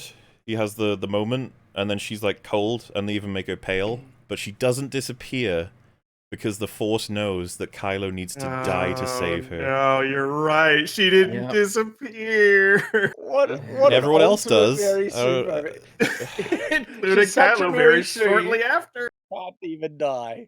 Of course. So Such a cop-out. yeah, he gets up. But does the Force-tisms? They have what is... How do I even put this? Like an inappropriate as fuck kiss. So forced and so awkward. It's like, ew. What are you doing? And then he dies. It's like the kiss is the thing that kills him. It's like, and it's funny because so she doesn't gross. get a chance to use her powers on him. He just disappeared. Like the Force is like, nope, no gives these backsies. Yep. And we let Leia stick around, but not this guy. Exactly. Yeah. She would have been able to heal him and not die because she's got all the power and all the Jedi. Mhm. It's like the Force saying, "No, you can't heal him. He's gone. It's gone." Too late. I'm pretty sure I heard people face palming in the cinema when that happened. It's garbage. But then again, the whole thing is garbage. So, what is left? We're near the end now. But goddamn. I guess they all just head home because they won. Exegol is It was the uprising against all the of Star course. Destroyers, you know, the First Order stuff in the sky, and of course that's where we see a holdo maneuver, which is face palm. Which planet was that over? Do you remember? Above Endor. Yeah, the It's Ewoks were watching it. Remember Ewoks? That's what that was. I'm gonna see it now. Like I've got it running. But what is it? You can see like a stream of something going through it. Is it or like the same type of stream of debris that's caused by the impact flying out past behind it. And I was wondering what that is. Like, what the fuck is halving the fucking Star Destroyer there? Well, I guess they went right through the middle, I guess. Because I was a little confused at first, and I'm thinking, is that the holdo thing? All right. Sure. I was at this point in the movie, I was just ready to I was just in accept your fate mode. You know, like my bucket was full. Like in terms of having stuff to think about, I was just like, I need to leave now. Okay. I've had enough. Way. But they do wrap it up pretty quickly too. They're just like, yay, celebration, woohoo, wait, bury the lightsabers, woohoo, bye, bye, bye, bye, bye. And it's like, oh wow. So yeah, they're all like celebrating. There's this super, like, I know this is out of order, but I just want to get to it. A super awkward moment where Jada just sits down next to Lando, and she's like, "Hey," and he's like, "Hey," and it's like, "Oh, I don't know who I am," and he's like, "Let's find out." And that's it. I was like, why is this here? And for clarification, like, I'm almost certain, I can't prove it, but I'm almost certain there's a whole bunch of scenes where she was supposed to be the long-lost daughter of Lando that he left behind because she was stolen by the First Order. And that was, like, them reuniting, and I guess he would have been like, let's find out who you are together, that sort of, like, nice sort of thing, but they had to, like, cut the shit out of it to, well, fix it. Because I remember it being announced that this film was supposed to be 2.5 hours, and if the final cut was 2:10, you have to wonder what's been lost. I mean, if you're at 2:10, fuck it, go for 2.5. You might, people are there for the long haul, just go for it. I just like the idea that he asks for advice on, like, should I cut this whole thing with Lando and his, like, inability to be a good father? You're like, yes. Yeah. Yes. Yeah, JJ, you want to be doing that. He's like, oh, okay, yeah, sure. Thank you so much for asking this time. Though it is interesting to think that Palpatine was actually Disney forcing upon him. That wasn't his choice. That because I know I will, and I'm sure many others will, like, blame him for this. And if he had like no he's choice, gonna cop it all. I feel sorry for him. yeah.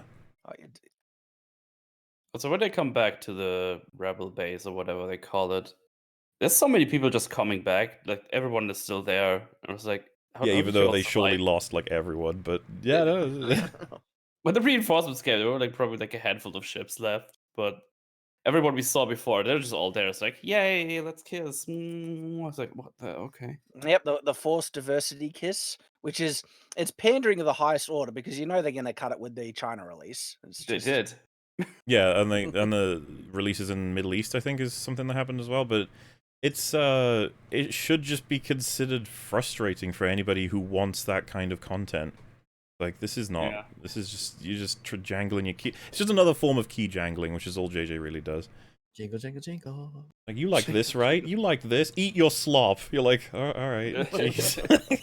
Okay. I'm choking on it. No more, no. And yeah, we like Rey comes back. She lands, and everyone's like, "Yeah, hero of the universe! You did it, Rey! Woo!" And it's just like, yeah, all right.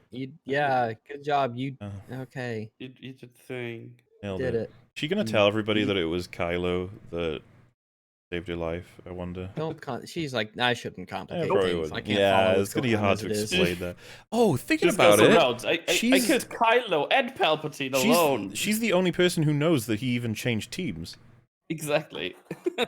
How hard is that gonna be to explain? Be like, yeah, he kind of like helped me kill Palpatine. Like, I'm so glad the Emperor's dead. Yeah, and that bastard Kylo Ren. And she's like, So he's like kinda cool, like not not like full cool, but yeah, I don't know. He's all right, I guess. I mean, he could be. I suppose if you wanted him to be, he'd be okay. I mean, I'm the real hero. Just don't forget that. So yeah, she as a sort of a nice completion to the saga, a beautiful end. She heads back to Tatooine with Luke's lightsaber and Leia's. Obviously, Leia's lightsaber. You guys know Leia's lightsaber pretty well, right? It's like a saga thing. Like Leia's Leia's very thoroughly. Well, when she pulled it out, I was like, "What is that?" I tried to look at it, and I don't recognize this. Like, it's Leia. I was like, oh yeah, that's right. Leia has a lightsaber because she was trained by Luke, and she beat Luke in yeah, she's great. She's really amazing. I love Leia so much. She's great. She is my favorite lightsaber wielding character. My favorite Disney princess. Yes. It's not frustrating at all that we have to deal with like just no. Great. All that can be said. I guess there's the final piece of this horrifying puzzle. She's she's asked by a random local. She's like, "Oh, nobody comes around here anymore." She's like, "Oh yeah, okay, cool. I'm gonna except bye." you. And yeah, I know, right? And then she's like, "What's your name?" She's like, "Oh, Rey." She's like, "What's the other part of your name?" Like, Rey, what? I need a last name. How am I supposed to address you? And then she says, she looks out, and you have Luke and Leia just sitting there, being like, "Hey, buddy," steal my name. It takes so long as well. There's like, "Hello, hey." I was saying to Rags, like, she would have seen him bury those lightsabers. Once Rey walks off, you imagine she was like, "Oh my god, lightsabers!" Yeah. How much money this is worth is crazy. But yeah, she's like, "My name is Rey Skywalker." Skywalker. And the audience screamed. And then those two threw up their hands. I knew it was coming, but I couldn't brace myself. It was it's like the longer she took, it hurt more. Yeah, man. Imagine if she'd said, "My name is Rey Palpatine." We'd be like, "Oh, okay, well, yeah, all right." Like that Palpatine, or is that just like a coincidental thing? And she says like her goal is to clean the name of Palpatine and to in his name do good deeds to try and correct, the will or something like that. We'd be like, "Oh, all right." But no, she just steals Skywalker because obviously she doesn't want her name to be anywhere near Palpatine. It'd be funny if like Luke and Leia are over there like, "What? Wait, what? Back up! Fuck! What? How dare you?" The Skywalker line is cut off. Well, yeah, so the obvious thing to say is that at the end of the saga, the Solos are dead, the Skywalkers are dead, and the Palpatines win. It's like, wow, okay. Jeez. You just have that second, you have to sit down and be like, oh. Why? Why did you want this? Oh my goodness gracious. What a terrible movie. What an absolute catastrophe of a Sheer film. disaster. Yeah, we did it. We got to the end. So, I think the first question and poll I want to put out, we kind of addressed it halfway through, but we'll give it a shot again. Which was worse, The Last Jedi or Rise of Skywalker? This. You guys are settled, I are you? Or? say Rise I of feel Skywalker this for one. me. I don't know. I feel like they're two different kinds of bad. I feel like one is malicious bad and the other is just incompetent bad. It's hard to measure. I don't know if I don't think I can give you an answer. I think it's complicated because they're both awful. They're both so terrible. The plot in both of them is absolute garbage, but I think Rise of Skywalker takes the cake. Like, its plot is so utterly insane. Then world building wise, I think that like Rise of Skywalker inches in as slightly better, but it's still garbage. And then my brain has a lot of trouble when it comes to character, because because like Luke was destroyed by TLJ. Yeah. And this just confirmed it. This just twisted the knife.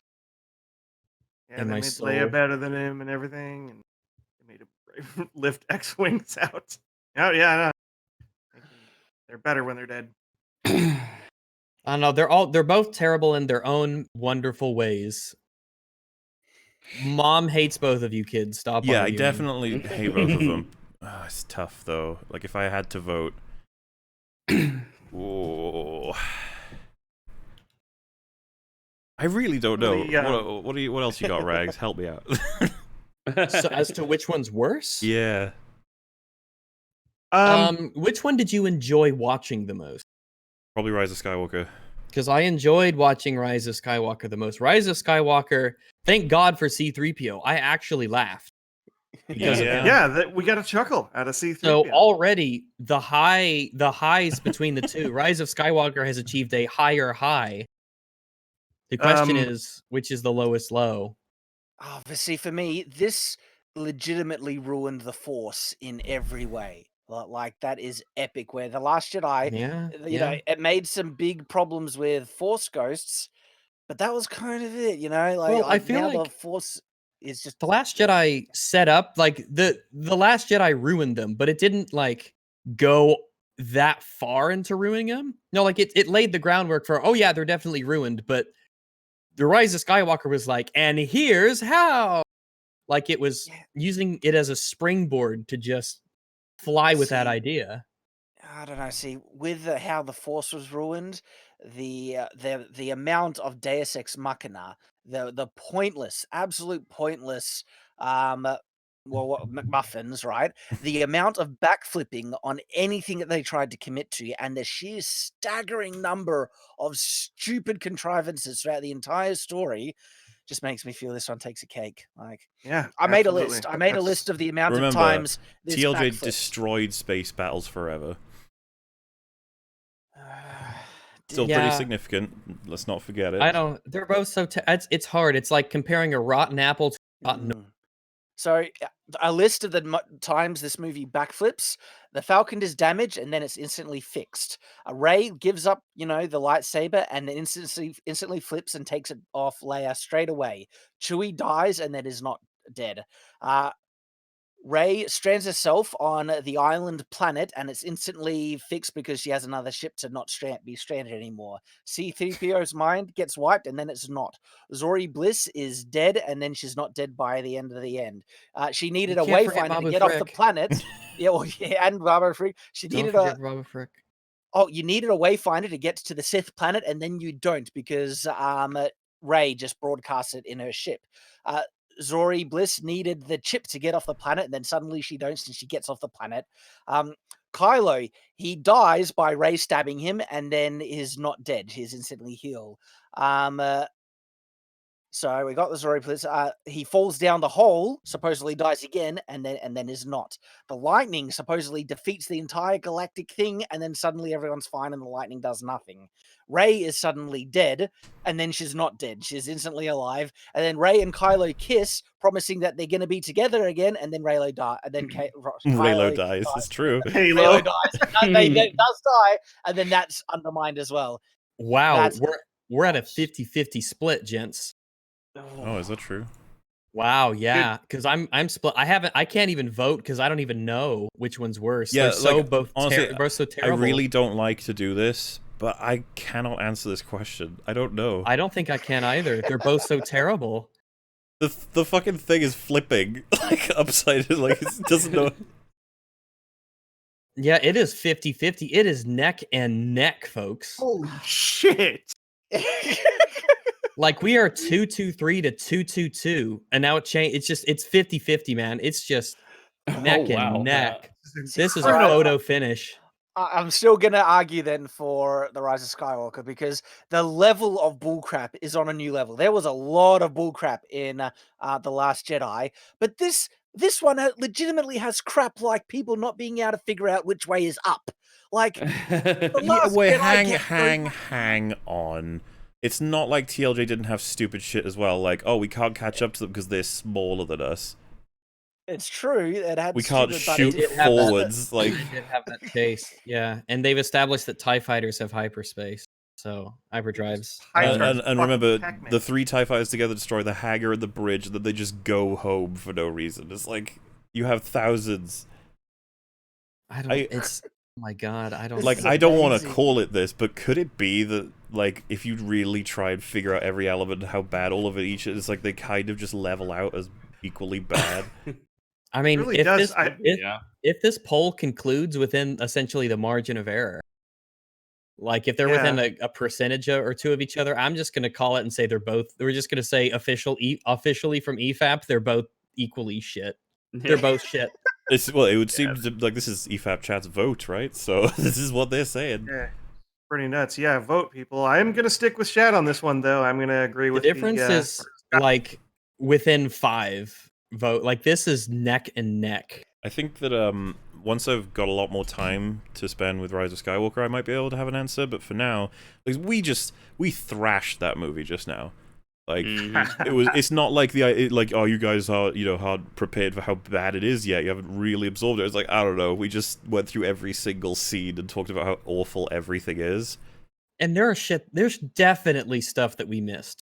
Definitely stuff that we missed. Like, so, someone just said, they brought back the Emperor, it's way worse. And it's like, they killed Luke's character in TLJ.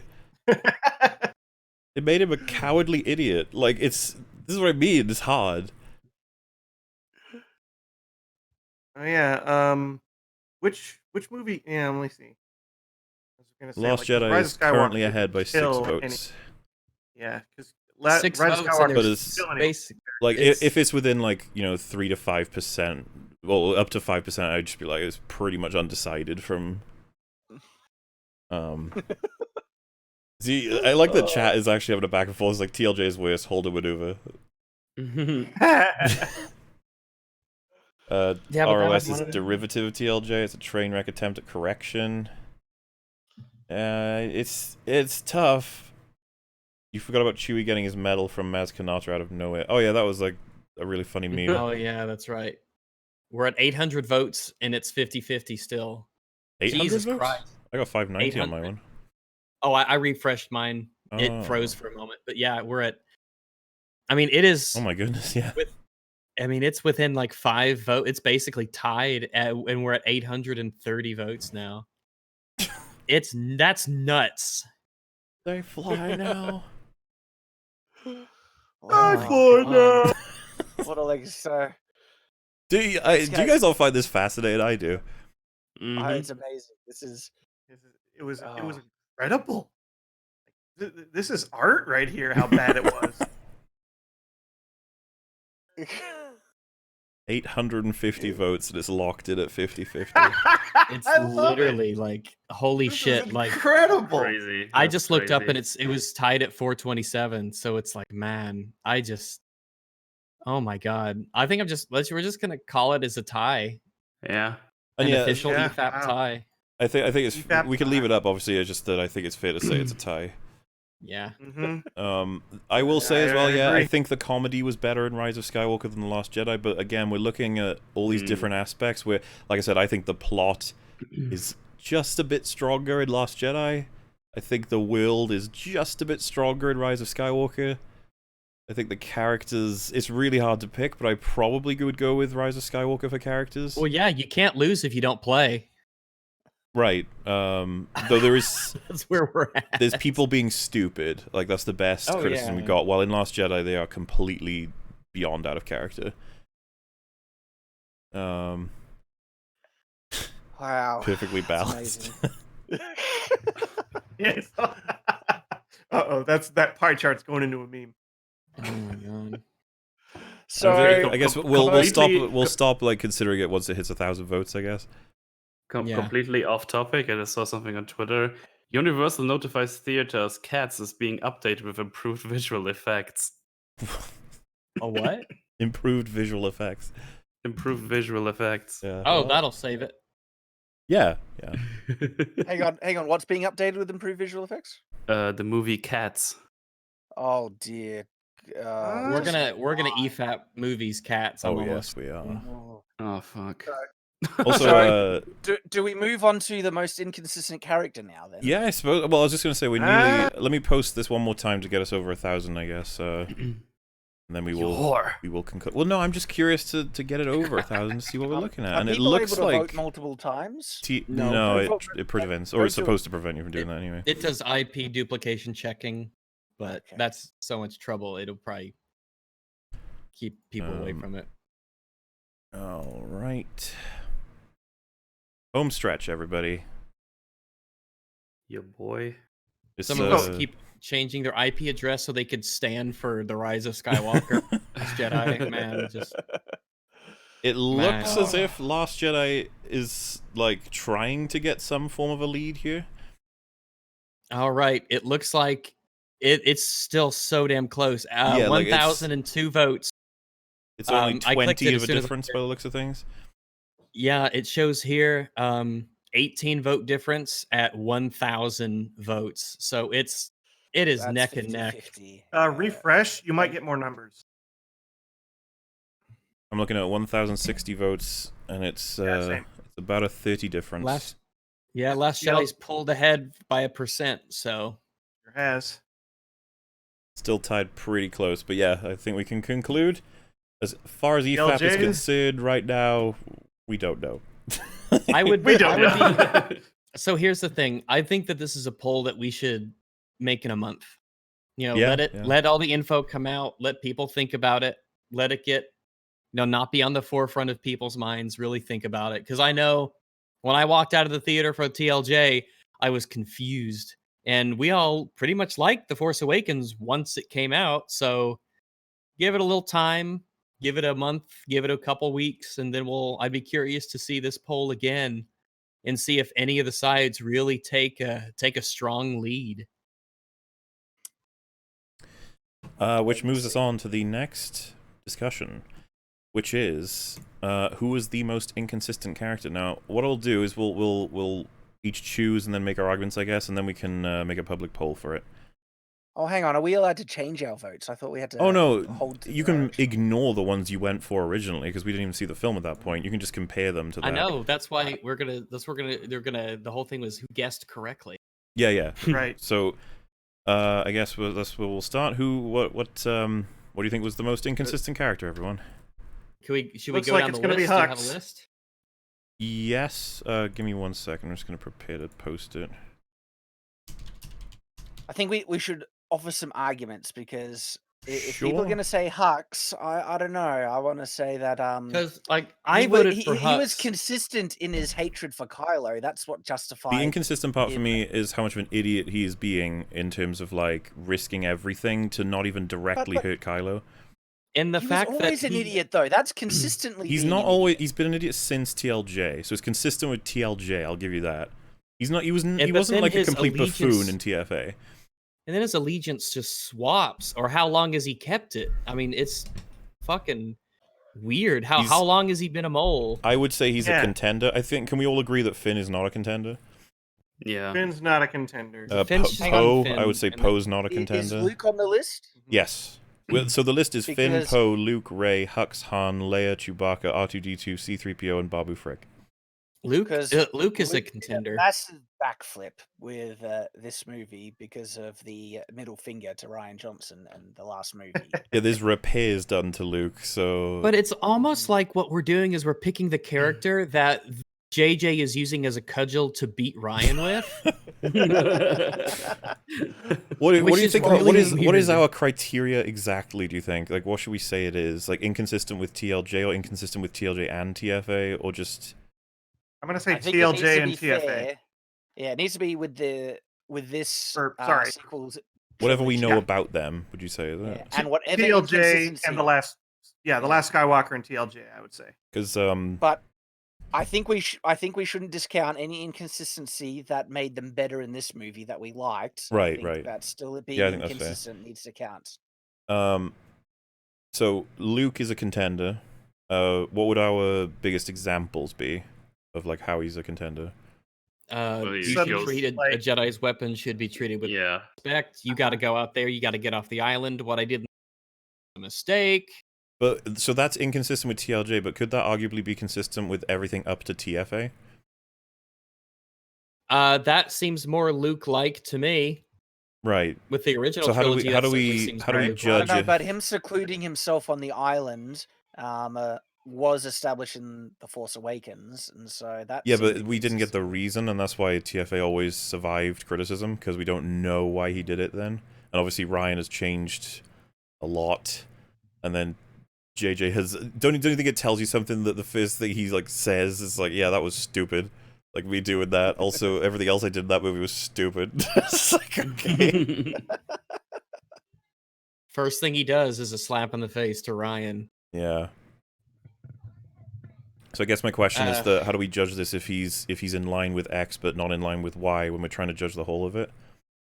I don't know if this is something that what we're doing is strange. It is strange. Yeah. I don't even know if I could answer that. So my vote personally is Rey, and my evidence would be that she's like kind of losing her shit in this movie for no reason.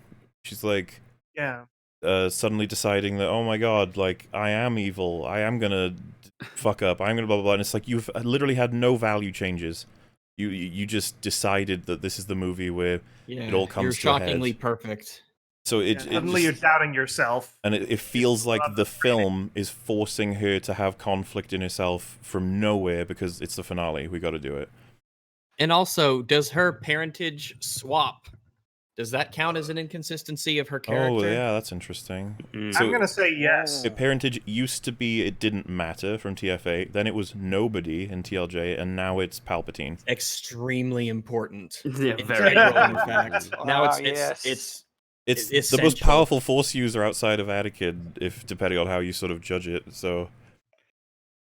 Yeah. I heard a weird thing. Go ahead. So I don't mean to detract us or anything, but just on the note of that, I heard that it's established somewhere in one of the comics that Palpatine was the one who created Anakin. That he manipulated the midichlorians to make Anakin. Mm-hmm. Have you guys heard that rumor? Like, is that I've seen a screenshot. That's something that I've heard for a while. Mm-hmm. So wait. So so Anakin's father would be Palpatine then. Depends how it works biologically. Yeah, if that's the case, Anakin's father is Palpatine. Anakin's kids are Luke and Leia, and Leia's son is Kylo Ren, and Kylo and Rey kissed. And if Palpatine's granddaughter is Rey, then what's the relationship between Kylo and Rey? Because they're like totally related. Are they cousins or second cousins as a result? The thing Something is, like that. Making a Force baby, I don't know how it works. I'm not a doctor. Or is Rey Kylo's auntie? Is that what it is? Would that put would that put Rey higher in the family tree than Kylo? So would that make Rey Kylo's this is confusing. Aunt, nephew, aunt. People are saying aunt and nephew. So Rey would be Kylo's aunt? I guess so. If that's Force the aunt. case. But hang on, is it confirmed that Palpatine made Anakin? Like, Oh is my that in the comics? god! Am I really? Oh my god! This is what Leia meant when she said it's about family. That's what. Oh my god! Oh my god! She was trying to warn us, and now she's dead. No. Oh my god! That Star Wars girl in the chat said Rey and Leia are cousins. Rey and Leia are cousins. Oh my Because their goodness! parents would have been brothers or sisters. For that to be the case. Oh My brain is melting right now. I had way too many beers for that shit. A couple of people are sending me that there's been a poll for this already. The whole idea is that we present all the arguments and then do the poll. Yeah, and then we're gonna do another poll in like a couple weeks or a month after Yeah. it's kind of been fresh in our mind. Because Lord knows, I know my opinion generally changes. I don't know if this one will. I don't know if this one will get better with age. I think as we discover more and more issues with it, it'll be like TLJ where it gets worse and worse as time goes on. I think we just haven't had the raw time to think about all the issues yet. we can't count Han because he technically wasn't in the film, as far as we can tell. Yeah. Just head. Leia was barely in the film.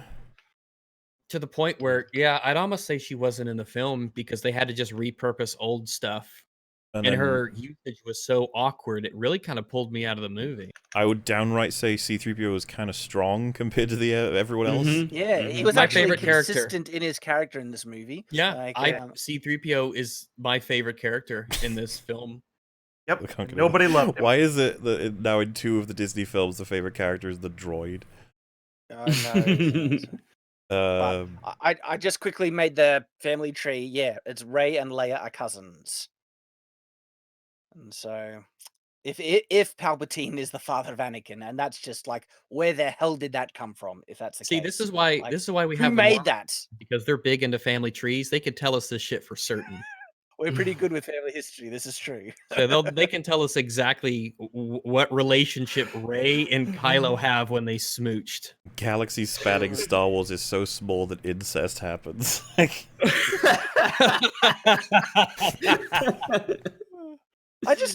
I hope it's not true. Like, if this is that an actual canon? Well, look, the one thing we're stuck on is comic book in Disney look, books? okay, Like, but if Palpatine put his actual semen inside thingy, then you've got a point. But manipulating midichlorians to make a baby, I don't know what that means. yeah, it's not a biological child. Then Is it not? I don't know. I don't know how it works. I need to ask Palpatine. I have no real life scenario to compare it to, I'm afraid. Yeah, it's kind of just something that seems it's weird. stupid beyond belief. I want to know the origin of this. Like, if it comes from a Someone comic book, I needed to Someone see sent it. me I this. need to see it. It's so dumb. It can't be. It's It looks like- I saw the screenshot of the comic on Twitter at one point, so I definitely know it exists out there. A weird world we live in. We're spending a lot of time discussing this because it's fascinating in its own messed up way. The only 2 left then would be R2-D2 and Chewbacca, which I think were fine. Yeah, Lime Green. I Yeah. did send that away to them to look at. The jury is still out on this one. This is no simple matter. I guarantee you that. Which I means think if we're talking about inconsistent character, I think Rey is the winner. Yeah, she would be my vote. I'm convinced with Rey as well. That was so fucking. And so- Well, yeah, it's so weird because Rey Yeah. is like, I feel like some of these other characters are, like I said, they're just Not even in the just movie. tools that JJ is using to shit over Ryan, and I almost feel like that pollutes it. It was that was the thing. It's like at first I didn't think Rey was going to be entirely inconsistent because she's still all powerful. Yeah. She can't be beaten and everything like that. But then when we factor in her family, she skyrockets to the top. Yeah, we went from we don't know who your parents are, to your parents don't matter, you're a nobody, to literally the most important thing about you as a person is your parentage, to the point where that's arguably the theme of the movie. That's like whoa, that's whiplash levels of holy shit, what a change. Yeah, But and then of course the icing was just all the doubt she had in herself afterwards. Yeah, exactly. A lot of her motivation, she is flip-flopping all over the place. She wants to be a Jedi, Star Wars she doesn't girl, want to be don't a Jedi. drive. Don't be She- texting and driving. Oh my goodness. Danger Mouse. She Don't said, do it. she said, sorry, I'm driving, it's hard to comment. It should be impossible. Don't text and drive. Don't do that. Come back alive. I wanna, Don't do it so this dumb. is interesting. I checked the poll that was made previously, and the winner was Hux. But the one I've just sent now, Rey seems to be dominating with Luke and Hux in second place. Yeah, man. Well, Because I had guessed Rey a while ago, or I guessed Hux a while ago, because I thought he would go back to original JJ. But with Rey actually being a Palpatine, I'm like, damn, that oof. Jeez, look at her actions as well. She wants to kill Kylo, then she doesn't. She heals him. She wants to give up. Yeah, she wants to give up being a Jedi and goes to the thing, and then she doesn't. She'll go fight Palpatine. And in the previous one, she's flip-flopping about joining Kylo and not joining, and she's lost in her place in everything. And then she has the hots for Kylo, and then she doesn't, and then she does, and so she wanted to die on the island like Luke wanted to, and then she did. Yeah. And to clarify, all it takes to get off that island is a pep talk. The people who voted for Rey are Wolf, Shad, Das Bullshit, and Chaseface. Oh. Yay! Winners! I remember distinctly being like, why would I vote for Rey? She's just going to be perfect again. But I figured JJ was going to totally pull back on her, and he did. Yeah, this is the thing. There's a lot of rationales you could use, and it's just funny how it turned out. Like, I love the most voted for character was just nothing happened to him in this movie. It's like Finn was just around. I'll admit, like I was wrong on the reason for why I voted for her, because I thought she was going to stop being a Mary Sue and start sucking all of a sudden. So I can't take full credit and think like, oh yeah, I figured it all out and I thought really hard about this. Now, like she was still a Mary Sue, really hardcore. Yeah. I had no prediction on what she was going to be. I think the reason why I picked Rey is that if any character is going to be inconsistent with bad writing, it's generally the main character, and so I think that's why I'm picking her. Someone in the Discord said, The Rise of Skywalker is a worse movie, but TLJ is more... More what? Cut out. Say that again? He said, The Rise of Skywalker is a worse movie, but TLJ is more insulting. Maybe. I don't he know. makes a point. He makes a point. I might agree with that. I don't, it's weird. We're comparing some... It's tough. They're so close. Like, I'm willing to bet that the answer is going to be tough to reach. We're going to be stuck for a while because it's just like, oh, does that mean we all agree that TFA is the best of the three? Yeah. Yeah. Out of the three, yeah. Because I was going to say, like, I think of TFA and I'm like, oh, but that's bad too. And I look back at those two and I'm like, ah, fucking hell. Yeah, okay, fine. It's fine. Yeah, it's the least terrible. It is literally, it's winning by the process of elimination. So congratulations, TFA. Like, sure, it can't be TLJ or Tross. So I guess it's TFA by default, by elimination. You know, the other two have been disqualified. Something I can say about The Rise of Skywalker is that they have achieved something rather impressive to make a movie this bad. Like this is an achievement. Mm-hmm. It's fascinating. I don't know what's going on behind the scenes. What corporate meddling is causing this type of crap, or just completely oblivious writers, or is it directors, JJ? I have no idea. Because to me, it doesn't take too much of an objective lens to find some of the massive problems with this. Who did they get to look at the script? What were they patching together by the end? I can't believe it. Just... I'm so curious. What comes next? Oh, like for Star Wars? Well, yeah, that's retcon. They can't build anything from this. That'd be so stupid to do that. Yeah, like this is where they go universe trotting. They go somewhere else where nothing is recognizable. Oh my god!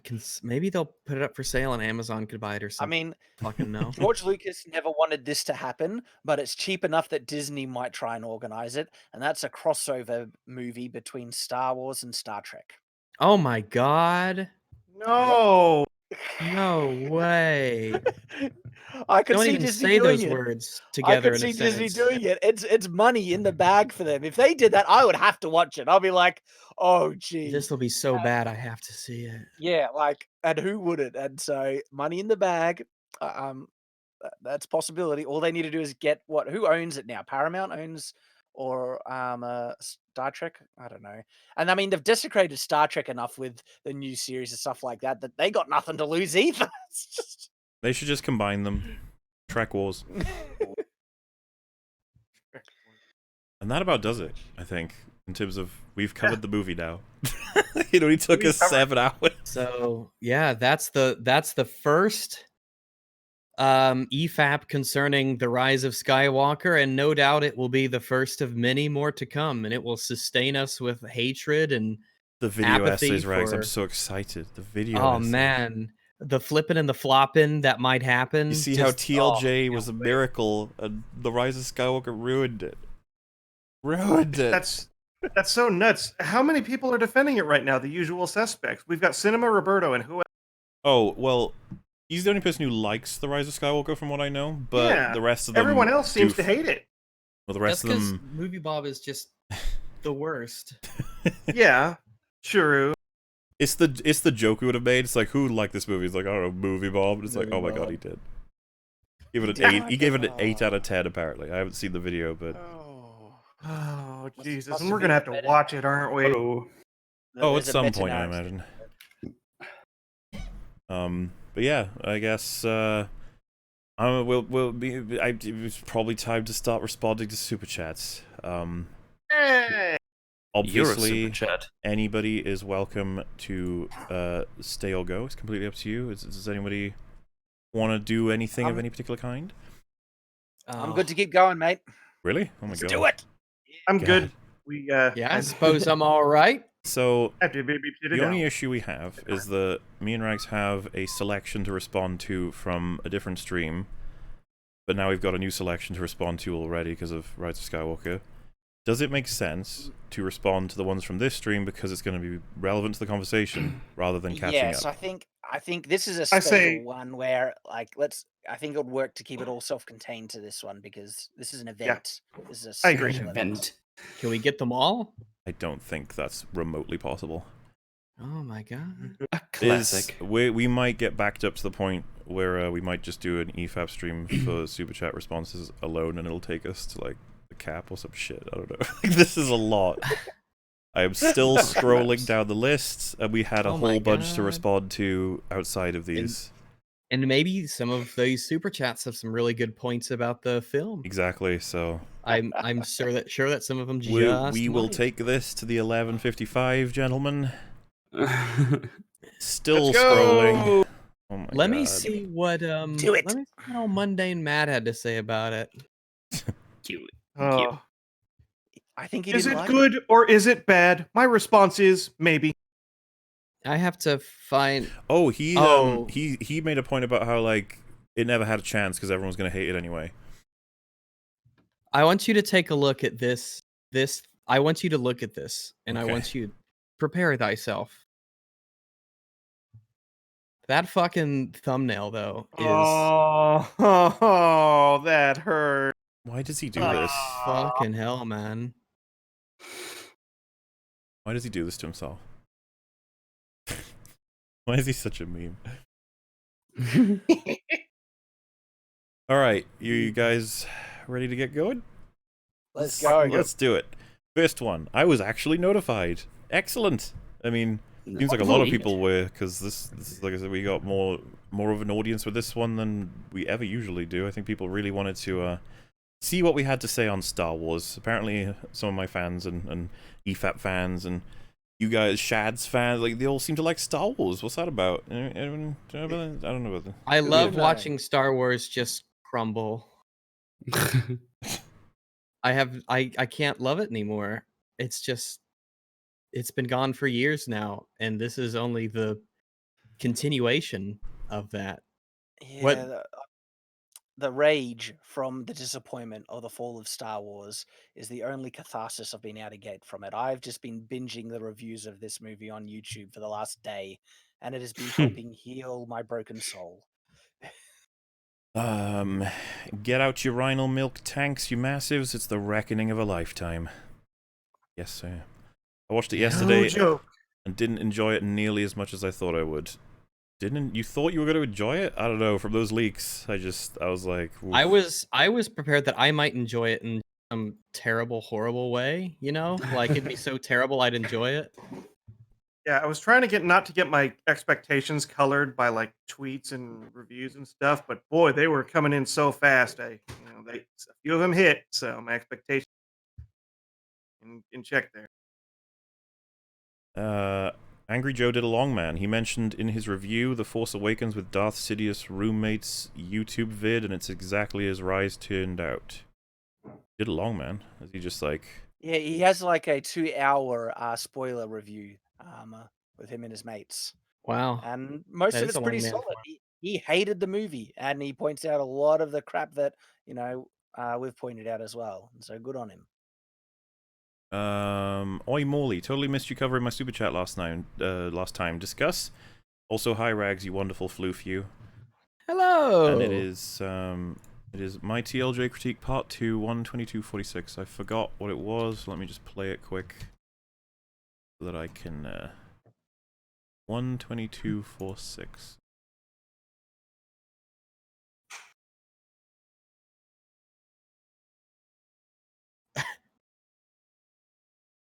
Because episode 8 I love it. A character in the interest of shoving in more slapstick comedy and some of these memes in EFAP podcast talk are really good. That doesn't make the dynamic in this film worse. This one stays the same, and it has a purpose. The change is the fault of The Last Jedi, not The Force Awakens. So it's a portion where I'm explaining that it's not on TFA that Hux is changed into a clown. I don't know if that is the point that it's like, what do we think about, I guess, how, I don't know, that whose fault is it that Hux is the way he is in this film? Let me play a little bit more because the timestamp seems to go further. Found him very funny.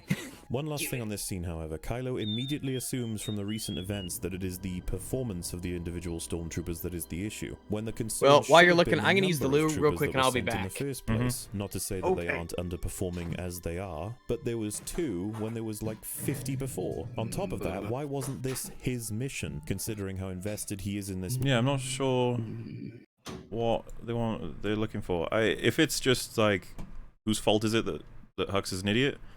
I would say it's taking forward what was established in TLJ, but pushing him a little bit, like, to the point of, I don't know if he would do that, what he does anyway. Like, I'm okay with him trying to get Kylo killed, I just don't think his choice was very effective. If anything, it seemed like they just needed an informant, and they were like, let's just use Hux. Hux is a character who's angry with Kylo, that'll work. Anyway, hi dads. We got all of us are this person's dad. That's nice.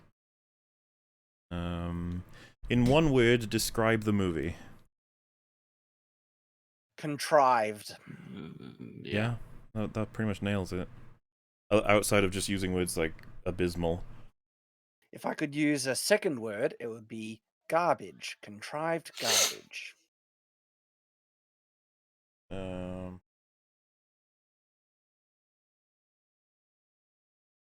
Did my man Finn get C-blocked? My boy didn't get to lick that ray taint. Oh my goodness. Sad steamboat noises. Toot toot. I know that reference too. Well, so, you know how he clearly looks as if he's going to be trying to tell her that he loves her? Yeah. That apparently was just him trying to say he's force sensitive, according to JJ. Mm-hmm. That's not. That's so dumb. That's not something that'd be hard to tell. That's like a passing. Oh, I think I can sense the force, Ray. Just letting you know. That's that's not a big difficult thing to say. Why would you? That doesn't. Imagine he'd said, Ray, before we die, want to tell I can sense the Force. And she's like, oh my That's goodness. exactly what I was going to say. Crazy. Yeah. Why didn't he tell Poe? And she even asked, like, after they get into the tunnel thingy, it's like, oh, what do you want to ask about? It's like, oh, no, it's fine. It's going to tell you later. It's like, oh, okay. All right. Check the Metascore. It's at 5.1 user last time I checked, which again seems more accurate compared to Rotten Tomatoes. But I think everybody's just on the point of like don't trust Rotten Tomatoes at this point. That seems to be what we're going with. Execute EFAP 66. Yeah, I'm curious if this will be like the one that everybody seems to want to watch, because I think we did a really good breakdown, honestly. It was chronological, glorious. extensive, lots of voices. And I think having multiple voices just helped out so much, because so many of you guys are pointing out things that, you know, I didn't pick up on and stuff like that, which just made it so comprehensive all over. It was like having that happen all over the place. Like, with each scene that passed, everybody was like, I have an issue. It's like, but I also have an issue. I have an issue. The thing was a mess. You needed this many. Watched it last night in Discord with my buddies. Pirated that bitch. Not even lying. We laughed the entire movie. Had a blast. Movie is garbage though. Yeah. Like, we had so much fun. It was shit though. Hey guys, whenever someone accuses you of saying the N-word, just, yeah, I said nakama. It means friends, so that works. Lol. I mean, it doesn't sound remotely like it. How would that possibly work? Avatar Rey, the last Skywalker. She is now. She identifies as it. As long as someone else doesn't take the name, she is the last Skywalker. So sad. TFA was the cancer that Disney spread. TLJ was the death of the franchise. From what I've heard, TROS is sodomizing a dead corpse. Pretty much. Shad, Drinker, your videos are gold. Thank you. Oh, thank you, sir. Appreciate that very much. Just got my Christmas bonus. Enjoy it with me, you gaggle of massives. You deserve it for going through TROS for us all. Hi Rags, kick J, etc., etc. Well, Jay has been kicked, so that's half of the job done. I wonder if he'll come back. Like, it's been a while now, right? Like 3 hours. He said he 4 will hours? try, yeah, and come back when he has a sleep. So we'll see. They're alive now. They're alive now. A good friend of mine loves it. I don't know how or why. I love that, like, you come out of the cinema, they're like, I loved it. You're just bewildered. Like, what? No, stop it. Not possible. Muller, are you going to make a critique series for TROS after you finish TFA one in a few years? Who knows what order exactly I'll be doing videos. I'll just let you know that it's been non-stop for the past few days, and it will be as soon as the stream is completed as well. Things be happening. God, this is such a fucking train wreck. Here's to you lads breaking it down. Hopefully it'll be the longest EFAP yet. The problem is we've already reached the cap on the longest EFAP several times. We can't actually go further. The day they extend that is going to be a wonderful day. We need more! Hello, Euphemisms. I swear to God, this movie annoyed me so much I actually made a video script and I'm going to make a YouTube video even though I have no subs. Well, good on ya, mate. Yeah, keep at it. Creative process. Good shit. I swear you massives better be going when I get back. Well, Chapter Master Rosarius, are you here? We're still going. Do you have any... Can you hear me? Do you have... Oh, you watched the wrong part. TLJ Critique Part 2. Oh, not the TFA one. Okay. Alright, give me a second, lads. I'm going to put that one on now.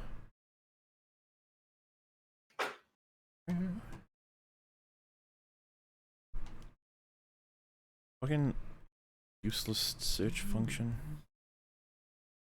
Alright, 12246. Anything. I'm back. What's up?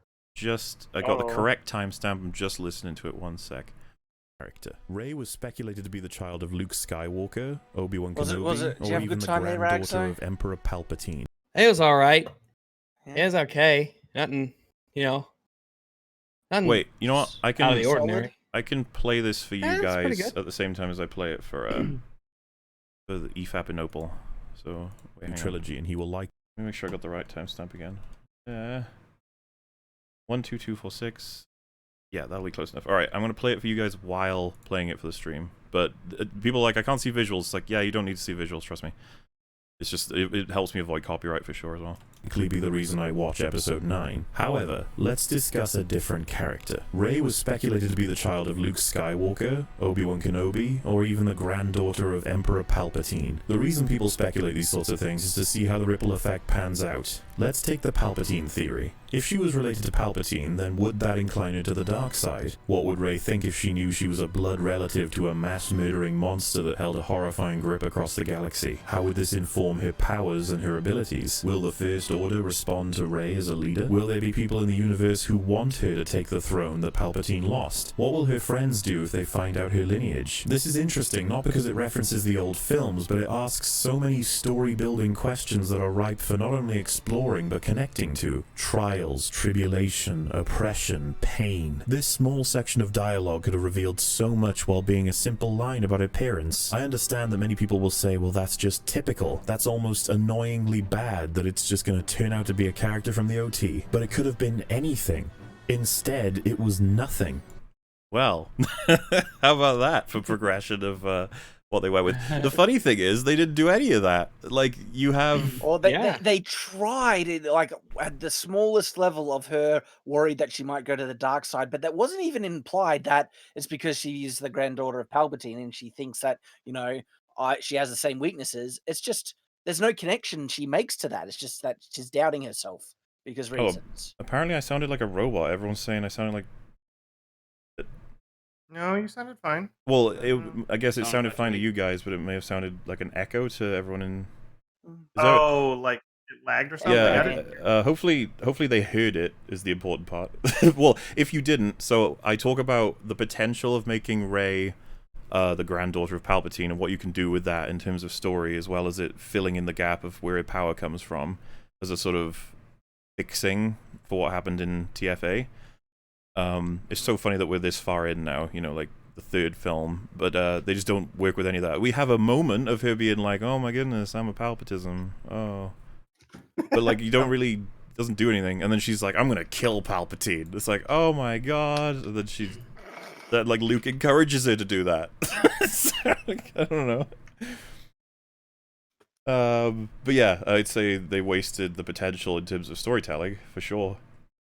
It's just that it's funny because I sound definitive in that video that she is not the granddaughter of Palpatine, and then they just retcon it. Well, no, she is, I swear. Get fucked. It's actually funny because in the context of how you're speaking, it sounded like you picked Palpatine because it's the most unlikely conclusion. And where did we end up? Like, oh, it's crazy. Do you have any idea how many times I'm gonna have to watch Revenge of the Sith to get the taste of horseshit out of my mouth? Well, yeah, go for it. It's better than the sequel trilogy, for sure. If that's the movie that does it for you, sure. Hey, tell you what, has the best lightsaber duel out of all of Star Wars at the end, and enjoy it, mate. It is great. I've watched it 3 times and was never bored. JK, like hell, I'm giving Lucasfilm my buddy. Well... Yeah, makes sense. Hey Rags, I heard you may do a Raid Shadow Legends review. I recommend watching Some Ordinary Gamer's recent rant video about it for research. Say what for research? Yeah, I guess like he might have some insight on the game. That's the name, I guess. Maybe. I'm not sure. I'm definitely not committing to anything yet.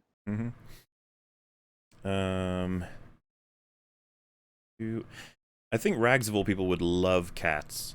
Oh. Rags, what does that say? You see, I almost feel like they said it, but they don't mean it. You know, like when people do that.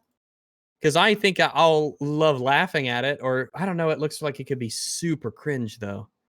It looks horrible. It does horrible, look filled with nightmare fuel. Like just. Yeah, man. I don't know how I feel about it. I just think it's almost certainly terrible, though. Just as the really spiders foretold. Like, yeah, this stream's been coming for forever, pretty much. When did I organize this? Was it like half a year ago? I was like, this is mostly the route of the date we're gonna try and go for. And it worked out great. It gave everyone a nice bit of time to see the movie. Hooray. Hooray. TLJ is far better than Rise of Skywalker. I rewatched the PT and ST films before ROS, and I can attest to this. ROS is bottom 3 Star Wars films with episodes 1 and 2. Episodes 1 and 2 are better than TLJ. I would agree. I think so too. Well, I think chat's going to be outraged at the idea that 1 and 2 are worse than TLJ. Got a lot of people. There are some people who think such a concept is ridiculous to even consider. Yeah, like TLJ and Rise of Skywalker, they are blasphemous now. They are the ones that we do not. No, seriously. I tried to watch the sibling rivalry review of this movie, and as soon as he started spouting, like, if you think the prequels are better than the Rise of the Last Jedi, that you're an idiot. I'm not going to talk to this. Like, okay, man, you're losing credibility. It's on our list. Oh yeah, we've got so much to get through. I've shot my Jedi General in the head. Now what? A referencing. I don't know. I don't know. I don't know what that means. Is that like a Clone Wars thing, an Order 66 thing? Maybe. I'm trying to think of, because obviously this would be in the opening. Or are we talking about Hux? Hux shooting Kylo? Maybe. I don't know.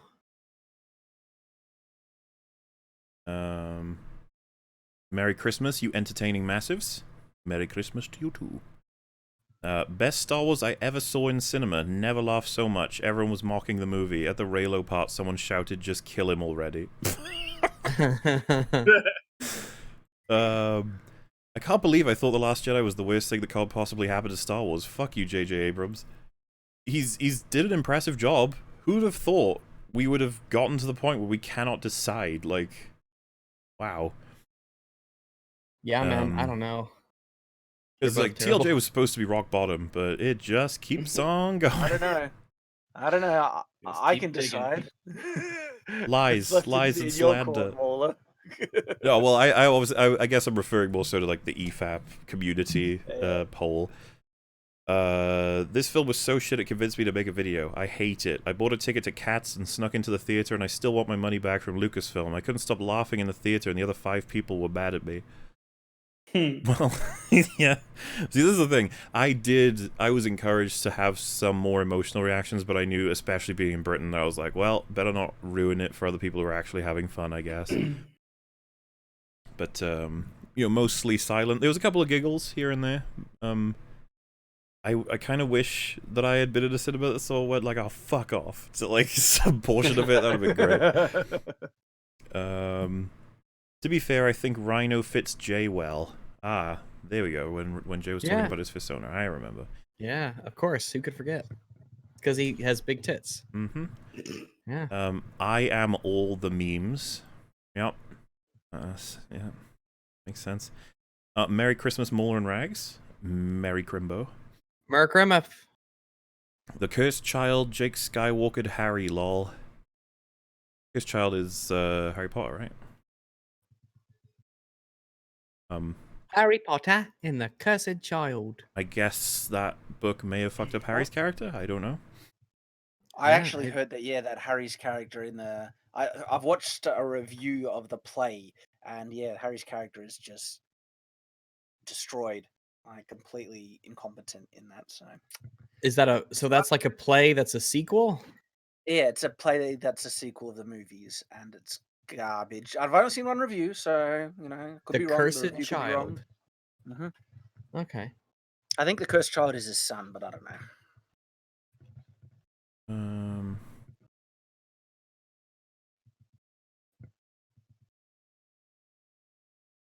So there's 3 different accounts that have said this now, so this is the 3rd one. Working on my first video to rip this diarrhea apart. Holy shit, my friend said it fixed the fucking trilogy, apparently forgetting that retconning is lazy horsecockery. Jesus, fuck this shit. Horsecockery. Horsecockery. Horsecockery. It really is unifying the fans once more, this movie. Yep. I want my money back, Disney, and compensation for the emotional trauma. Yep. I haven't seen the movie yet, so I can't join you for this one, Baller, but here's some money. I'm looking forward to hearing what you all think of this train wreck. I don't think we could have been more extensive. I think anybody looking to find out what we all think of this movie would absolutely get what they were looking for. That was good for a start. That was good for a start. Yeah, this is a good base. And remember, this is just the first of many. Mm-hmm. Why is Rags PFP so sexy? Oh man, it's just art imitates life. Yeah. You know what they say. Kill Jay. He killed Epstein. Oh my god. Oh no. I He knew did? it. As soon as he gets back, you're gonna have to address that with him, I guess. Yeah, does that mean Jay is a Clinton? Probably. Oh my god, Jay is Ochi. He's been hacked. Ochi killed Joseph Epstein. Jeffrey Epstein. Jay Epstein. Joseph Epstein. Jay Joseph Epstein. Jepstein. Hello, all my Skywalker words. Also, hi, Rags. Hello. The Rise of Jay Walker, a far better film. Yeah, I'd give it a shot. Directed by who? Jeb Bush. Merry Christmas, you massives. Merry Crumbomulus. I'm trying to find different ways of saying the word every time. Merry Christmas. Merry Christmas. Morcom and Normal and Norman. Schmerry schmish. I've been provided context for the Anakin, the Raylo situation. So, says, okay. Take in mind that Disney fucked up because Darth Plagueis, or Plagueis, I think it's Plagueis, was supposed to be the Sith that creates Anakin, but Disney changed it because they're dumb. So when the Jedi or Sith use the Force is with the midichlorians that they have within themselves that allow them to channel the energy of the Force. So every time they use it, there's always a residual of them in it. So for example, if you were to pick up a holocron, you would know which Jedi created the holocron because they channeled the Force energy through themselves to create it. They leave a part of themselves within it. So when Palpatine used the Force to create Anakin in Shmi, it was with his midichlorian / energy / power. So Anakin is a product of him and would have part of him in him. Think of that, I guess, instead as slimy semen. It's Force semen. Yeah. Midichlorian. All right. I mean, Disney is with the way they've handled Star Wars on every level is trash. It's just garbage. Congratulations, they did a great job. I am all the Jedi, and you gotta deal with it. Korra references. So I saw the horror show of TLJ. I went home to watch TFA because I didn't remember it being that bad. It was. These two films have been soul-crushing. I will not be going to see TROS. Without respect, we reject. Well, if you're curious about what happened in it, you can just check out this stream, I suppose. We covered the plot, right, guys? Yeah, it was a little disjointed because the movie was a bit disjointed, but we did all right. The movie contradicts itself, so you have to jump ahead and back every once in a while. This was just like... Yeah, if you did it chronologically, you just confuse yourself. Hi, Rags. Hello. Hi, Shad. Oh, g'day. Have you guys watched The Witcher? I have not. Oh, that's out, isn't it? It's on my list. I have not heard anything yet. Like, honestly, I haven't heard anyone say it's terrible or great. I've heard a good review, a mixed review, but overall good so far. People even be pointing out like, "Hey, got to check out those sword fights," and some people think that's trash. One thinks that one was brilliant, and all the other ones were bad. So yes, I'll have a lot to analyze in that series. I swear to God, if anyone ever makes fun of episode 1 and 2 again, hail fellow hate-boggers of the Toxic Brood, yay, Saturday stream. Yeah, I figure this, it makes sense. This is the most likely free day for most people, right? Sundays can be awkward, Friday. Yeah, it's complicated, but I mean, if you're a betting man, which day would you go with for the freest day of the week? This was a very special event that I needed to make a very special exception for this once. I appreciate it, Mr. Shad. You are welcome. Merry Christmas, all my JJ Longbone words. I thought JJ did surprisingly well considering what he had to work with, but still a hot mess that breaks everything, so glad being alive is a disadvantage now.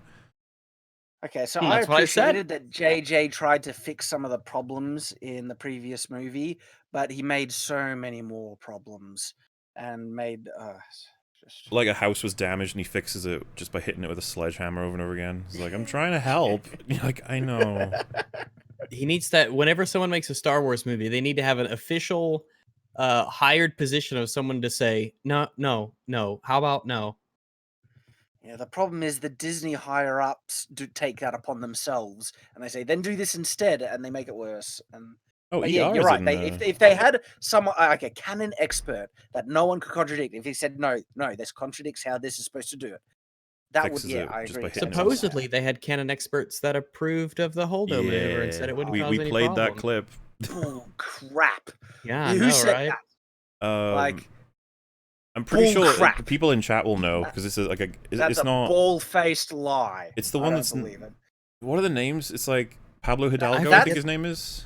I forget the names, but yeah, there was the podcast we watched where they confirmed it, man. Yeah, Pablo Hidalgo. He's the guy who approved it. Okay, if they said it, they were lying through their rear ends as much as JJ saying there was no previous test screenings or that they had planned to bring in Palpatine the whole way. Like. It is so blatantly a lie that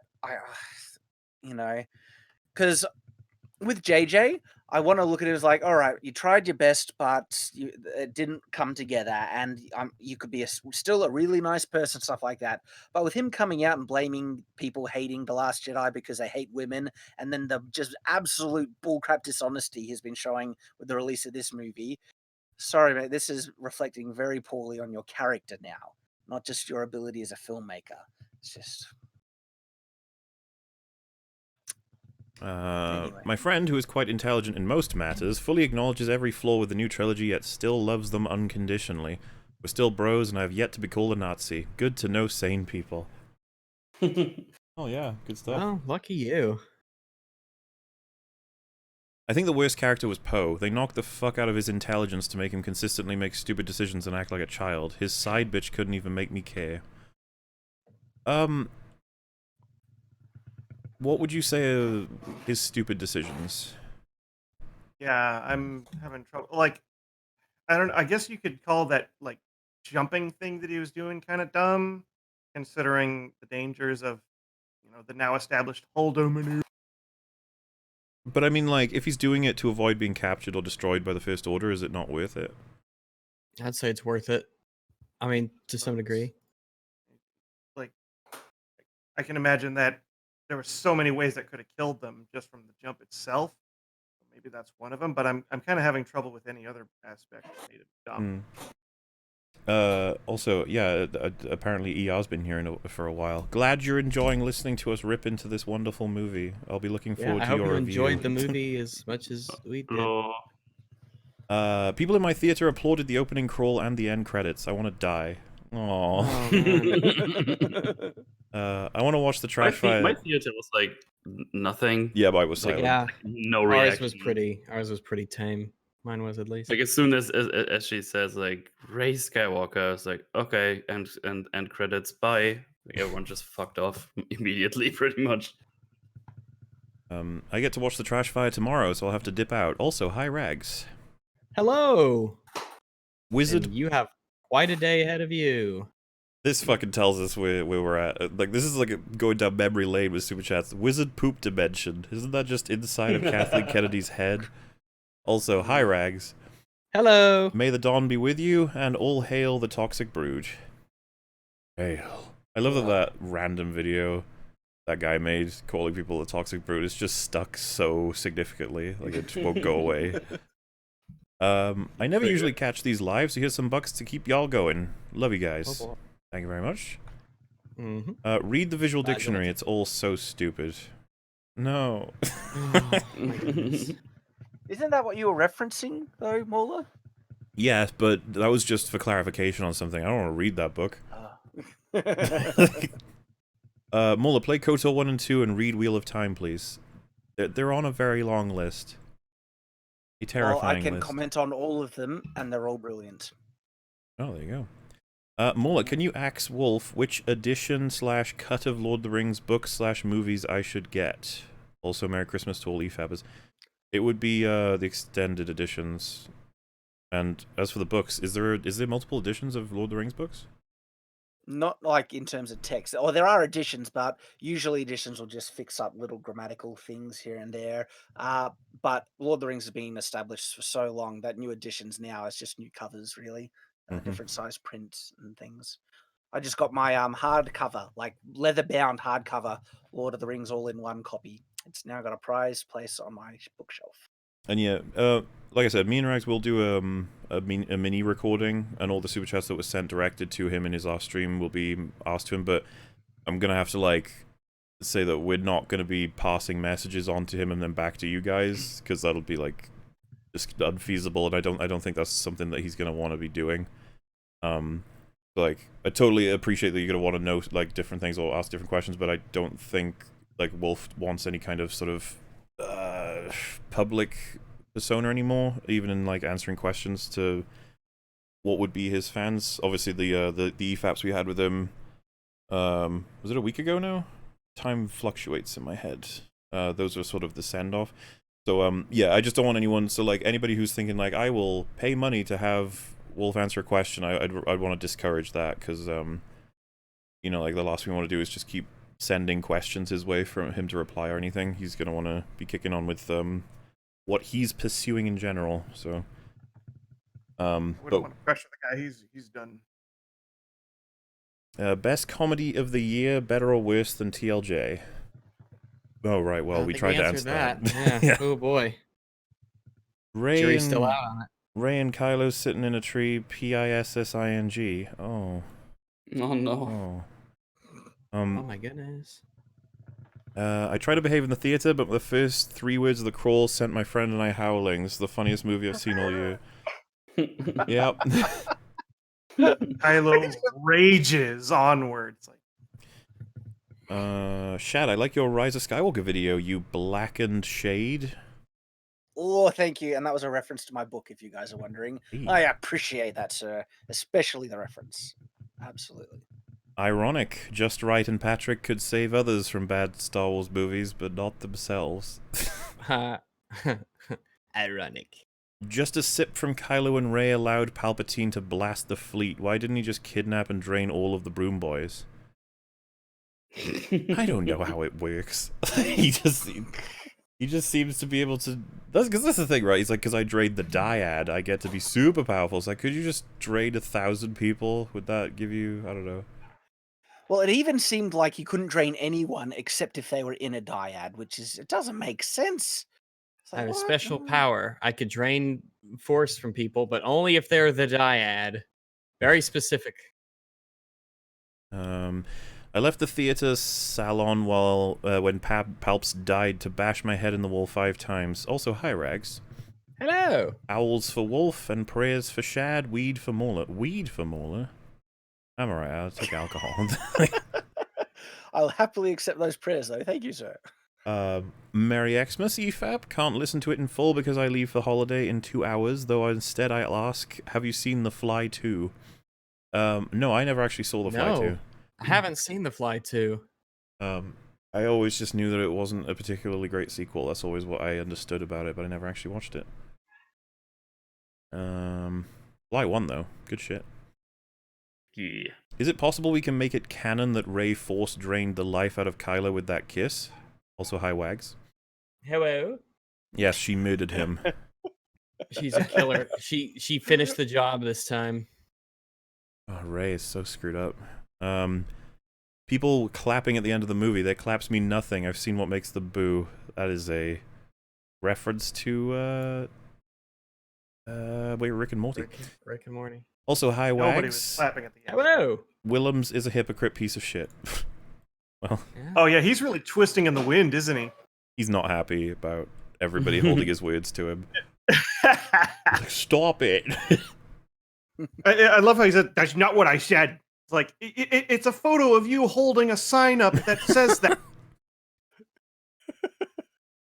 Hello there. Obviously, Russian hackers doctored that image.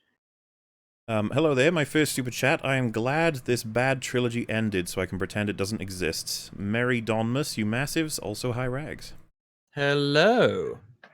This movie made me want to die, and I already knew the leaks. Yeah. The leaks don't...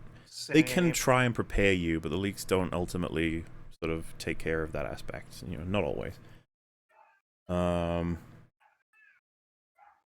Just watched it today. Thought that the adverts for an Indian online casino website were very tastefully done. Not so much for the rest. Oh, you mean like all of the Star Wars related ones? Because that's the thing, right? We've all talked about how we experienced a lot of ads, but we all probably got different ones. Yeah, probably. It was crazy. I got They a were trailer marketing for the shit out of Sonic it. in my one. Shad, have you seen the first battle in the new Witcher series? To me, it seems really bad. Ooh, not yet. We'll find out. Yeah, exactly. Gosh, it's Fingers making me crossed. nervous. Rey's lightsaber equals yellow because she was taking the piss. Oh, we never mentioned, yeah, Rey got herself a new lightsaber. It's yellow. Yeah, she built it. All right. Got ourselves a Yeah. crystal and built a one. Yeah, it wasn't a big event for me. It's just like, yeah, she's got a lightsaber. I don't know what the point was. Like, why even... Who cares? Well, that's part of technically it's supposed to be part of a Jedi's final training that they make their own lightsaber. She trained for like 5 minutes. Yeah, she knows how to do that. That's all you That's get, what she okay? could do. She gathered the materials to make one and then had the knowledge to do it. She bypassed the compressor and boom, lightsaber. Easy peasy. I mean, it seems to become inherent with a Jedi because Luke was able to build one, and I don't know where he would have learned either. But they do that. They make lightsabers. Comes with the Force. Patrick obviously watched the movie wrong. Oh, it's just it feels so sweet, doesn't it? To just throw all the. Because that's the thing. People were saying that to him, but then with Just Right, people were like, "You need to watch the movie through like the correct lens. You need to evolve as a critic." Like, yeah, how does it feel, buddy? Delicious. So I hear the leaks are under 90% accurate. I think I said 60 to 70% accurate. There's a lot of things that don't quite make it in, but there's loads of stuff that does. Oh yeah, man. But there were no pre-screenings of the movie, so they just can't. The leaks must be false because they couldn't have come from anywhere. It's like there's no screens. To all the guests, Wolf, Rags, and Mongler, without your content, we'd all be poorer. In keeping with this time of year, here's some tokens for festive beer. Cheers and happy Christmas to all. Oh, and to you too. Thank you. Palpatine's dead eyes mirrored my own as I watched. Morleyutism, you're reading quotes wrong. Oh, is that maybe in relation to me reading out that paragraphs? I don't know, maybe. I only read what the screenshot had, unless that's a reference to something I'm missing, which is probably the case. It's alright. Commander Mauler, my time has come. Execute EFAP 66. Also, hi Rags.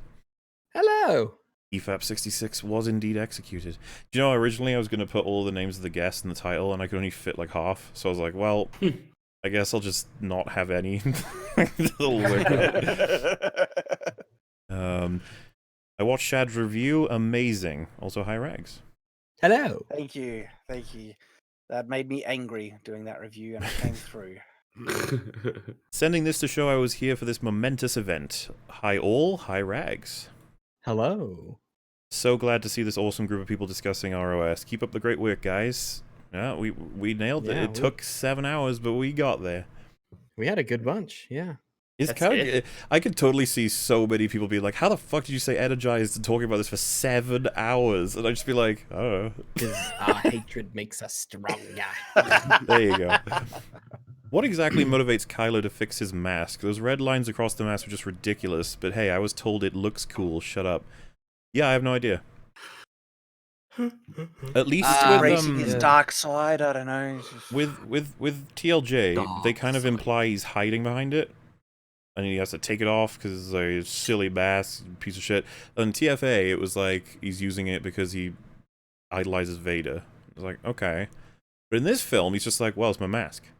Like, oh, that's me. It screams me.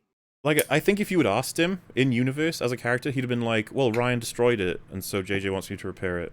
I'd be like, oh, okay. My father was excited to take me to Star Wars for my birthday. Sadly, I had to burst his bubble and convince him to take me to Jumanji 2 instead.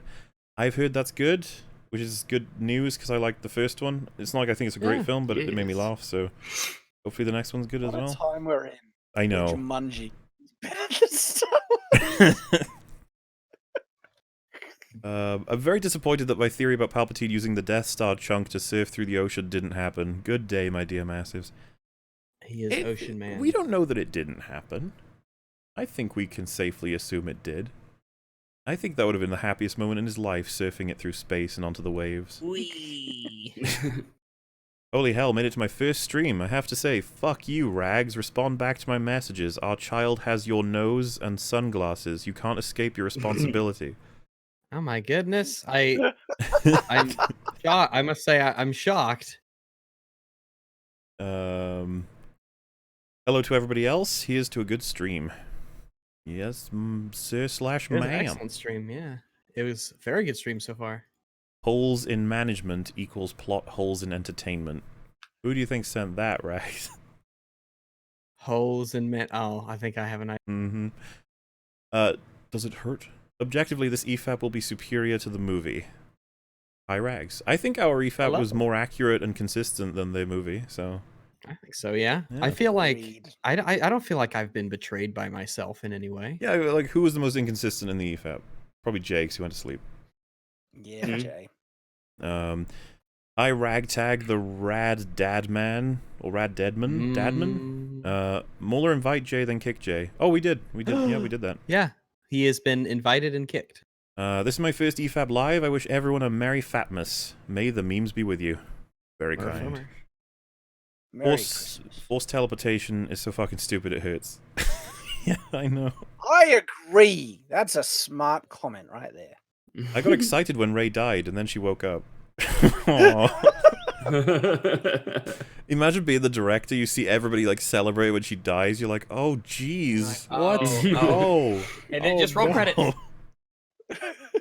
Cut. Yeah, cut. That's the movie. That's it. They did it.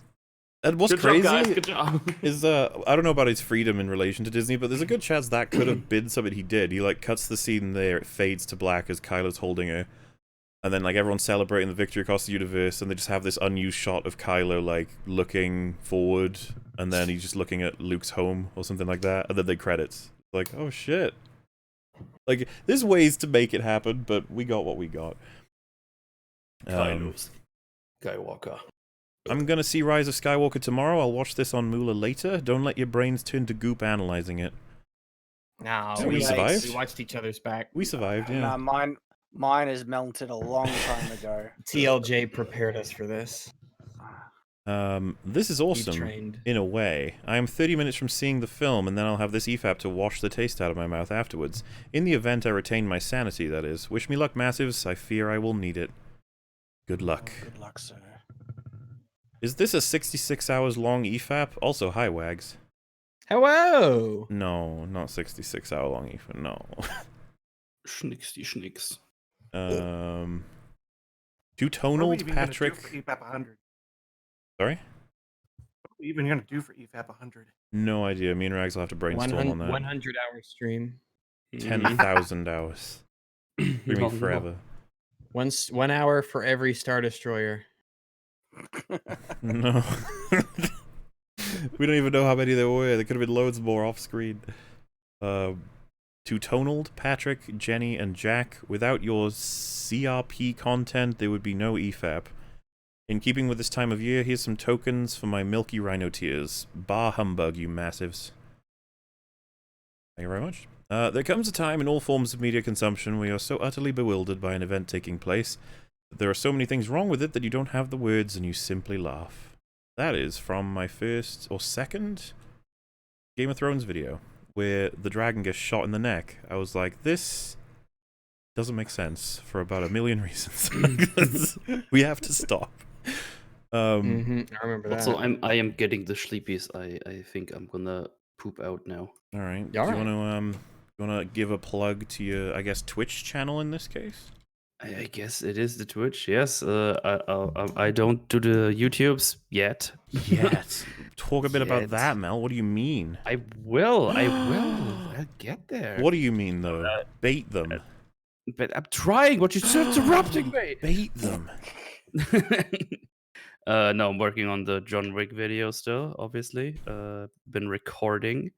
It's gonna take a little bit because I have no idea what I'm doing. Mostly, I'm just trying to do my best. But otherwise, I'm pretty regularly streaming on the Twitch, the Metal Commander Twitch.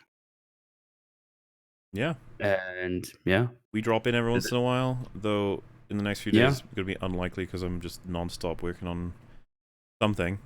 But yeah, we hang out there. There's a lot of deep lore on that Twitch channel. Some of the dranklages and some of the just hanging outs in general, playing some Halo as you do. So I'll probably even stream on the 24th.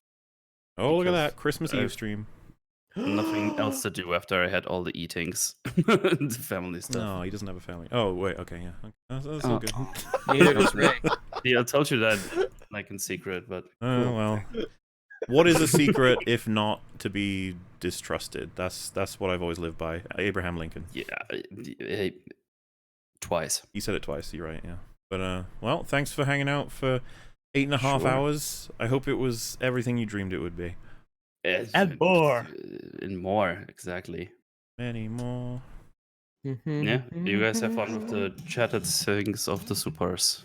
Yeah, it should go pretty well. Cheerio.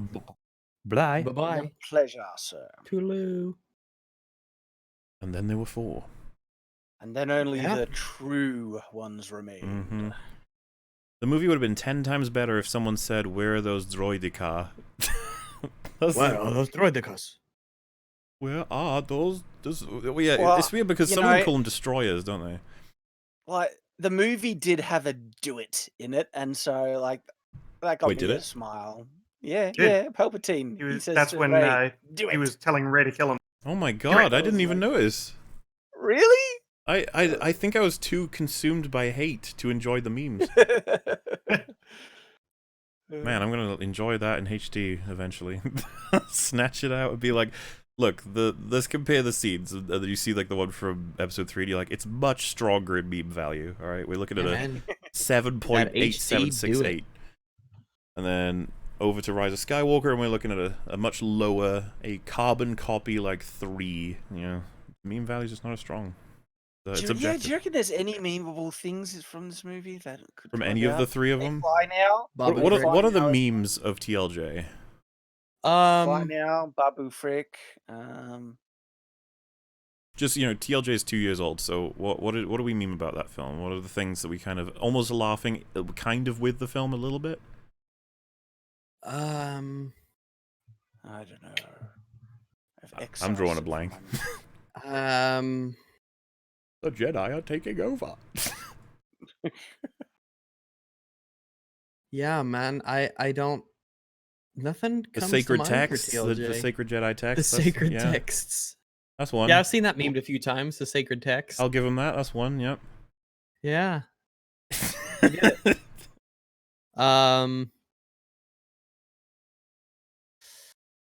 Everything you just said was wrong. Ooh, Ben Swallow, you're right. That is one. Ben Swallow. All right, 2 memes.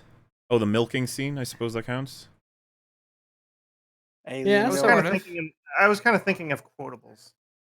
Oh well, I just mean memes in general, right? Like, yeah. Save what you love. Is that one? Right. That's yeah. Saving what you love. See, I don't think sorry, I'm just reading the chat right now there, so this is not coming from my memory. It's all credit to the chat. Fire on that cruiser. Is that a meme? Everything you said was every word of what you just said is wrong. Yeah, that's one, I guess. We have Leia Poppins. See, because these are slightly different with each one. Like, some of them are just directly like making fun of the movie, while some are laughing kind of with the movie. Like, I feel like Ben Swallow is kind of like laughing along with it, while Leia Poppins is like trying to humiliate it. Yeah, it's very silly. Does it hurt? I don't know if does it hurt counts. subverted expectations. Is that? I reckon that kind of comes That from was that. more the Jedi, all the essayists, Yeah, than the movie itself. they were the ones that ruined that. Even though I'm sure Ryan would have been like, "I did subvert expectations." That's another one I'm looking forward to peddling. Yeah, your expectations, exactly. Ryan. It's like you guys expected something from TLJ and you were subverted. That's the only thing you're complaining about. Yeah, you thought it was good, but it turned out to be bad. Yeah, there are some memes, but this one, yeah, Babu Frick, I hope he gets into memehood. Oh, from I Am All the Jedi. I reckon that's gonna be memed, or I Am All the Sith. Yeah, but when I found out about that line, I was just like, oh, that is bad. At least for the most part, the prequels were intended to serve and further the story of the characters of the OT like Anakin, Obi-Wan, and Yoda. I don't think they pulled it off very well, but the intention was good. However, Disney Star Wars has done nothing but destroy the OT.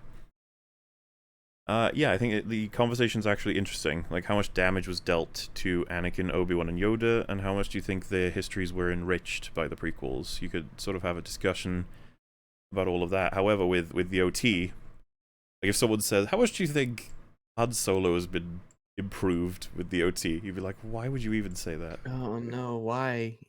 How dare you mention his name in mockery? Hello all, except Fringy. Oh my god. Mauler, Die Hard is objectively a Christmas movie. Yeah, I'm fine with that. Shad, Yeah, thoughts on missiles that deploy swords? Oh yeah. Ooh.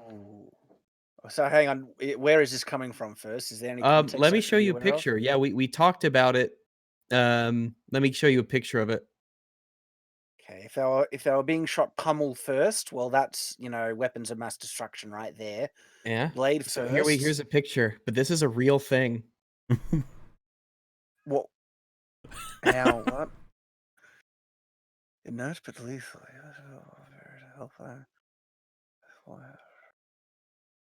Six blades to flip the last second. Basically, in order to cut down on collateral damage and civilian casualties, instead of an explosive warhead, they have 6 blades that stick out of it before it hits, so that it basically just really fucks up that one person a whole lot. No kidding. Which is like, yeah, that'll work. Yeah, that would do it. Yeah, that'll do it. Yeah, just well, some designer was like, yeah, and 6 swords stick out of it, and everyone was like, "It's fucking brilliant, Johnson." I am honestly a proponent of the theory that adding swords to anything improves it, so I give this big thumbs up. What about adding swords to swords? A double sword. Or it depends. Like, so if it's like a double-bladed sword sticking in opposite directions, like Darth Maul, that works. Thanos' one is more stupid because the blades are facing in the opposite directions, and Rey's one in her dark version is just retarded beyond belief. So it depends. But if there is no sword already, always adding a sword is an improvement. That's my theory. And this ends with also hi Fringy. So they said hi to everybody. And ooh rags. Ooh. Probably won't see it in theaters, but eventually I will want to watch episode 9 really drunk and just laugh at it. Is it worth the time for that or no? Probably. Yeah, watch with a friend. Yeah, watch with a friend. Who's kind of similar on that, Yeah, drink and be merry. Be merry, yeah. Don't be surprised if the pacing makes you dizzy and sick. Oh my god, Mary! We didn't talk about how Mary is in this film. Oh yeah, Dominic Monaghan's in I don't know why he's in it. He is. I know that. Yeah, that's right. He is. Mary's in it. Oh yeah, from Lord of the Rings, Mary. He's just like he's there. He's doing nothing. He makes comments about dark force and cloning. He's the one who says, "Let's do some holdo maneuvers." Yeah, holdo maneuvers. Why was he in the film? Is it one of those Daniel Craig cameos where he just loves it and wanted to be in it? I guess so, but like it's just a bit more than a cameo, if you know what I mean. So it's like you wonder what was going on there. But all right, he's just like he's a rebel. He's of all the rebels, just the rebel crew. He's fairly prominent as far as they are concerned. But I was like, yeah, it's Mary. Pippin wasn't there though. Yeah. But Pippin was. I guess John Williams had a cameo. Did you guys spot it? No, I don't know what John Williams looks like. He's an old man. Maybe I saw him. Let's see. John Williams cameo. Let's take a look. John Williams cameo. I'd like it if they showed me a picture. I think it was Kojimi, but they're walking through a bar, and he's like the bartender, and it gives him like a full shot, and he's like, "Urgh." Yeah, I gotcha. Yeah, I remember who you're talking about. Cause I noticed they focused on the bartender, and I'm like, is this like an homage to like the bartender, like episode 4 or something? I couldn't quite put my finger on it, but I knew there was a reason that they focused on him, and I'm like, man, there's a reason for that. A bold decision to have a piss yellow lightsaber. Now, to be fair, right? I think the yellow lightsaber looks cool. I think that's a fine lightsaber cut. When I played Jedi Knight, Jedi Academy, my lightsaber was yellow. It's cool. It looks cool. And I ain't going to apologize for it. It's fucking sweet. Going back to what I was saying at the beginning of the stream, I think there's a prejudice against the color red in the lightsaber Star Wars canon, and I want to complain because red is awesome. I want a red lightsaber. Yeah, red's the color of communism, and yellow's the color of bananas. Which means orange is like a banana that's a communist? Orange. What about orange? Banana communist?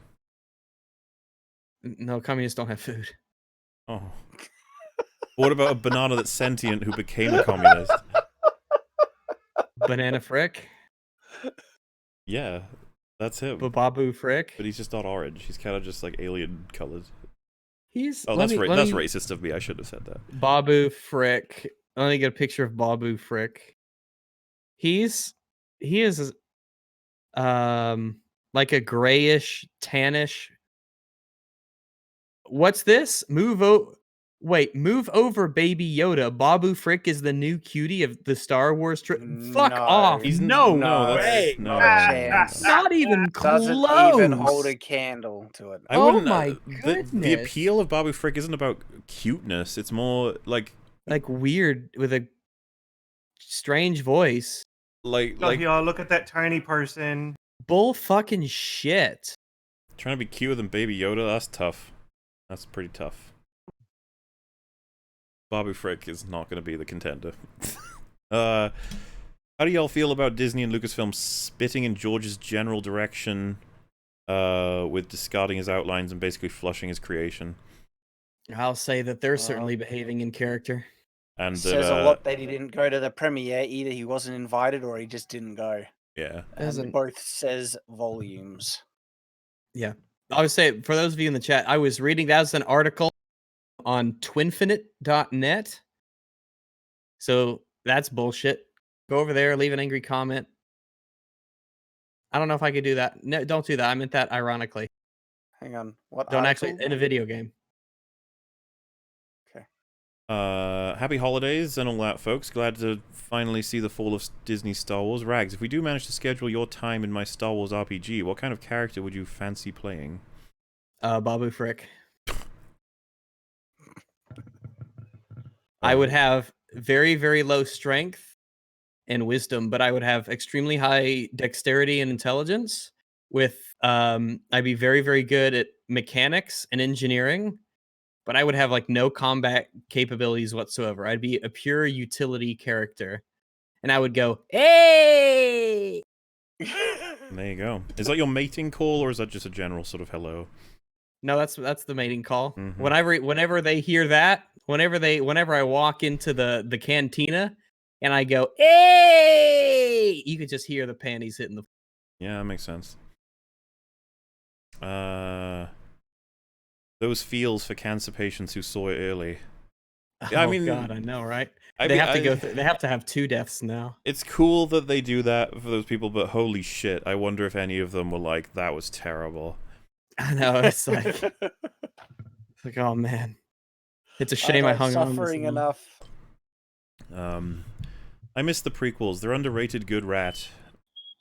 It's because of the sequels that everyone is re-looking, and people have this theory that once the sequels come out, that we will relook at the sequels and be like, you know what? They're still shit. The the sequels. The sequels. Mm-hmm. Oh my god. This one just says ooh. Ooh. Is Mola just going to beat this dead space horse this entire stream? I mean, it's not. It just came out. It's not dead yet. It's going to be dead, but not dead yet. Yeah. Also, Space Palpatine is going to be whooped.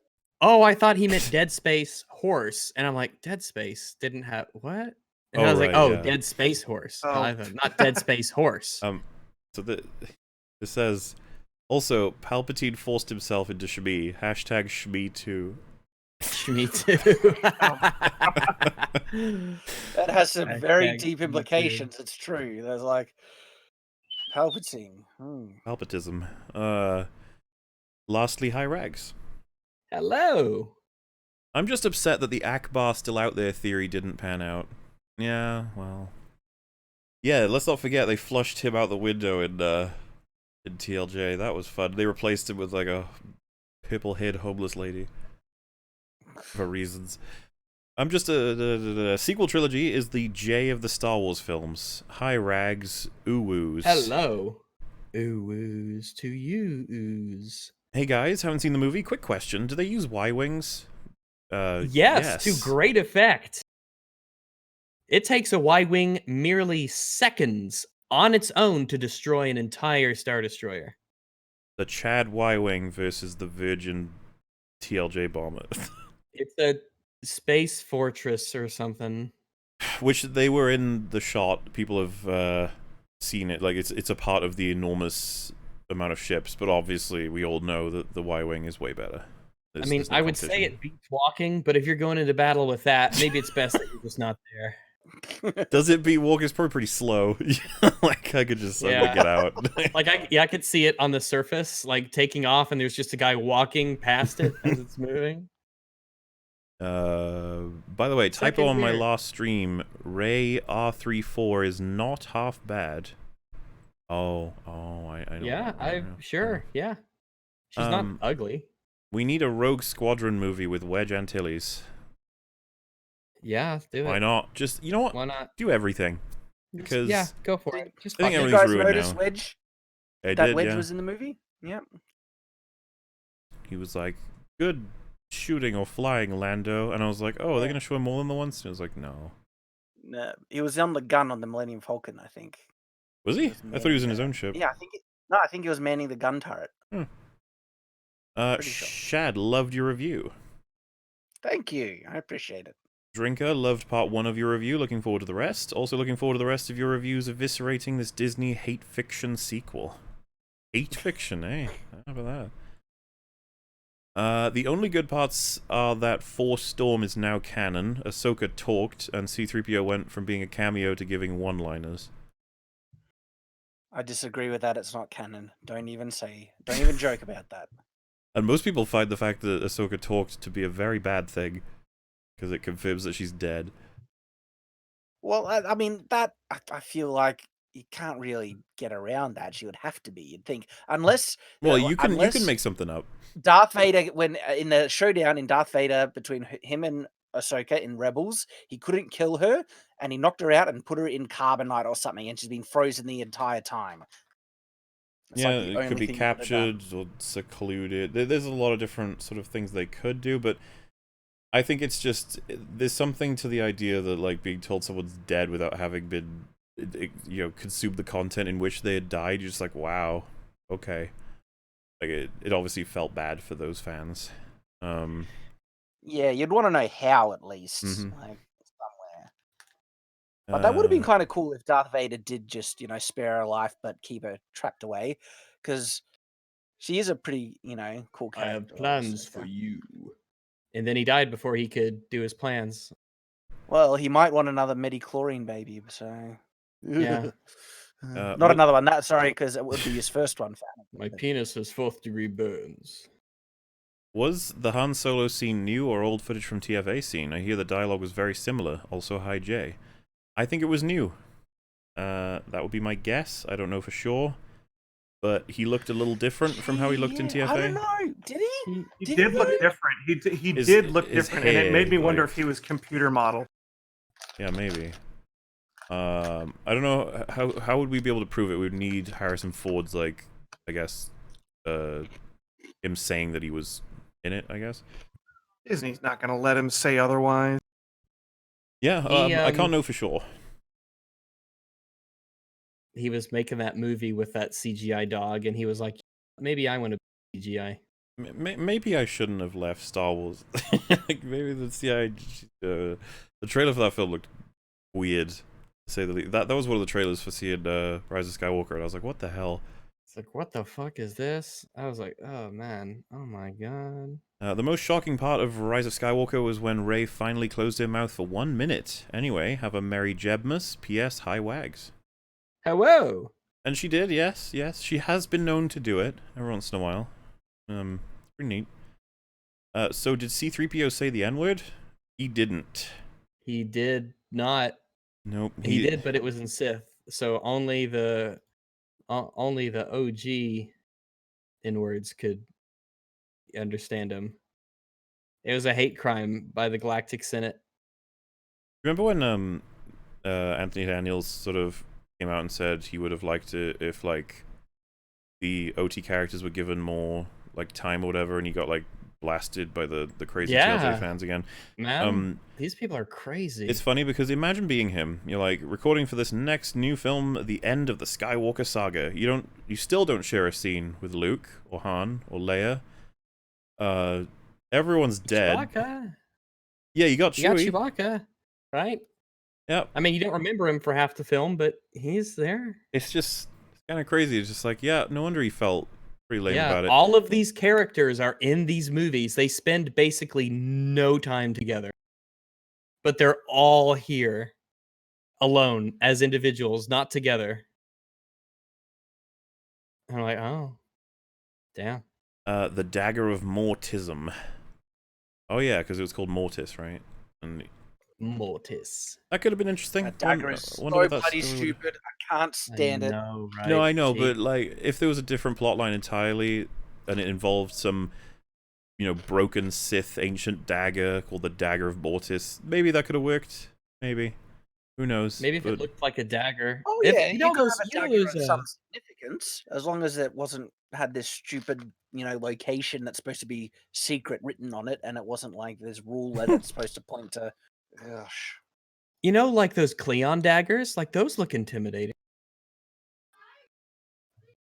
Hey Mola, when can we expect your unbridled rage for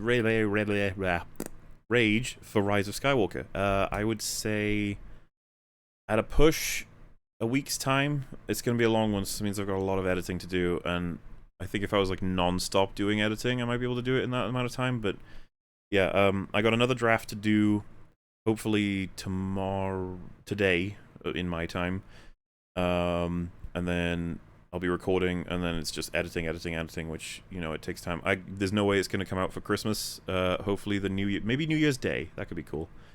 That'll be that. I'm excited to get it out. It's going to be fun. EFAP is great and all, but it doesn't compare to your exquisite, unbridled rages. Don't worry, it's on the way. Hi Mola, hello. Hi Rags. Hello. To quote Luke, what a piece of junk. Was it me, or was it the very last scene edited very badly? The worst part about the movie was how hollow it felt and nothing felt earned. Oh, completely agreed. Nothing was earned. Oh, yeah, it was all payoff, no build up. It was all just... It was just... It's like being max level in a game right from the get-go, and there was no journey to earn it, and you don't know what it's like to be weak, and there's no weight to it. There's no perspective on how far you've come. Nope. Release the Lucas cut seems a lot more appealing than release the Snyder cut, so without further ado, release the Lucas cut. I'd be interested to know what Lucas tried to do with it. I don't know how it's salvageable, though. Like, I don't know what you would have to work with that would have been, workable. Seems like it would be a disaster no matter what. Yeah, out of any of the rumors, that one is the one that seems the most thin about George Lucas making a whole cut and that they filmed all new footage to make for it. That one, I don't know. I like, if it exists, great. I just need to see it to believe it. But for that one, I mean, I'm sure a metric fuck ton of people didn't go see the film, so those who saw it may have just been predisposed to liking it. Probably not, though. That's the thing. There are a couple of explanations for that Rotten Tomatoes score. It's just not what I expected, and I just keep coming back to that, I guess. Seeing it, I'm just like, how? It's fine. Hello, guys. If you're into wrestling, see if you get this. Star Wars before Disney was Attitude Era WWF. Star Wars is now WWE today. Metal Commander is a big fan of wrestling. He could have answered that for us. Well, I actually used to watch WWF back in the day when I was WWF a little bit as a teenager, and so I do kind of get it. I haven't seen too much of WWE, so only a little bit do I get that reference. But still, get some. Why are you doing this when it's too early in the day to drink? Well, theoretically, it would have become, later, so... I wonder if John Cena had a cameo in episode. I hope he did. I hope so, too. Then this would be something good about the... How can TLJ defenders say it would be boring to have an OP Luke, yet they make Rey the same thing? Also strange that this is now the Palpatine saga. Yes, it is strange, and I guess they don't see Rey as OP for some reason? What is the general opinion on that from TLJ sort of fans? Do they think she's OP? I think this movie has convinced them that she is. You'd hope so, because it's off the scale.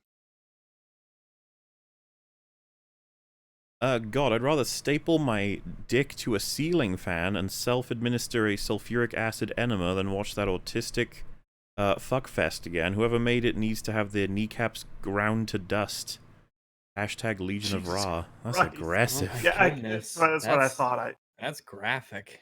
Yep. I don't know if I go that far. A bit extreme, I'd say. Yeah, look after yourself. You don't want to be doing that. There's no coming back. Let some hot guy slap my ass, but I wouldn't go much further than that. Rey didn't need to start out on her Todd. On her own? Or it says T.O. Todd. On her Todd. She should have been a child of 2 or more senior Jedi in Luke's New Jedi Order and not OP as hell. It would have been an idea. Then they would have had a history with Kylo. There's so many options they could have taken. So, whatever you're thinking in your head right now, it's better than what we got. Yes, Maul, I've been waiting for this. Hi all, tear this shit show apart and buy Above the Storm on Amazon. Great fantasy with no Mary Sues. I've not heard of it, but fair enough. Critics gave it a bad review because it doesn't pander to alt-left stuff. Also, Rags. Yes. Poop with your door open, we're watching. Never. No one watches me as I poop. Never. Pooping is something I do in private. The entire cinema laughed when Ben died after the kiss. Also, the Knights of Ren are like the Spanish Inquisition. Something happens, camera pans, and they just appear out of thin air. It's a joke. Yeah, man, the Knights of Ren were fucking lame. Again, they're another element of like, why were you in this film? Go away. And they were an invention of JJ. You think you would have treated him with a bit more, umph. Yeah, give them more purpose. Like, why do they even exist? Yeah, there was so much wandering, and the only thing that they eventually did was just beat Kylo's ass. Apparently, Honor Todd means on her own. I've never heard that before. And they said, Muller, are you British or not? I've lived in Britain my whole life. I've never heard the expression on her Todd. On her Todd? No, I've never heard that. I know a lot of people that try to emulate like British lexicon and everything, but I've never heard that. On her Todd. On a Todd. On her Todd. This is one of the best known examples of Cockney rhyming slang. It means on your own. Alright, yeah, I've never heard of that one. On your Todd. On your Todd. To add to your point about Luke's Jedi Order, Shad, his order was something Anakin himself would have been proud of. There you go. Game time started. Been here before Rags sent a chat to himself, and I was still there when we watered our jabs. Let this be the time we can all say, episode 66, we were there. We were indeed. There. Would you rather have cat girls who have human ears and cat ears, or just cat ears? Eyewags. Just cat ears. I feel like the redundancy would be really off-putting. Yeah, why would you want 2 types of ears? Yeah, man. Just the cat ears would be perfectly fine. They're soft. You know the phrase "velvety soft like a puppy dog's ear." It'd be like that, just a cat on a, dainty lass. Never heard Yeah. that saying. Yeah. Well, there you Weird go. Americans. Maybe I just made that up on the spot, and I'm pretending I heard it from somewhere else. But execute EFAP 66. Save for bits and pieces. I refuse to accept Disney's canon. The Thrawn trilogy, TFU, and the rest of the EU is true canon. I mean, I'm sure it's better. So yeah. Could it At really this be point- worse? Yeah, at this point, I'm just legit like, fuck this sequel trilogy. Just don't think about it. It's not real. It's not real. Episode 6 was the last. If they made a reboot of Star Wars, the obvious choice for a recast would be a black Jewish woman. For who? Luke? Yeah, that's what I was about to Luke. say. For Luke. I guess it makes sense. Darth Vader is played by Medea. Mm-hmm. Personally, I would have loved it if the new trilogy had the galaxy split in two, the Republic and the Empire, each ruling their halves of the galaxy in peace, and the First Order coming in as a third faction.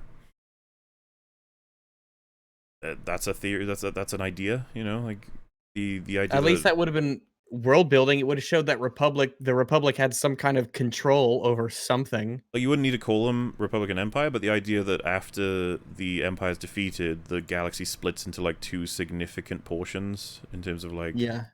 Oh, that could be pretty cool.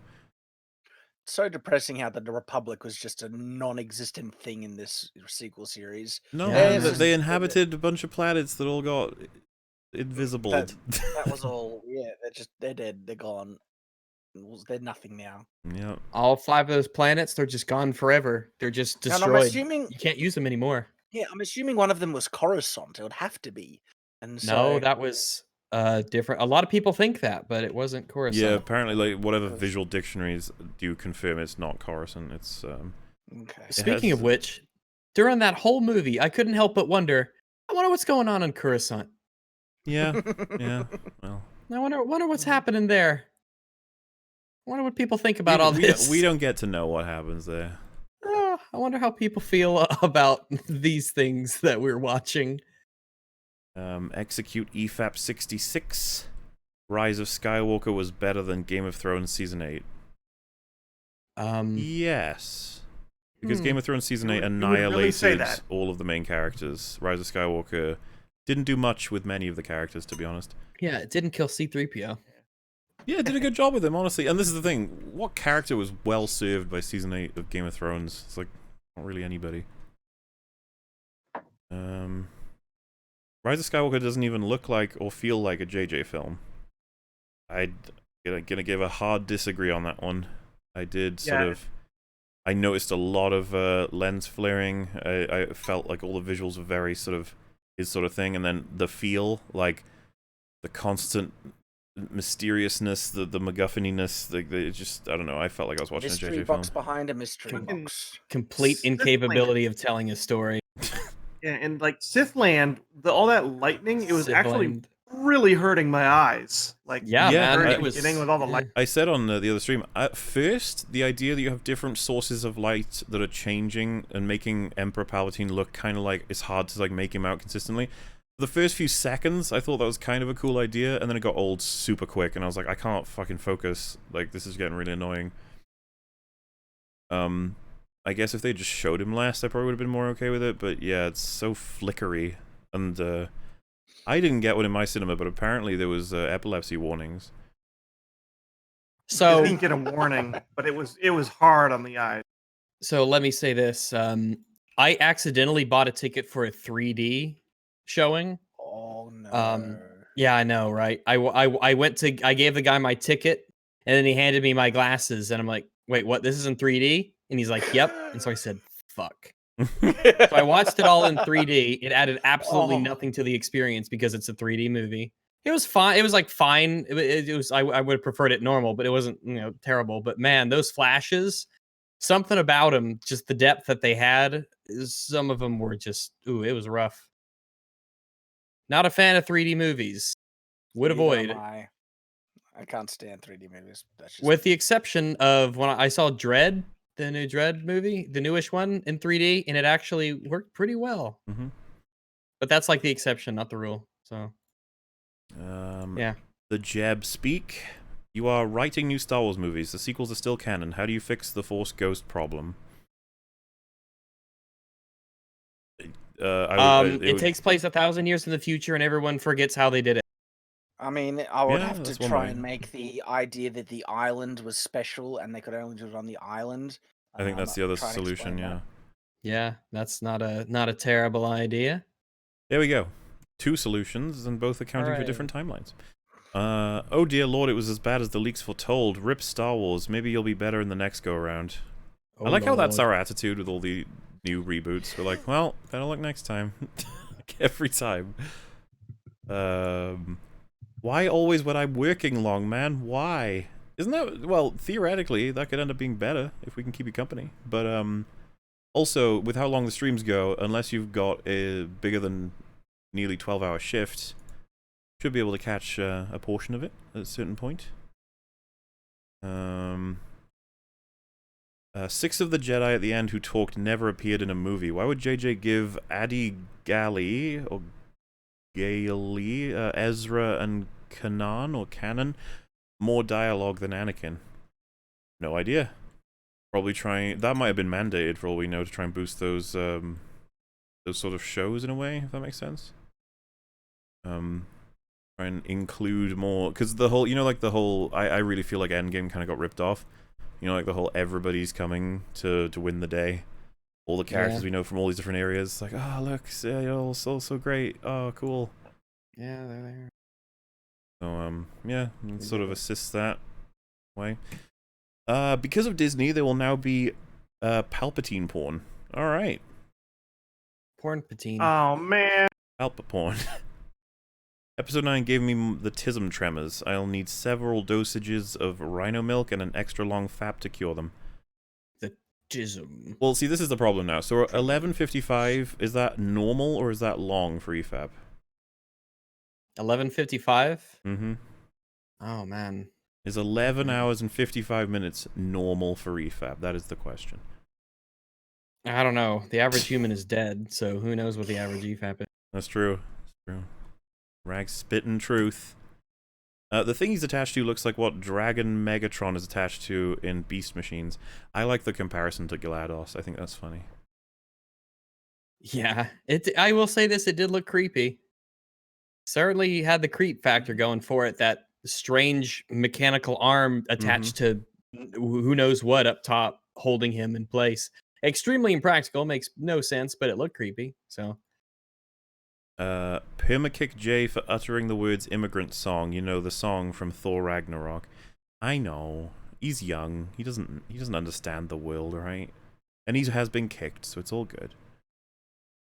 Spends decades lying in wait, patiently building a massive secret military somehow, and at the last minute transmits this info to the galaxy without any defenses in place. Palpatine was the spy. Yep. Anybody see I Hate Everything's episode 9 review? He sounded like a defeated loser having to cope with the fact his precious baby sucks now. It's pretty funny. Yeah, he spoke to me about how like his perception on TLJ's definitely changed from when he first saw it, and that this one was bad. You know, and good on him for kind of reassessing his views on it. Mm-hmm. Snoke/Palpatine killed off the Kaminoans, so shitty clones. Oh, of course, they killed the clone makers, and so they're making shitty clones.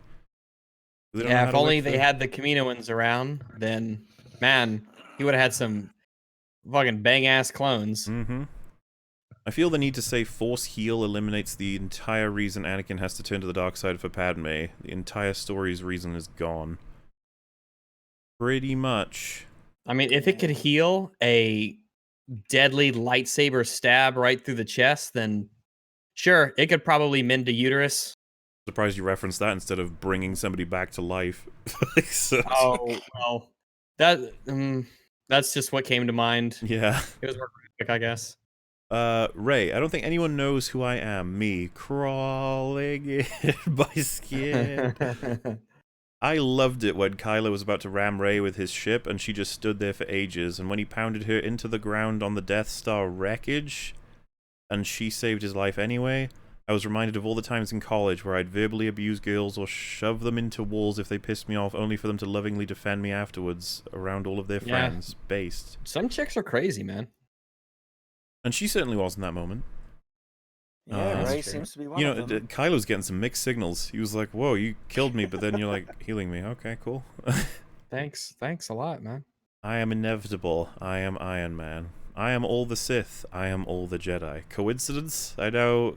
oh, and now my number 7 film, Gone Girl. Thoughts? Also, Hyrax. Hello! I like Gone Girl. It's good shit. I don't know... I don't think I've actually spoken to anybody about whether or not... Any of you guys seen Gone Girl? I have not. I have not. Oh, there you go. Damn. I'll have to see what chat thinks of Gone Girl. Review away, folks. TLJ is an absolute mess I cannot defend. That's from I Hate Everything. Yeah, his mind's definitely changed on it. Bruh, Palpatine... Was that actually from him? I mean, it's quoted. I'd have to watch his video. I watched half of his video. I can't remember if he had said that already at that point. Bruh, Palpatine announced his return in Fortnite instead of the film, lol. I'm a zoomer, but sheesh, that's 2 films Fortnite's ruined this year. It's weird. I wish Fortnite would get out of movies. Yeah, I can't believe that we had to kind of begin a lot of this conversation with the fact that Fortnite was a relevant topic we had to discuss for this Rise of Skywalker review. That's where we're at. We did it. Yay. 20 years left flying cars. Oh. Palpatine got hit with his own lightning 3 times.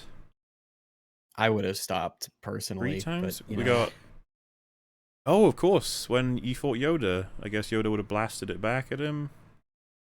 Yeah. Is that the 3 times? Uh... Or is... Oh, when Vader picks him up, does that count? Yeah, I would say so, because then he's kind of roasting himself as he's about to fall.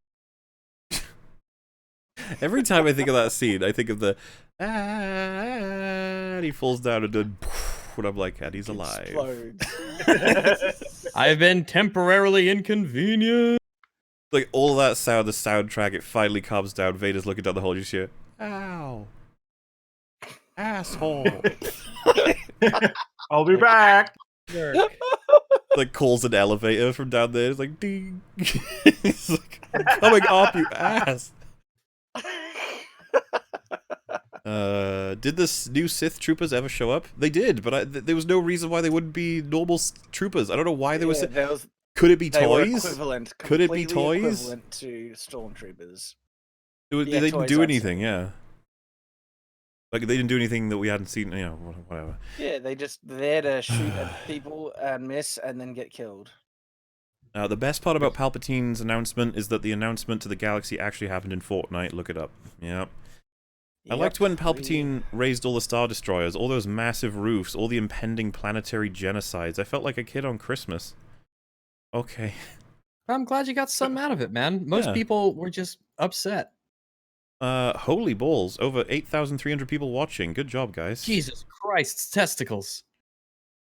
Well, I mean, yeah, if you've seen them. I don't know. Find that blasphemous. Do not talk about his testicles. Do they? Anyway. I'm at work currently, but I can't wait to listen to this all the way through. Been waiting for this all year. Love you guys. Drink your rhino milk and obey the spider's visions. Merry Christmas and a Happy New Year. Merry Christmas. And I hope you enjoyed Star Wars. Merry Stone. Merry Star Wars. Happy Life Day. Star Wars is dead. Agent 47 with his address on his pistols. Yeah. There's so many comparisons you can make. Yeah, basically. But yeah, that's basically it. Yeah, that's kind of that's what we're like. And I know this applies to a lot of movies, but just every step of the way with JJ, he says like, "This is what's gonna happen. This is this." He's like, "This." He has the MacGuffin fucking thing on the knife. You'd be like, "Why? Why?" You know, that's really dumb, JJ. You don't have to. The movie's not out. We could write this out easily without any problem. We've got time, buddy. We've got time. I know, this is the way it's got to be. Like, okay. Why is killing Palpatine in hate worse than killing billions of stormtroopers? Oh, because they did those with a smile on their face. I guess one protects the universe while the other one is like a more of a personal thing. Like he wants to kill Palpatine for his own personal gain. And you might be like, well, wouldn't killing Palpatine save the galaxy? It's like, well, it depends on what your motivation to do it is, and that was kind of what he was wrestling with in Episode 6. It's like, obviously Anakin kills Palpatine to save his son, so it's like, you know, he kind of like defends what he loves instead of attacking what he hates. You know what I mean? Don't say it. Like, sometimes it could be good to kill evil, horrible people who want to destroy planets. Maybe that's not so bad. Maybe if you do that, you're not really a bad person. Like, as he throws you the know Emperor what's down, also Rose... not bad? I would say hating a genocidal tyrant isn't a bad thing. I'd say that type of hate is Wow, that's probably like well your opinion, bro. targeted. Yeah, you're okay. You're all right. You did good. But yeah, I was just gonna say, like, Rose would have disapproved of what Vader did. She'd have been like, hey, man, put him down. That is disgusting. Stop killing what you hate. And Palpatine's like, thank you, Rose. That's what I told them all the time. They don't listen to me. People never ask how's Palpatine. The super duper Star Destroyers are from a space wizard intended for slave children. Sheev Willems. You know what? If I could get the take from any one of the video essayists, it probably would have been him about this film, knowing that they all were going to hate it. All the people who like TLJ, it would have been him, because I want to see how he would structure his video while avoiding falling into the trap of being too emotional about it, because he's not allowed to be from his own metric. So how would he do it? How would he avoid all the landmines? And what would he criticize? Because remember, he's not allowed to touch inconsistencies, because that's not relevant. You have to go after... What was his thing? Do you remember, Rags? This is like EFAP 3 I'm going back to. He said, like, valid criticisms when you talk about, I think, character motivations, I think was one of them. I can't remember. It's been a while. I can't quite remember. It has been a while. He said some dumb shit. He did, you're right. Palpatine, kill me and I will win. Rey, no I won't. 2 minutes later, Rey, grah, kills him. My brain. Yeah, didn't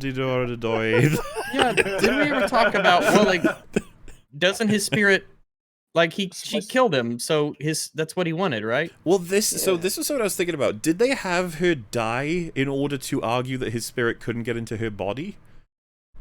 But that doesn't make sense, right? Because he can inhabit, like, zombie bodies. Yeah, she's alive. Yeah. Well, I think that's why they had to make the lightning shoot himself and reflect it into his face. So he doesn't killed matter. him. Oh. The whole point is that he was inhabiting a zombie body, right? That was the whole thing. So the state of the body isn't necessarily relevant compared to his spirit doing his floaty-tisms and running around. Yeah. So and this is the thing, you cannot establish to us directly that if she kills him, he goes into her. You're like, oh, wow, okay, mechanically I understand the rules. And then she kills him and he doesn't. You're like, okay. All right. Like, I know it would have been really goofy, but to really nail it, you would have had to have had his spirit come out of his body and go for her. Then she directs the lightning at the spirit, and the spirit goes, and explodes. Like, well, the defenders will say no. She had to have killed him during that ritual, and if it's not done during a ritual, he can't inhabit it. That will be what people will say. What ritual? Yeah, or he killed himself, so it doesn't he starts count. a ritual. It's like, she takes the lightsaber in anger. She will raise it to That's a ritual? He's just saying stuff. I don't know. That's what a ritual all is. Theatrics. That's what people will say, I reckon. That's what a ritual is, Smaller. It's just people saying stuff. Oh, that sounds like the big gay. TROS is better than TLJ only because it lacks pretentiousness. TLJ thinks it's smarter than you. TROS goes out of its way to prove it's dumb. Certainly one way to look at it. That is one way. Did anyone notice the memory of Han accidentally moved Kylo's hair when he touched his face? It was yeah, he touched his face. I mean, his hand was on his face. That would certainly go into the category of arguments that support the idea that he's not strictly a memory, but that's probably an accident. I don't fucking know. It's kind of confusing. I'm pretty sure that's a mistake.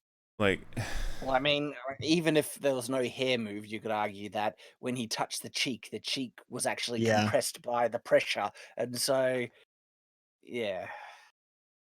Excellent.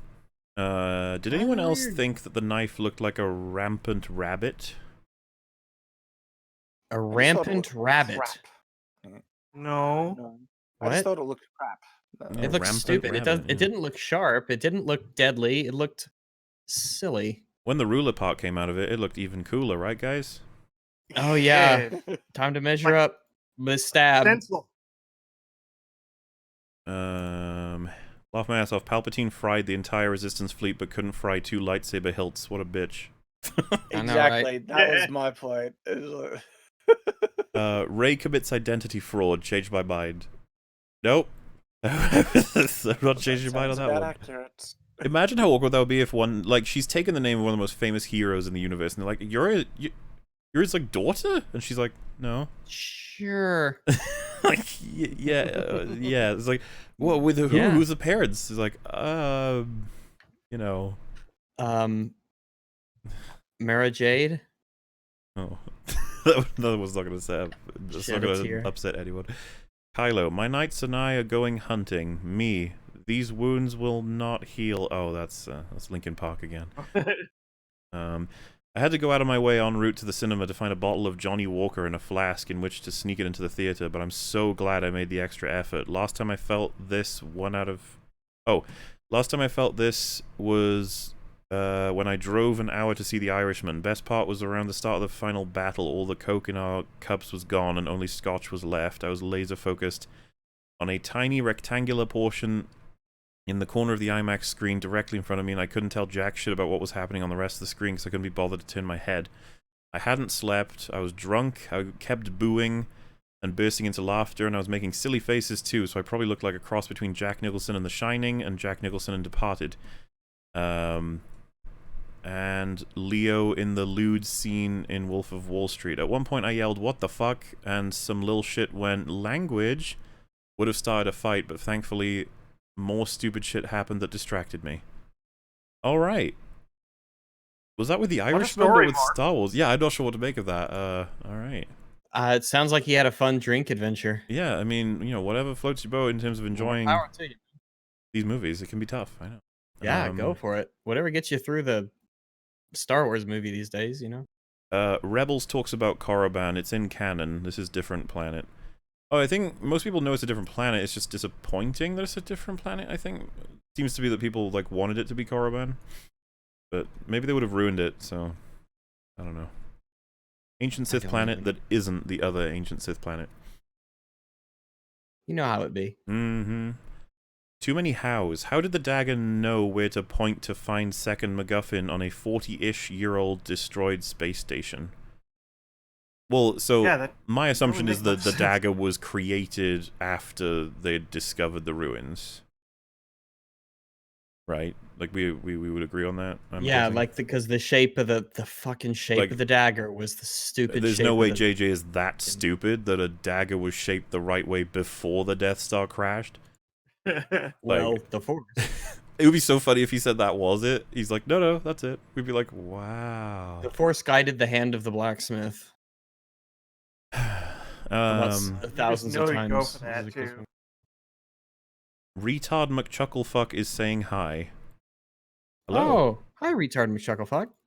That is a name. I was rooting for the First Order. I never get what I want.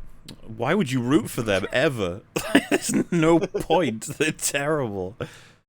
Like, really, look at all the movies and try and rate the First Order's competency.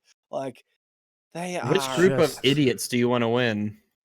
They constantly fail. Like, they just do nothing right. And they have so many resources. Like, it's incredible if you look through the 3 films. Look at their insane machines they turn a planet of death into a gun. Yep. Because that's the first one where you're like, that's an insane weapon. It's like, it's not just that. In the second one, they have this huge army of Star Destroyers. And you're like, oh, Morley, you've made a mistake. You're talking about Rise of Skywalker. And I'm like, nope. Second movie, they have an army of Star Destroyers as well. They have the Supremacy, an enormous ship. It just all means nothing. And then you have the third film, which... yeah. Hey, EFAP crew. According to the new comic, the Emperor killed all of Luke's students with his massive Force lightning attack right after Kylo woke up. What? What? Are you shitting me? Are you shitting me? That's a retcon, right? What? Is this to make Kylo look better? Because he's like a crazy asshole. No, guys, it was Palpatine the whole time. I'm like, what the hell? So what? He shot lightning through space to like light To years kill away. everyone, but it didn't hit Luke somehow. Is that true? I don't. Like even the writers and directors of the movies disregard the comic books as continuity, and they ignore it and contradict it all the time. It's almost like, why buy them then? Why read the comic books if they can just discard them at whim? How do you even keep track? They fuck their own retcons all the time. They retcon their own retcons. Like, what are you supposed to do? Oh. So Palpatine wanted Rey to find him, but also controlled Snoke. Good thing he just knew Kylo wouldn't kill Rey when Snoke told him to. That was lucky. Oh. Yeah, how so are we supposed Are we now supposed to believe that Snoke knew that Kylo was going to do that the whole time and that was his purpose, to be killed by him? Because obviously if he was going to kill Rey, that would have fucked everything up for Palpatine. This is also terrible. I guess it's so. Did Palpatine intend for Rey to tell the rest of the Resistance where the planet was, so that they would come and attack him? It wouldn't even have mattered because they found out from Dio. Like, does he want them to have found out? It sounded like it, right? Remember, he says, "Come to me on Exegol. The girl is coming, or whatever, and if friends will follow her." He says something like that. Oh, did he say that? Oh, And so like he's counting on it. I would think that you wouldn't want to fight him on the secret Sith planet. You'd want to fight him. Why? Especially if your fleet couldn't get into the atmosphere. Why would you want to fight them there? You knew that they wouldn't be able to raise their shields for some fucked up reason. Why fight them in that condition? Oh, you saying why would Palpatine want to fight them there? Yeah. Yeah, I agree. Especially now, everyone will know where. I mean, assuming there's at least one rebel to tell everyone else where Exegol is now, then that becomes common knowledge. It's like, oh, so much for the secret Sith planet. Yeah. What a stupid person. Rags with the scathing judgment there. You're a stupid person. He's stupid. Palpatine's message was in Fortnite only. So it was. So is okay. I can't believe I'm fucking asking this, but is Fortnite Star Wars canon? Evidently. I don't know how to answer that question. Welcome to 2019. It's the end of it, just about. But we have to ask: is Fortnite material Star Wars canon? Yeah, it would appear so. I mean, fucking YMS. Star Wars characters in the game and make them dab. YMS is in the chat. He said, "I missed Star Wars because of a train broke, so we watched the cam rip instead." Saved money. Did you like it? Did you have fun? Merry Christmas, Rags. Leaving out rhino milk and weird grapes in the hopes that you'll soon come down my chimney. Sounds great. Sounds like a night well spent. Ho ho ho. The R2 spy message was a PowerPoint with a fancy slide transitions. That's why it took so long to upload it, but it didn't matter. It was just the N-word every slide. They're cycling through it, waiting for the important slide. They're like, "Who did this? Who did this? Come on, guys. We're trying to save the world. Who put the N-word on every page? There's 77,000 pages." And then, like, when Huck saves them in the ship, he's like, "Did you get the thing? Did you see it? Did you get it? Did you see it? I thought that would be funny. I heard that all stormtroopers were black. He said, "I didn't save money because I'd already bought a ticket. It wasn't good." Oh yeah, I figured from the whole the train made you miss your showing, but no, it wasn't good. See the amazing. We visuals. literally spent 9 hours talking about how it's not very good. With no doubt, many more to come as the days pass and we think more and more on it. I just really like Metal's avatar. You like the crying Pepe? Oh no, wait, the drunk Pepe, isn't it? Oh no, wait, now he's got the Sid Nicholson version, which yes. Oh my god. Very cute. KOFR were priceless. What's KOFR? Knights of Ren. Of Ren. Like, I'm telling my friend that the Zori Ray scene is because women fucking hate each other, and boom, the camera whip past to Knights of Ren slowly marching around the block in formation, lol. I mean, they were useless, but funny. They sure. were useless. I was expecting them to. I thought they were Jedi. I thought they were like students or something that Force followed users. Yeah. Mm-hmm. Same. Yeah, they were just dudes with sharp really sticks. impractical weapons. Dudes with Glorified Yeah. stormtroopers. Yep. my personal fucking Gestapo with baseball bats. Like, why? Yeah, so if Fortnite is canon to Star Wars and Thor plays Fortnite in Endgame, that means the Endgame is canon in Star Wars. Crossover. Oh my god. I'm not sure that's how it works, but oh my It's god. 110% how it works. I'm willing to believe anything. I've been waiting for this for so long. Also, hi Rags. Hello! I got a headache after watching TROS. Yeah, I think that's perfectly Yeah. reasonable to have happened, honestly. Yeah, man. That was rough. It can be tough. If the Wayfinder was Ugandan Knuckles, it would have saved the movie. I don't necessarily disagree. Do you know the way to Exigo? Why would the It's not TIE a map, Fighters... it's just Knuckles. Why would the TIE Fighters follow them light skipping? Apparently they have the technology to do so, and because this is their only lead of finding what remains of the Resistance, I can see the TIE Fighters being ordered to do so. Though, if you remember, fellas, they would argue that the reason that the TIE Fighters were not sent in to destroy the Raddus in TLJ was because they didn't want to just arbitrarily have TIE Fighters be lost in the war, you know? They don't want to waste TIE Fighters, because TIE Fighters are so precious. I mean, can you believe losing some of your equipment in order to end the war? That would be no one would do that. Not that doing would be insane. And obviously that it was a great makes no decision sense. because they only cripple their entire force thanks to not...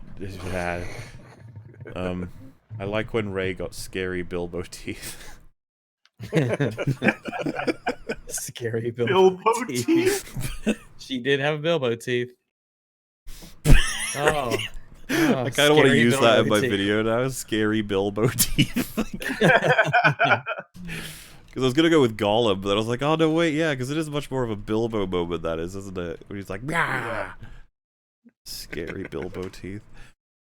First scene on the base, Poe. Don't ask how, but somehow the Emperor's back. I spat out my Coke and I thought the battle plan scene in TFA was bad. Yeah, but that's the thing. It's funny how much the meta's broken. Like, we're all dealing with it. The characters in the universe have to just deal with it. Like, everybody's just dealing with this. It's like the Emperor's just back. Fuck it. Claude the Slug had more development than this lot. That's his name, Claude? Claude? His name is Claude? The Slug is... Claude. Oh, the guy that was getting hugged at the end, right? That one. The guy who had like a few... I don't know. Oh my god. Hyperspace skipping was just to create a Disney ride at Star Wars Land where they jump from planet to planet in the universe to milk it. I can believe that. I believe it. I would act. I believe it. 100%. 100%. I believe it. I thought you had to escape a planet's gravity to hyperspace jump. Don't interdictor cruisers create artificial gravity wells to trap ships? That's not currently in any of the mainline movies, right? But that's... I'm not sure if they're getting that from EU or from Clone Wars Rebels sort of thing. Be an interesting limitation. Interdictor, but I hardly know her. Rey's better at lightspeed skipping because she's Rey. No, of course. Of course. She's better than Yeah, everyone she's at best. everything. She knows what's best. Poe's a fucking idiot. The Millennium Falcon definitely belongs to Rey. Poe's a moron. Whatever. She's just the best at everything. YMS said half of his videos complaining about the people walking in front of the camera in the theater. Because of the cam rip, there's like a bunch of people who randomly get up. They did you a favor. There's the cam rip that's been going around. There's like this like obnoxious break where like they advertise gambling, and it's just like, fucking, does this work? Does people like go, yeah, gambling? Or they're like, you get know out what of I my could way. use after watching this movie? Gambling. Palpatine. Ready for my Vegas trip. Gets electrocuted, thrown off a ledge, and explodes. Death Star explodes. CinemaSins. He survives this. Ding. Yeah, well, yeah. I mean, he's not going to get that wrong, is he? I'm pretty sure he'll nail that. Execute EFAP 66. Absolutely. Took me 4.5 hours to watch 2.5 hour flop ROS. Oh, like, because pausing and stuff, I guess? I think a lot of people probably watched the cam version of this one. They probably were like, yeah, we're not going to risk it with this one. I mean, just erase this trilogy by going into the future where they're all dead and have them say the sequel trilogy is a poorly written story by an author called Ray.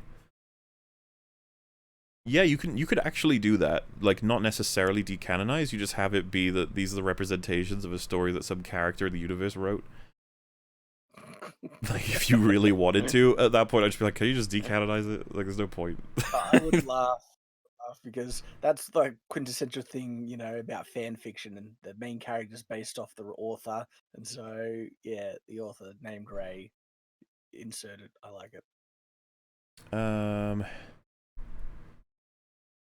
Where are we?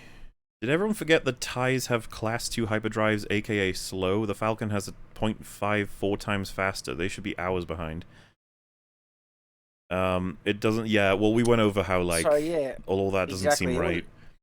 It was just news to me that TIE fighters had hyperdrives at all. I don't think they did in the original trilogy. I think the new not ones in the original one. That's why in A New Hope they were so surprised to find the TIE fighter fly over them just before they hit the Death Star. They're like, how the heck did that get out of here? And even the earlier movies, I thought the Force Awakens, the first whatever order, their TIE fighters didn't have hyperdrive, but this movie seems like they do.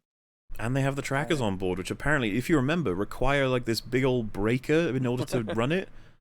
Like, this looks like it's bigger than the TIE fighter itself, but it's like, all right, you've streamlined the technology. Good job, guys. Really sized that down. Yeah, did a good job in 1 year. They must have developed a miniaturizing technology because they brought the Death Star cannons down. So yeah, I mean, so the advantage is that it's a lot more portable and thinner now, but the bad news is you can no longer plug in your earphones to it. I mean, I can't believe I'm saying this. Take a go with the bad. But it is technically a reasonable development from that weird cannon that TLJ has, the Death Star cannon that they open crate with. You know, that one. No, Mauler, bad. Miniaturized Death Star. No, bad Mauler. I'm sorry, but if we hang on. Strong enough to melt a gate. That's not what I said, though. I just said that if you can miniaturize a Death Star cannon and you put it like that, because I thought that was dumb on its own. But to attach those to Star Destroyers actually seems like kind of a good idea. The fact that it can destroy planets, though, I don't know that's ridiculous. Yes. Yeah, because I think we actually argued that in TLJ. We were like, why aren't you putting this on ships? Like, those things look like they could pierce through, you know. But yeah, all right. The logical implication should be by miniaturizing it. Yeah, by miniaturizing it, you invariably lower the power capacity of it. No, increase the power. Fold. Oh, you increase it. Or keep it the same. Either way. Altogether, please quote Red Letter Media: loyalty to Disney, loyalty to the brand, loyalty is salvation, loyalty is life. Well, consume product, be excited for next product. Yeah, I bet Jay is very happy that he said that on Red Letter Media, because that's going to be like one of the most used quotes in relation to how terrible mainstream movies are getting. Hey, so funny thing, real life thing, right? So yesterday I was just trying to binge all the Rise of Skywalker reviews I could find, and I clicked on the Collider review, and I tell you what, like 5 minutes into it, I was getting like Nerd Crew flashbacks. Like this is not a parody. This is not like. Is it really that bad? Damn. It was so much like, you know, I liked it overall, and it was just like. Me personally. No. And so, yeah, I got 5 minutes into that review and just clicked off. I was like, wow, like Nerd Crew nailed it with those types of reviewers. It was amazing. Episode 7 planted the hyperspace seed. Episode 8 effed it in the wrong hole. Episode 9 forgot to put the condom on, but since it went in the wrong hole, it's okay. It sounds like crisis averted with that one, but I mean, it was not averted in this film. Define wrong hole. Yes. In one of the scenes in which Finn runs up to Poe and Rey and pulls them both into a hug, I turned to my friend and said, "You know why he did that? It's because they're friends. I did this throughout the movie." Oh, I guess because he's kind of trolling, because obviously they're not friends. There's a Sheba named Rags in Valkyrie Chronicles 4, but there is. But there it's. Yeah. But there it's short for Ragnarok. Hi, Wags. Yeah. Hello. He's a medic too, and I love being the heel bitch, so it fits well. Hey guys, just wanted to let you know I unironically and ironically loved this movie. Definitively a mess, but I appreciated the storytelling attempts. All right. Okay, if that's enough for you to give it appreciation, then all right. Gonna say that just the attempt should be the default, is that you're attempting. I don't think you should give people props for trying. Trying should be the bare minimum of what you do. Trying is what gets you into being able to be judged. Like, that's the, he's like, congratulations, we can now look at what you've done. So, yeah.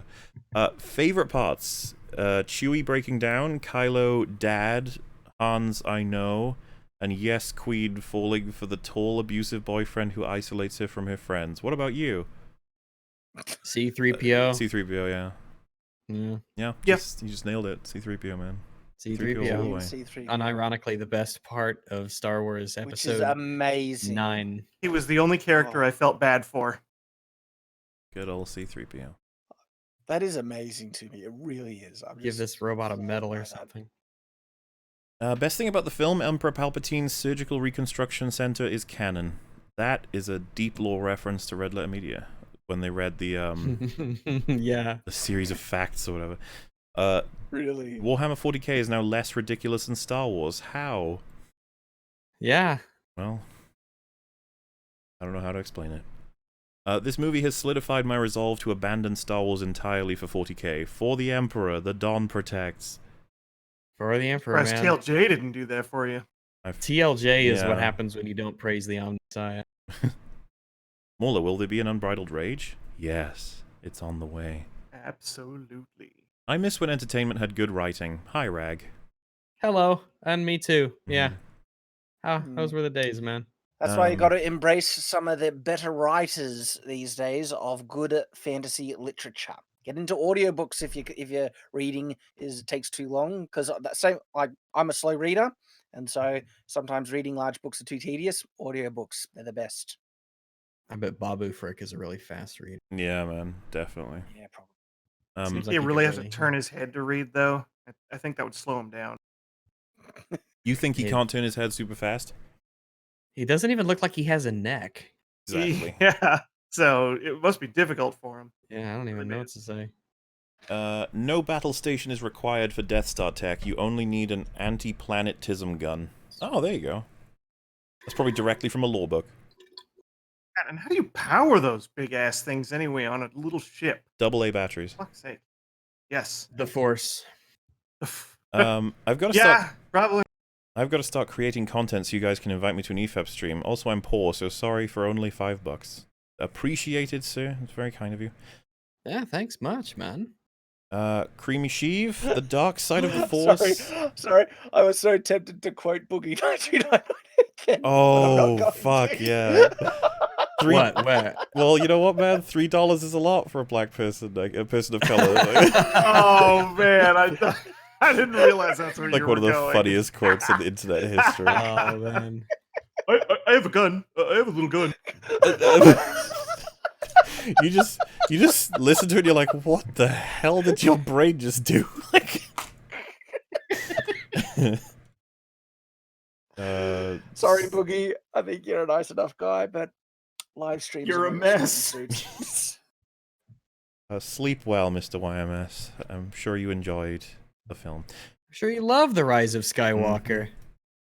Creamy Sheev, the dark side of the Force leads to me. Well, time to dust off the old noose. I think it's finally time for this one.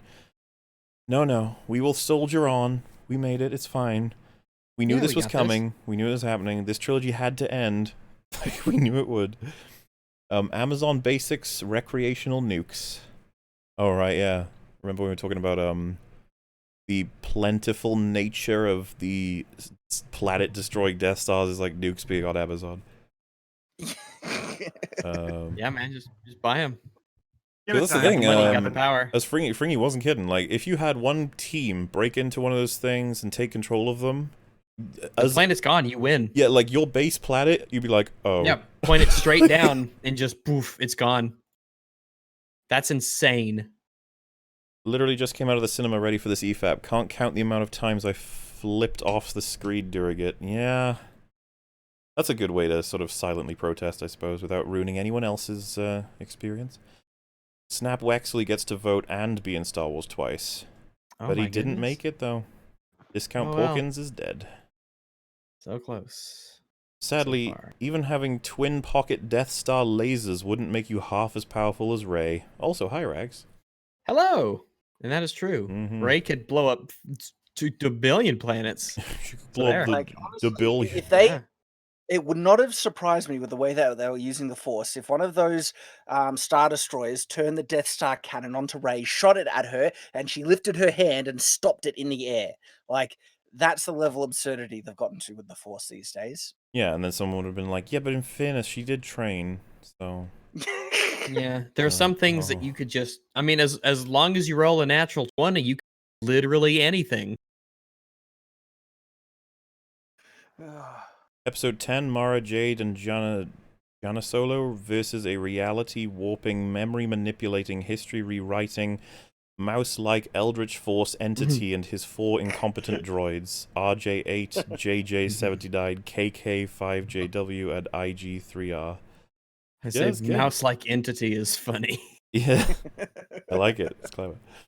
Palpatine the Silk Lord. Yeah, when he gets his new threads, he's looking, looking great. Threads.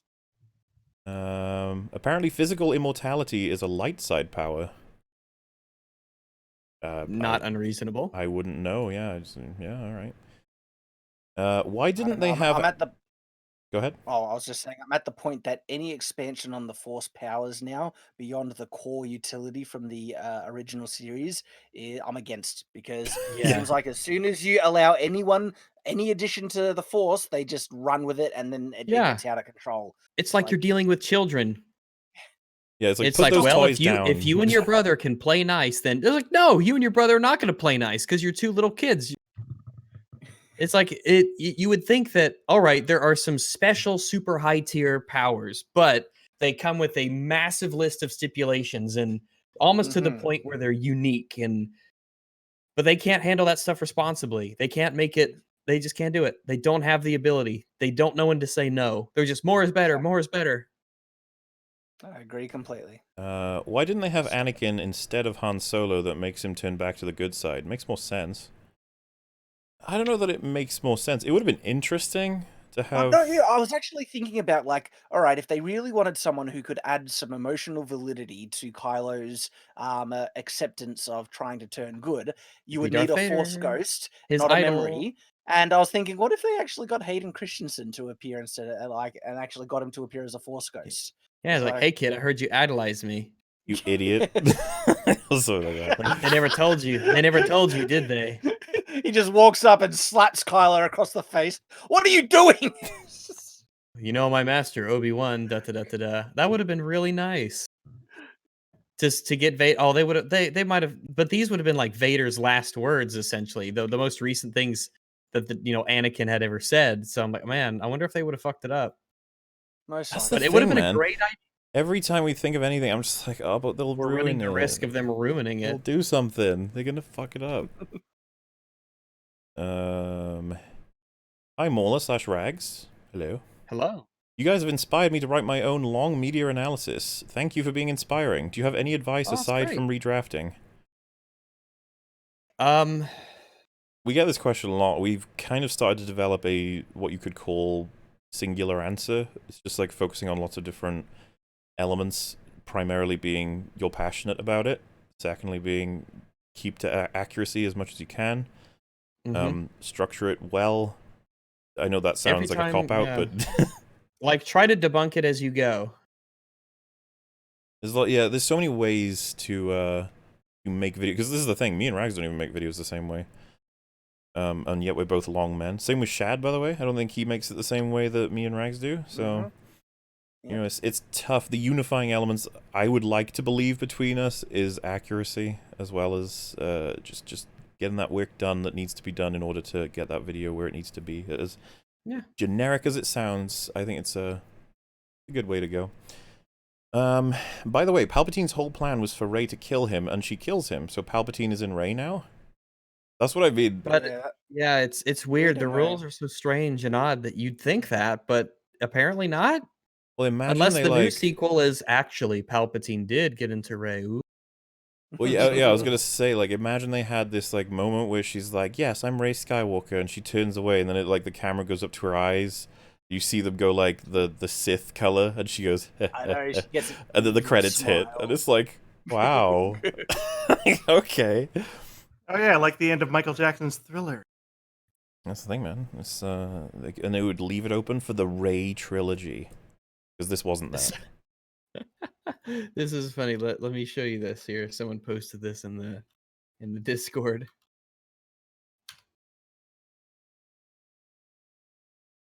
All right.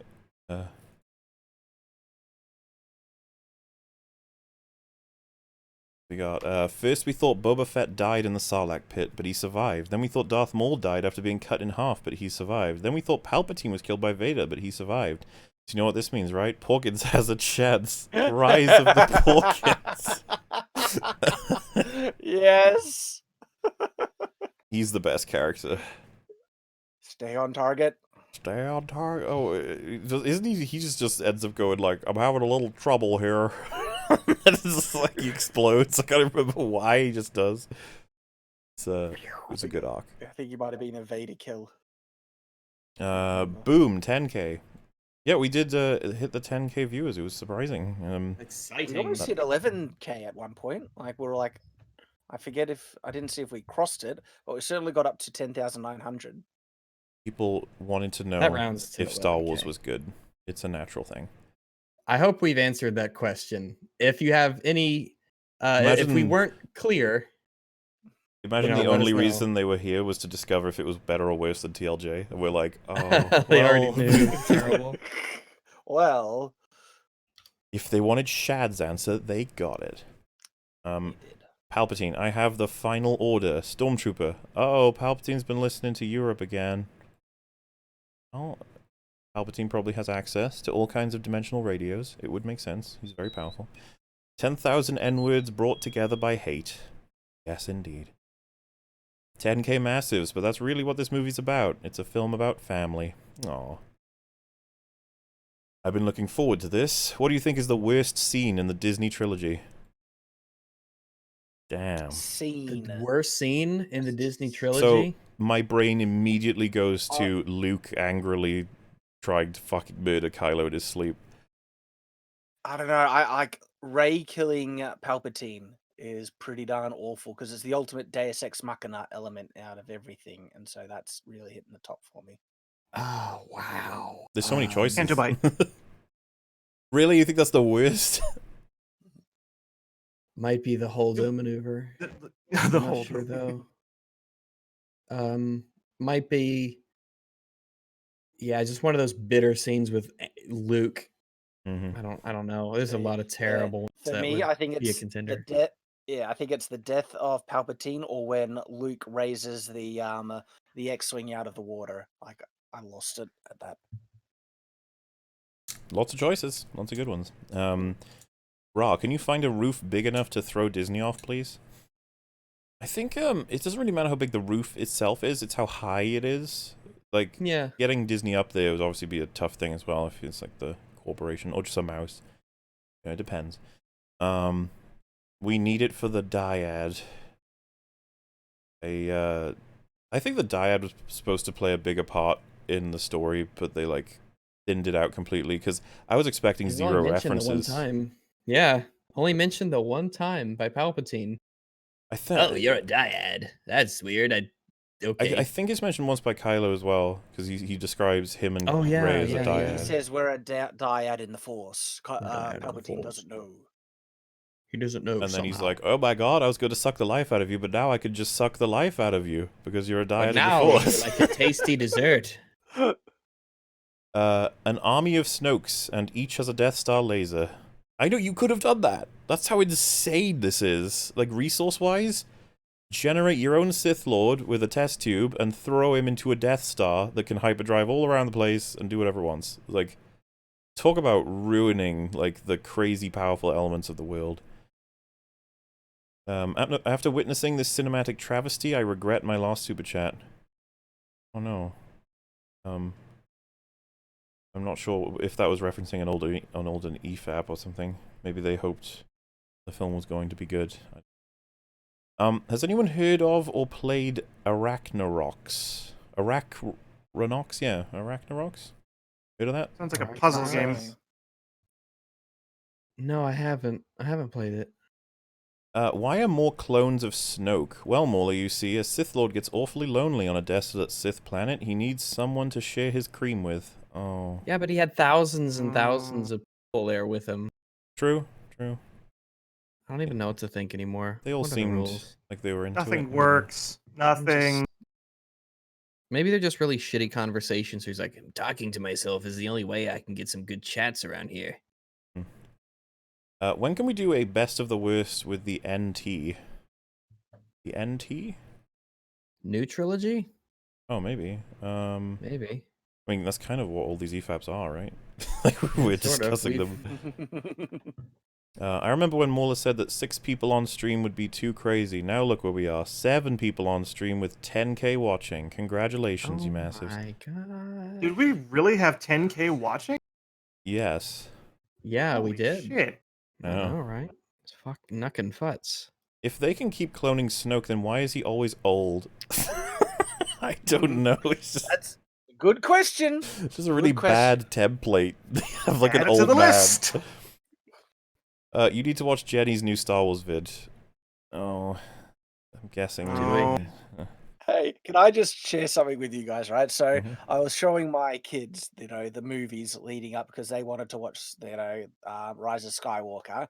And so after Rise of Skywalker is watched, my eldest son is like 9 years old, and he asks, "Hey, Daddy, was who was the guy in the Last Jedi, the bad guy?" And I said, "Oh, he's Emperor Palpatine. You saw him in one of the other movies." And he's like, "Hang on, is that the guy that fell down the thing and died?" I'm like, "Yes." He's like, "But how did he survive?" And I'm just like, "That is a good question."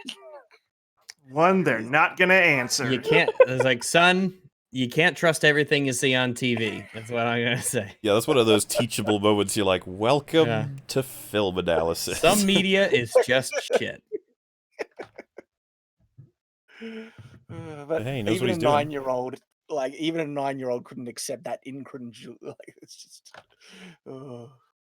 Like, I might only be a 9-year-old, but I know when someone blows up, that's it, man. Someone's bullshitting me. Because I feel like I'm being spoon-fed lies by the mouse. Morley, you said in a previous stream that you've seen Code Geass, as it's my favorite anime. What do you think? Also, hi, Rags. Hey! I liked it. I really liked the ideas of it. I thought execution of some of the bits of the plot were kind of tis me. And I'm not a huge fan of how exactly his Geass works and how it develops to work. It's a little flismy with the famous example that we've mentioned a couple times, I believe. But yeah, I liked it. I've never seen it. What do you think of characters? A lot of the problems that anime has is characters. I remember liking the characters. Okay. I'd have to see it again. I haven't seen it in what feels like 3 or 4 years now. Broom Boy will be the new Sith. Yeah, I'm okay with that. It'll be fun. So Finn is force sensitive and potentially the ex-trooper girl and her friends too. I can't wait for them to do nothing with it. They can't do anything with it. Finn's not going to be in any more of them. And as for the ex-trooper girl and her friends, like her, Zora Bliss, all those other people, like, are they gonna try and make more films with those people? I think maybe they're just whatever action figures we could sell of Zora Bliss. That's it, man. So I think of them so cynically. Yeah, you would expect this movie to bomb. I mean, I'm sure it'll make money, but the critical reception, the toys and merch won't sell and things like that. And you would hope that would send a message to Disney. And on top of that, if the actual box office is a lot lower than they hope for, then you'd really expect that to send a message to Disney that, we've had enough of this crap. Give up on this sequel series. Start over. Longman, I was wondering if you have a problem when working on a long video where it lags a lot while in editing. Got a workaround? Oh, not really, honestly. That could A video essentially... where it lags a lot? Make sure... that might be a question for old Das over here. Yeah, what you're dealing with is it's a hard drive read thing. Like, the larger your file is, eventually it's going to lag a whole lot, especially when you're about to reach like a cut. It depends on what you're using. I think Premiere is stuck with it right now, but I think what happened is Vegas came out with Vegas 17, and that uses GPU acceleration for the preview window. So I think I don't have it, but it's supposed to fix it. So look into it. See if anybody else has 17 and whether or not they're having the same problems. It's not a quality issue, it's a read issue from your disk. There you go. One little trick I've also come across is if the display window, if you're using Premiere, if you get the display window to not display it in its native resolution, you can lower the resolution of the display, which helps the read speed a bit, I think. Or at least the processing. I don't know. Yeah. Like I use Vegas 15 or 16 and just go from, instead of being on like best or default raw whatever thing, just go to like, I don't know, half, see what it looks like. Hopefully if you can still see it and it runs better, then that's all good. Yeah, dude, GPU acceleration in Vegas 16, like, oh my god, it saves so much fucking rendering time. So Kreia was right, hashtag. I know that's a KOTOR 2 reference. I'm hip with the kids. About to see Star Wars Rise of Skywalker. Hope it's good. Oh. Bless you, Longman, for watching this for us. Also, hello, Ragswith Doggleton. Hello, sir. Given the end of TLJ, what is the Resistance? It is a group of people on a Millennium Falcon, and they managed to find a base and sort of grow their numbers a little bit. Yeah, they got, yeah. They're the good people. I reckon the rebels should sue them for copyright infringement. Absolutely. The Resistance should just be called Ray and Company. Ray and the others. The Force is drunk now and needs to sleep it off. The Force is screwed. Yeah. It's just screwed. You need to put it down in this state and just start over. Don't try and fix it. I watched Cats after Rise of Skywalker, and at least that has some good beats. Also, hello, Ragazzles. Hello, Zuzzles to use. I would have made the 3 movies about Kylo's struggle. There are people out there who will argue that it is about that. Like, to us, though, it was just ping pong, back and forth, and we're just like, yep, he's deciding to be partially a Goodman, Badman, Goodman, Badman, Goodman, Goodman, Badman, Goodman. Goodman. Oh yeah, a pendulum is struggling to find out where it's supposed to be too, I guess. I don't know what. That's the philosophy of the pendulum. It struggles to know where it should be. Screw the Force, Shad. I think Kreia is smiling right now, whenever she is, which is probably space hell. Alright.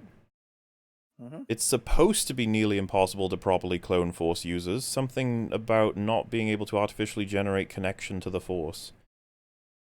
Well, fuck that would explain how fucking insanely powerful Snoke is. Right? Sure. It's just a natural rule you would have. Because you can clone Force users, it just fucks with everything.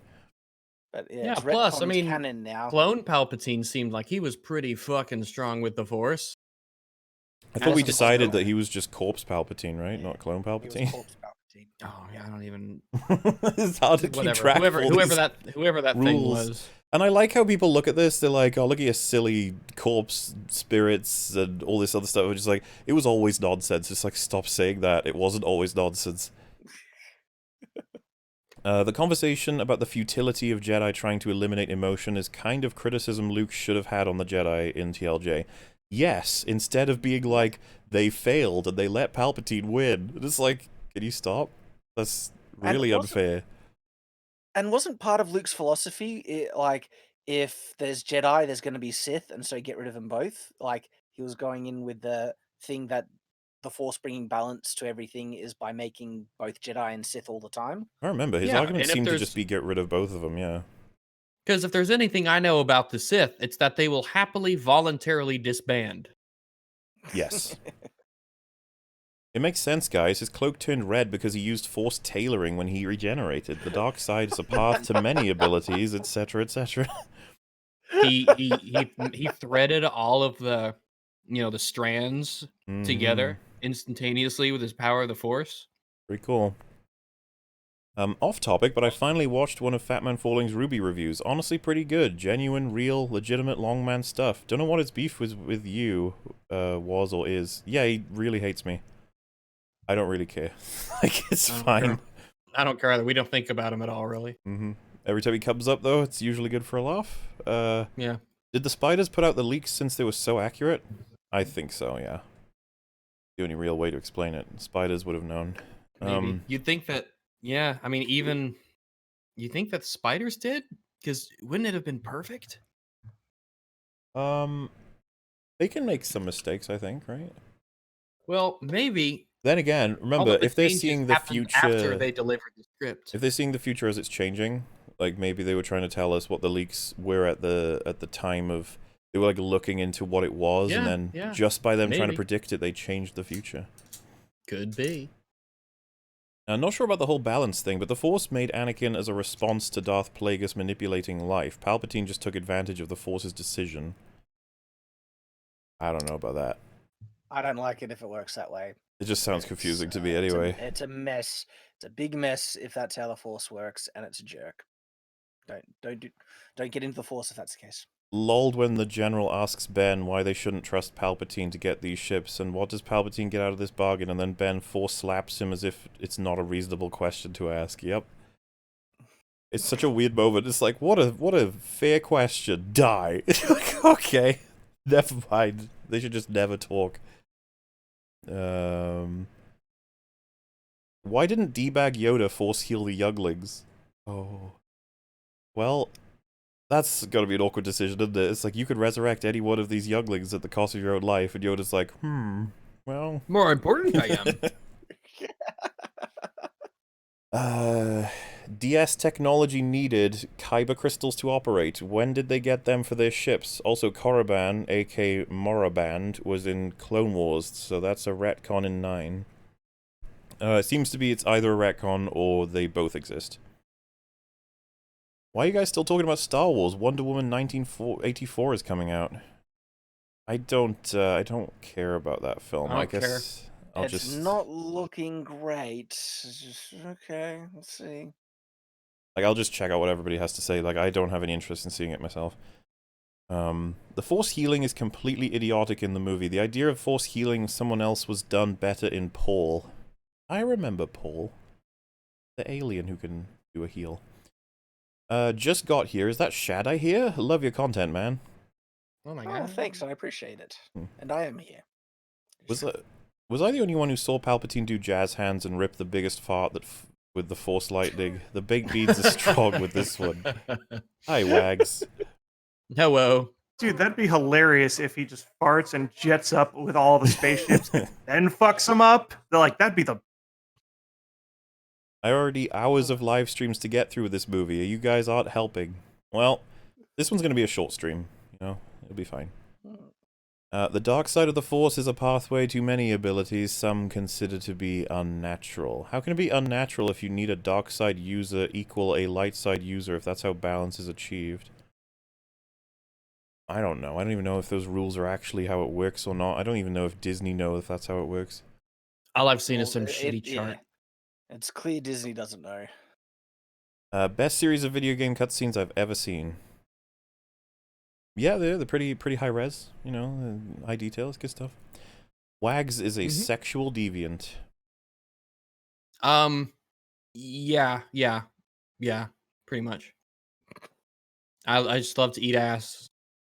Oh, there you go. People keep comparing Revenge of the... No, ROSW.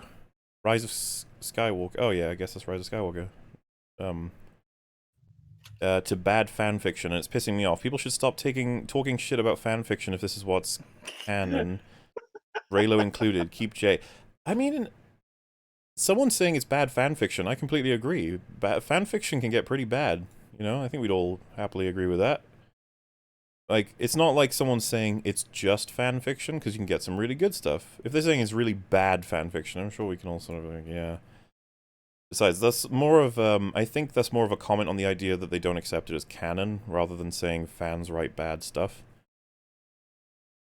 Because this is definitely bad. Also, once Anakin became Darth Vader, the Force made Luke to clean up its mess. I find this interesting. That would imply that the Force is a living conscious that makes decisions. Force is a dick. Exactly. Force is a weird dude. Case, like, sorry, the Force is making mass murdering genocidal maniacs to destroy peace and. Hey, you know, Chad, it also makes some nice people too. Yeah, it makes the nice ones. Yeah, so that makes it right. Look how nice Rey was.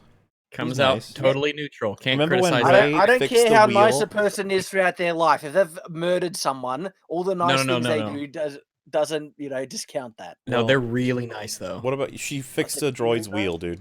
It was a like squeaky wheel. Toilet paper always with the roll up front. They always close the door when they walk into the room. They turn the lights off when they leave the house. Whenever they're out, whenever they're almost out of something, they put it on the grocery list. I mean, these are these are some nice folks. Twisty tie always goes back on the bread once you're done with it. There you go. That they do stuff an evil person would never do. The Force would agree with that. That's balanced. The Force has got a little checklist. The Force would be all right. You can murder someone now. That's a good balance. I've earned enough karma points to have one murder and come out neutral. I was like, yes.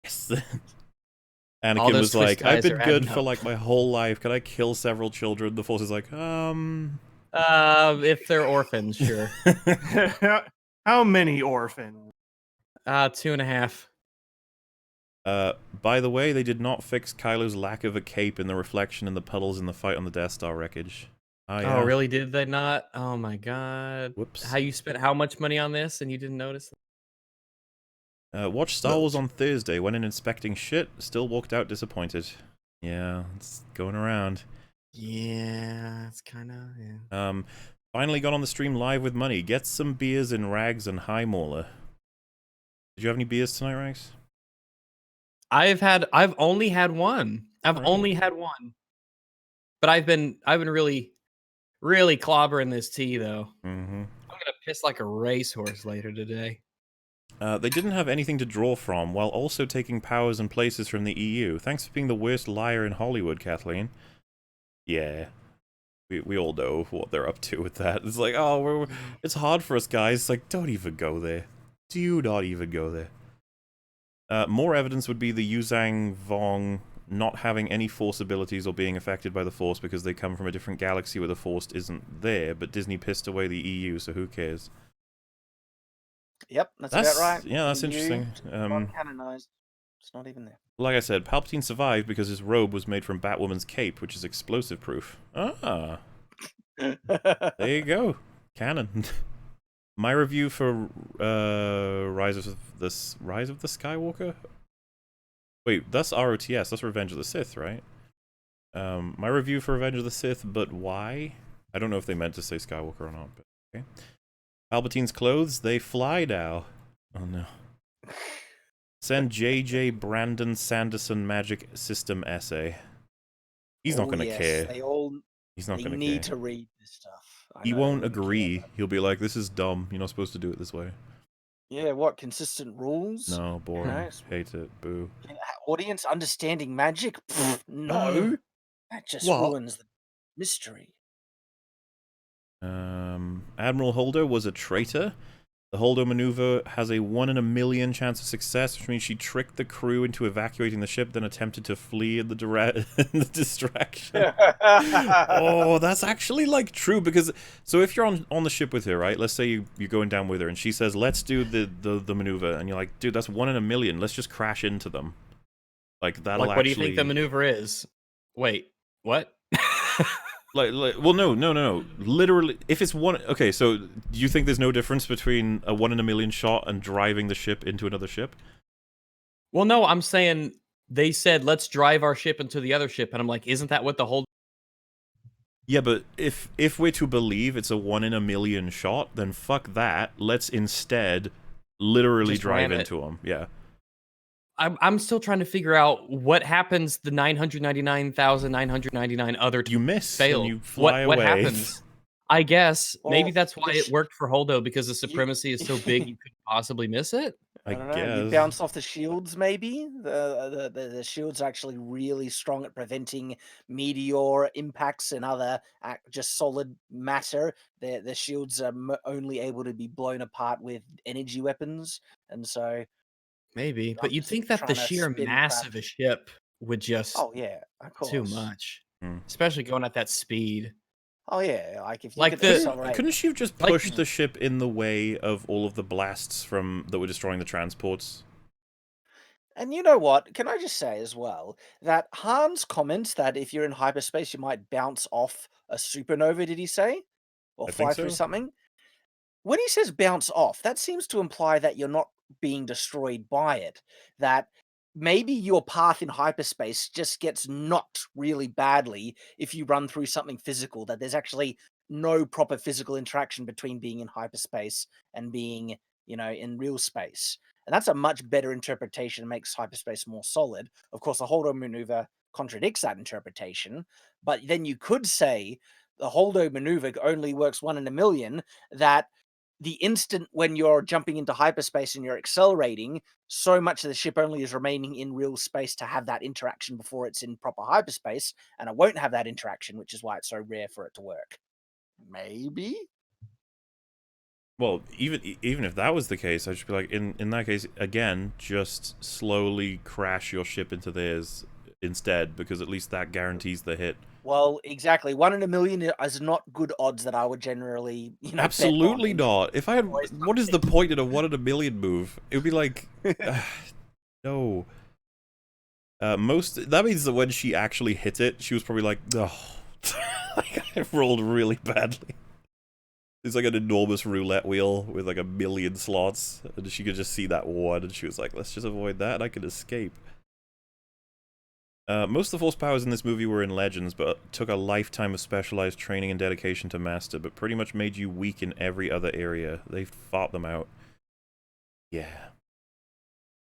I still think TLJ is worse. Expect Rise of Skywalker to suck, but I still left the film angrier than I did with TLJ. Why? Give Rags a scratch behind his big smelly ear.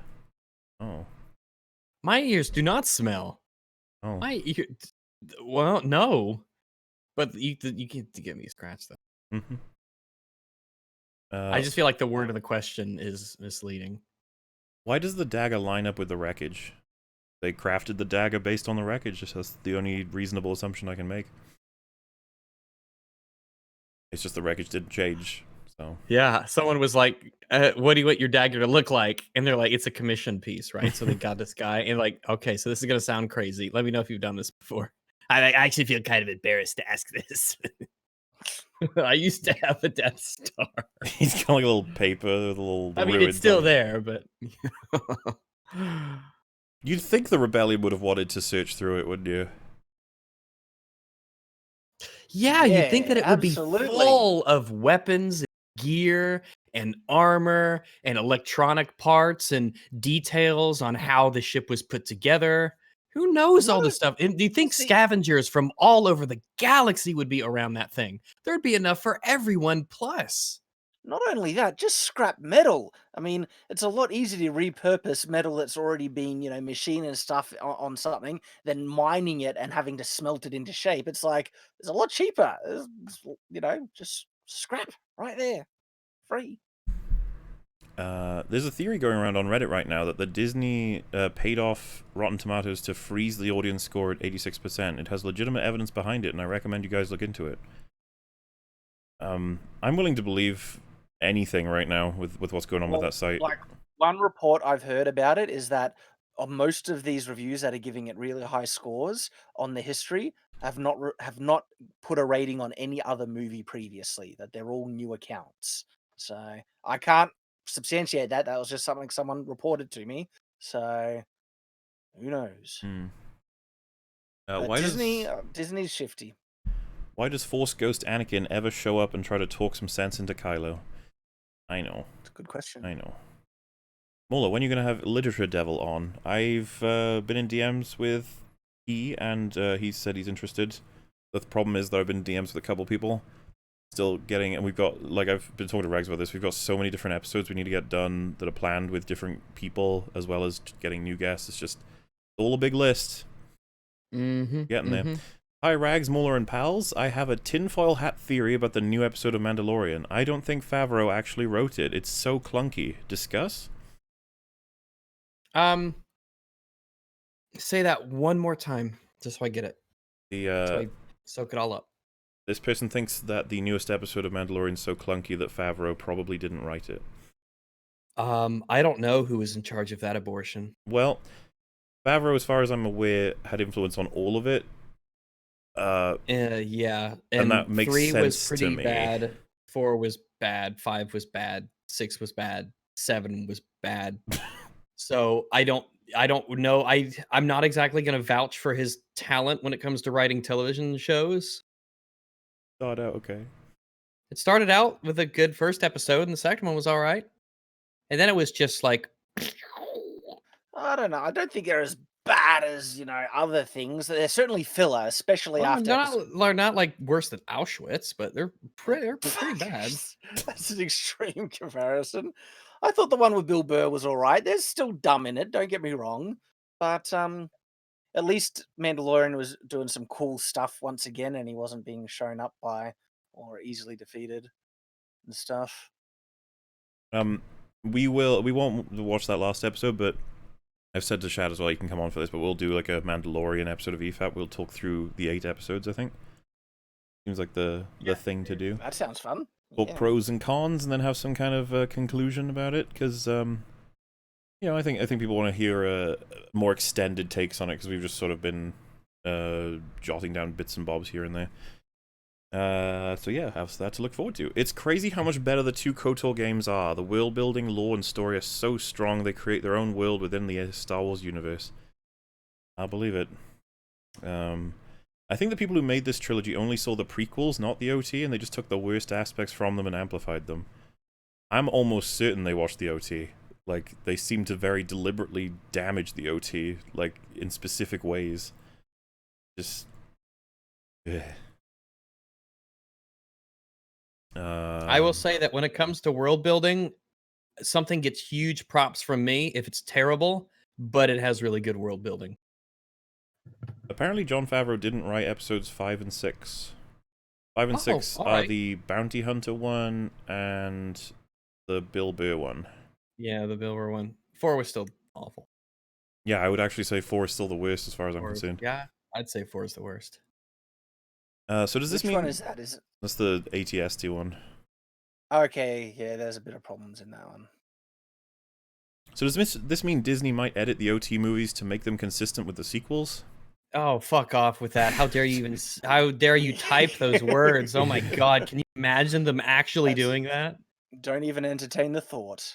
It's a nightmare. I feel like everybody would riot. Be like, how dare you?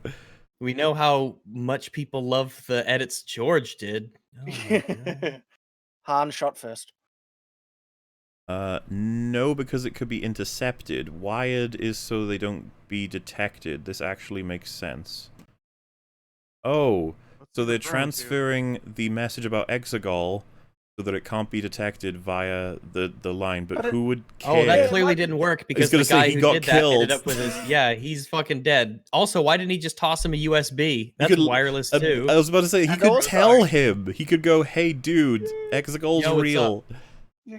It was encoded as well, and obviously it was sent to them somehow to give to R2-D2, so it seems like it was already sent wirelessly to somebody. This actually does not make sense, none whatsoever, and I love the fact that he got killed anyway. Like, it's like he takes all these precautions, he just dies. Like, oh well. Luke goes to Tochi Station song. Watch it, Mulesley. Tochi Station. Yeah. Sure, I'll have to check that out. I will make a note. Assuming it's a video. How can anyone possibly take the end celebration scene in Return of the Jedi seriously after watching The Rise of Skywalker, especially when people who think that TRS is a good film? Absolutely. It's, you watch it and you're like, wow, those poor fools. They have no idea. And like, you know, you laugh at everything, but it's like, honestly though, that's the case. They have no idea how much they've not won. They just think they have. Little do they realize they're all going to be defeatist losers who die. That cut was perfect. Clone J on Exegol, you'll have JJ on EFAP. Why would we want that? Cloning J, we have to kick multiple J's. We'll have to use the Isle of Man flag at that point. I mean, who didn't clap when the Knights of Ren randomly showed up and one guy went, "Whoa, the Knights of Ren." It was so epic when they did nothing. Yeah. Yeah. Why is Disney ashamed of Luke's green lightsaber? No idea. It did show up, though. It? Yeah, it did, because he fought Leia with it, so... Yeah, he got his ass kicked by Leia with it, yeah. Maybe they do hate it. Commander Mauler, the time has come. Execute EFAP 66. Also, hi, Rags. Hello! This is a long time ago in a galaxy far, far away. Al Gore hasn't invented the internet yet. Oh, so you can't post it on a message board about Exegol. Yeah, okay. Makes sense. The limbless dick alien is apparently a mechanic. How, though? Okay. Telekinesis? He bites. Yeah, it's either using force or he's using his mouth. I'm not on Twitter. How else can I send a video meme? Try Discord or the subreddit. Morley, you've inspired me to start making YouTube videos. I'm working on my first video, which will be on the Rise of Skywalker. I hope to finish it by New Year's. Also, hi, Rags. Hello! This film is creating more new YouTubers. Yep. It's like, at least we're getting some good things as a result. Be inspired, people. Allow this to continue. That was a really good Wolf video where he said, like, what bad writing can do in terms of, like, inspiring creative works. Because you're like, you know what? Fuck this. I'm going to do this better. It's like, go for it. What's the best way to send memes to you? I've sent them on Twitter and Discord, but you never seem to see them. Those are the best ways. As you would have seen on the Wolf one, I collected, like, 300 memes. As well as like all the videos, and I've still got to stockpile more of them. I don't catch them all. I really do try. It's just that I haven't even looked at what's been sent this stream because I've just been trying to sort of nail it in terms of getting to as many super chats as we can. But yeah, those are the best ways: Discord, Twitter, and subreddit. If I don't see them on, like, somehow miss them on all those different things, then you can always like give it another shot a few weeks later or something.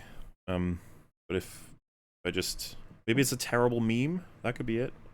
Maybe it's just the you gotta have good memes. That's as you've seen, only the highest quality of memes make it onto EFAP.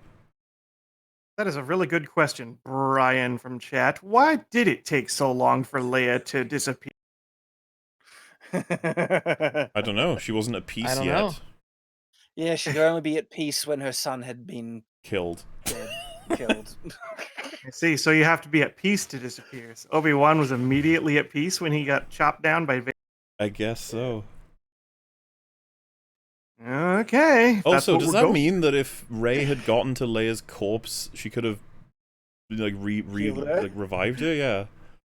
Well, I think what they're trying to establish is that Rey was able to heal Kylo because he hasn't died yet, but Kylo died because Rey was already dead, and he basically just gave her his life force and died. Yeah, I follow that. I'm saying that, like, would Rey have been able to resurrect Leia? At the sacrifice of herself, sure. But she's I don't know. No, that. Like, we've seen her use healing at no cost at all to her abilities. Oh yeah, so she could probably bring back the dead at no cost too. Yeah. You're right. Yep. Completely rejuvenate Leia. That's where we're at.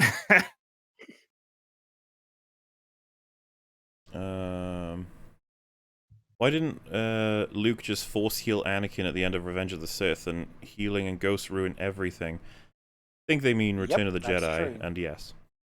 Healing and Ghosts do ruin everything. Well, what they've done with them. On the bright side, they used powers that have been in other Star Wars properties, but her adeptness at them is the problem. Yeah, adeptness. Yeah. Very slow, costly, time-consuming healing is one thing with limited capabilities, and Ghosts, as they were understood in the OT, are great, but what they've done with them is just... Yeah, and the way that Rey describes how she healed, I just transferred my life force. She's saying it's like it was really easy. I mean, the way you described it, any Jedi should be able to do it. Just, transfer life force, force, do it. First live EFAP. Only recently found this channel, but been binging EFAP for a little more than a week. Have some rhino milk. Why, thank you. Yay. Glad you've been binging. Does Ra shove people off the rooftops, or does he RKO them into the pavement like an Egyptian Randy Orton? I mean, I suppose that's up to him. He probably does both, depending on the subject. Hi kids, I'm JJ the Abrams. Behold my 1000 Rhino Milk Power engine and my 120 disregard for cannon. Pretty much. Hiya, you beautiful massives. For an in-depth story on what happened to Palpatine after Return of the Jedi, check out the YouTube video Palpatine's Journey by Worth the Kids. Have an awesome Christmas and New Year. Karuchi e good. I almost don't want to know, because anything trying to explain it is going to be ridiculous. I'm pretty sure that's the animation, Rags, the Palpatine's Journey. It's hilariously is it a good. joke? Yeah, Oh, it's a like joke, is it? Okay. I think it's like a 3-minute video and it's funny as hell. Palpatine's Force Drain was originally a power only Darth Nihilus from the Old Republic could use. Just further proof that JJ can't be original.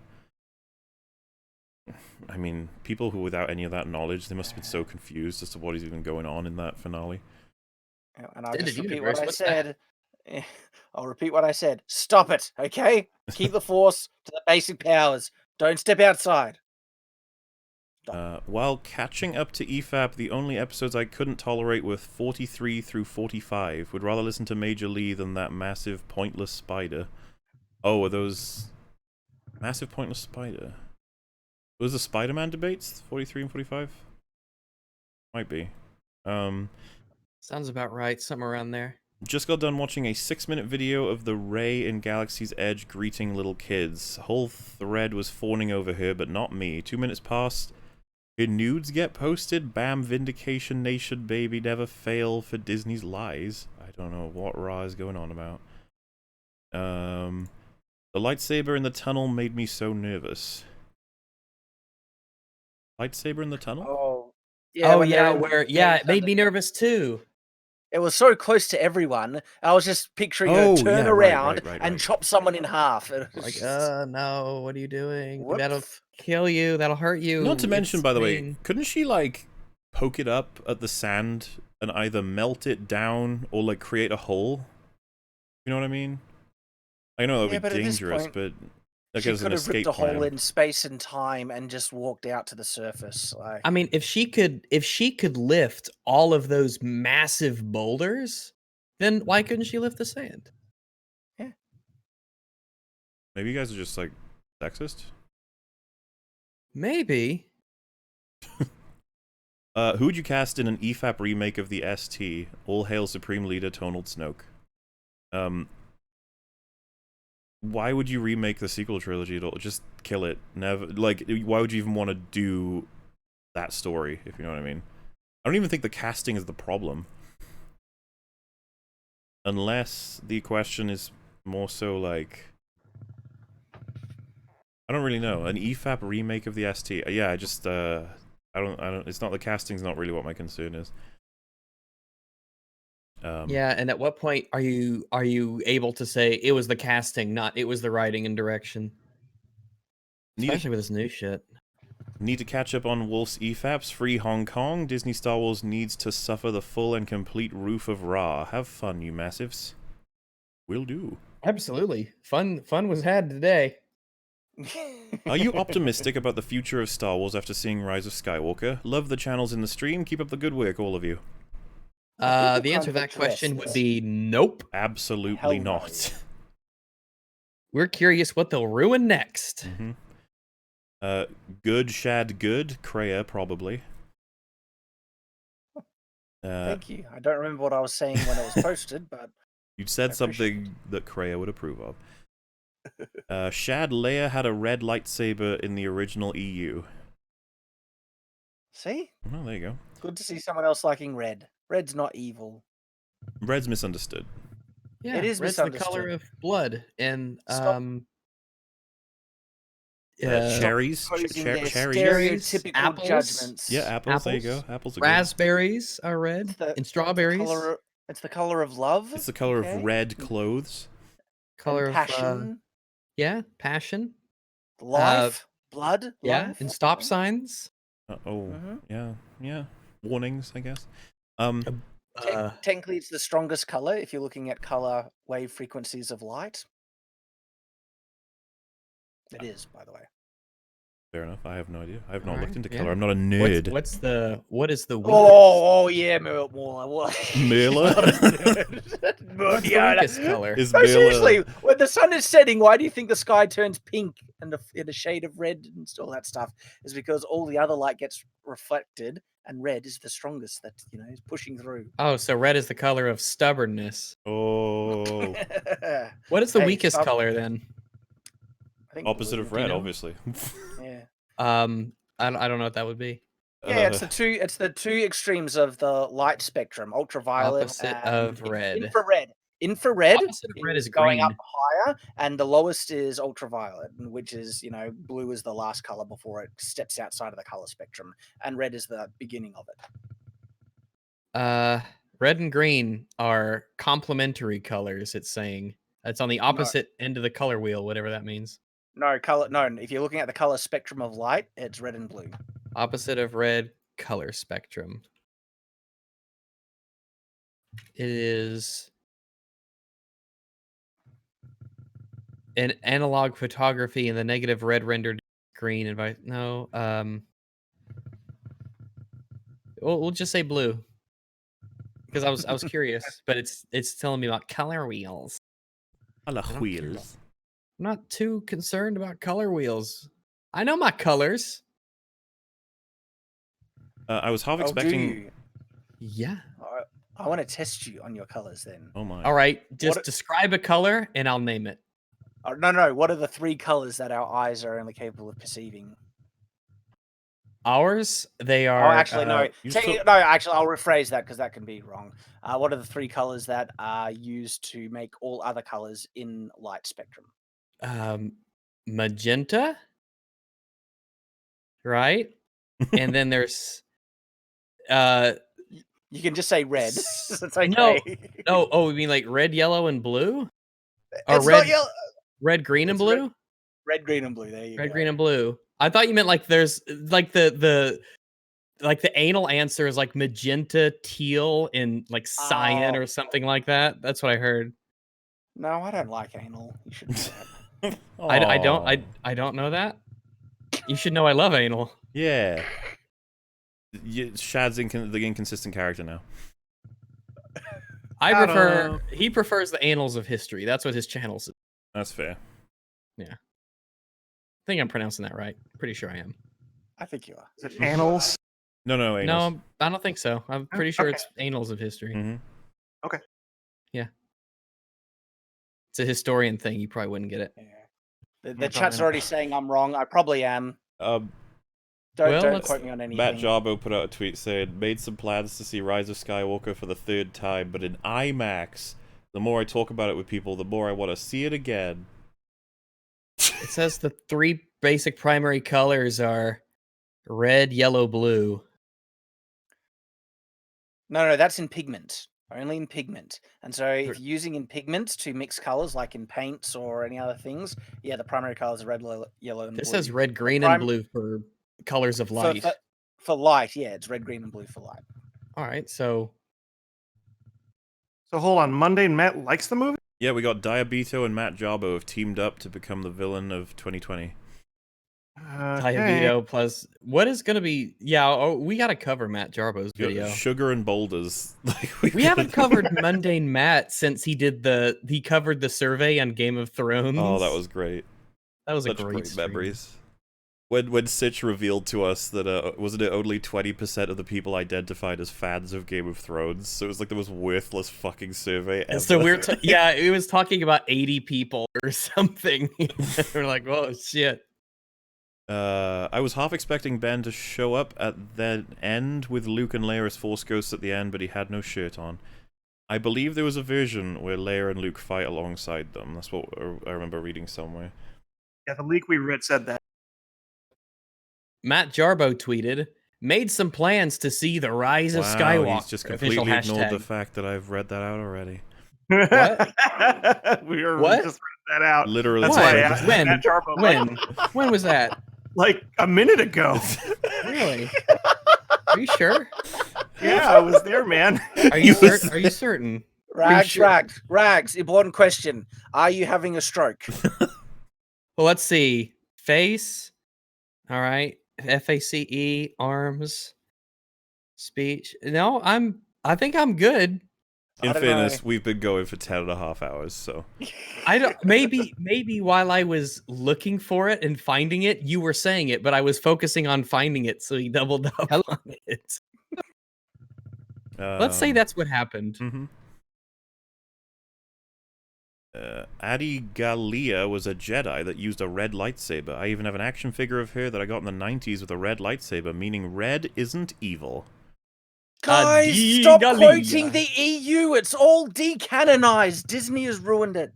Oh yeah, well, until Mother Teresa's decanonized, I am gonna keep quoting Star Wars. So there. Yeah, that's true. That's true. The EU is better than the Disney garbage, and then that just validates my standpoint that red is not evil. Let's restore it. Luke used a red lightsaber though. He had a red Shoto. See, there we go. A red Shoto. I guess a type of lightsaber? I don't know. Robot Chicken almost predicted Rey and Palpatine. Makes sense. Parody becomes reality, I suppose. There was definitely a theme of luck. I mean, the Force. Biggest example for me was Finn pointing to the ship of which the signal jumped after the antenna went down, being asked how he knew, and he just said, "I felt it," burst out laughing. Yeah, lots of that. Yeah. Whenever Uchi isn't on screen, other characters should say, "Where's Uchi?" Agreed. And that's a Simpsons reference.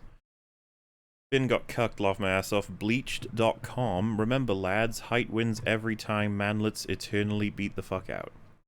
Fair enough. The only people shown to be enslaved by the First Order were black. Silent pause. Also, between First Order and Golden Company, which is more redundant? Golden Company. The Golden Company. Yeah. I mean, the First Order blew up 6 planets. Yeah, they did some stuff. It's just the... Yeah. It's like... They average 2 planet blowed ups per movie. It's like they were given extreme powers and they used a bit of it. It was like, oh, you guys did some stuff, I think. You killed billions. The Golden Company probably didn't kill billions. So, yeah. Oh, please, boo-hoo. My black people enslaved by First Order. What else would they have done? Shown a white person being a runaway ex-slave? Pretty sure that it's not even just white and black people. As far as I can tell, it's just everyone. They mention it at one point, right? That they just steal young people. Yeah, they never, like that guy, we mentioned that tweet because it's stupid, not because it's true.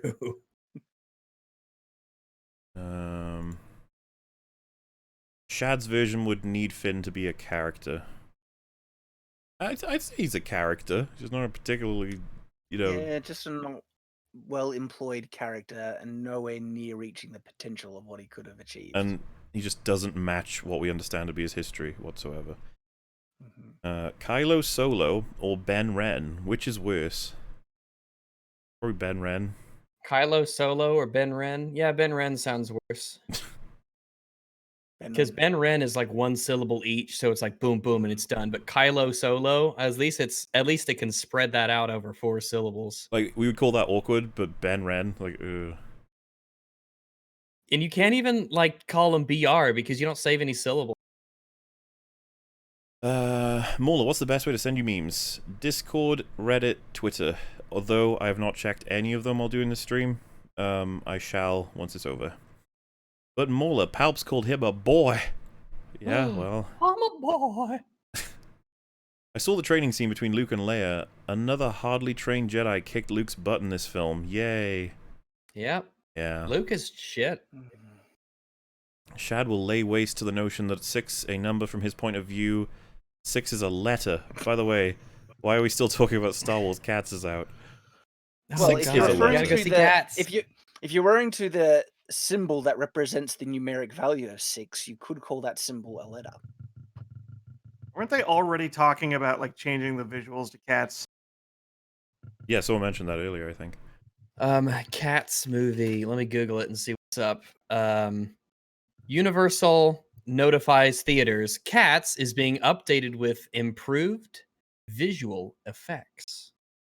The move is unheard of for a finished film already in release. It's because it's so bad. I'm looking forward to the EFAP movies for that. It opened to 2.6 million. Yeah, have you seen the reviews? It's like on 18%. Even on Rotten Tomatoes, I think, or something like that. It is bombing hard. I guess it doesn't have Disney behind it to pay for reviews, so, you know. A friend told me it's fine that Rey is a Mary Sue because thanks to her, tons of little girls have gotten into Star Wars, and that's all that really matters, isn't it? I think girls could have gotten into it whether or not she was a Mary Sue. This is true. Oi, can you get the gun from Star Wars Theory guy from Star Wars Theory on EFAP one day? He said he doesn't know you, Mauler, but you probably know him. He made great fan-made Darth Vader film. Have a good one, guys. Oh, that'd be super cool. Yeah, I'm not against it. Hang on. Star Wars Theory. I think I watched a review of his of this movie, and I think he liked it. Oh no. Well, that's okay. Yeah, we can chat about that too. I don't want to incorrectly malign him, so I'm gonna look this up quickly. How dare you malign him, sir? I know to say someone who disliked this movie that they liked it is such a insult to their character that well, gee, his latest video is "I'm a Disney shill now?" ? Real talk. Oh. So I think that's his response to the negative reaction he had. Well, like you can see with us, I think that our EFAP fan base as a whole, if they'd seen this film, they'd know we wouldn't have liked it because of the sheer amount of inconsistencies. And like we've been through them, we've explained it, and so I think it's just a general question people have. It's just like, so you did like it, that's fine. Did you know about all of these inconsistencies? If not, does it change your mind? If you did know, it's interesting that they wouldn't affect your experience. That's probably where people are at, and then they can maybe jump to some conclusions like shill and stuff, but I don't want to throw that card at every single person who enjoys the film. I'll just be like, well, some people just want to chill and watch a Star Wars movie, I guess.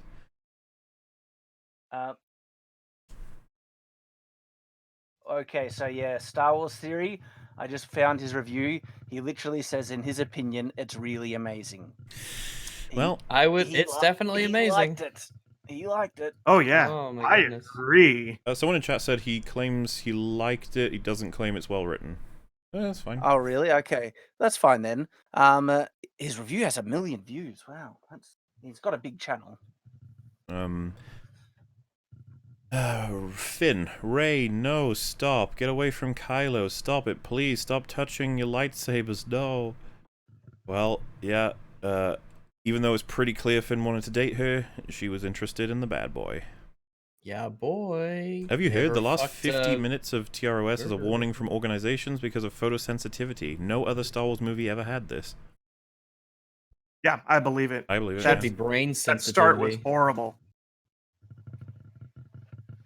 Check out Stephen Crozet's video on TLJ for one of the worst takes I've ever seen. The worst part, go to 4256.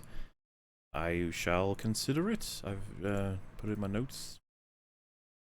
They could have fixed the ending if they let Anakin possess Kylo. The only reason he's even able to is due to blood lineage, and then fight Palpatine and beat him without fucking up the OT by keeping it that Anakin beat him. That would still be kind of tismy, but I can see where you're going with that, like, in terms of trying to sort of fix the mess. Lots of suggestions everyone has, I think, at this point, because anything but what we got would be nicer. The comms array was turned off, so the capital ship could send the signal, could just be turned back on when the rebels leave, stopping nothing. Agreed. Yeah, you said that, Mauler. Yep, you pointed that out. Her name was Steve. That's a super chat. I don't know what to do with it. Hey, her name was Steve. They could have done it where Kylo force grabs Anakin's lightsaber and fights Palpatine, and they could have hired the choreographer from Revenge of the Sith and had Adam Driver use the exact fighting style of Anakin. Oh, because he's Anakin possessed. Yeah, no reason not to give that a shot, I suppose. Hey, Lord Maul, if you want a palate cleanser after the ST, just play KOTOR 2 on PC. It's likely the best written Star Wars media ever made. That's what I hear a lot. Hi Mall Daddy, I can't wait for the ROS porn parody. It'll surely be of better quality. Hashtag do it. The Rise of Skywalker. No alteration needed. Yeah. Oh boy. Go to the dark how close side. are we getting to 12 hours exactly? How much further can we go? 1 hour and 10 minutes. Hours. Oh my god. Go to the dark side. Join me. Say the N-word. If Palpatine didn't die from what happened to him in Return of the Jedi, why are we supposed to believe he's really dead this time? We're not. You know, that's a good question. That's a Rey good was the one question. that killed him. So there. Fool me Yeah, once. Rey did it this time. Like, Shame she's on you. much more effective than that crappy Vader dude. Yeah, he's a loser. No one cares. No one remembers him. He's like an idiot in a suit or whatever. She's like a full-on human. It's way better. She's a big dummy. Jenny Nicholson's primary gripe seems to be the movie isn't SJW enough. What a joke she is. Really?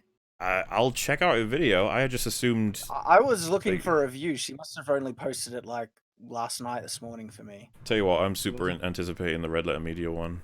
I just... The memes, the funnies. I can't wait for them to just laugh at this thing. I wish when someone farted in public, their rear released a bubble in which the fart would be stored and everyone could see that bubble coming out of their rears, and balls should still grow into babies. Oh, that's this guy. Oh, this guy. The scary man. Alternatively, Okay. I wish the only way to make new people would be to remove a testy and plant it into the ground and have it grow into a baby tree. Oh no. That is some unique. Yeah, it's right universe, That doesn't I sound guess. okay. So that doesn't seem very tenable because if that means every male, assuming every male had the maximum amount of children, would be 2. No, well, he said plants a baby tree. What if it has multiple babies on the tree? And a lot of Yeah. This lore goes deep, man. Just, you know. My favorite line, they win because they make us feel alone. What the fuck? Yeah, no, they win because of their galaxy-destroying lasers. Yeah, pretty sure the guns that blow up planets are contributing more than their morale deficiency. The limitless force power that suddenly. Has he just jumps said out. that to her and she was like, yeah, no, I get it, but you know what I mean. Shut up, Poe. I mean, like, yeah, that can't help, I'm sure, but you know.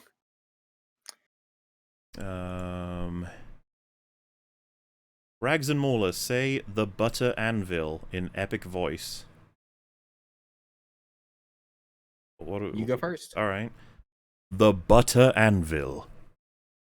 The butter anvil. And I will say this: that doesn't sound like a very efficient anvil if it's made out of butter. It has to be. It must be very cold. Yeah, hard butter. Yeah, slamming down. It must be Sith butter. They win because they make us feel alone. Yes, Poe, I too love Trump. What? What? I'm very disappointed that Palpatine didn't shout unlimited power while shooting lightning at the fleet. Yeah, that'd have been awesome, honestly. But I almost felt like it would be more appropriate to Rey to have said that when she crossed the lightsabers, because she's the one who had it. I would hate if she took his line. He gets to say it, not her. That would piss me off. Yeah. I know. I'm just saying it seems more appropriate though, as to who really had the unlimited. Oh, there you power. go. She could just say that. X go and give it to you. JJ's doing his best to fight racism by tearing down the stereotype that Jews are smart. Oh. That's very noble of him. About the Skype call, didn't Snoke make that possible? If so, how is it still happening? It could be Palpatine, but why? Yep, good questions. I guess it's Palpatine, but then it makes you wonder, is like, can't Palpatine keep track of everything that happens in those conversations? And Kylo just seems to not care about that? I don't know. You'd think if he also set up those Skype calls, he would be able to do the force reach in and teleport, grab stuff off the person as well. Yeah, even to literally them, just grab them. Don't you think it's weird that, like, it's just so normal to Kylo, but it seems like it would be like a curse. Like, and it also seems that he controls it. Like, she never seems to initiate them, but he always does. Outside of the first one, I guess, in TLJ, where she, like, sees him and he's like, wait, what? And then she goes to shoot him and he's like, whoa. But, yeah. Where did the Geode meme come from? Also, hi, Jay. That came from his video on the Game of Thrones browser game, I believe. The official Game of Thrones browser game. Yes. Yeah, he got Download today. Yeah, he got like some fake sock accounts coming in and praising the game, and for some reason they kept saying geode in their really broken English. Geode. I normally just out of nowhere geodes in my video game reviews. It's very important that you understand geodes. Make sure you say the whole thing. It has to be the Game of Thrones official browser game. You can't short. Speaking of Jay, he's supposed to return. That massive. How dare he? Also, Blank Blank said, "Hey, Muller, Critical Drinker wants to be on EFAP." I think he came and went. he's probably not going to be alive. I mean, awake, not alive. Let's see. Game of Thrones, the official browser game. So that's Gotobg. Mm-hmm. Gotobg. Ray, oh no, Kylo, don't remotely tear off my clothes. No, don't do that. I totally don't like it when that happens. Finn crying in the distance. Not in public, not here in front of everybody. Poor Finn. That would be so embarrassing if that happened. When Kylo and Rey Skype fight in his quarters, Kajimi, it's the shattering of Vader's memorial that tells Kylo she's in his quarters, not the dagger in her hand since the beginning of the fight. Yep. Yep. You are absolutely correct. See, the more you think about it, the more it falls apart. Well, we did highlight that one. It was frustrating as hell to think about, because it's just stupid. My nose started running from rage in the theater. I literally checked to make sure it wasn't blood. By the time the film was over, I was shaking with rage, as my video rant Twitter clearly demonstrates. I've written 24 pages of notes on this garbage movie. Guess what my first essay is going to be, guys? Also... Hey, another one! Yeah. If I want to get a video meme in for Wolf to see, what would be the deadline there? Should I have my new computer today? Finally. Like I said, man, I don't want to make exceptions for anybody. I'd rather just say that it was for that stream, and that we're just going to close it off now, because he's, I don't think he's going to want to keep having to sort of address them. And besides, honestly, I'm not even sure I can get it all done in one recording, because we've got a shit ton of videos and super chats to go through, as well as images. Hypothetical, you were put in charge of Star Wars back in 2014 with a secret goal of ruining Star Wars as a movie brand. Do you do anything different? No. No. Nope. Nope. I don't think you could even try and get it as good as this. There is no need. If you're too obvious about it, you'd think the execs would be like, "No, you can't do that." Like, you nuts, that'll never work. All this got approved. It's amazing. They're like, I don't understand. What if the reason Force Ghosts can't confront the Sith is because Jedi and Sith can manipulate the Force and Force Ghosts are made out of the Force? Imagine Kylo Ren using Ghost Yoda's lightning against Rey or Luke. So like, if a Force Ghost shows up and the Sith can just manipulate them because they can manipulate the Force and then force them to use Force lightning on their friends. I mean, at that point, I think nobody would understand what the hell's happening. We're already there, though. Pretty much. I don't understand what's going on. Also, if I want to get a video meme... Oh, wait, that's the same one. Hey guys, watched EFAP 64 and 5. So sad I couldn't watch it live. I'm gonna miss Wolf, but I'm glad you guys are still here. I got work, so we'll see if the long man is still around when I get back. I'm sure we are. Check it out. The concept of putting a secret on a knife that could get stuck in someone and escapes is just stupid. Make it a ceremonial one or something. Yeah, I know, right? Just have a map and a knife. Why combine them? When did hyperspace jumping become instant, by the way? I seem to remember in the OT the journey to Alderaan taking a while. Such a while indeed that Obi-Wan had time to train Luke a bit in the Force. You are a smart man, sir. Very smart indeed. Official canon, Quinlan Voss, a Kiffa Jedi from prequels, was proficient with psychometry and acquire info about people and events by touching an object. There you go, I guess. Do it. F to a well-kicked J. Oh, I guess this is in the stream where Jay left. There we are, guys. That's how far in we are. Oh, and then what was that? What was that, 2 hours? I'm not going to answer that question, because... Yeah, it was, wasn't it? I was right, ain't I? Well, let's have a look. 2 hours. Should... Hang on, I can check. Oh, wait, can we check? Does it say when he left? Well, I'm just got the stream up on YouTube, and so I'm just going to scroll through on the timer until... Oh, there it is, 10:28 p.m., which means that was 3.5 hours in. Catching up, boys. And we are currently at 11 hours in, so... Oh my god. Looks like me and Rags will have to catch up on these. Yeah, it'll be great. We can devote all of our attention and everything to all the things. Mm-hmm. Just about to watch it. Back in a few hours. Enjoy. The Pisana Chase. Now this is pod racing. C-3PO had a Republic Sith language ban programmed in. His memory was wiped at the end of Episode 3. This is where the restrictions could have been put in. Sure, theoretically, yeah. I just don't see why... all the stuff we went over with all of that, it's just so nonsensical. Yeah, we agree that it might have made sense to have him have a restriction that he couldn't even read the language, but he could read it. He was restricted in translating and telling anyone what he read, and that's the dumb thing. Yeah, that doesn't really make sense, does it? Like, why would... No. Why would you want That's to like not a know what it technicality says? a 12-year-old would think of. You're like... I can read it, but I just can't tell you. Because if the logic is it's too dangerous to read Sith things, it's like, so why not make it so I can't read it? Instead of that I can't translate it. That's weird. Yeah. Remember when And he's Rags... like, I know exactly what it says. Remember when Rey's lightning destroyed an entire ship and Palpatine's lightning only turns the ships off and messes with the controls? Yes. Oh, yeah. Yeah, but hers was... She didn't even mean to do hers, though, so... Yeah, it makes sense. He was trying to destroy them while she was only accidentally destroying it. Yeah. That makes it better. You know? Mm-hmm. Oh, that dagger alone, you can spend 30 minutes on the stupidity of that MacGuffin. It's shocking, the dagger. It's ridiculous. Just stand in the right place, hold the dagger out, pull the ruler out, and pray to God the Death Star ruins don't move to find the next item. Yep. And also pray that you're standing in the right spot. Like, there's no way she could have known that. Dio knows the way to heaven. Yes, he was in the Tenacious D movie. I always found that neat. Dio? Dio, yeah. Robot?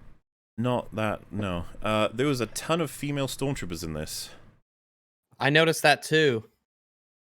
I noticed that there were some female voices coming from stormtroopers. So who won the bet on the most inconsistent character? That would be Wolf, Shad, Des Bullshit, and a fourth person? Who did I say it was? Rags. Good try. I would disagree with it being a crowd pleaser. My entire theater made audible groans during the kiss scene. Well, this is the thing. I don't really know. It's kind of hard. I already said that going off the Rotten Tomatoes numbers being trustworthy. I don't even know if that's true.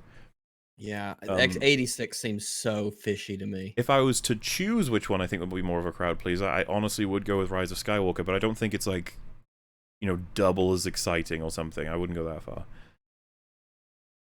far. In my cinema, when Rey said she was Rey Skywalker, there was an audible boo from one of the audience. I've seen these videos. They're funny.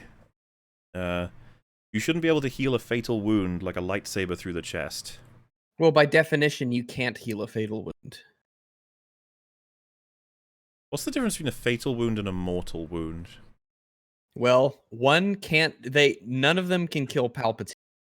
I've noticed this, yeah. I think if you have a fatal wound, meaning you're with it, no treatment is going to heal you, but you're still alive, the inherent nature of magical healing seems to imply you could still heal. That's if it doesn't have limitations, of course. Yeah, like say for example it punctured your liver or something, and then Force Healing can just reform all of it. But Shad, what if I just move all bonds to healing or find a bringer? Well, the healing in Chronicles of Everfall can get pretty OP if they stack enough bonds on them.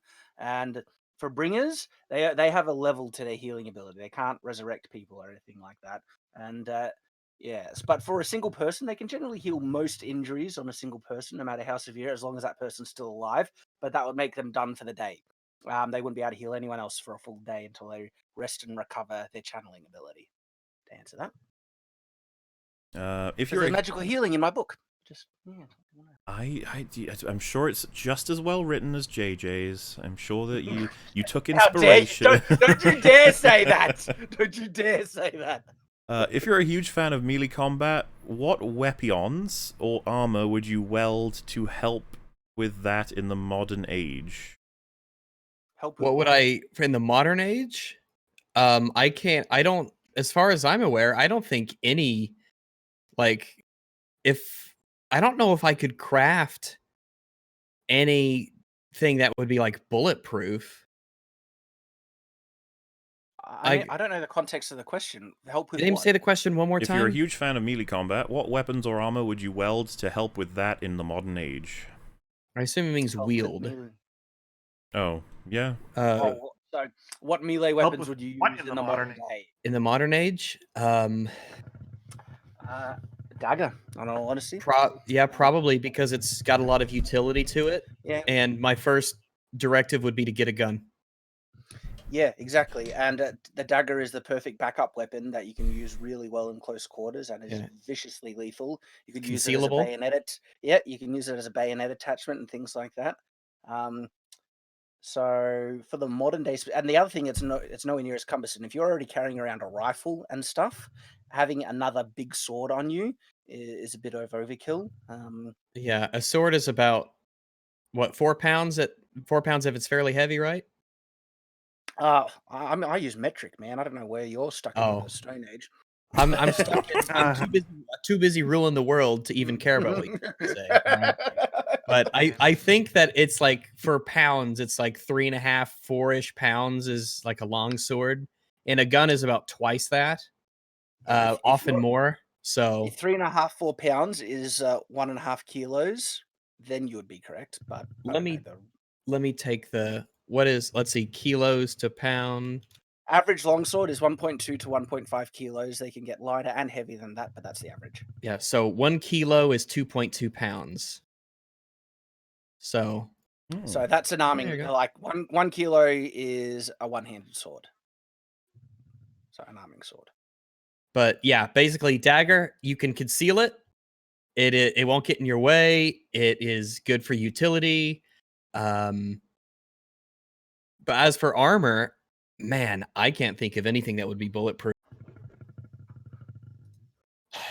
Yeah, I mean, maybe there's some special thing out there that's bulletproof, but if we're using old materials, you probably know more than I do, but I can't think of any that's bulletproof. Especially modern firearms, modern weapons at modern velocities. You're kind of like, I know in the trenches they would use armor sometimes, but those would only defend against shots from hundreds of yards away. And they basically were massive slabs of metal that just sat on your shoulders. It wasn't anything you could move around in. Mad Jack is my hero. Just saying. At this point, I'd say ditch the armor and just stay mobile and try to hide. Because ain't nothing metal you're wearing is going to stop that bullet that's not modern. Anything that is strong enough to stop rifle rounds is ridiculously heavy and cumbersome, which is why most combat people and stuff, modern day soldiers only have like a chest plate, and they have, a lot of them do have options to have additional plates, but they I got some. chest. I got some, and it's like 16 pounds. Yeah, that's ridiculous. Luckily it'll save your life, but it's 16 pounds, man. Mm-hmm. And that's heavy. Yeah.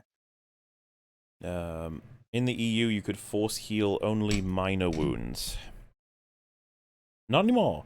Barris Offee could use force heal in canon. The Clone Wars animated series is canon. How long are you going to keep repeating this? We'll keep repeating it because it's valid? Keep repeating what? Wait, what? So I think we made it very explicitly clear that we're not actually against force healing as a concept. Yeah, as we explained, if force healing has limits, right? If it has limits, and if it has stuff like it takes time to do, it requires concentration, it requires a high level of training, then sure, I'm okay with it. But if it's just like, I will bring you back from the dead now, that's taking it pretty far. A little too far, I think. Lethal impalement? I would prefer all healing to be kept out of Star Wars as a whole, because I think it has too strong, implications and negative effects on the narrative and suspense that Star Wars is generally able to produce through good stories and stuff. And so if it's in Clone Wars, I would lodge the same criticisms against it. But I'm not saying it's not employed better than they did in Rise of Skywalker, because it probably is. Rise of Skywalker's employment of it is just stupid. Because, yeah, if you employ it, you want the same kind of limitations Rags was talking about. I don't know if you guys wanted to clarify, just to make sure it wasn't misunderstood. Blame the Controller said that's not true at all about rifles and bullets. Modern armor is very good at stopping bullets, even at close range. You were more referencing. I thought you were referencing like medieval style stuff, right? Or is it? Yeah, the World War II and one armor. Mm-hmm. I mean, yeah, maybe if you're lucky, if it is a small bullet at a low velocity and it hits you at a really steep angle, it'll stop it. But that is yeah, the context wasn't like modern armor. It was modern armor absolutely wear it. Is pretty good at resisting, even rifle round stuff, but it gets ridiculously heavy. And there is versions of modern armor that isn't nearly as strong as others as well. There's there's different levels and grades and stuff like that, and there are some that's only rated to stop handguns and things. So yeah, most will like level 3 stuff is pretty much good up to like 30 caliber for the most part. It depends on the kind, and obviously it's not always going to be the same. Sometimes it's soft body armor that it's much more concealable. The best stuff generally comes in the form of big plates that you put in plate carriers. But remember, like, cars aren't bulletproof. Like, bullets are serious business. Mm-hmm. Yeah, it's like those pesky humans designed it for that. Exactly.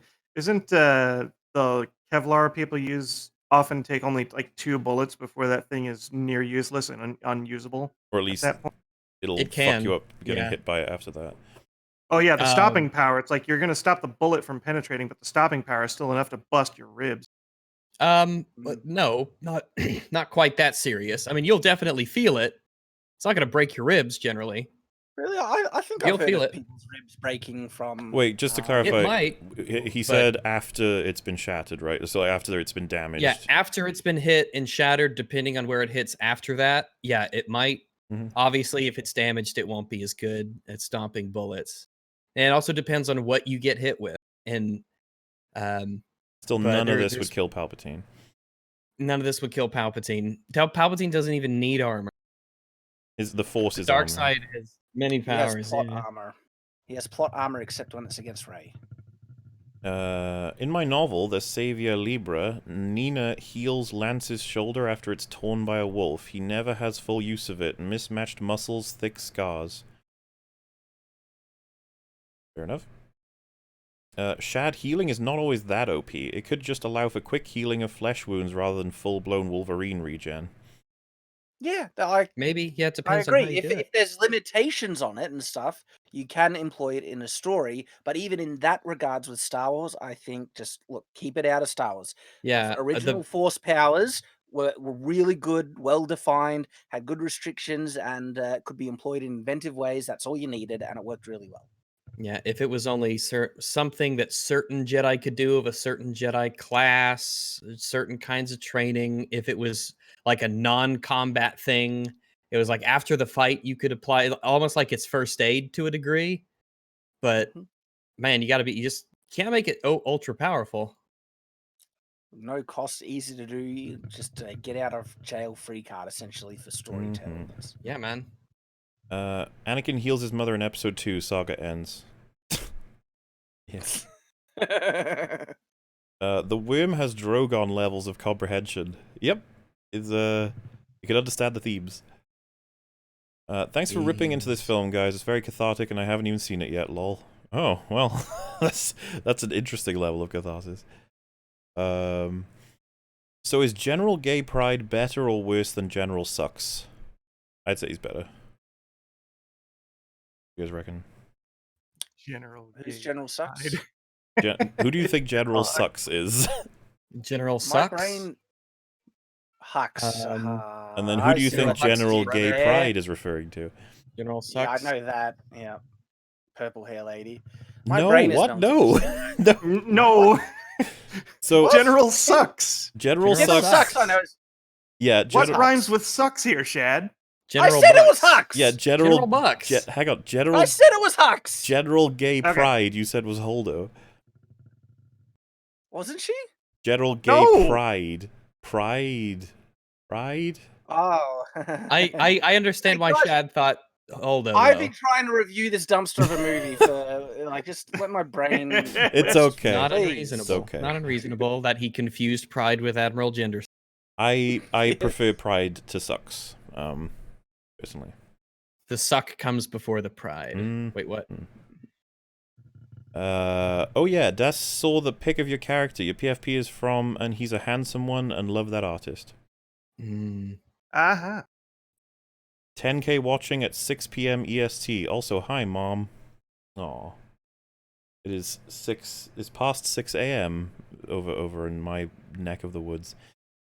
No worries, just pop a force res, bruh.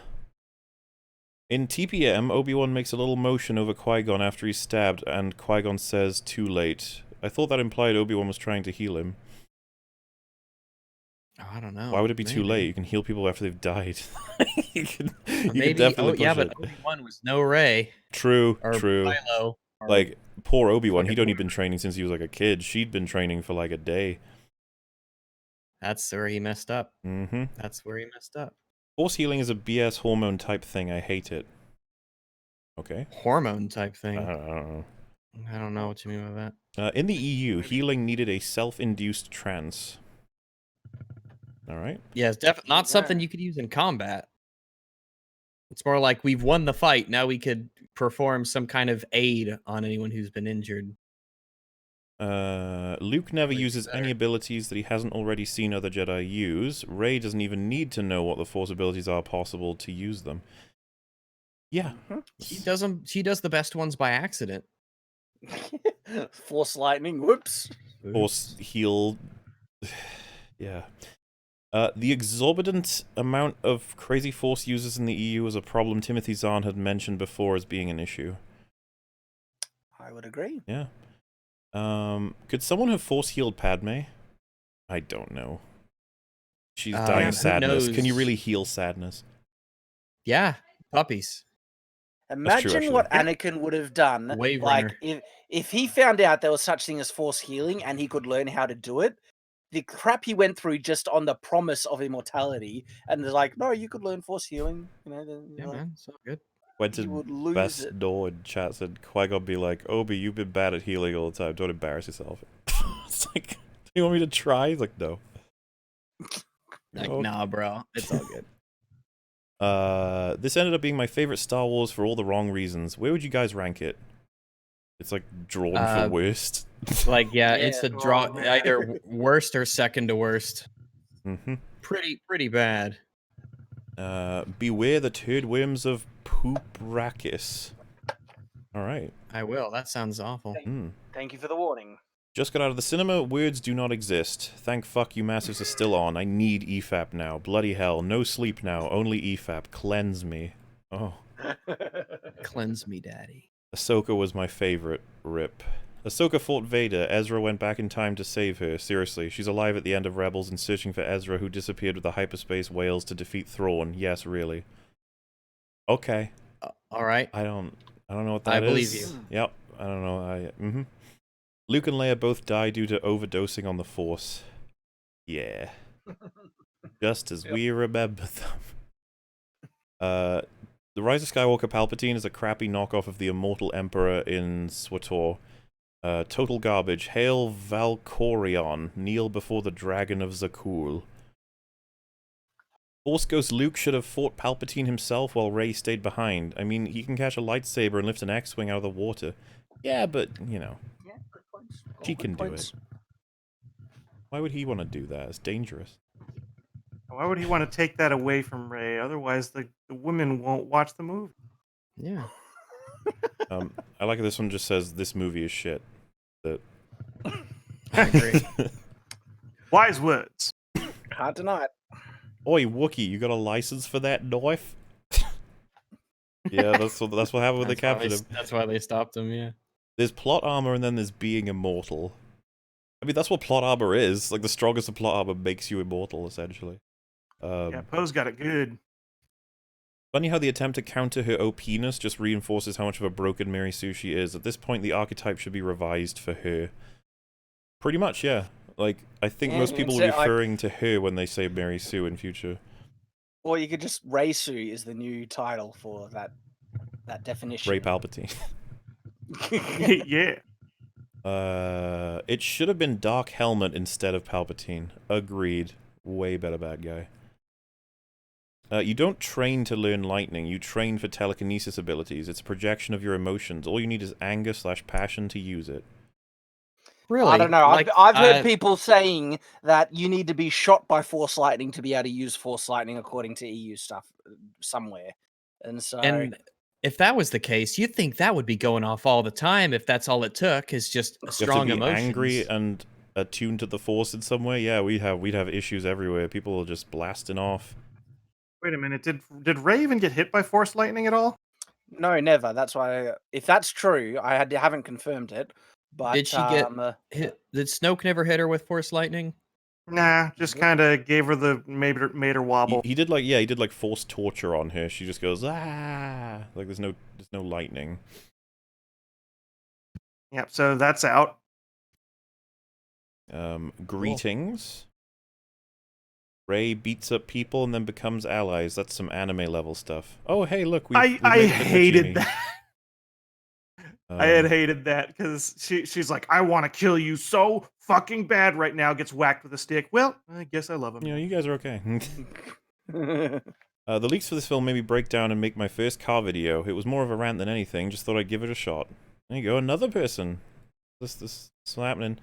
JJ's bringing people to the creative, realm of YouTube. Here's the amount I'd spend on a TROS ticket. Y'all deserve it way more than Disney. I've gotten far more entertainment and enlightenment from y'all than anything Disney put under Star Wars. Thanks. Thank you. And 5 times the length. If R2 can back up his memory, then why didn't BB-8? I guess BB-8 can't. That's just not something BB-8 can do. I guess not. Neither him nor Dio could do it. Mm-hmm. Shad, any tips on marketing a book? Start a YouTube channel. It really helped me. There you go. That's basically it. I mean, marketing a self-published novel without having any reach is very tricky, very difficult. So building a platform of any kind, even if it's a blog, Facebook page, or anything, is going to help out tremendously. And if you're not going to be doing that, you need to get word of mouth a lot. And like, in all honesty, a different publishing strategy would probably serve better. And this was even advice Brandon Sanderson was saying to people, and even when I was talking to him about it. If you're going to be self-publishing and you don't have a marketing platform, self-publishing several books fairly close together, even if they're shorter, is something that could get more attention, more notice in Amazon's algorithms and stuff, depending on what you're publishing through, to build kind of momentum that way. So it's a tricky thing, though. It's weird how many of the high star reviews on Rotten Tomatoes are by accounts that have generic names, no profile pictures, and no other movies reviewed in their history. You see, that's what I've... No, they must have loved this movie that much. Yeah, they really liked it, guys. They just, yeah. I'm sure Bob loved it very much. They turned Palpatine into GLaDOS, Mouth of Sauron, guardian of the prison of Azkaban with his Dementor fingers. He also ear rapes and lightning spunks the sky. Quote credit to Creamy Sheaf.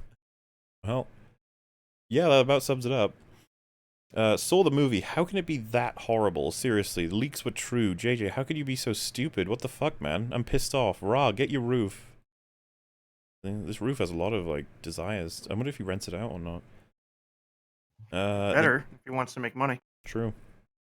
The Disney trilogy is not about Jedi and Sith battling each other. It's about demigods fighting for dominance in the galaxy. Bland demigods. Not going to disagree with that. Thank you all for the laughs this year, and Merry Christmas, you massive massives. Merry Crimbo to you too, sir. Merry Chris. Bounty Hunter ghosts have mullets and leather vests. That would be cool. Be the cool ghosts.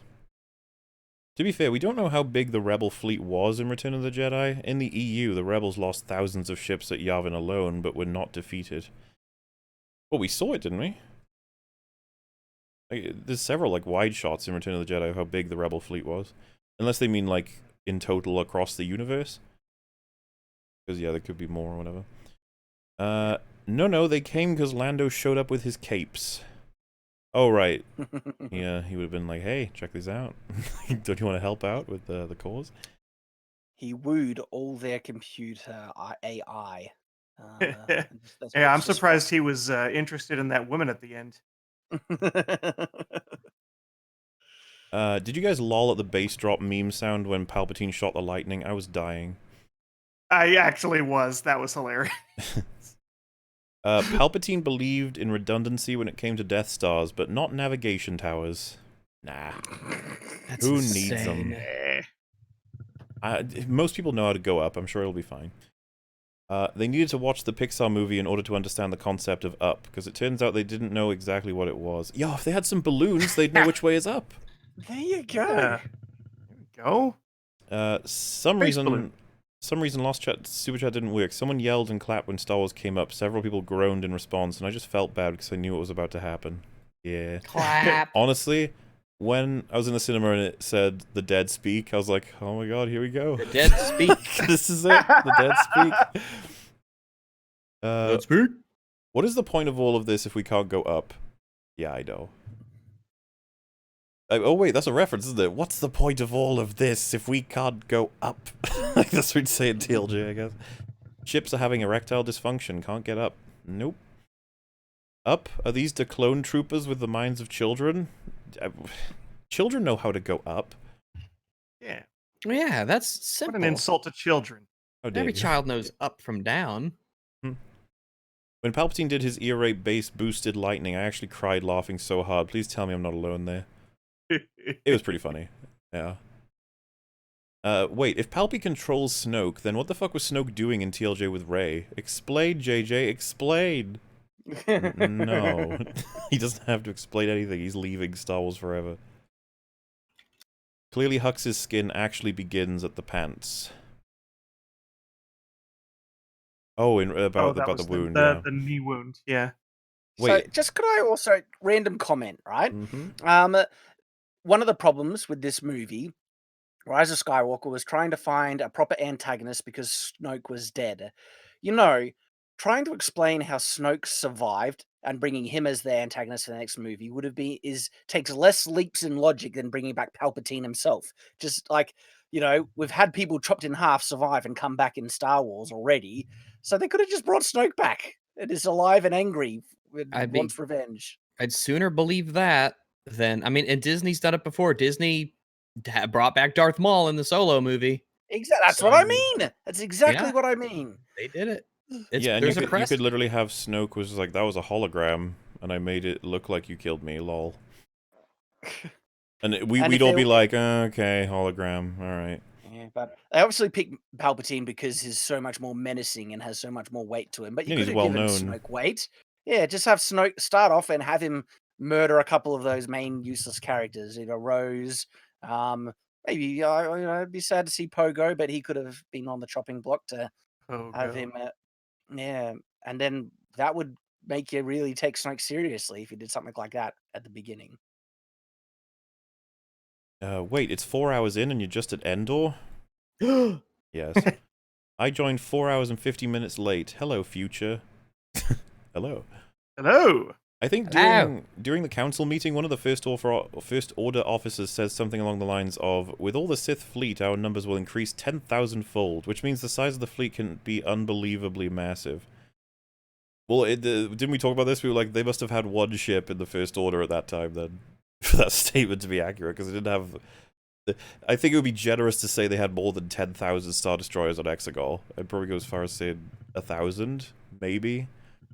1,000. 1,000. Okay, Mola, can you say the N-word for chat's Christmas? If I was interested It's Christmas. Yeah? It's Christmas. I already said it, the N-word.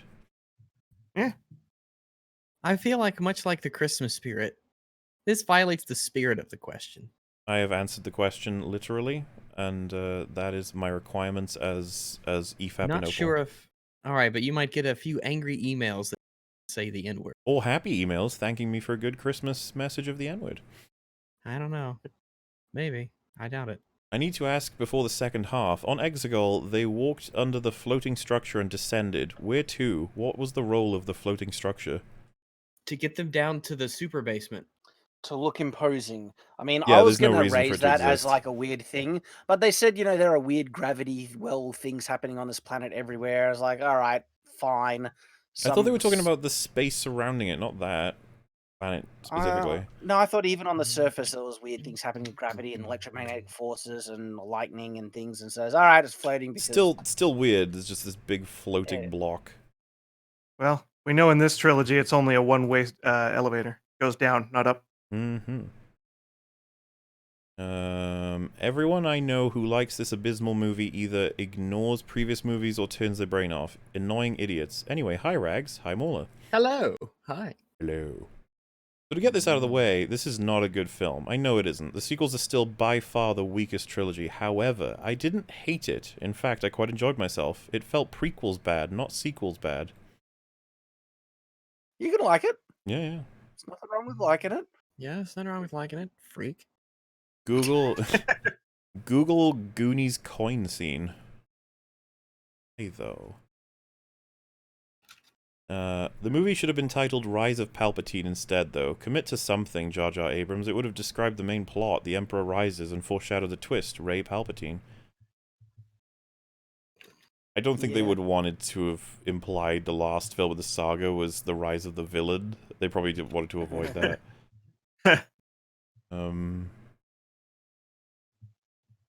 Rey knew Chewie was alive because she sensed him on Kylo's Star Destroyer, right? Could she not? Oh yeah, I did read that out at the time. Why did they bring the horses anyway? Did they plan for the First Order to move the signal from the tower to the capital ship? Well, they were planning on using them on the ground of Exegol, I guess. Yeah, I mean, this is a good age for cavalry. Sky. Yeah, shooting it from the sky was not adequate enough. Wouldn't they just land next to it? Why would they even need the horses at that point? It's so dumb. They don't. They didn't need a ground assault at all. Just. But don't bring like speeders with guns or anything. Bring horses. This is the age of cavalry. Can no one in the universe think killing civilians is bad unless they're force sensitive?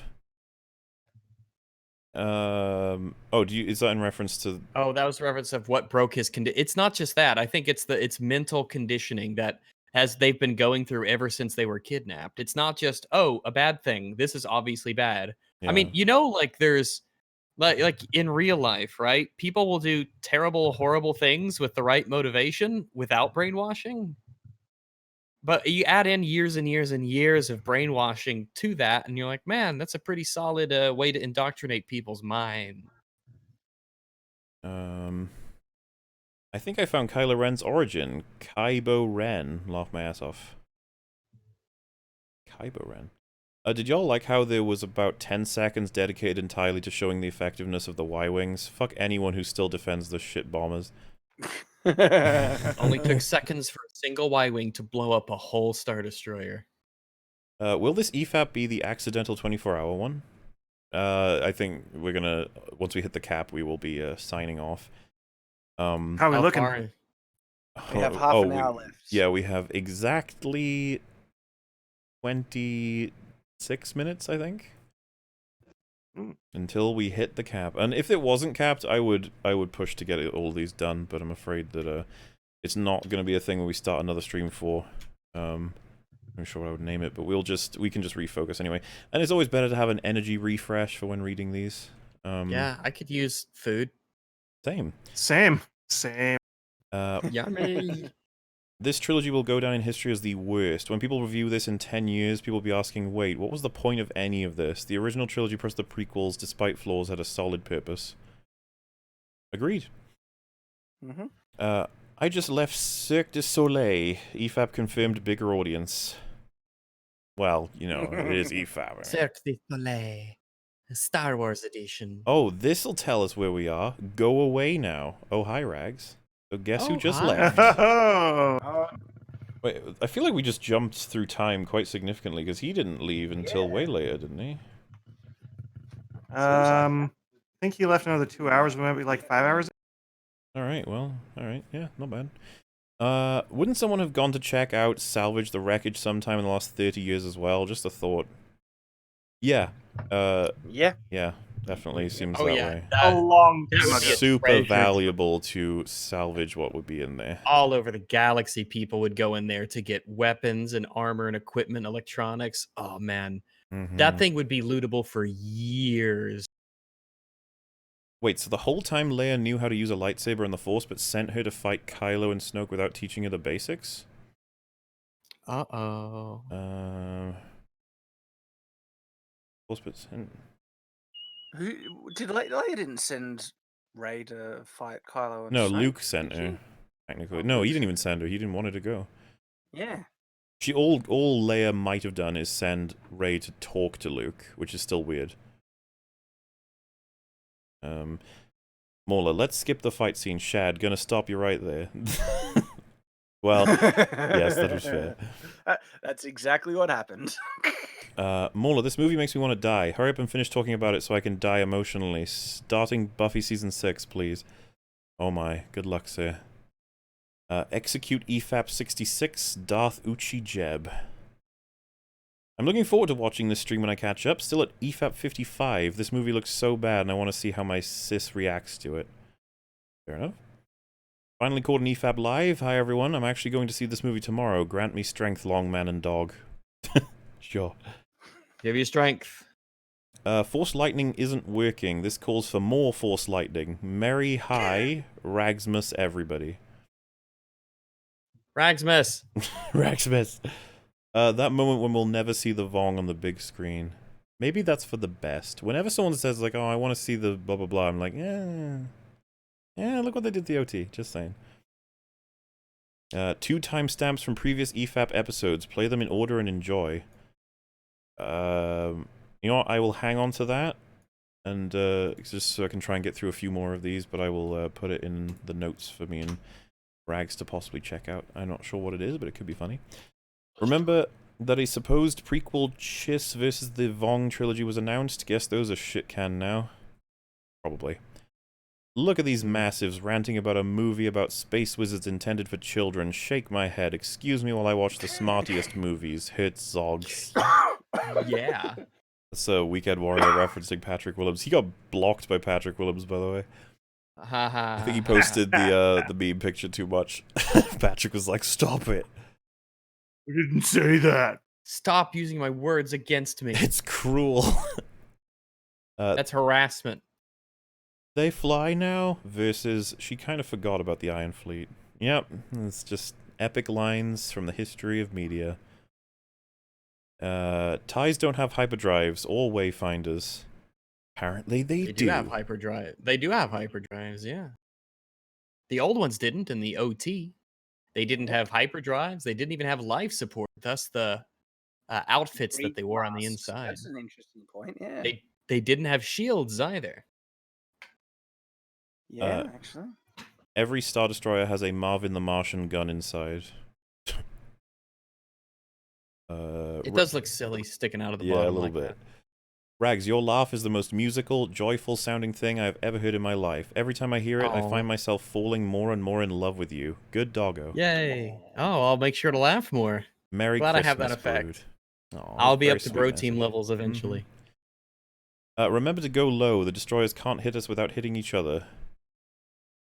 Is that something they say? Here's the thing, so I don't believe that. No, not Finn. Poe says that when they're going in, they like when they're attacking the Star Destroyers. I mean, I think it's worth the risk. Like, if we might hit some of our own Star Destroyers, like, yeah, guys, they try to destroy our entire fleet. I'd probably risk it. Yeah, give it a, yeah. Like, you know, at this point, it's kind of our own fault for not being able to go up, so, yeah. If they manage to minimize Death Star tech so it can be used by ships, why didn't they just divert all resources into making this tech instead of building both Death Stars and Starkiller? I don't know. The world may never know. Don't know. They make interesting decisions. Mm-hmm. The Yuzang Vong, that's probably a step above Death Star Destroyers. Do you think, though? Like, a legion of Death Star Destroyers? Like, I don't know specifically what the Yuzang Vong do, but, like, thousands the of, thing. you know... Yeah, they were so incredibly overpowered, and I think JJ knew this, that they had to make such contrived bullcrap to set up situation where the good guys could still win. Because if any of those ships left that planet, it was game over for the entire galaxy. Like, that, you can't fight against that level of insanity. And so they wrote themselves into a corner, and then they had to use arbitrary bullcrap to try and fix the problem. And so it's not, no. 2415 in EU, Palpatine learned Force Storm, which created a lightning ball big enough to blow up a planet. It backfired and he killed himself and his fleet. Wow. People keep listing some really insane crap coming out of the expanded universe, and just something more and more, and I was like, okay. I mean, yeah, that doesn't, Yeah. Congrats on breaking 10,000 live viewers, boys. Why, thank you. It was very, very cool. It was glorious. Anyone on the panel got weed-related stories if you've tried it or regularly use it, or not at all, like a shit orphan? The Dawnwood Jake Skywalker. Jay. The I'm Dawnwood... not I do not eat of the lotus, so to speak. Never really been into it. I have partaketh, but I have no interesting storyeth. Yeah, no, don't really care. I'm a Mormon. So they get turned up. Yeah, they take a lot of it regularly. Is that what you're saying? They're like Catholics at the bar. No, I don't even drink alcohol. Right? Damn. Or tea or coffee. Oh. What about soda? Yeah, like on a key, like when I feel like it. Yeah. I remember there was almost no laughter at my screening. There was a small contingent of retards trying their best by clapping at shit, but it was mostly silent. The part where Kylo heals Rey and then dies was hilariously met with laughter and clapping. It's a weird one, for sure. Remember what Carrie Fisher said about TLJ? It's about family. I guess Rise of Skywalker was about murdering your family. No, it's about choosing your family. Kill them to make them better. Leia, I'll stop training because it will lead to my son's death. Also, Leia, I'll distract my son so he gets stabbed with a lightsaber. Well, was that her plan? I don't know. Maybe I don't know if she planned that, but kind of the timing was pretty weird. Like, wow, Rey, you of all people, shit. I thought we were friends, but okay. He seems so pure. This movie itches more than my poison oak legs. Oh. That's not good. Rey used Force car wash and dry. Isn't it obvious? Car wash and dry? I'm confused.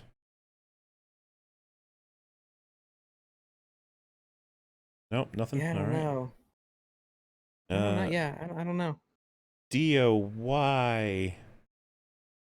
I'm not sure. Is that referencing the fact that he, like, saves the entire plot? I don't know. Okay, I just got back from watching it a second time. I have fresh memories, so I can answer some plot-based questions. Fair enough. I mean, I think we covered it. Mostly. Statistically speaking, the Holdo maneuver is a 1-to-1. Or 1 out of 1. Seems like it. I mean, there's a chance you could miss, but first time it was tried, it worked. Oh yeah, true. You see, guys, Holdo's plan was to escape, but she got really unlucky. And technically, because we saw one other instance of it happening as well, with no any attempts and failings, it seems to be 2 out of 2 so far. It's pretty reliable, maybe. Yeah. Oh dear. They really did swallow the grenade. Is that referencing, like, in terms of writing? Or, like, a metaphor for writing? That, but it sounds appropriate metaphorically. If it's really 1 in a million, why did Holdo give heat to Poe for betting the survival of Resistance on bad odds? Her plan was just as reckless. Yep. I 100% agree. That sounds like the worst odds you could possibly throw. Like, 1 in a million. I love the idea that Leia was probably like, well, you know. I mean, she wasn't intending to do the Holdo maneuver, though, was she? It only a circumstantial thing to try and protect the. I don't know, man. I love the idea that she was trying to escape and she fucked it up. That line about the Holdo maneuver. Can you actually write something that's a bigger cop out? Because I'm blanking. It's one of the top tier ones. I don't think there's many others that could compare to that. That's pretty bad. Remember Hux lost his shit because of a 1 out of a million successful attack in TLJ? Well, the thing people are referencing is that he was losing his mind at the potential, but if someone was about to commit to a move that has a 1 in a million chance of hurting you, or killing you even, like, that's probably, like, you know, like a shooting range, like the idea that a bullet could ricochet and fucking hit someone in, like, between the eyes. But obviously there are safety precautions to prevent something like that. I just mean, like, something ridiculous, like Final Destination style shit. Merry Christmas to my fabulous massives. Will you consider having I Hate Everything on as a redemption arc with his latest video? I don't know that I don't think he wants to come on EFAP. Like, the impression I got with the conversation with him, I think he just wanted to make sure this is all cleared up and that bad blood can go away. But I don't think he wants to come on EFAP in general. Shad, are asking them to shoot a planet-destroying cannon pointed down at Exegol and blow up the Sith planet, killing everyone? That's a confusing way to write that. Yeah, I'm not sure exactly what you're asking there. Going to post it in the thing so you can see it. Let me just see. Shad are asking them to shoot a planet-destroying cannon pointed down at Exegol and blow up the Sith planet, killing everyone? Is he asking if I'm asking that, or is he asking if it would kill everyone? I think this is the nature of would that not kill everyone in the battle? I never Probably, said to shoot Exegol. maybe. I said point them up and shoot all the ships flying at them, and they would have obliterated the Galactic Alliance people that were coming to fight. They never shoot their big cannons once. Not once, and they've got a They have crap firepower of unparalleled, capacity, and they don't even use it. Also, this person followed up with saying, do we even know that they can tilt? It's a spaceship, mate. So it doesn't, like... It can do anything. So you know, like the Millennium Falcon, it can just float and turn left, right, up, down, however it wants, and then move in whatever way. Like, that's the same for the Star Destroyers. Yeah, it just has to tilt its bow upwards so that the cannon could see upwards. Exactly. That's all they needed to do. Yeah. And we've seen Star Destroyer maneuverability. They can turn around, they can rotate, they can fly, and these are the same type of Star Destroyers in the original trilogy. There's nothing indicating they wouldn't be able to do that at all. And if you're saying it's the planet preventing them, we see other ships in that atmosphere rotating and flying around without any problems. They don't need extra navigation to fly around and fight and dogfight even the larger ships. Do they know what up is when they get to Exegol? Yeah, how come the rebels know what up is? Like it. How come the rebels know what up is? Oh, That's an honest question to ask about this movie. Eyes, so you just look at their faces, I guess. Why have horses? The amount of recores in upkeep would be retardedly unreasonable. Plus, they ship 20 pounds a day each on a spaceship, so, that's probably fantastic. Yeah. Mm-hmm. Like, seriously, I would love to know where they're getting all their food from. That would be... I'll try spinning. That's a good move to get rid of horses. Yeah, you just tilt it. You can just tilt it 30 degrees, and man, hang on. Fringy, they can't tell what up is. Why do you assume they can read a map? Yeah, if Fringy thought they could read a map, he was obviously mistaken. It'd be like, north, that's up, right? They should have used spinning. That's a good trick. Absolutely. Doesn't the Star Destroyer have horse jammer right next to the decloaking horse jammer? Jam their horses. They only have so many buttons for so many vehicles. Don't you man babies understand? Finn knew the broadcast tower was in that ship because he'd used to mop on it. Also, hi Rex. Hey! Yeah. Well, Mauler said that would have been a better explanation when they said, how do you know? It's like, well, I know the First Order schematics and stuff. That's the type of ship. So, yeah, that would have made more sense if he said something like that. And if you want to write it poorly, he just goes, I used to mop that ship. Just add it to his list of giant spaceships he used to be a janitor on. I'd be like, yeah, sure, whatever. I mopped all the ships. I mopped the Emperor. Which way is up? Shad's delivery was perfect. Did I hear a fucking 808 bass drop when Palpatine lightning the sky? What a demise of the Skywalker. Yep. Is there a reason after demonstrating his ability to use the Force to fling people around like dolls that he doesn't use that power in combat later? There is no reason. No, he just tries lightning. It doesn't work, and he dies. Simple as that. Yeah, it doesn't work, so he keeps trying it, even as it's frying his face. He keeps on trying. Yeah. Not my canon. Fuck. Oh, fuck KK, sorry. What did I miss something? How did Ben get back to Exegol? Rey took his ship and left him on a ruined Death Star. She used water speeder to get to it. The First Order knew they were there, so they must have had some ships there or something, or you could get the X-Wing, a TIE fighter from the Death Star. That was our two explanations for that. You see, Mauler, Ryan didn't edit out the weapon from the throne room scene. Rey just Skyped it out of existence. Boom, Galaxy Braid retcon. Oh, no. We've explained it. And, yeah, we have just under 10 minutes now. On another note... Sorry, that's one of the greatest ones yeah, I've heard so far. On another note, have y'all seen the Tenet trailer? I have. I have it's too. Interesting. Looks neat. Yeah. I have not. Glad to see you and I Hate Everything made up. Look at Rise of Skywalker, bringing people together in unbridled hatred. Aww. This movie unironically gave me a migraine after I watched it. There were warnings for seizures and migraines from the light flashing in the movie. Please reference and talk of that. Thanks. Hi, Wags.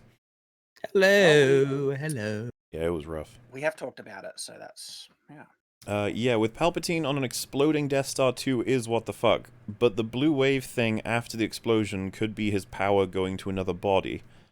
Still think The Rise of Skywalker is really good. I'll explain about Anakin's sacrifice not being in vain. Really, though? The blue wave is Palpatine? And, is that what he's saying? Yeah. It doesn't go into a new body. Like, his body is wrecked. If he went into a new body... Yeah, how would it be in Palpatine's body if his body was smithereens? Like, no, maybe one of his other bodies. Maybe he's got spares, as we established. He's got like a little shelf of Palpatine bodies, I guess. I don't know. Yeah, they're hanging up in the closet. This is my Monday body, my Tuesday body. I always know what to wear. But specifically, they're corpse bodies. We need to remember that because he didn't want to make, like healthy bodies that he would be able to walk around. Why would he? It doesn't work either way. It's fucked. He chose the one with fucked up fingers. I am genuinely interested to hear people's arguments to try and substantiate this as a good film. Like, oh, Jay's arrived. Jay, you've got like 5 minutes before we have to stop. How dare he?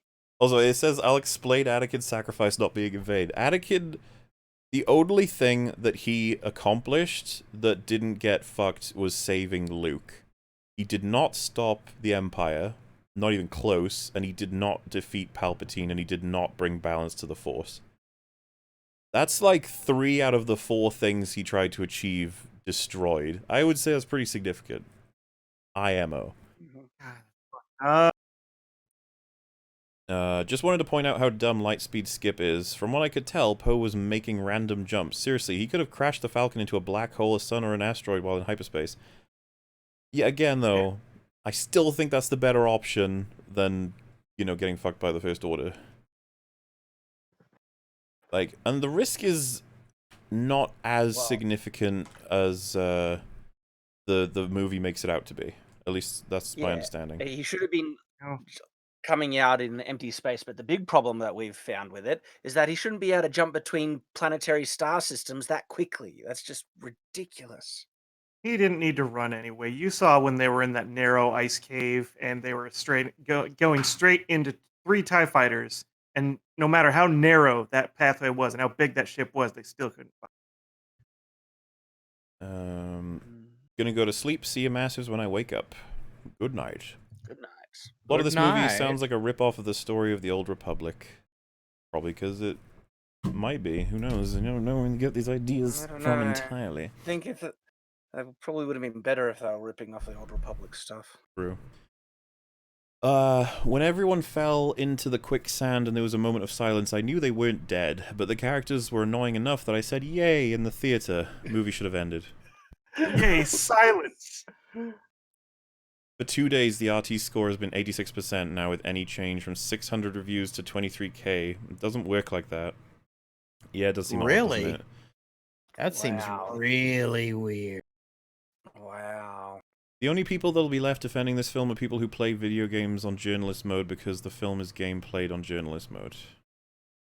I mean, you could have structured that a little better, a little punchier, but yes, I kind of agree with you. I think I get the theme of your super chat. Rotten Tomatoes says verified audience score, so they decide who is verified. It can be 86 persons, and even when 30k more review it, only those 86 paid count. Theoretically. So they can unverify bad reviews, can they? This movie only has 18k ratings. TFA and TLJ had over 200k. Yeah, I guess we'll see if the rating changes. I'm almost sure it won't, by the looks of things. Just as a sort of, sample size seems not to be. Steady, man. Yeah. That's crazy. Suspect, even. So where was the good side army at the end of TLJ? They just abandoned everyone. They didn't care. Yeah, they just, But now that the enemy has thousands of death cannon lasers, now they really want to help. Don't forget, Rotten Tomatoes changed its voting system around Miss Marvel. Only people who bought tickets online through that one company ahead of time can review. And even then, they probably rig it. Would swing the percentage. High 60s, maybe low 70s could be reasonable from normie audiences. Yeah, I would say high 60s I'd find reasonable. Yeah, high 60s. From, like, random audiences. Saw the movie for EFAP only, not doing this again. Would you guys be kind enough to read the last 5 messages I sent explaining Anakin being the chosen one and why his death wasn't in vain, please? I haven't... Not in 5 minutes. Oh, if that was sent in chat, there's no way I can find that. No, I think those are tweets. I think he sent tweets to us, but not enough time at the moment. And I can't do that because then everybody will start doing that, like sending super chats with like an essay attached with tweets. I'd have to make a rule on that one. Like, otherwise, I've got like 3 minutes left. I'll probably read a couple more and then we'll sort of do as best an outro as I can. Rogue One is the only decent Star Wars movie and everything else is trash tier nonsense. I'm glad buying Star Wars has been a net loss for Disney. I don't think they've had a net loss in money made. I think they said like even TFA alone had made their money back, right? Or no, they bought Star Wars for like, how many billions? Like 4 billion? I'm pretty sure that I've heard several people say that they've had their money back by now. Really? Solo lose money? Oh yeah, All right, so it looks like Lucas told Iger he was considering retirement, blah, blah, blah. Disney announced the deal to acquire Lucasfilm for $4.05 billion, with approximately half in cash and half in shares of Disney stock. 6 years after buying Lucasfilm, Disney has recouped how much it cost to buy it, apparently. Okay, then. Yeah, 2018, I guess, is when they got their money back. If this money makes less than Joker, someone should rub it in Movie Blob's face. Go for it. The only good Star Wars toys are Legos, not cheap though. I can imagine. Yeah. Legos are expensive. Got the Lego X-Wing. It's pretty cool.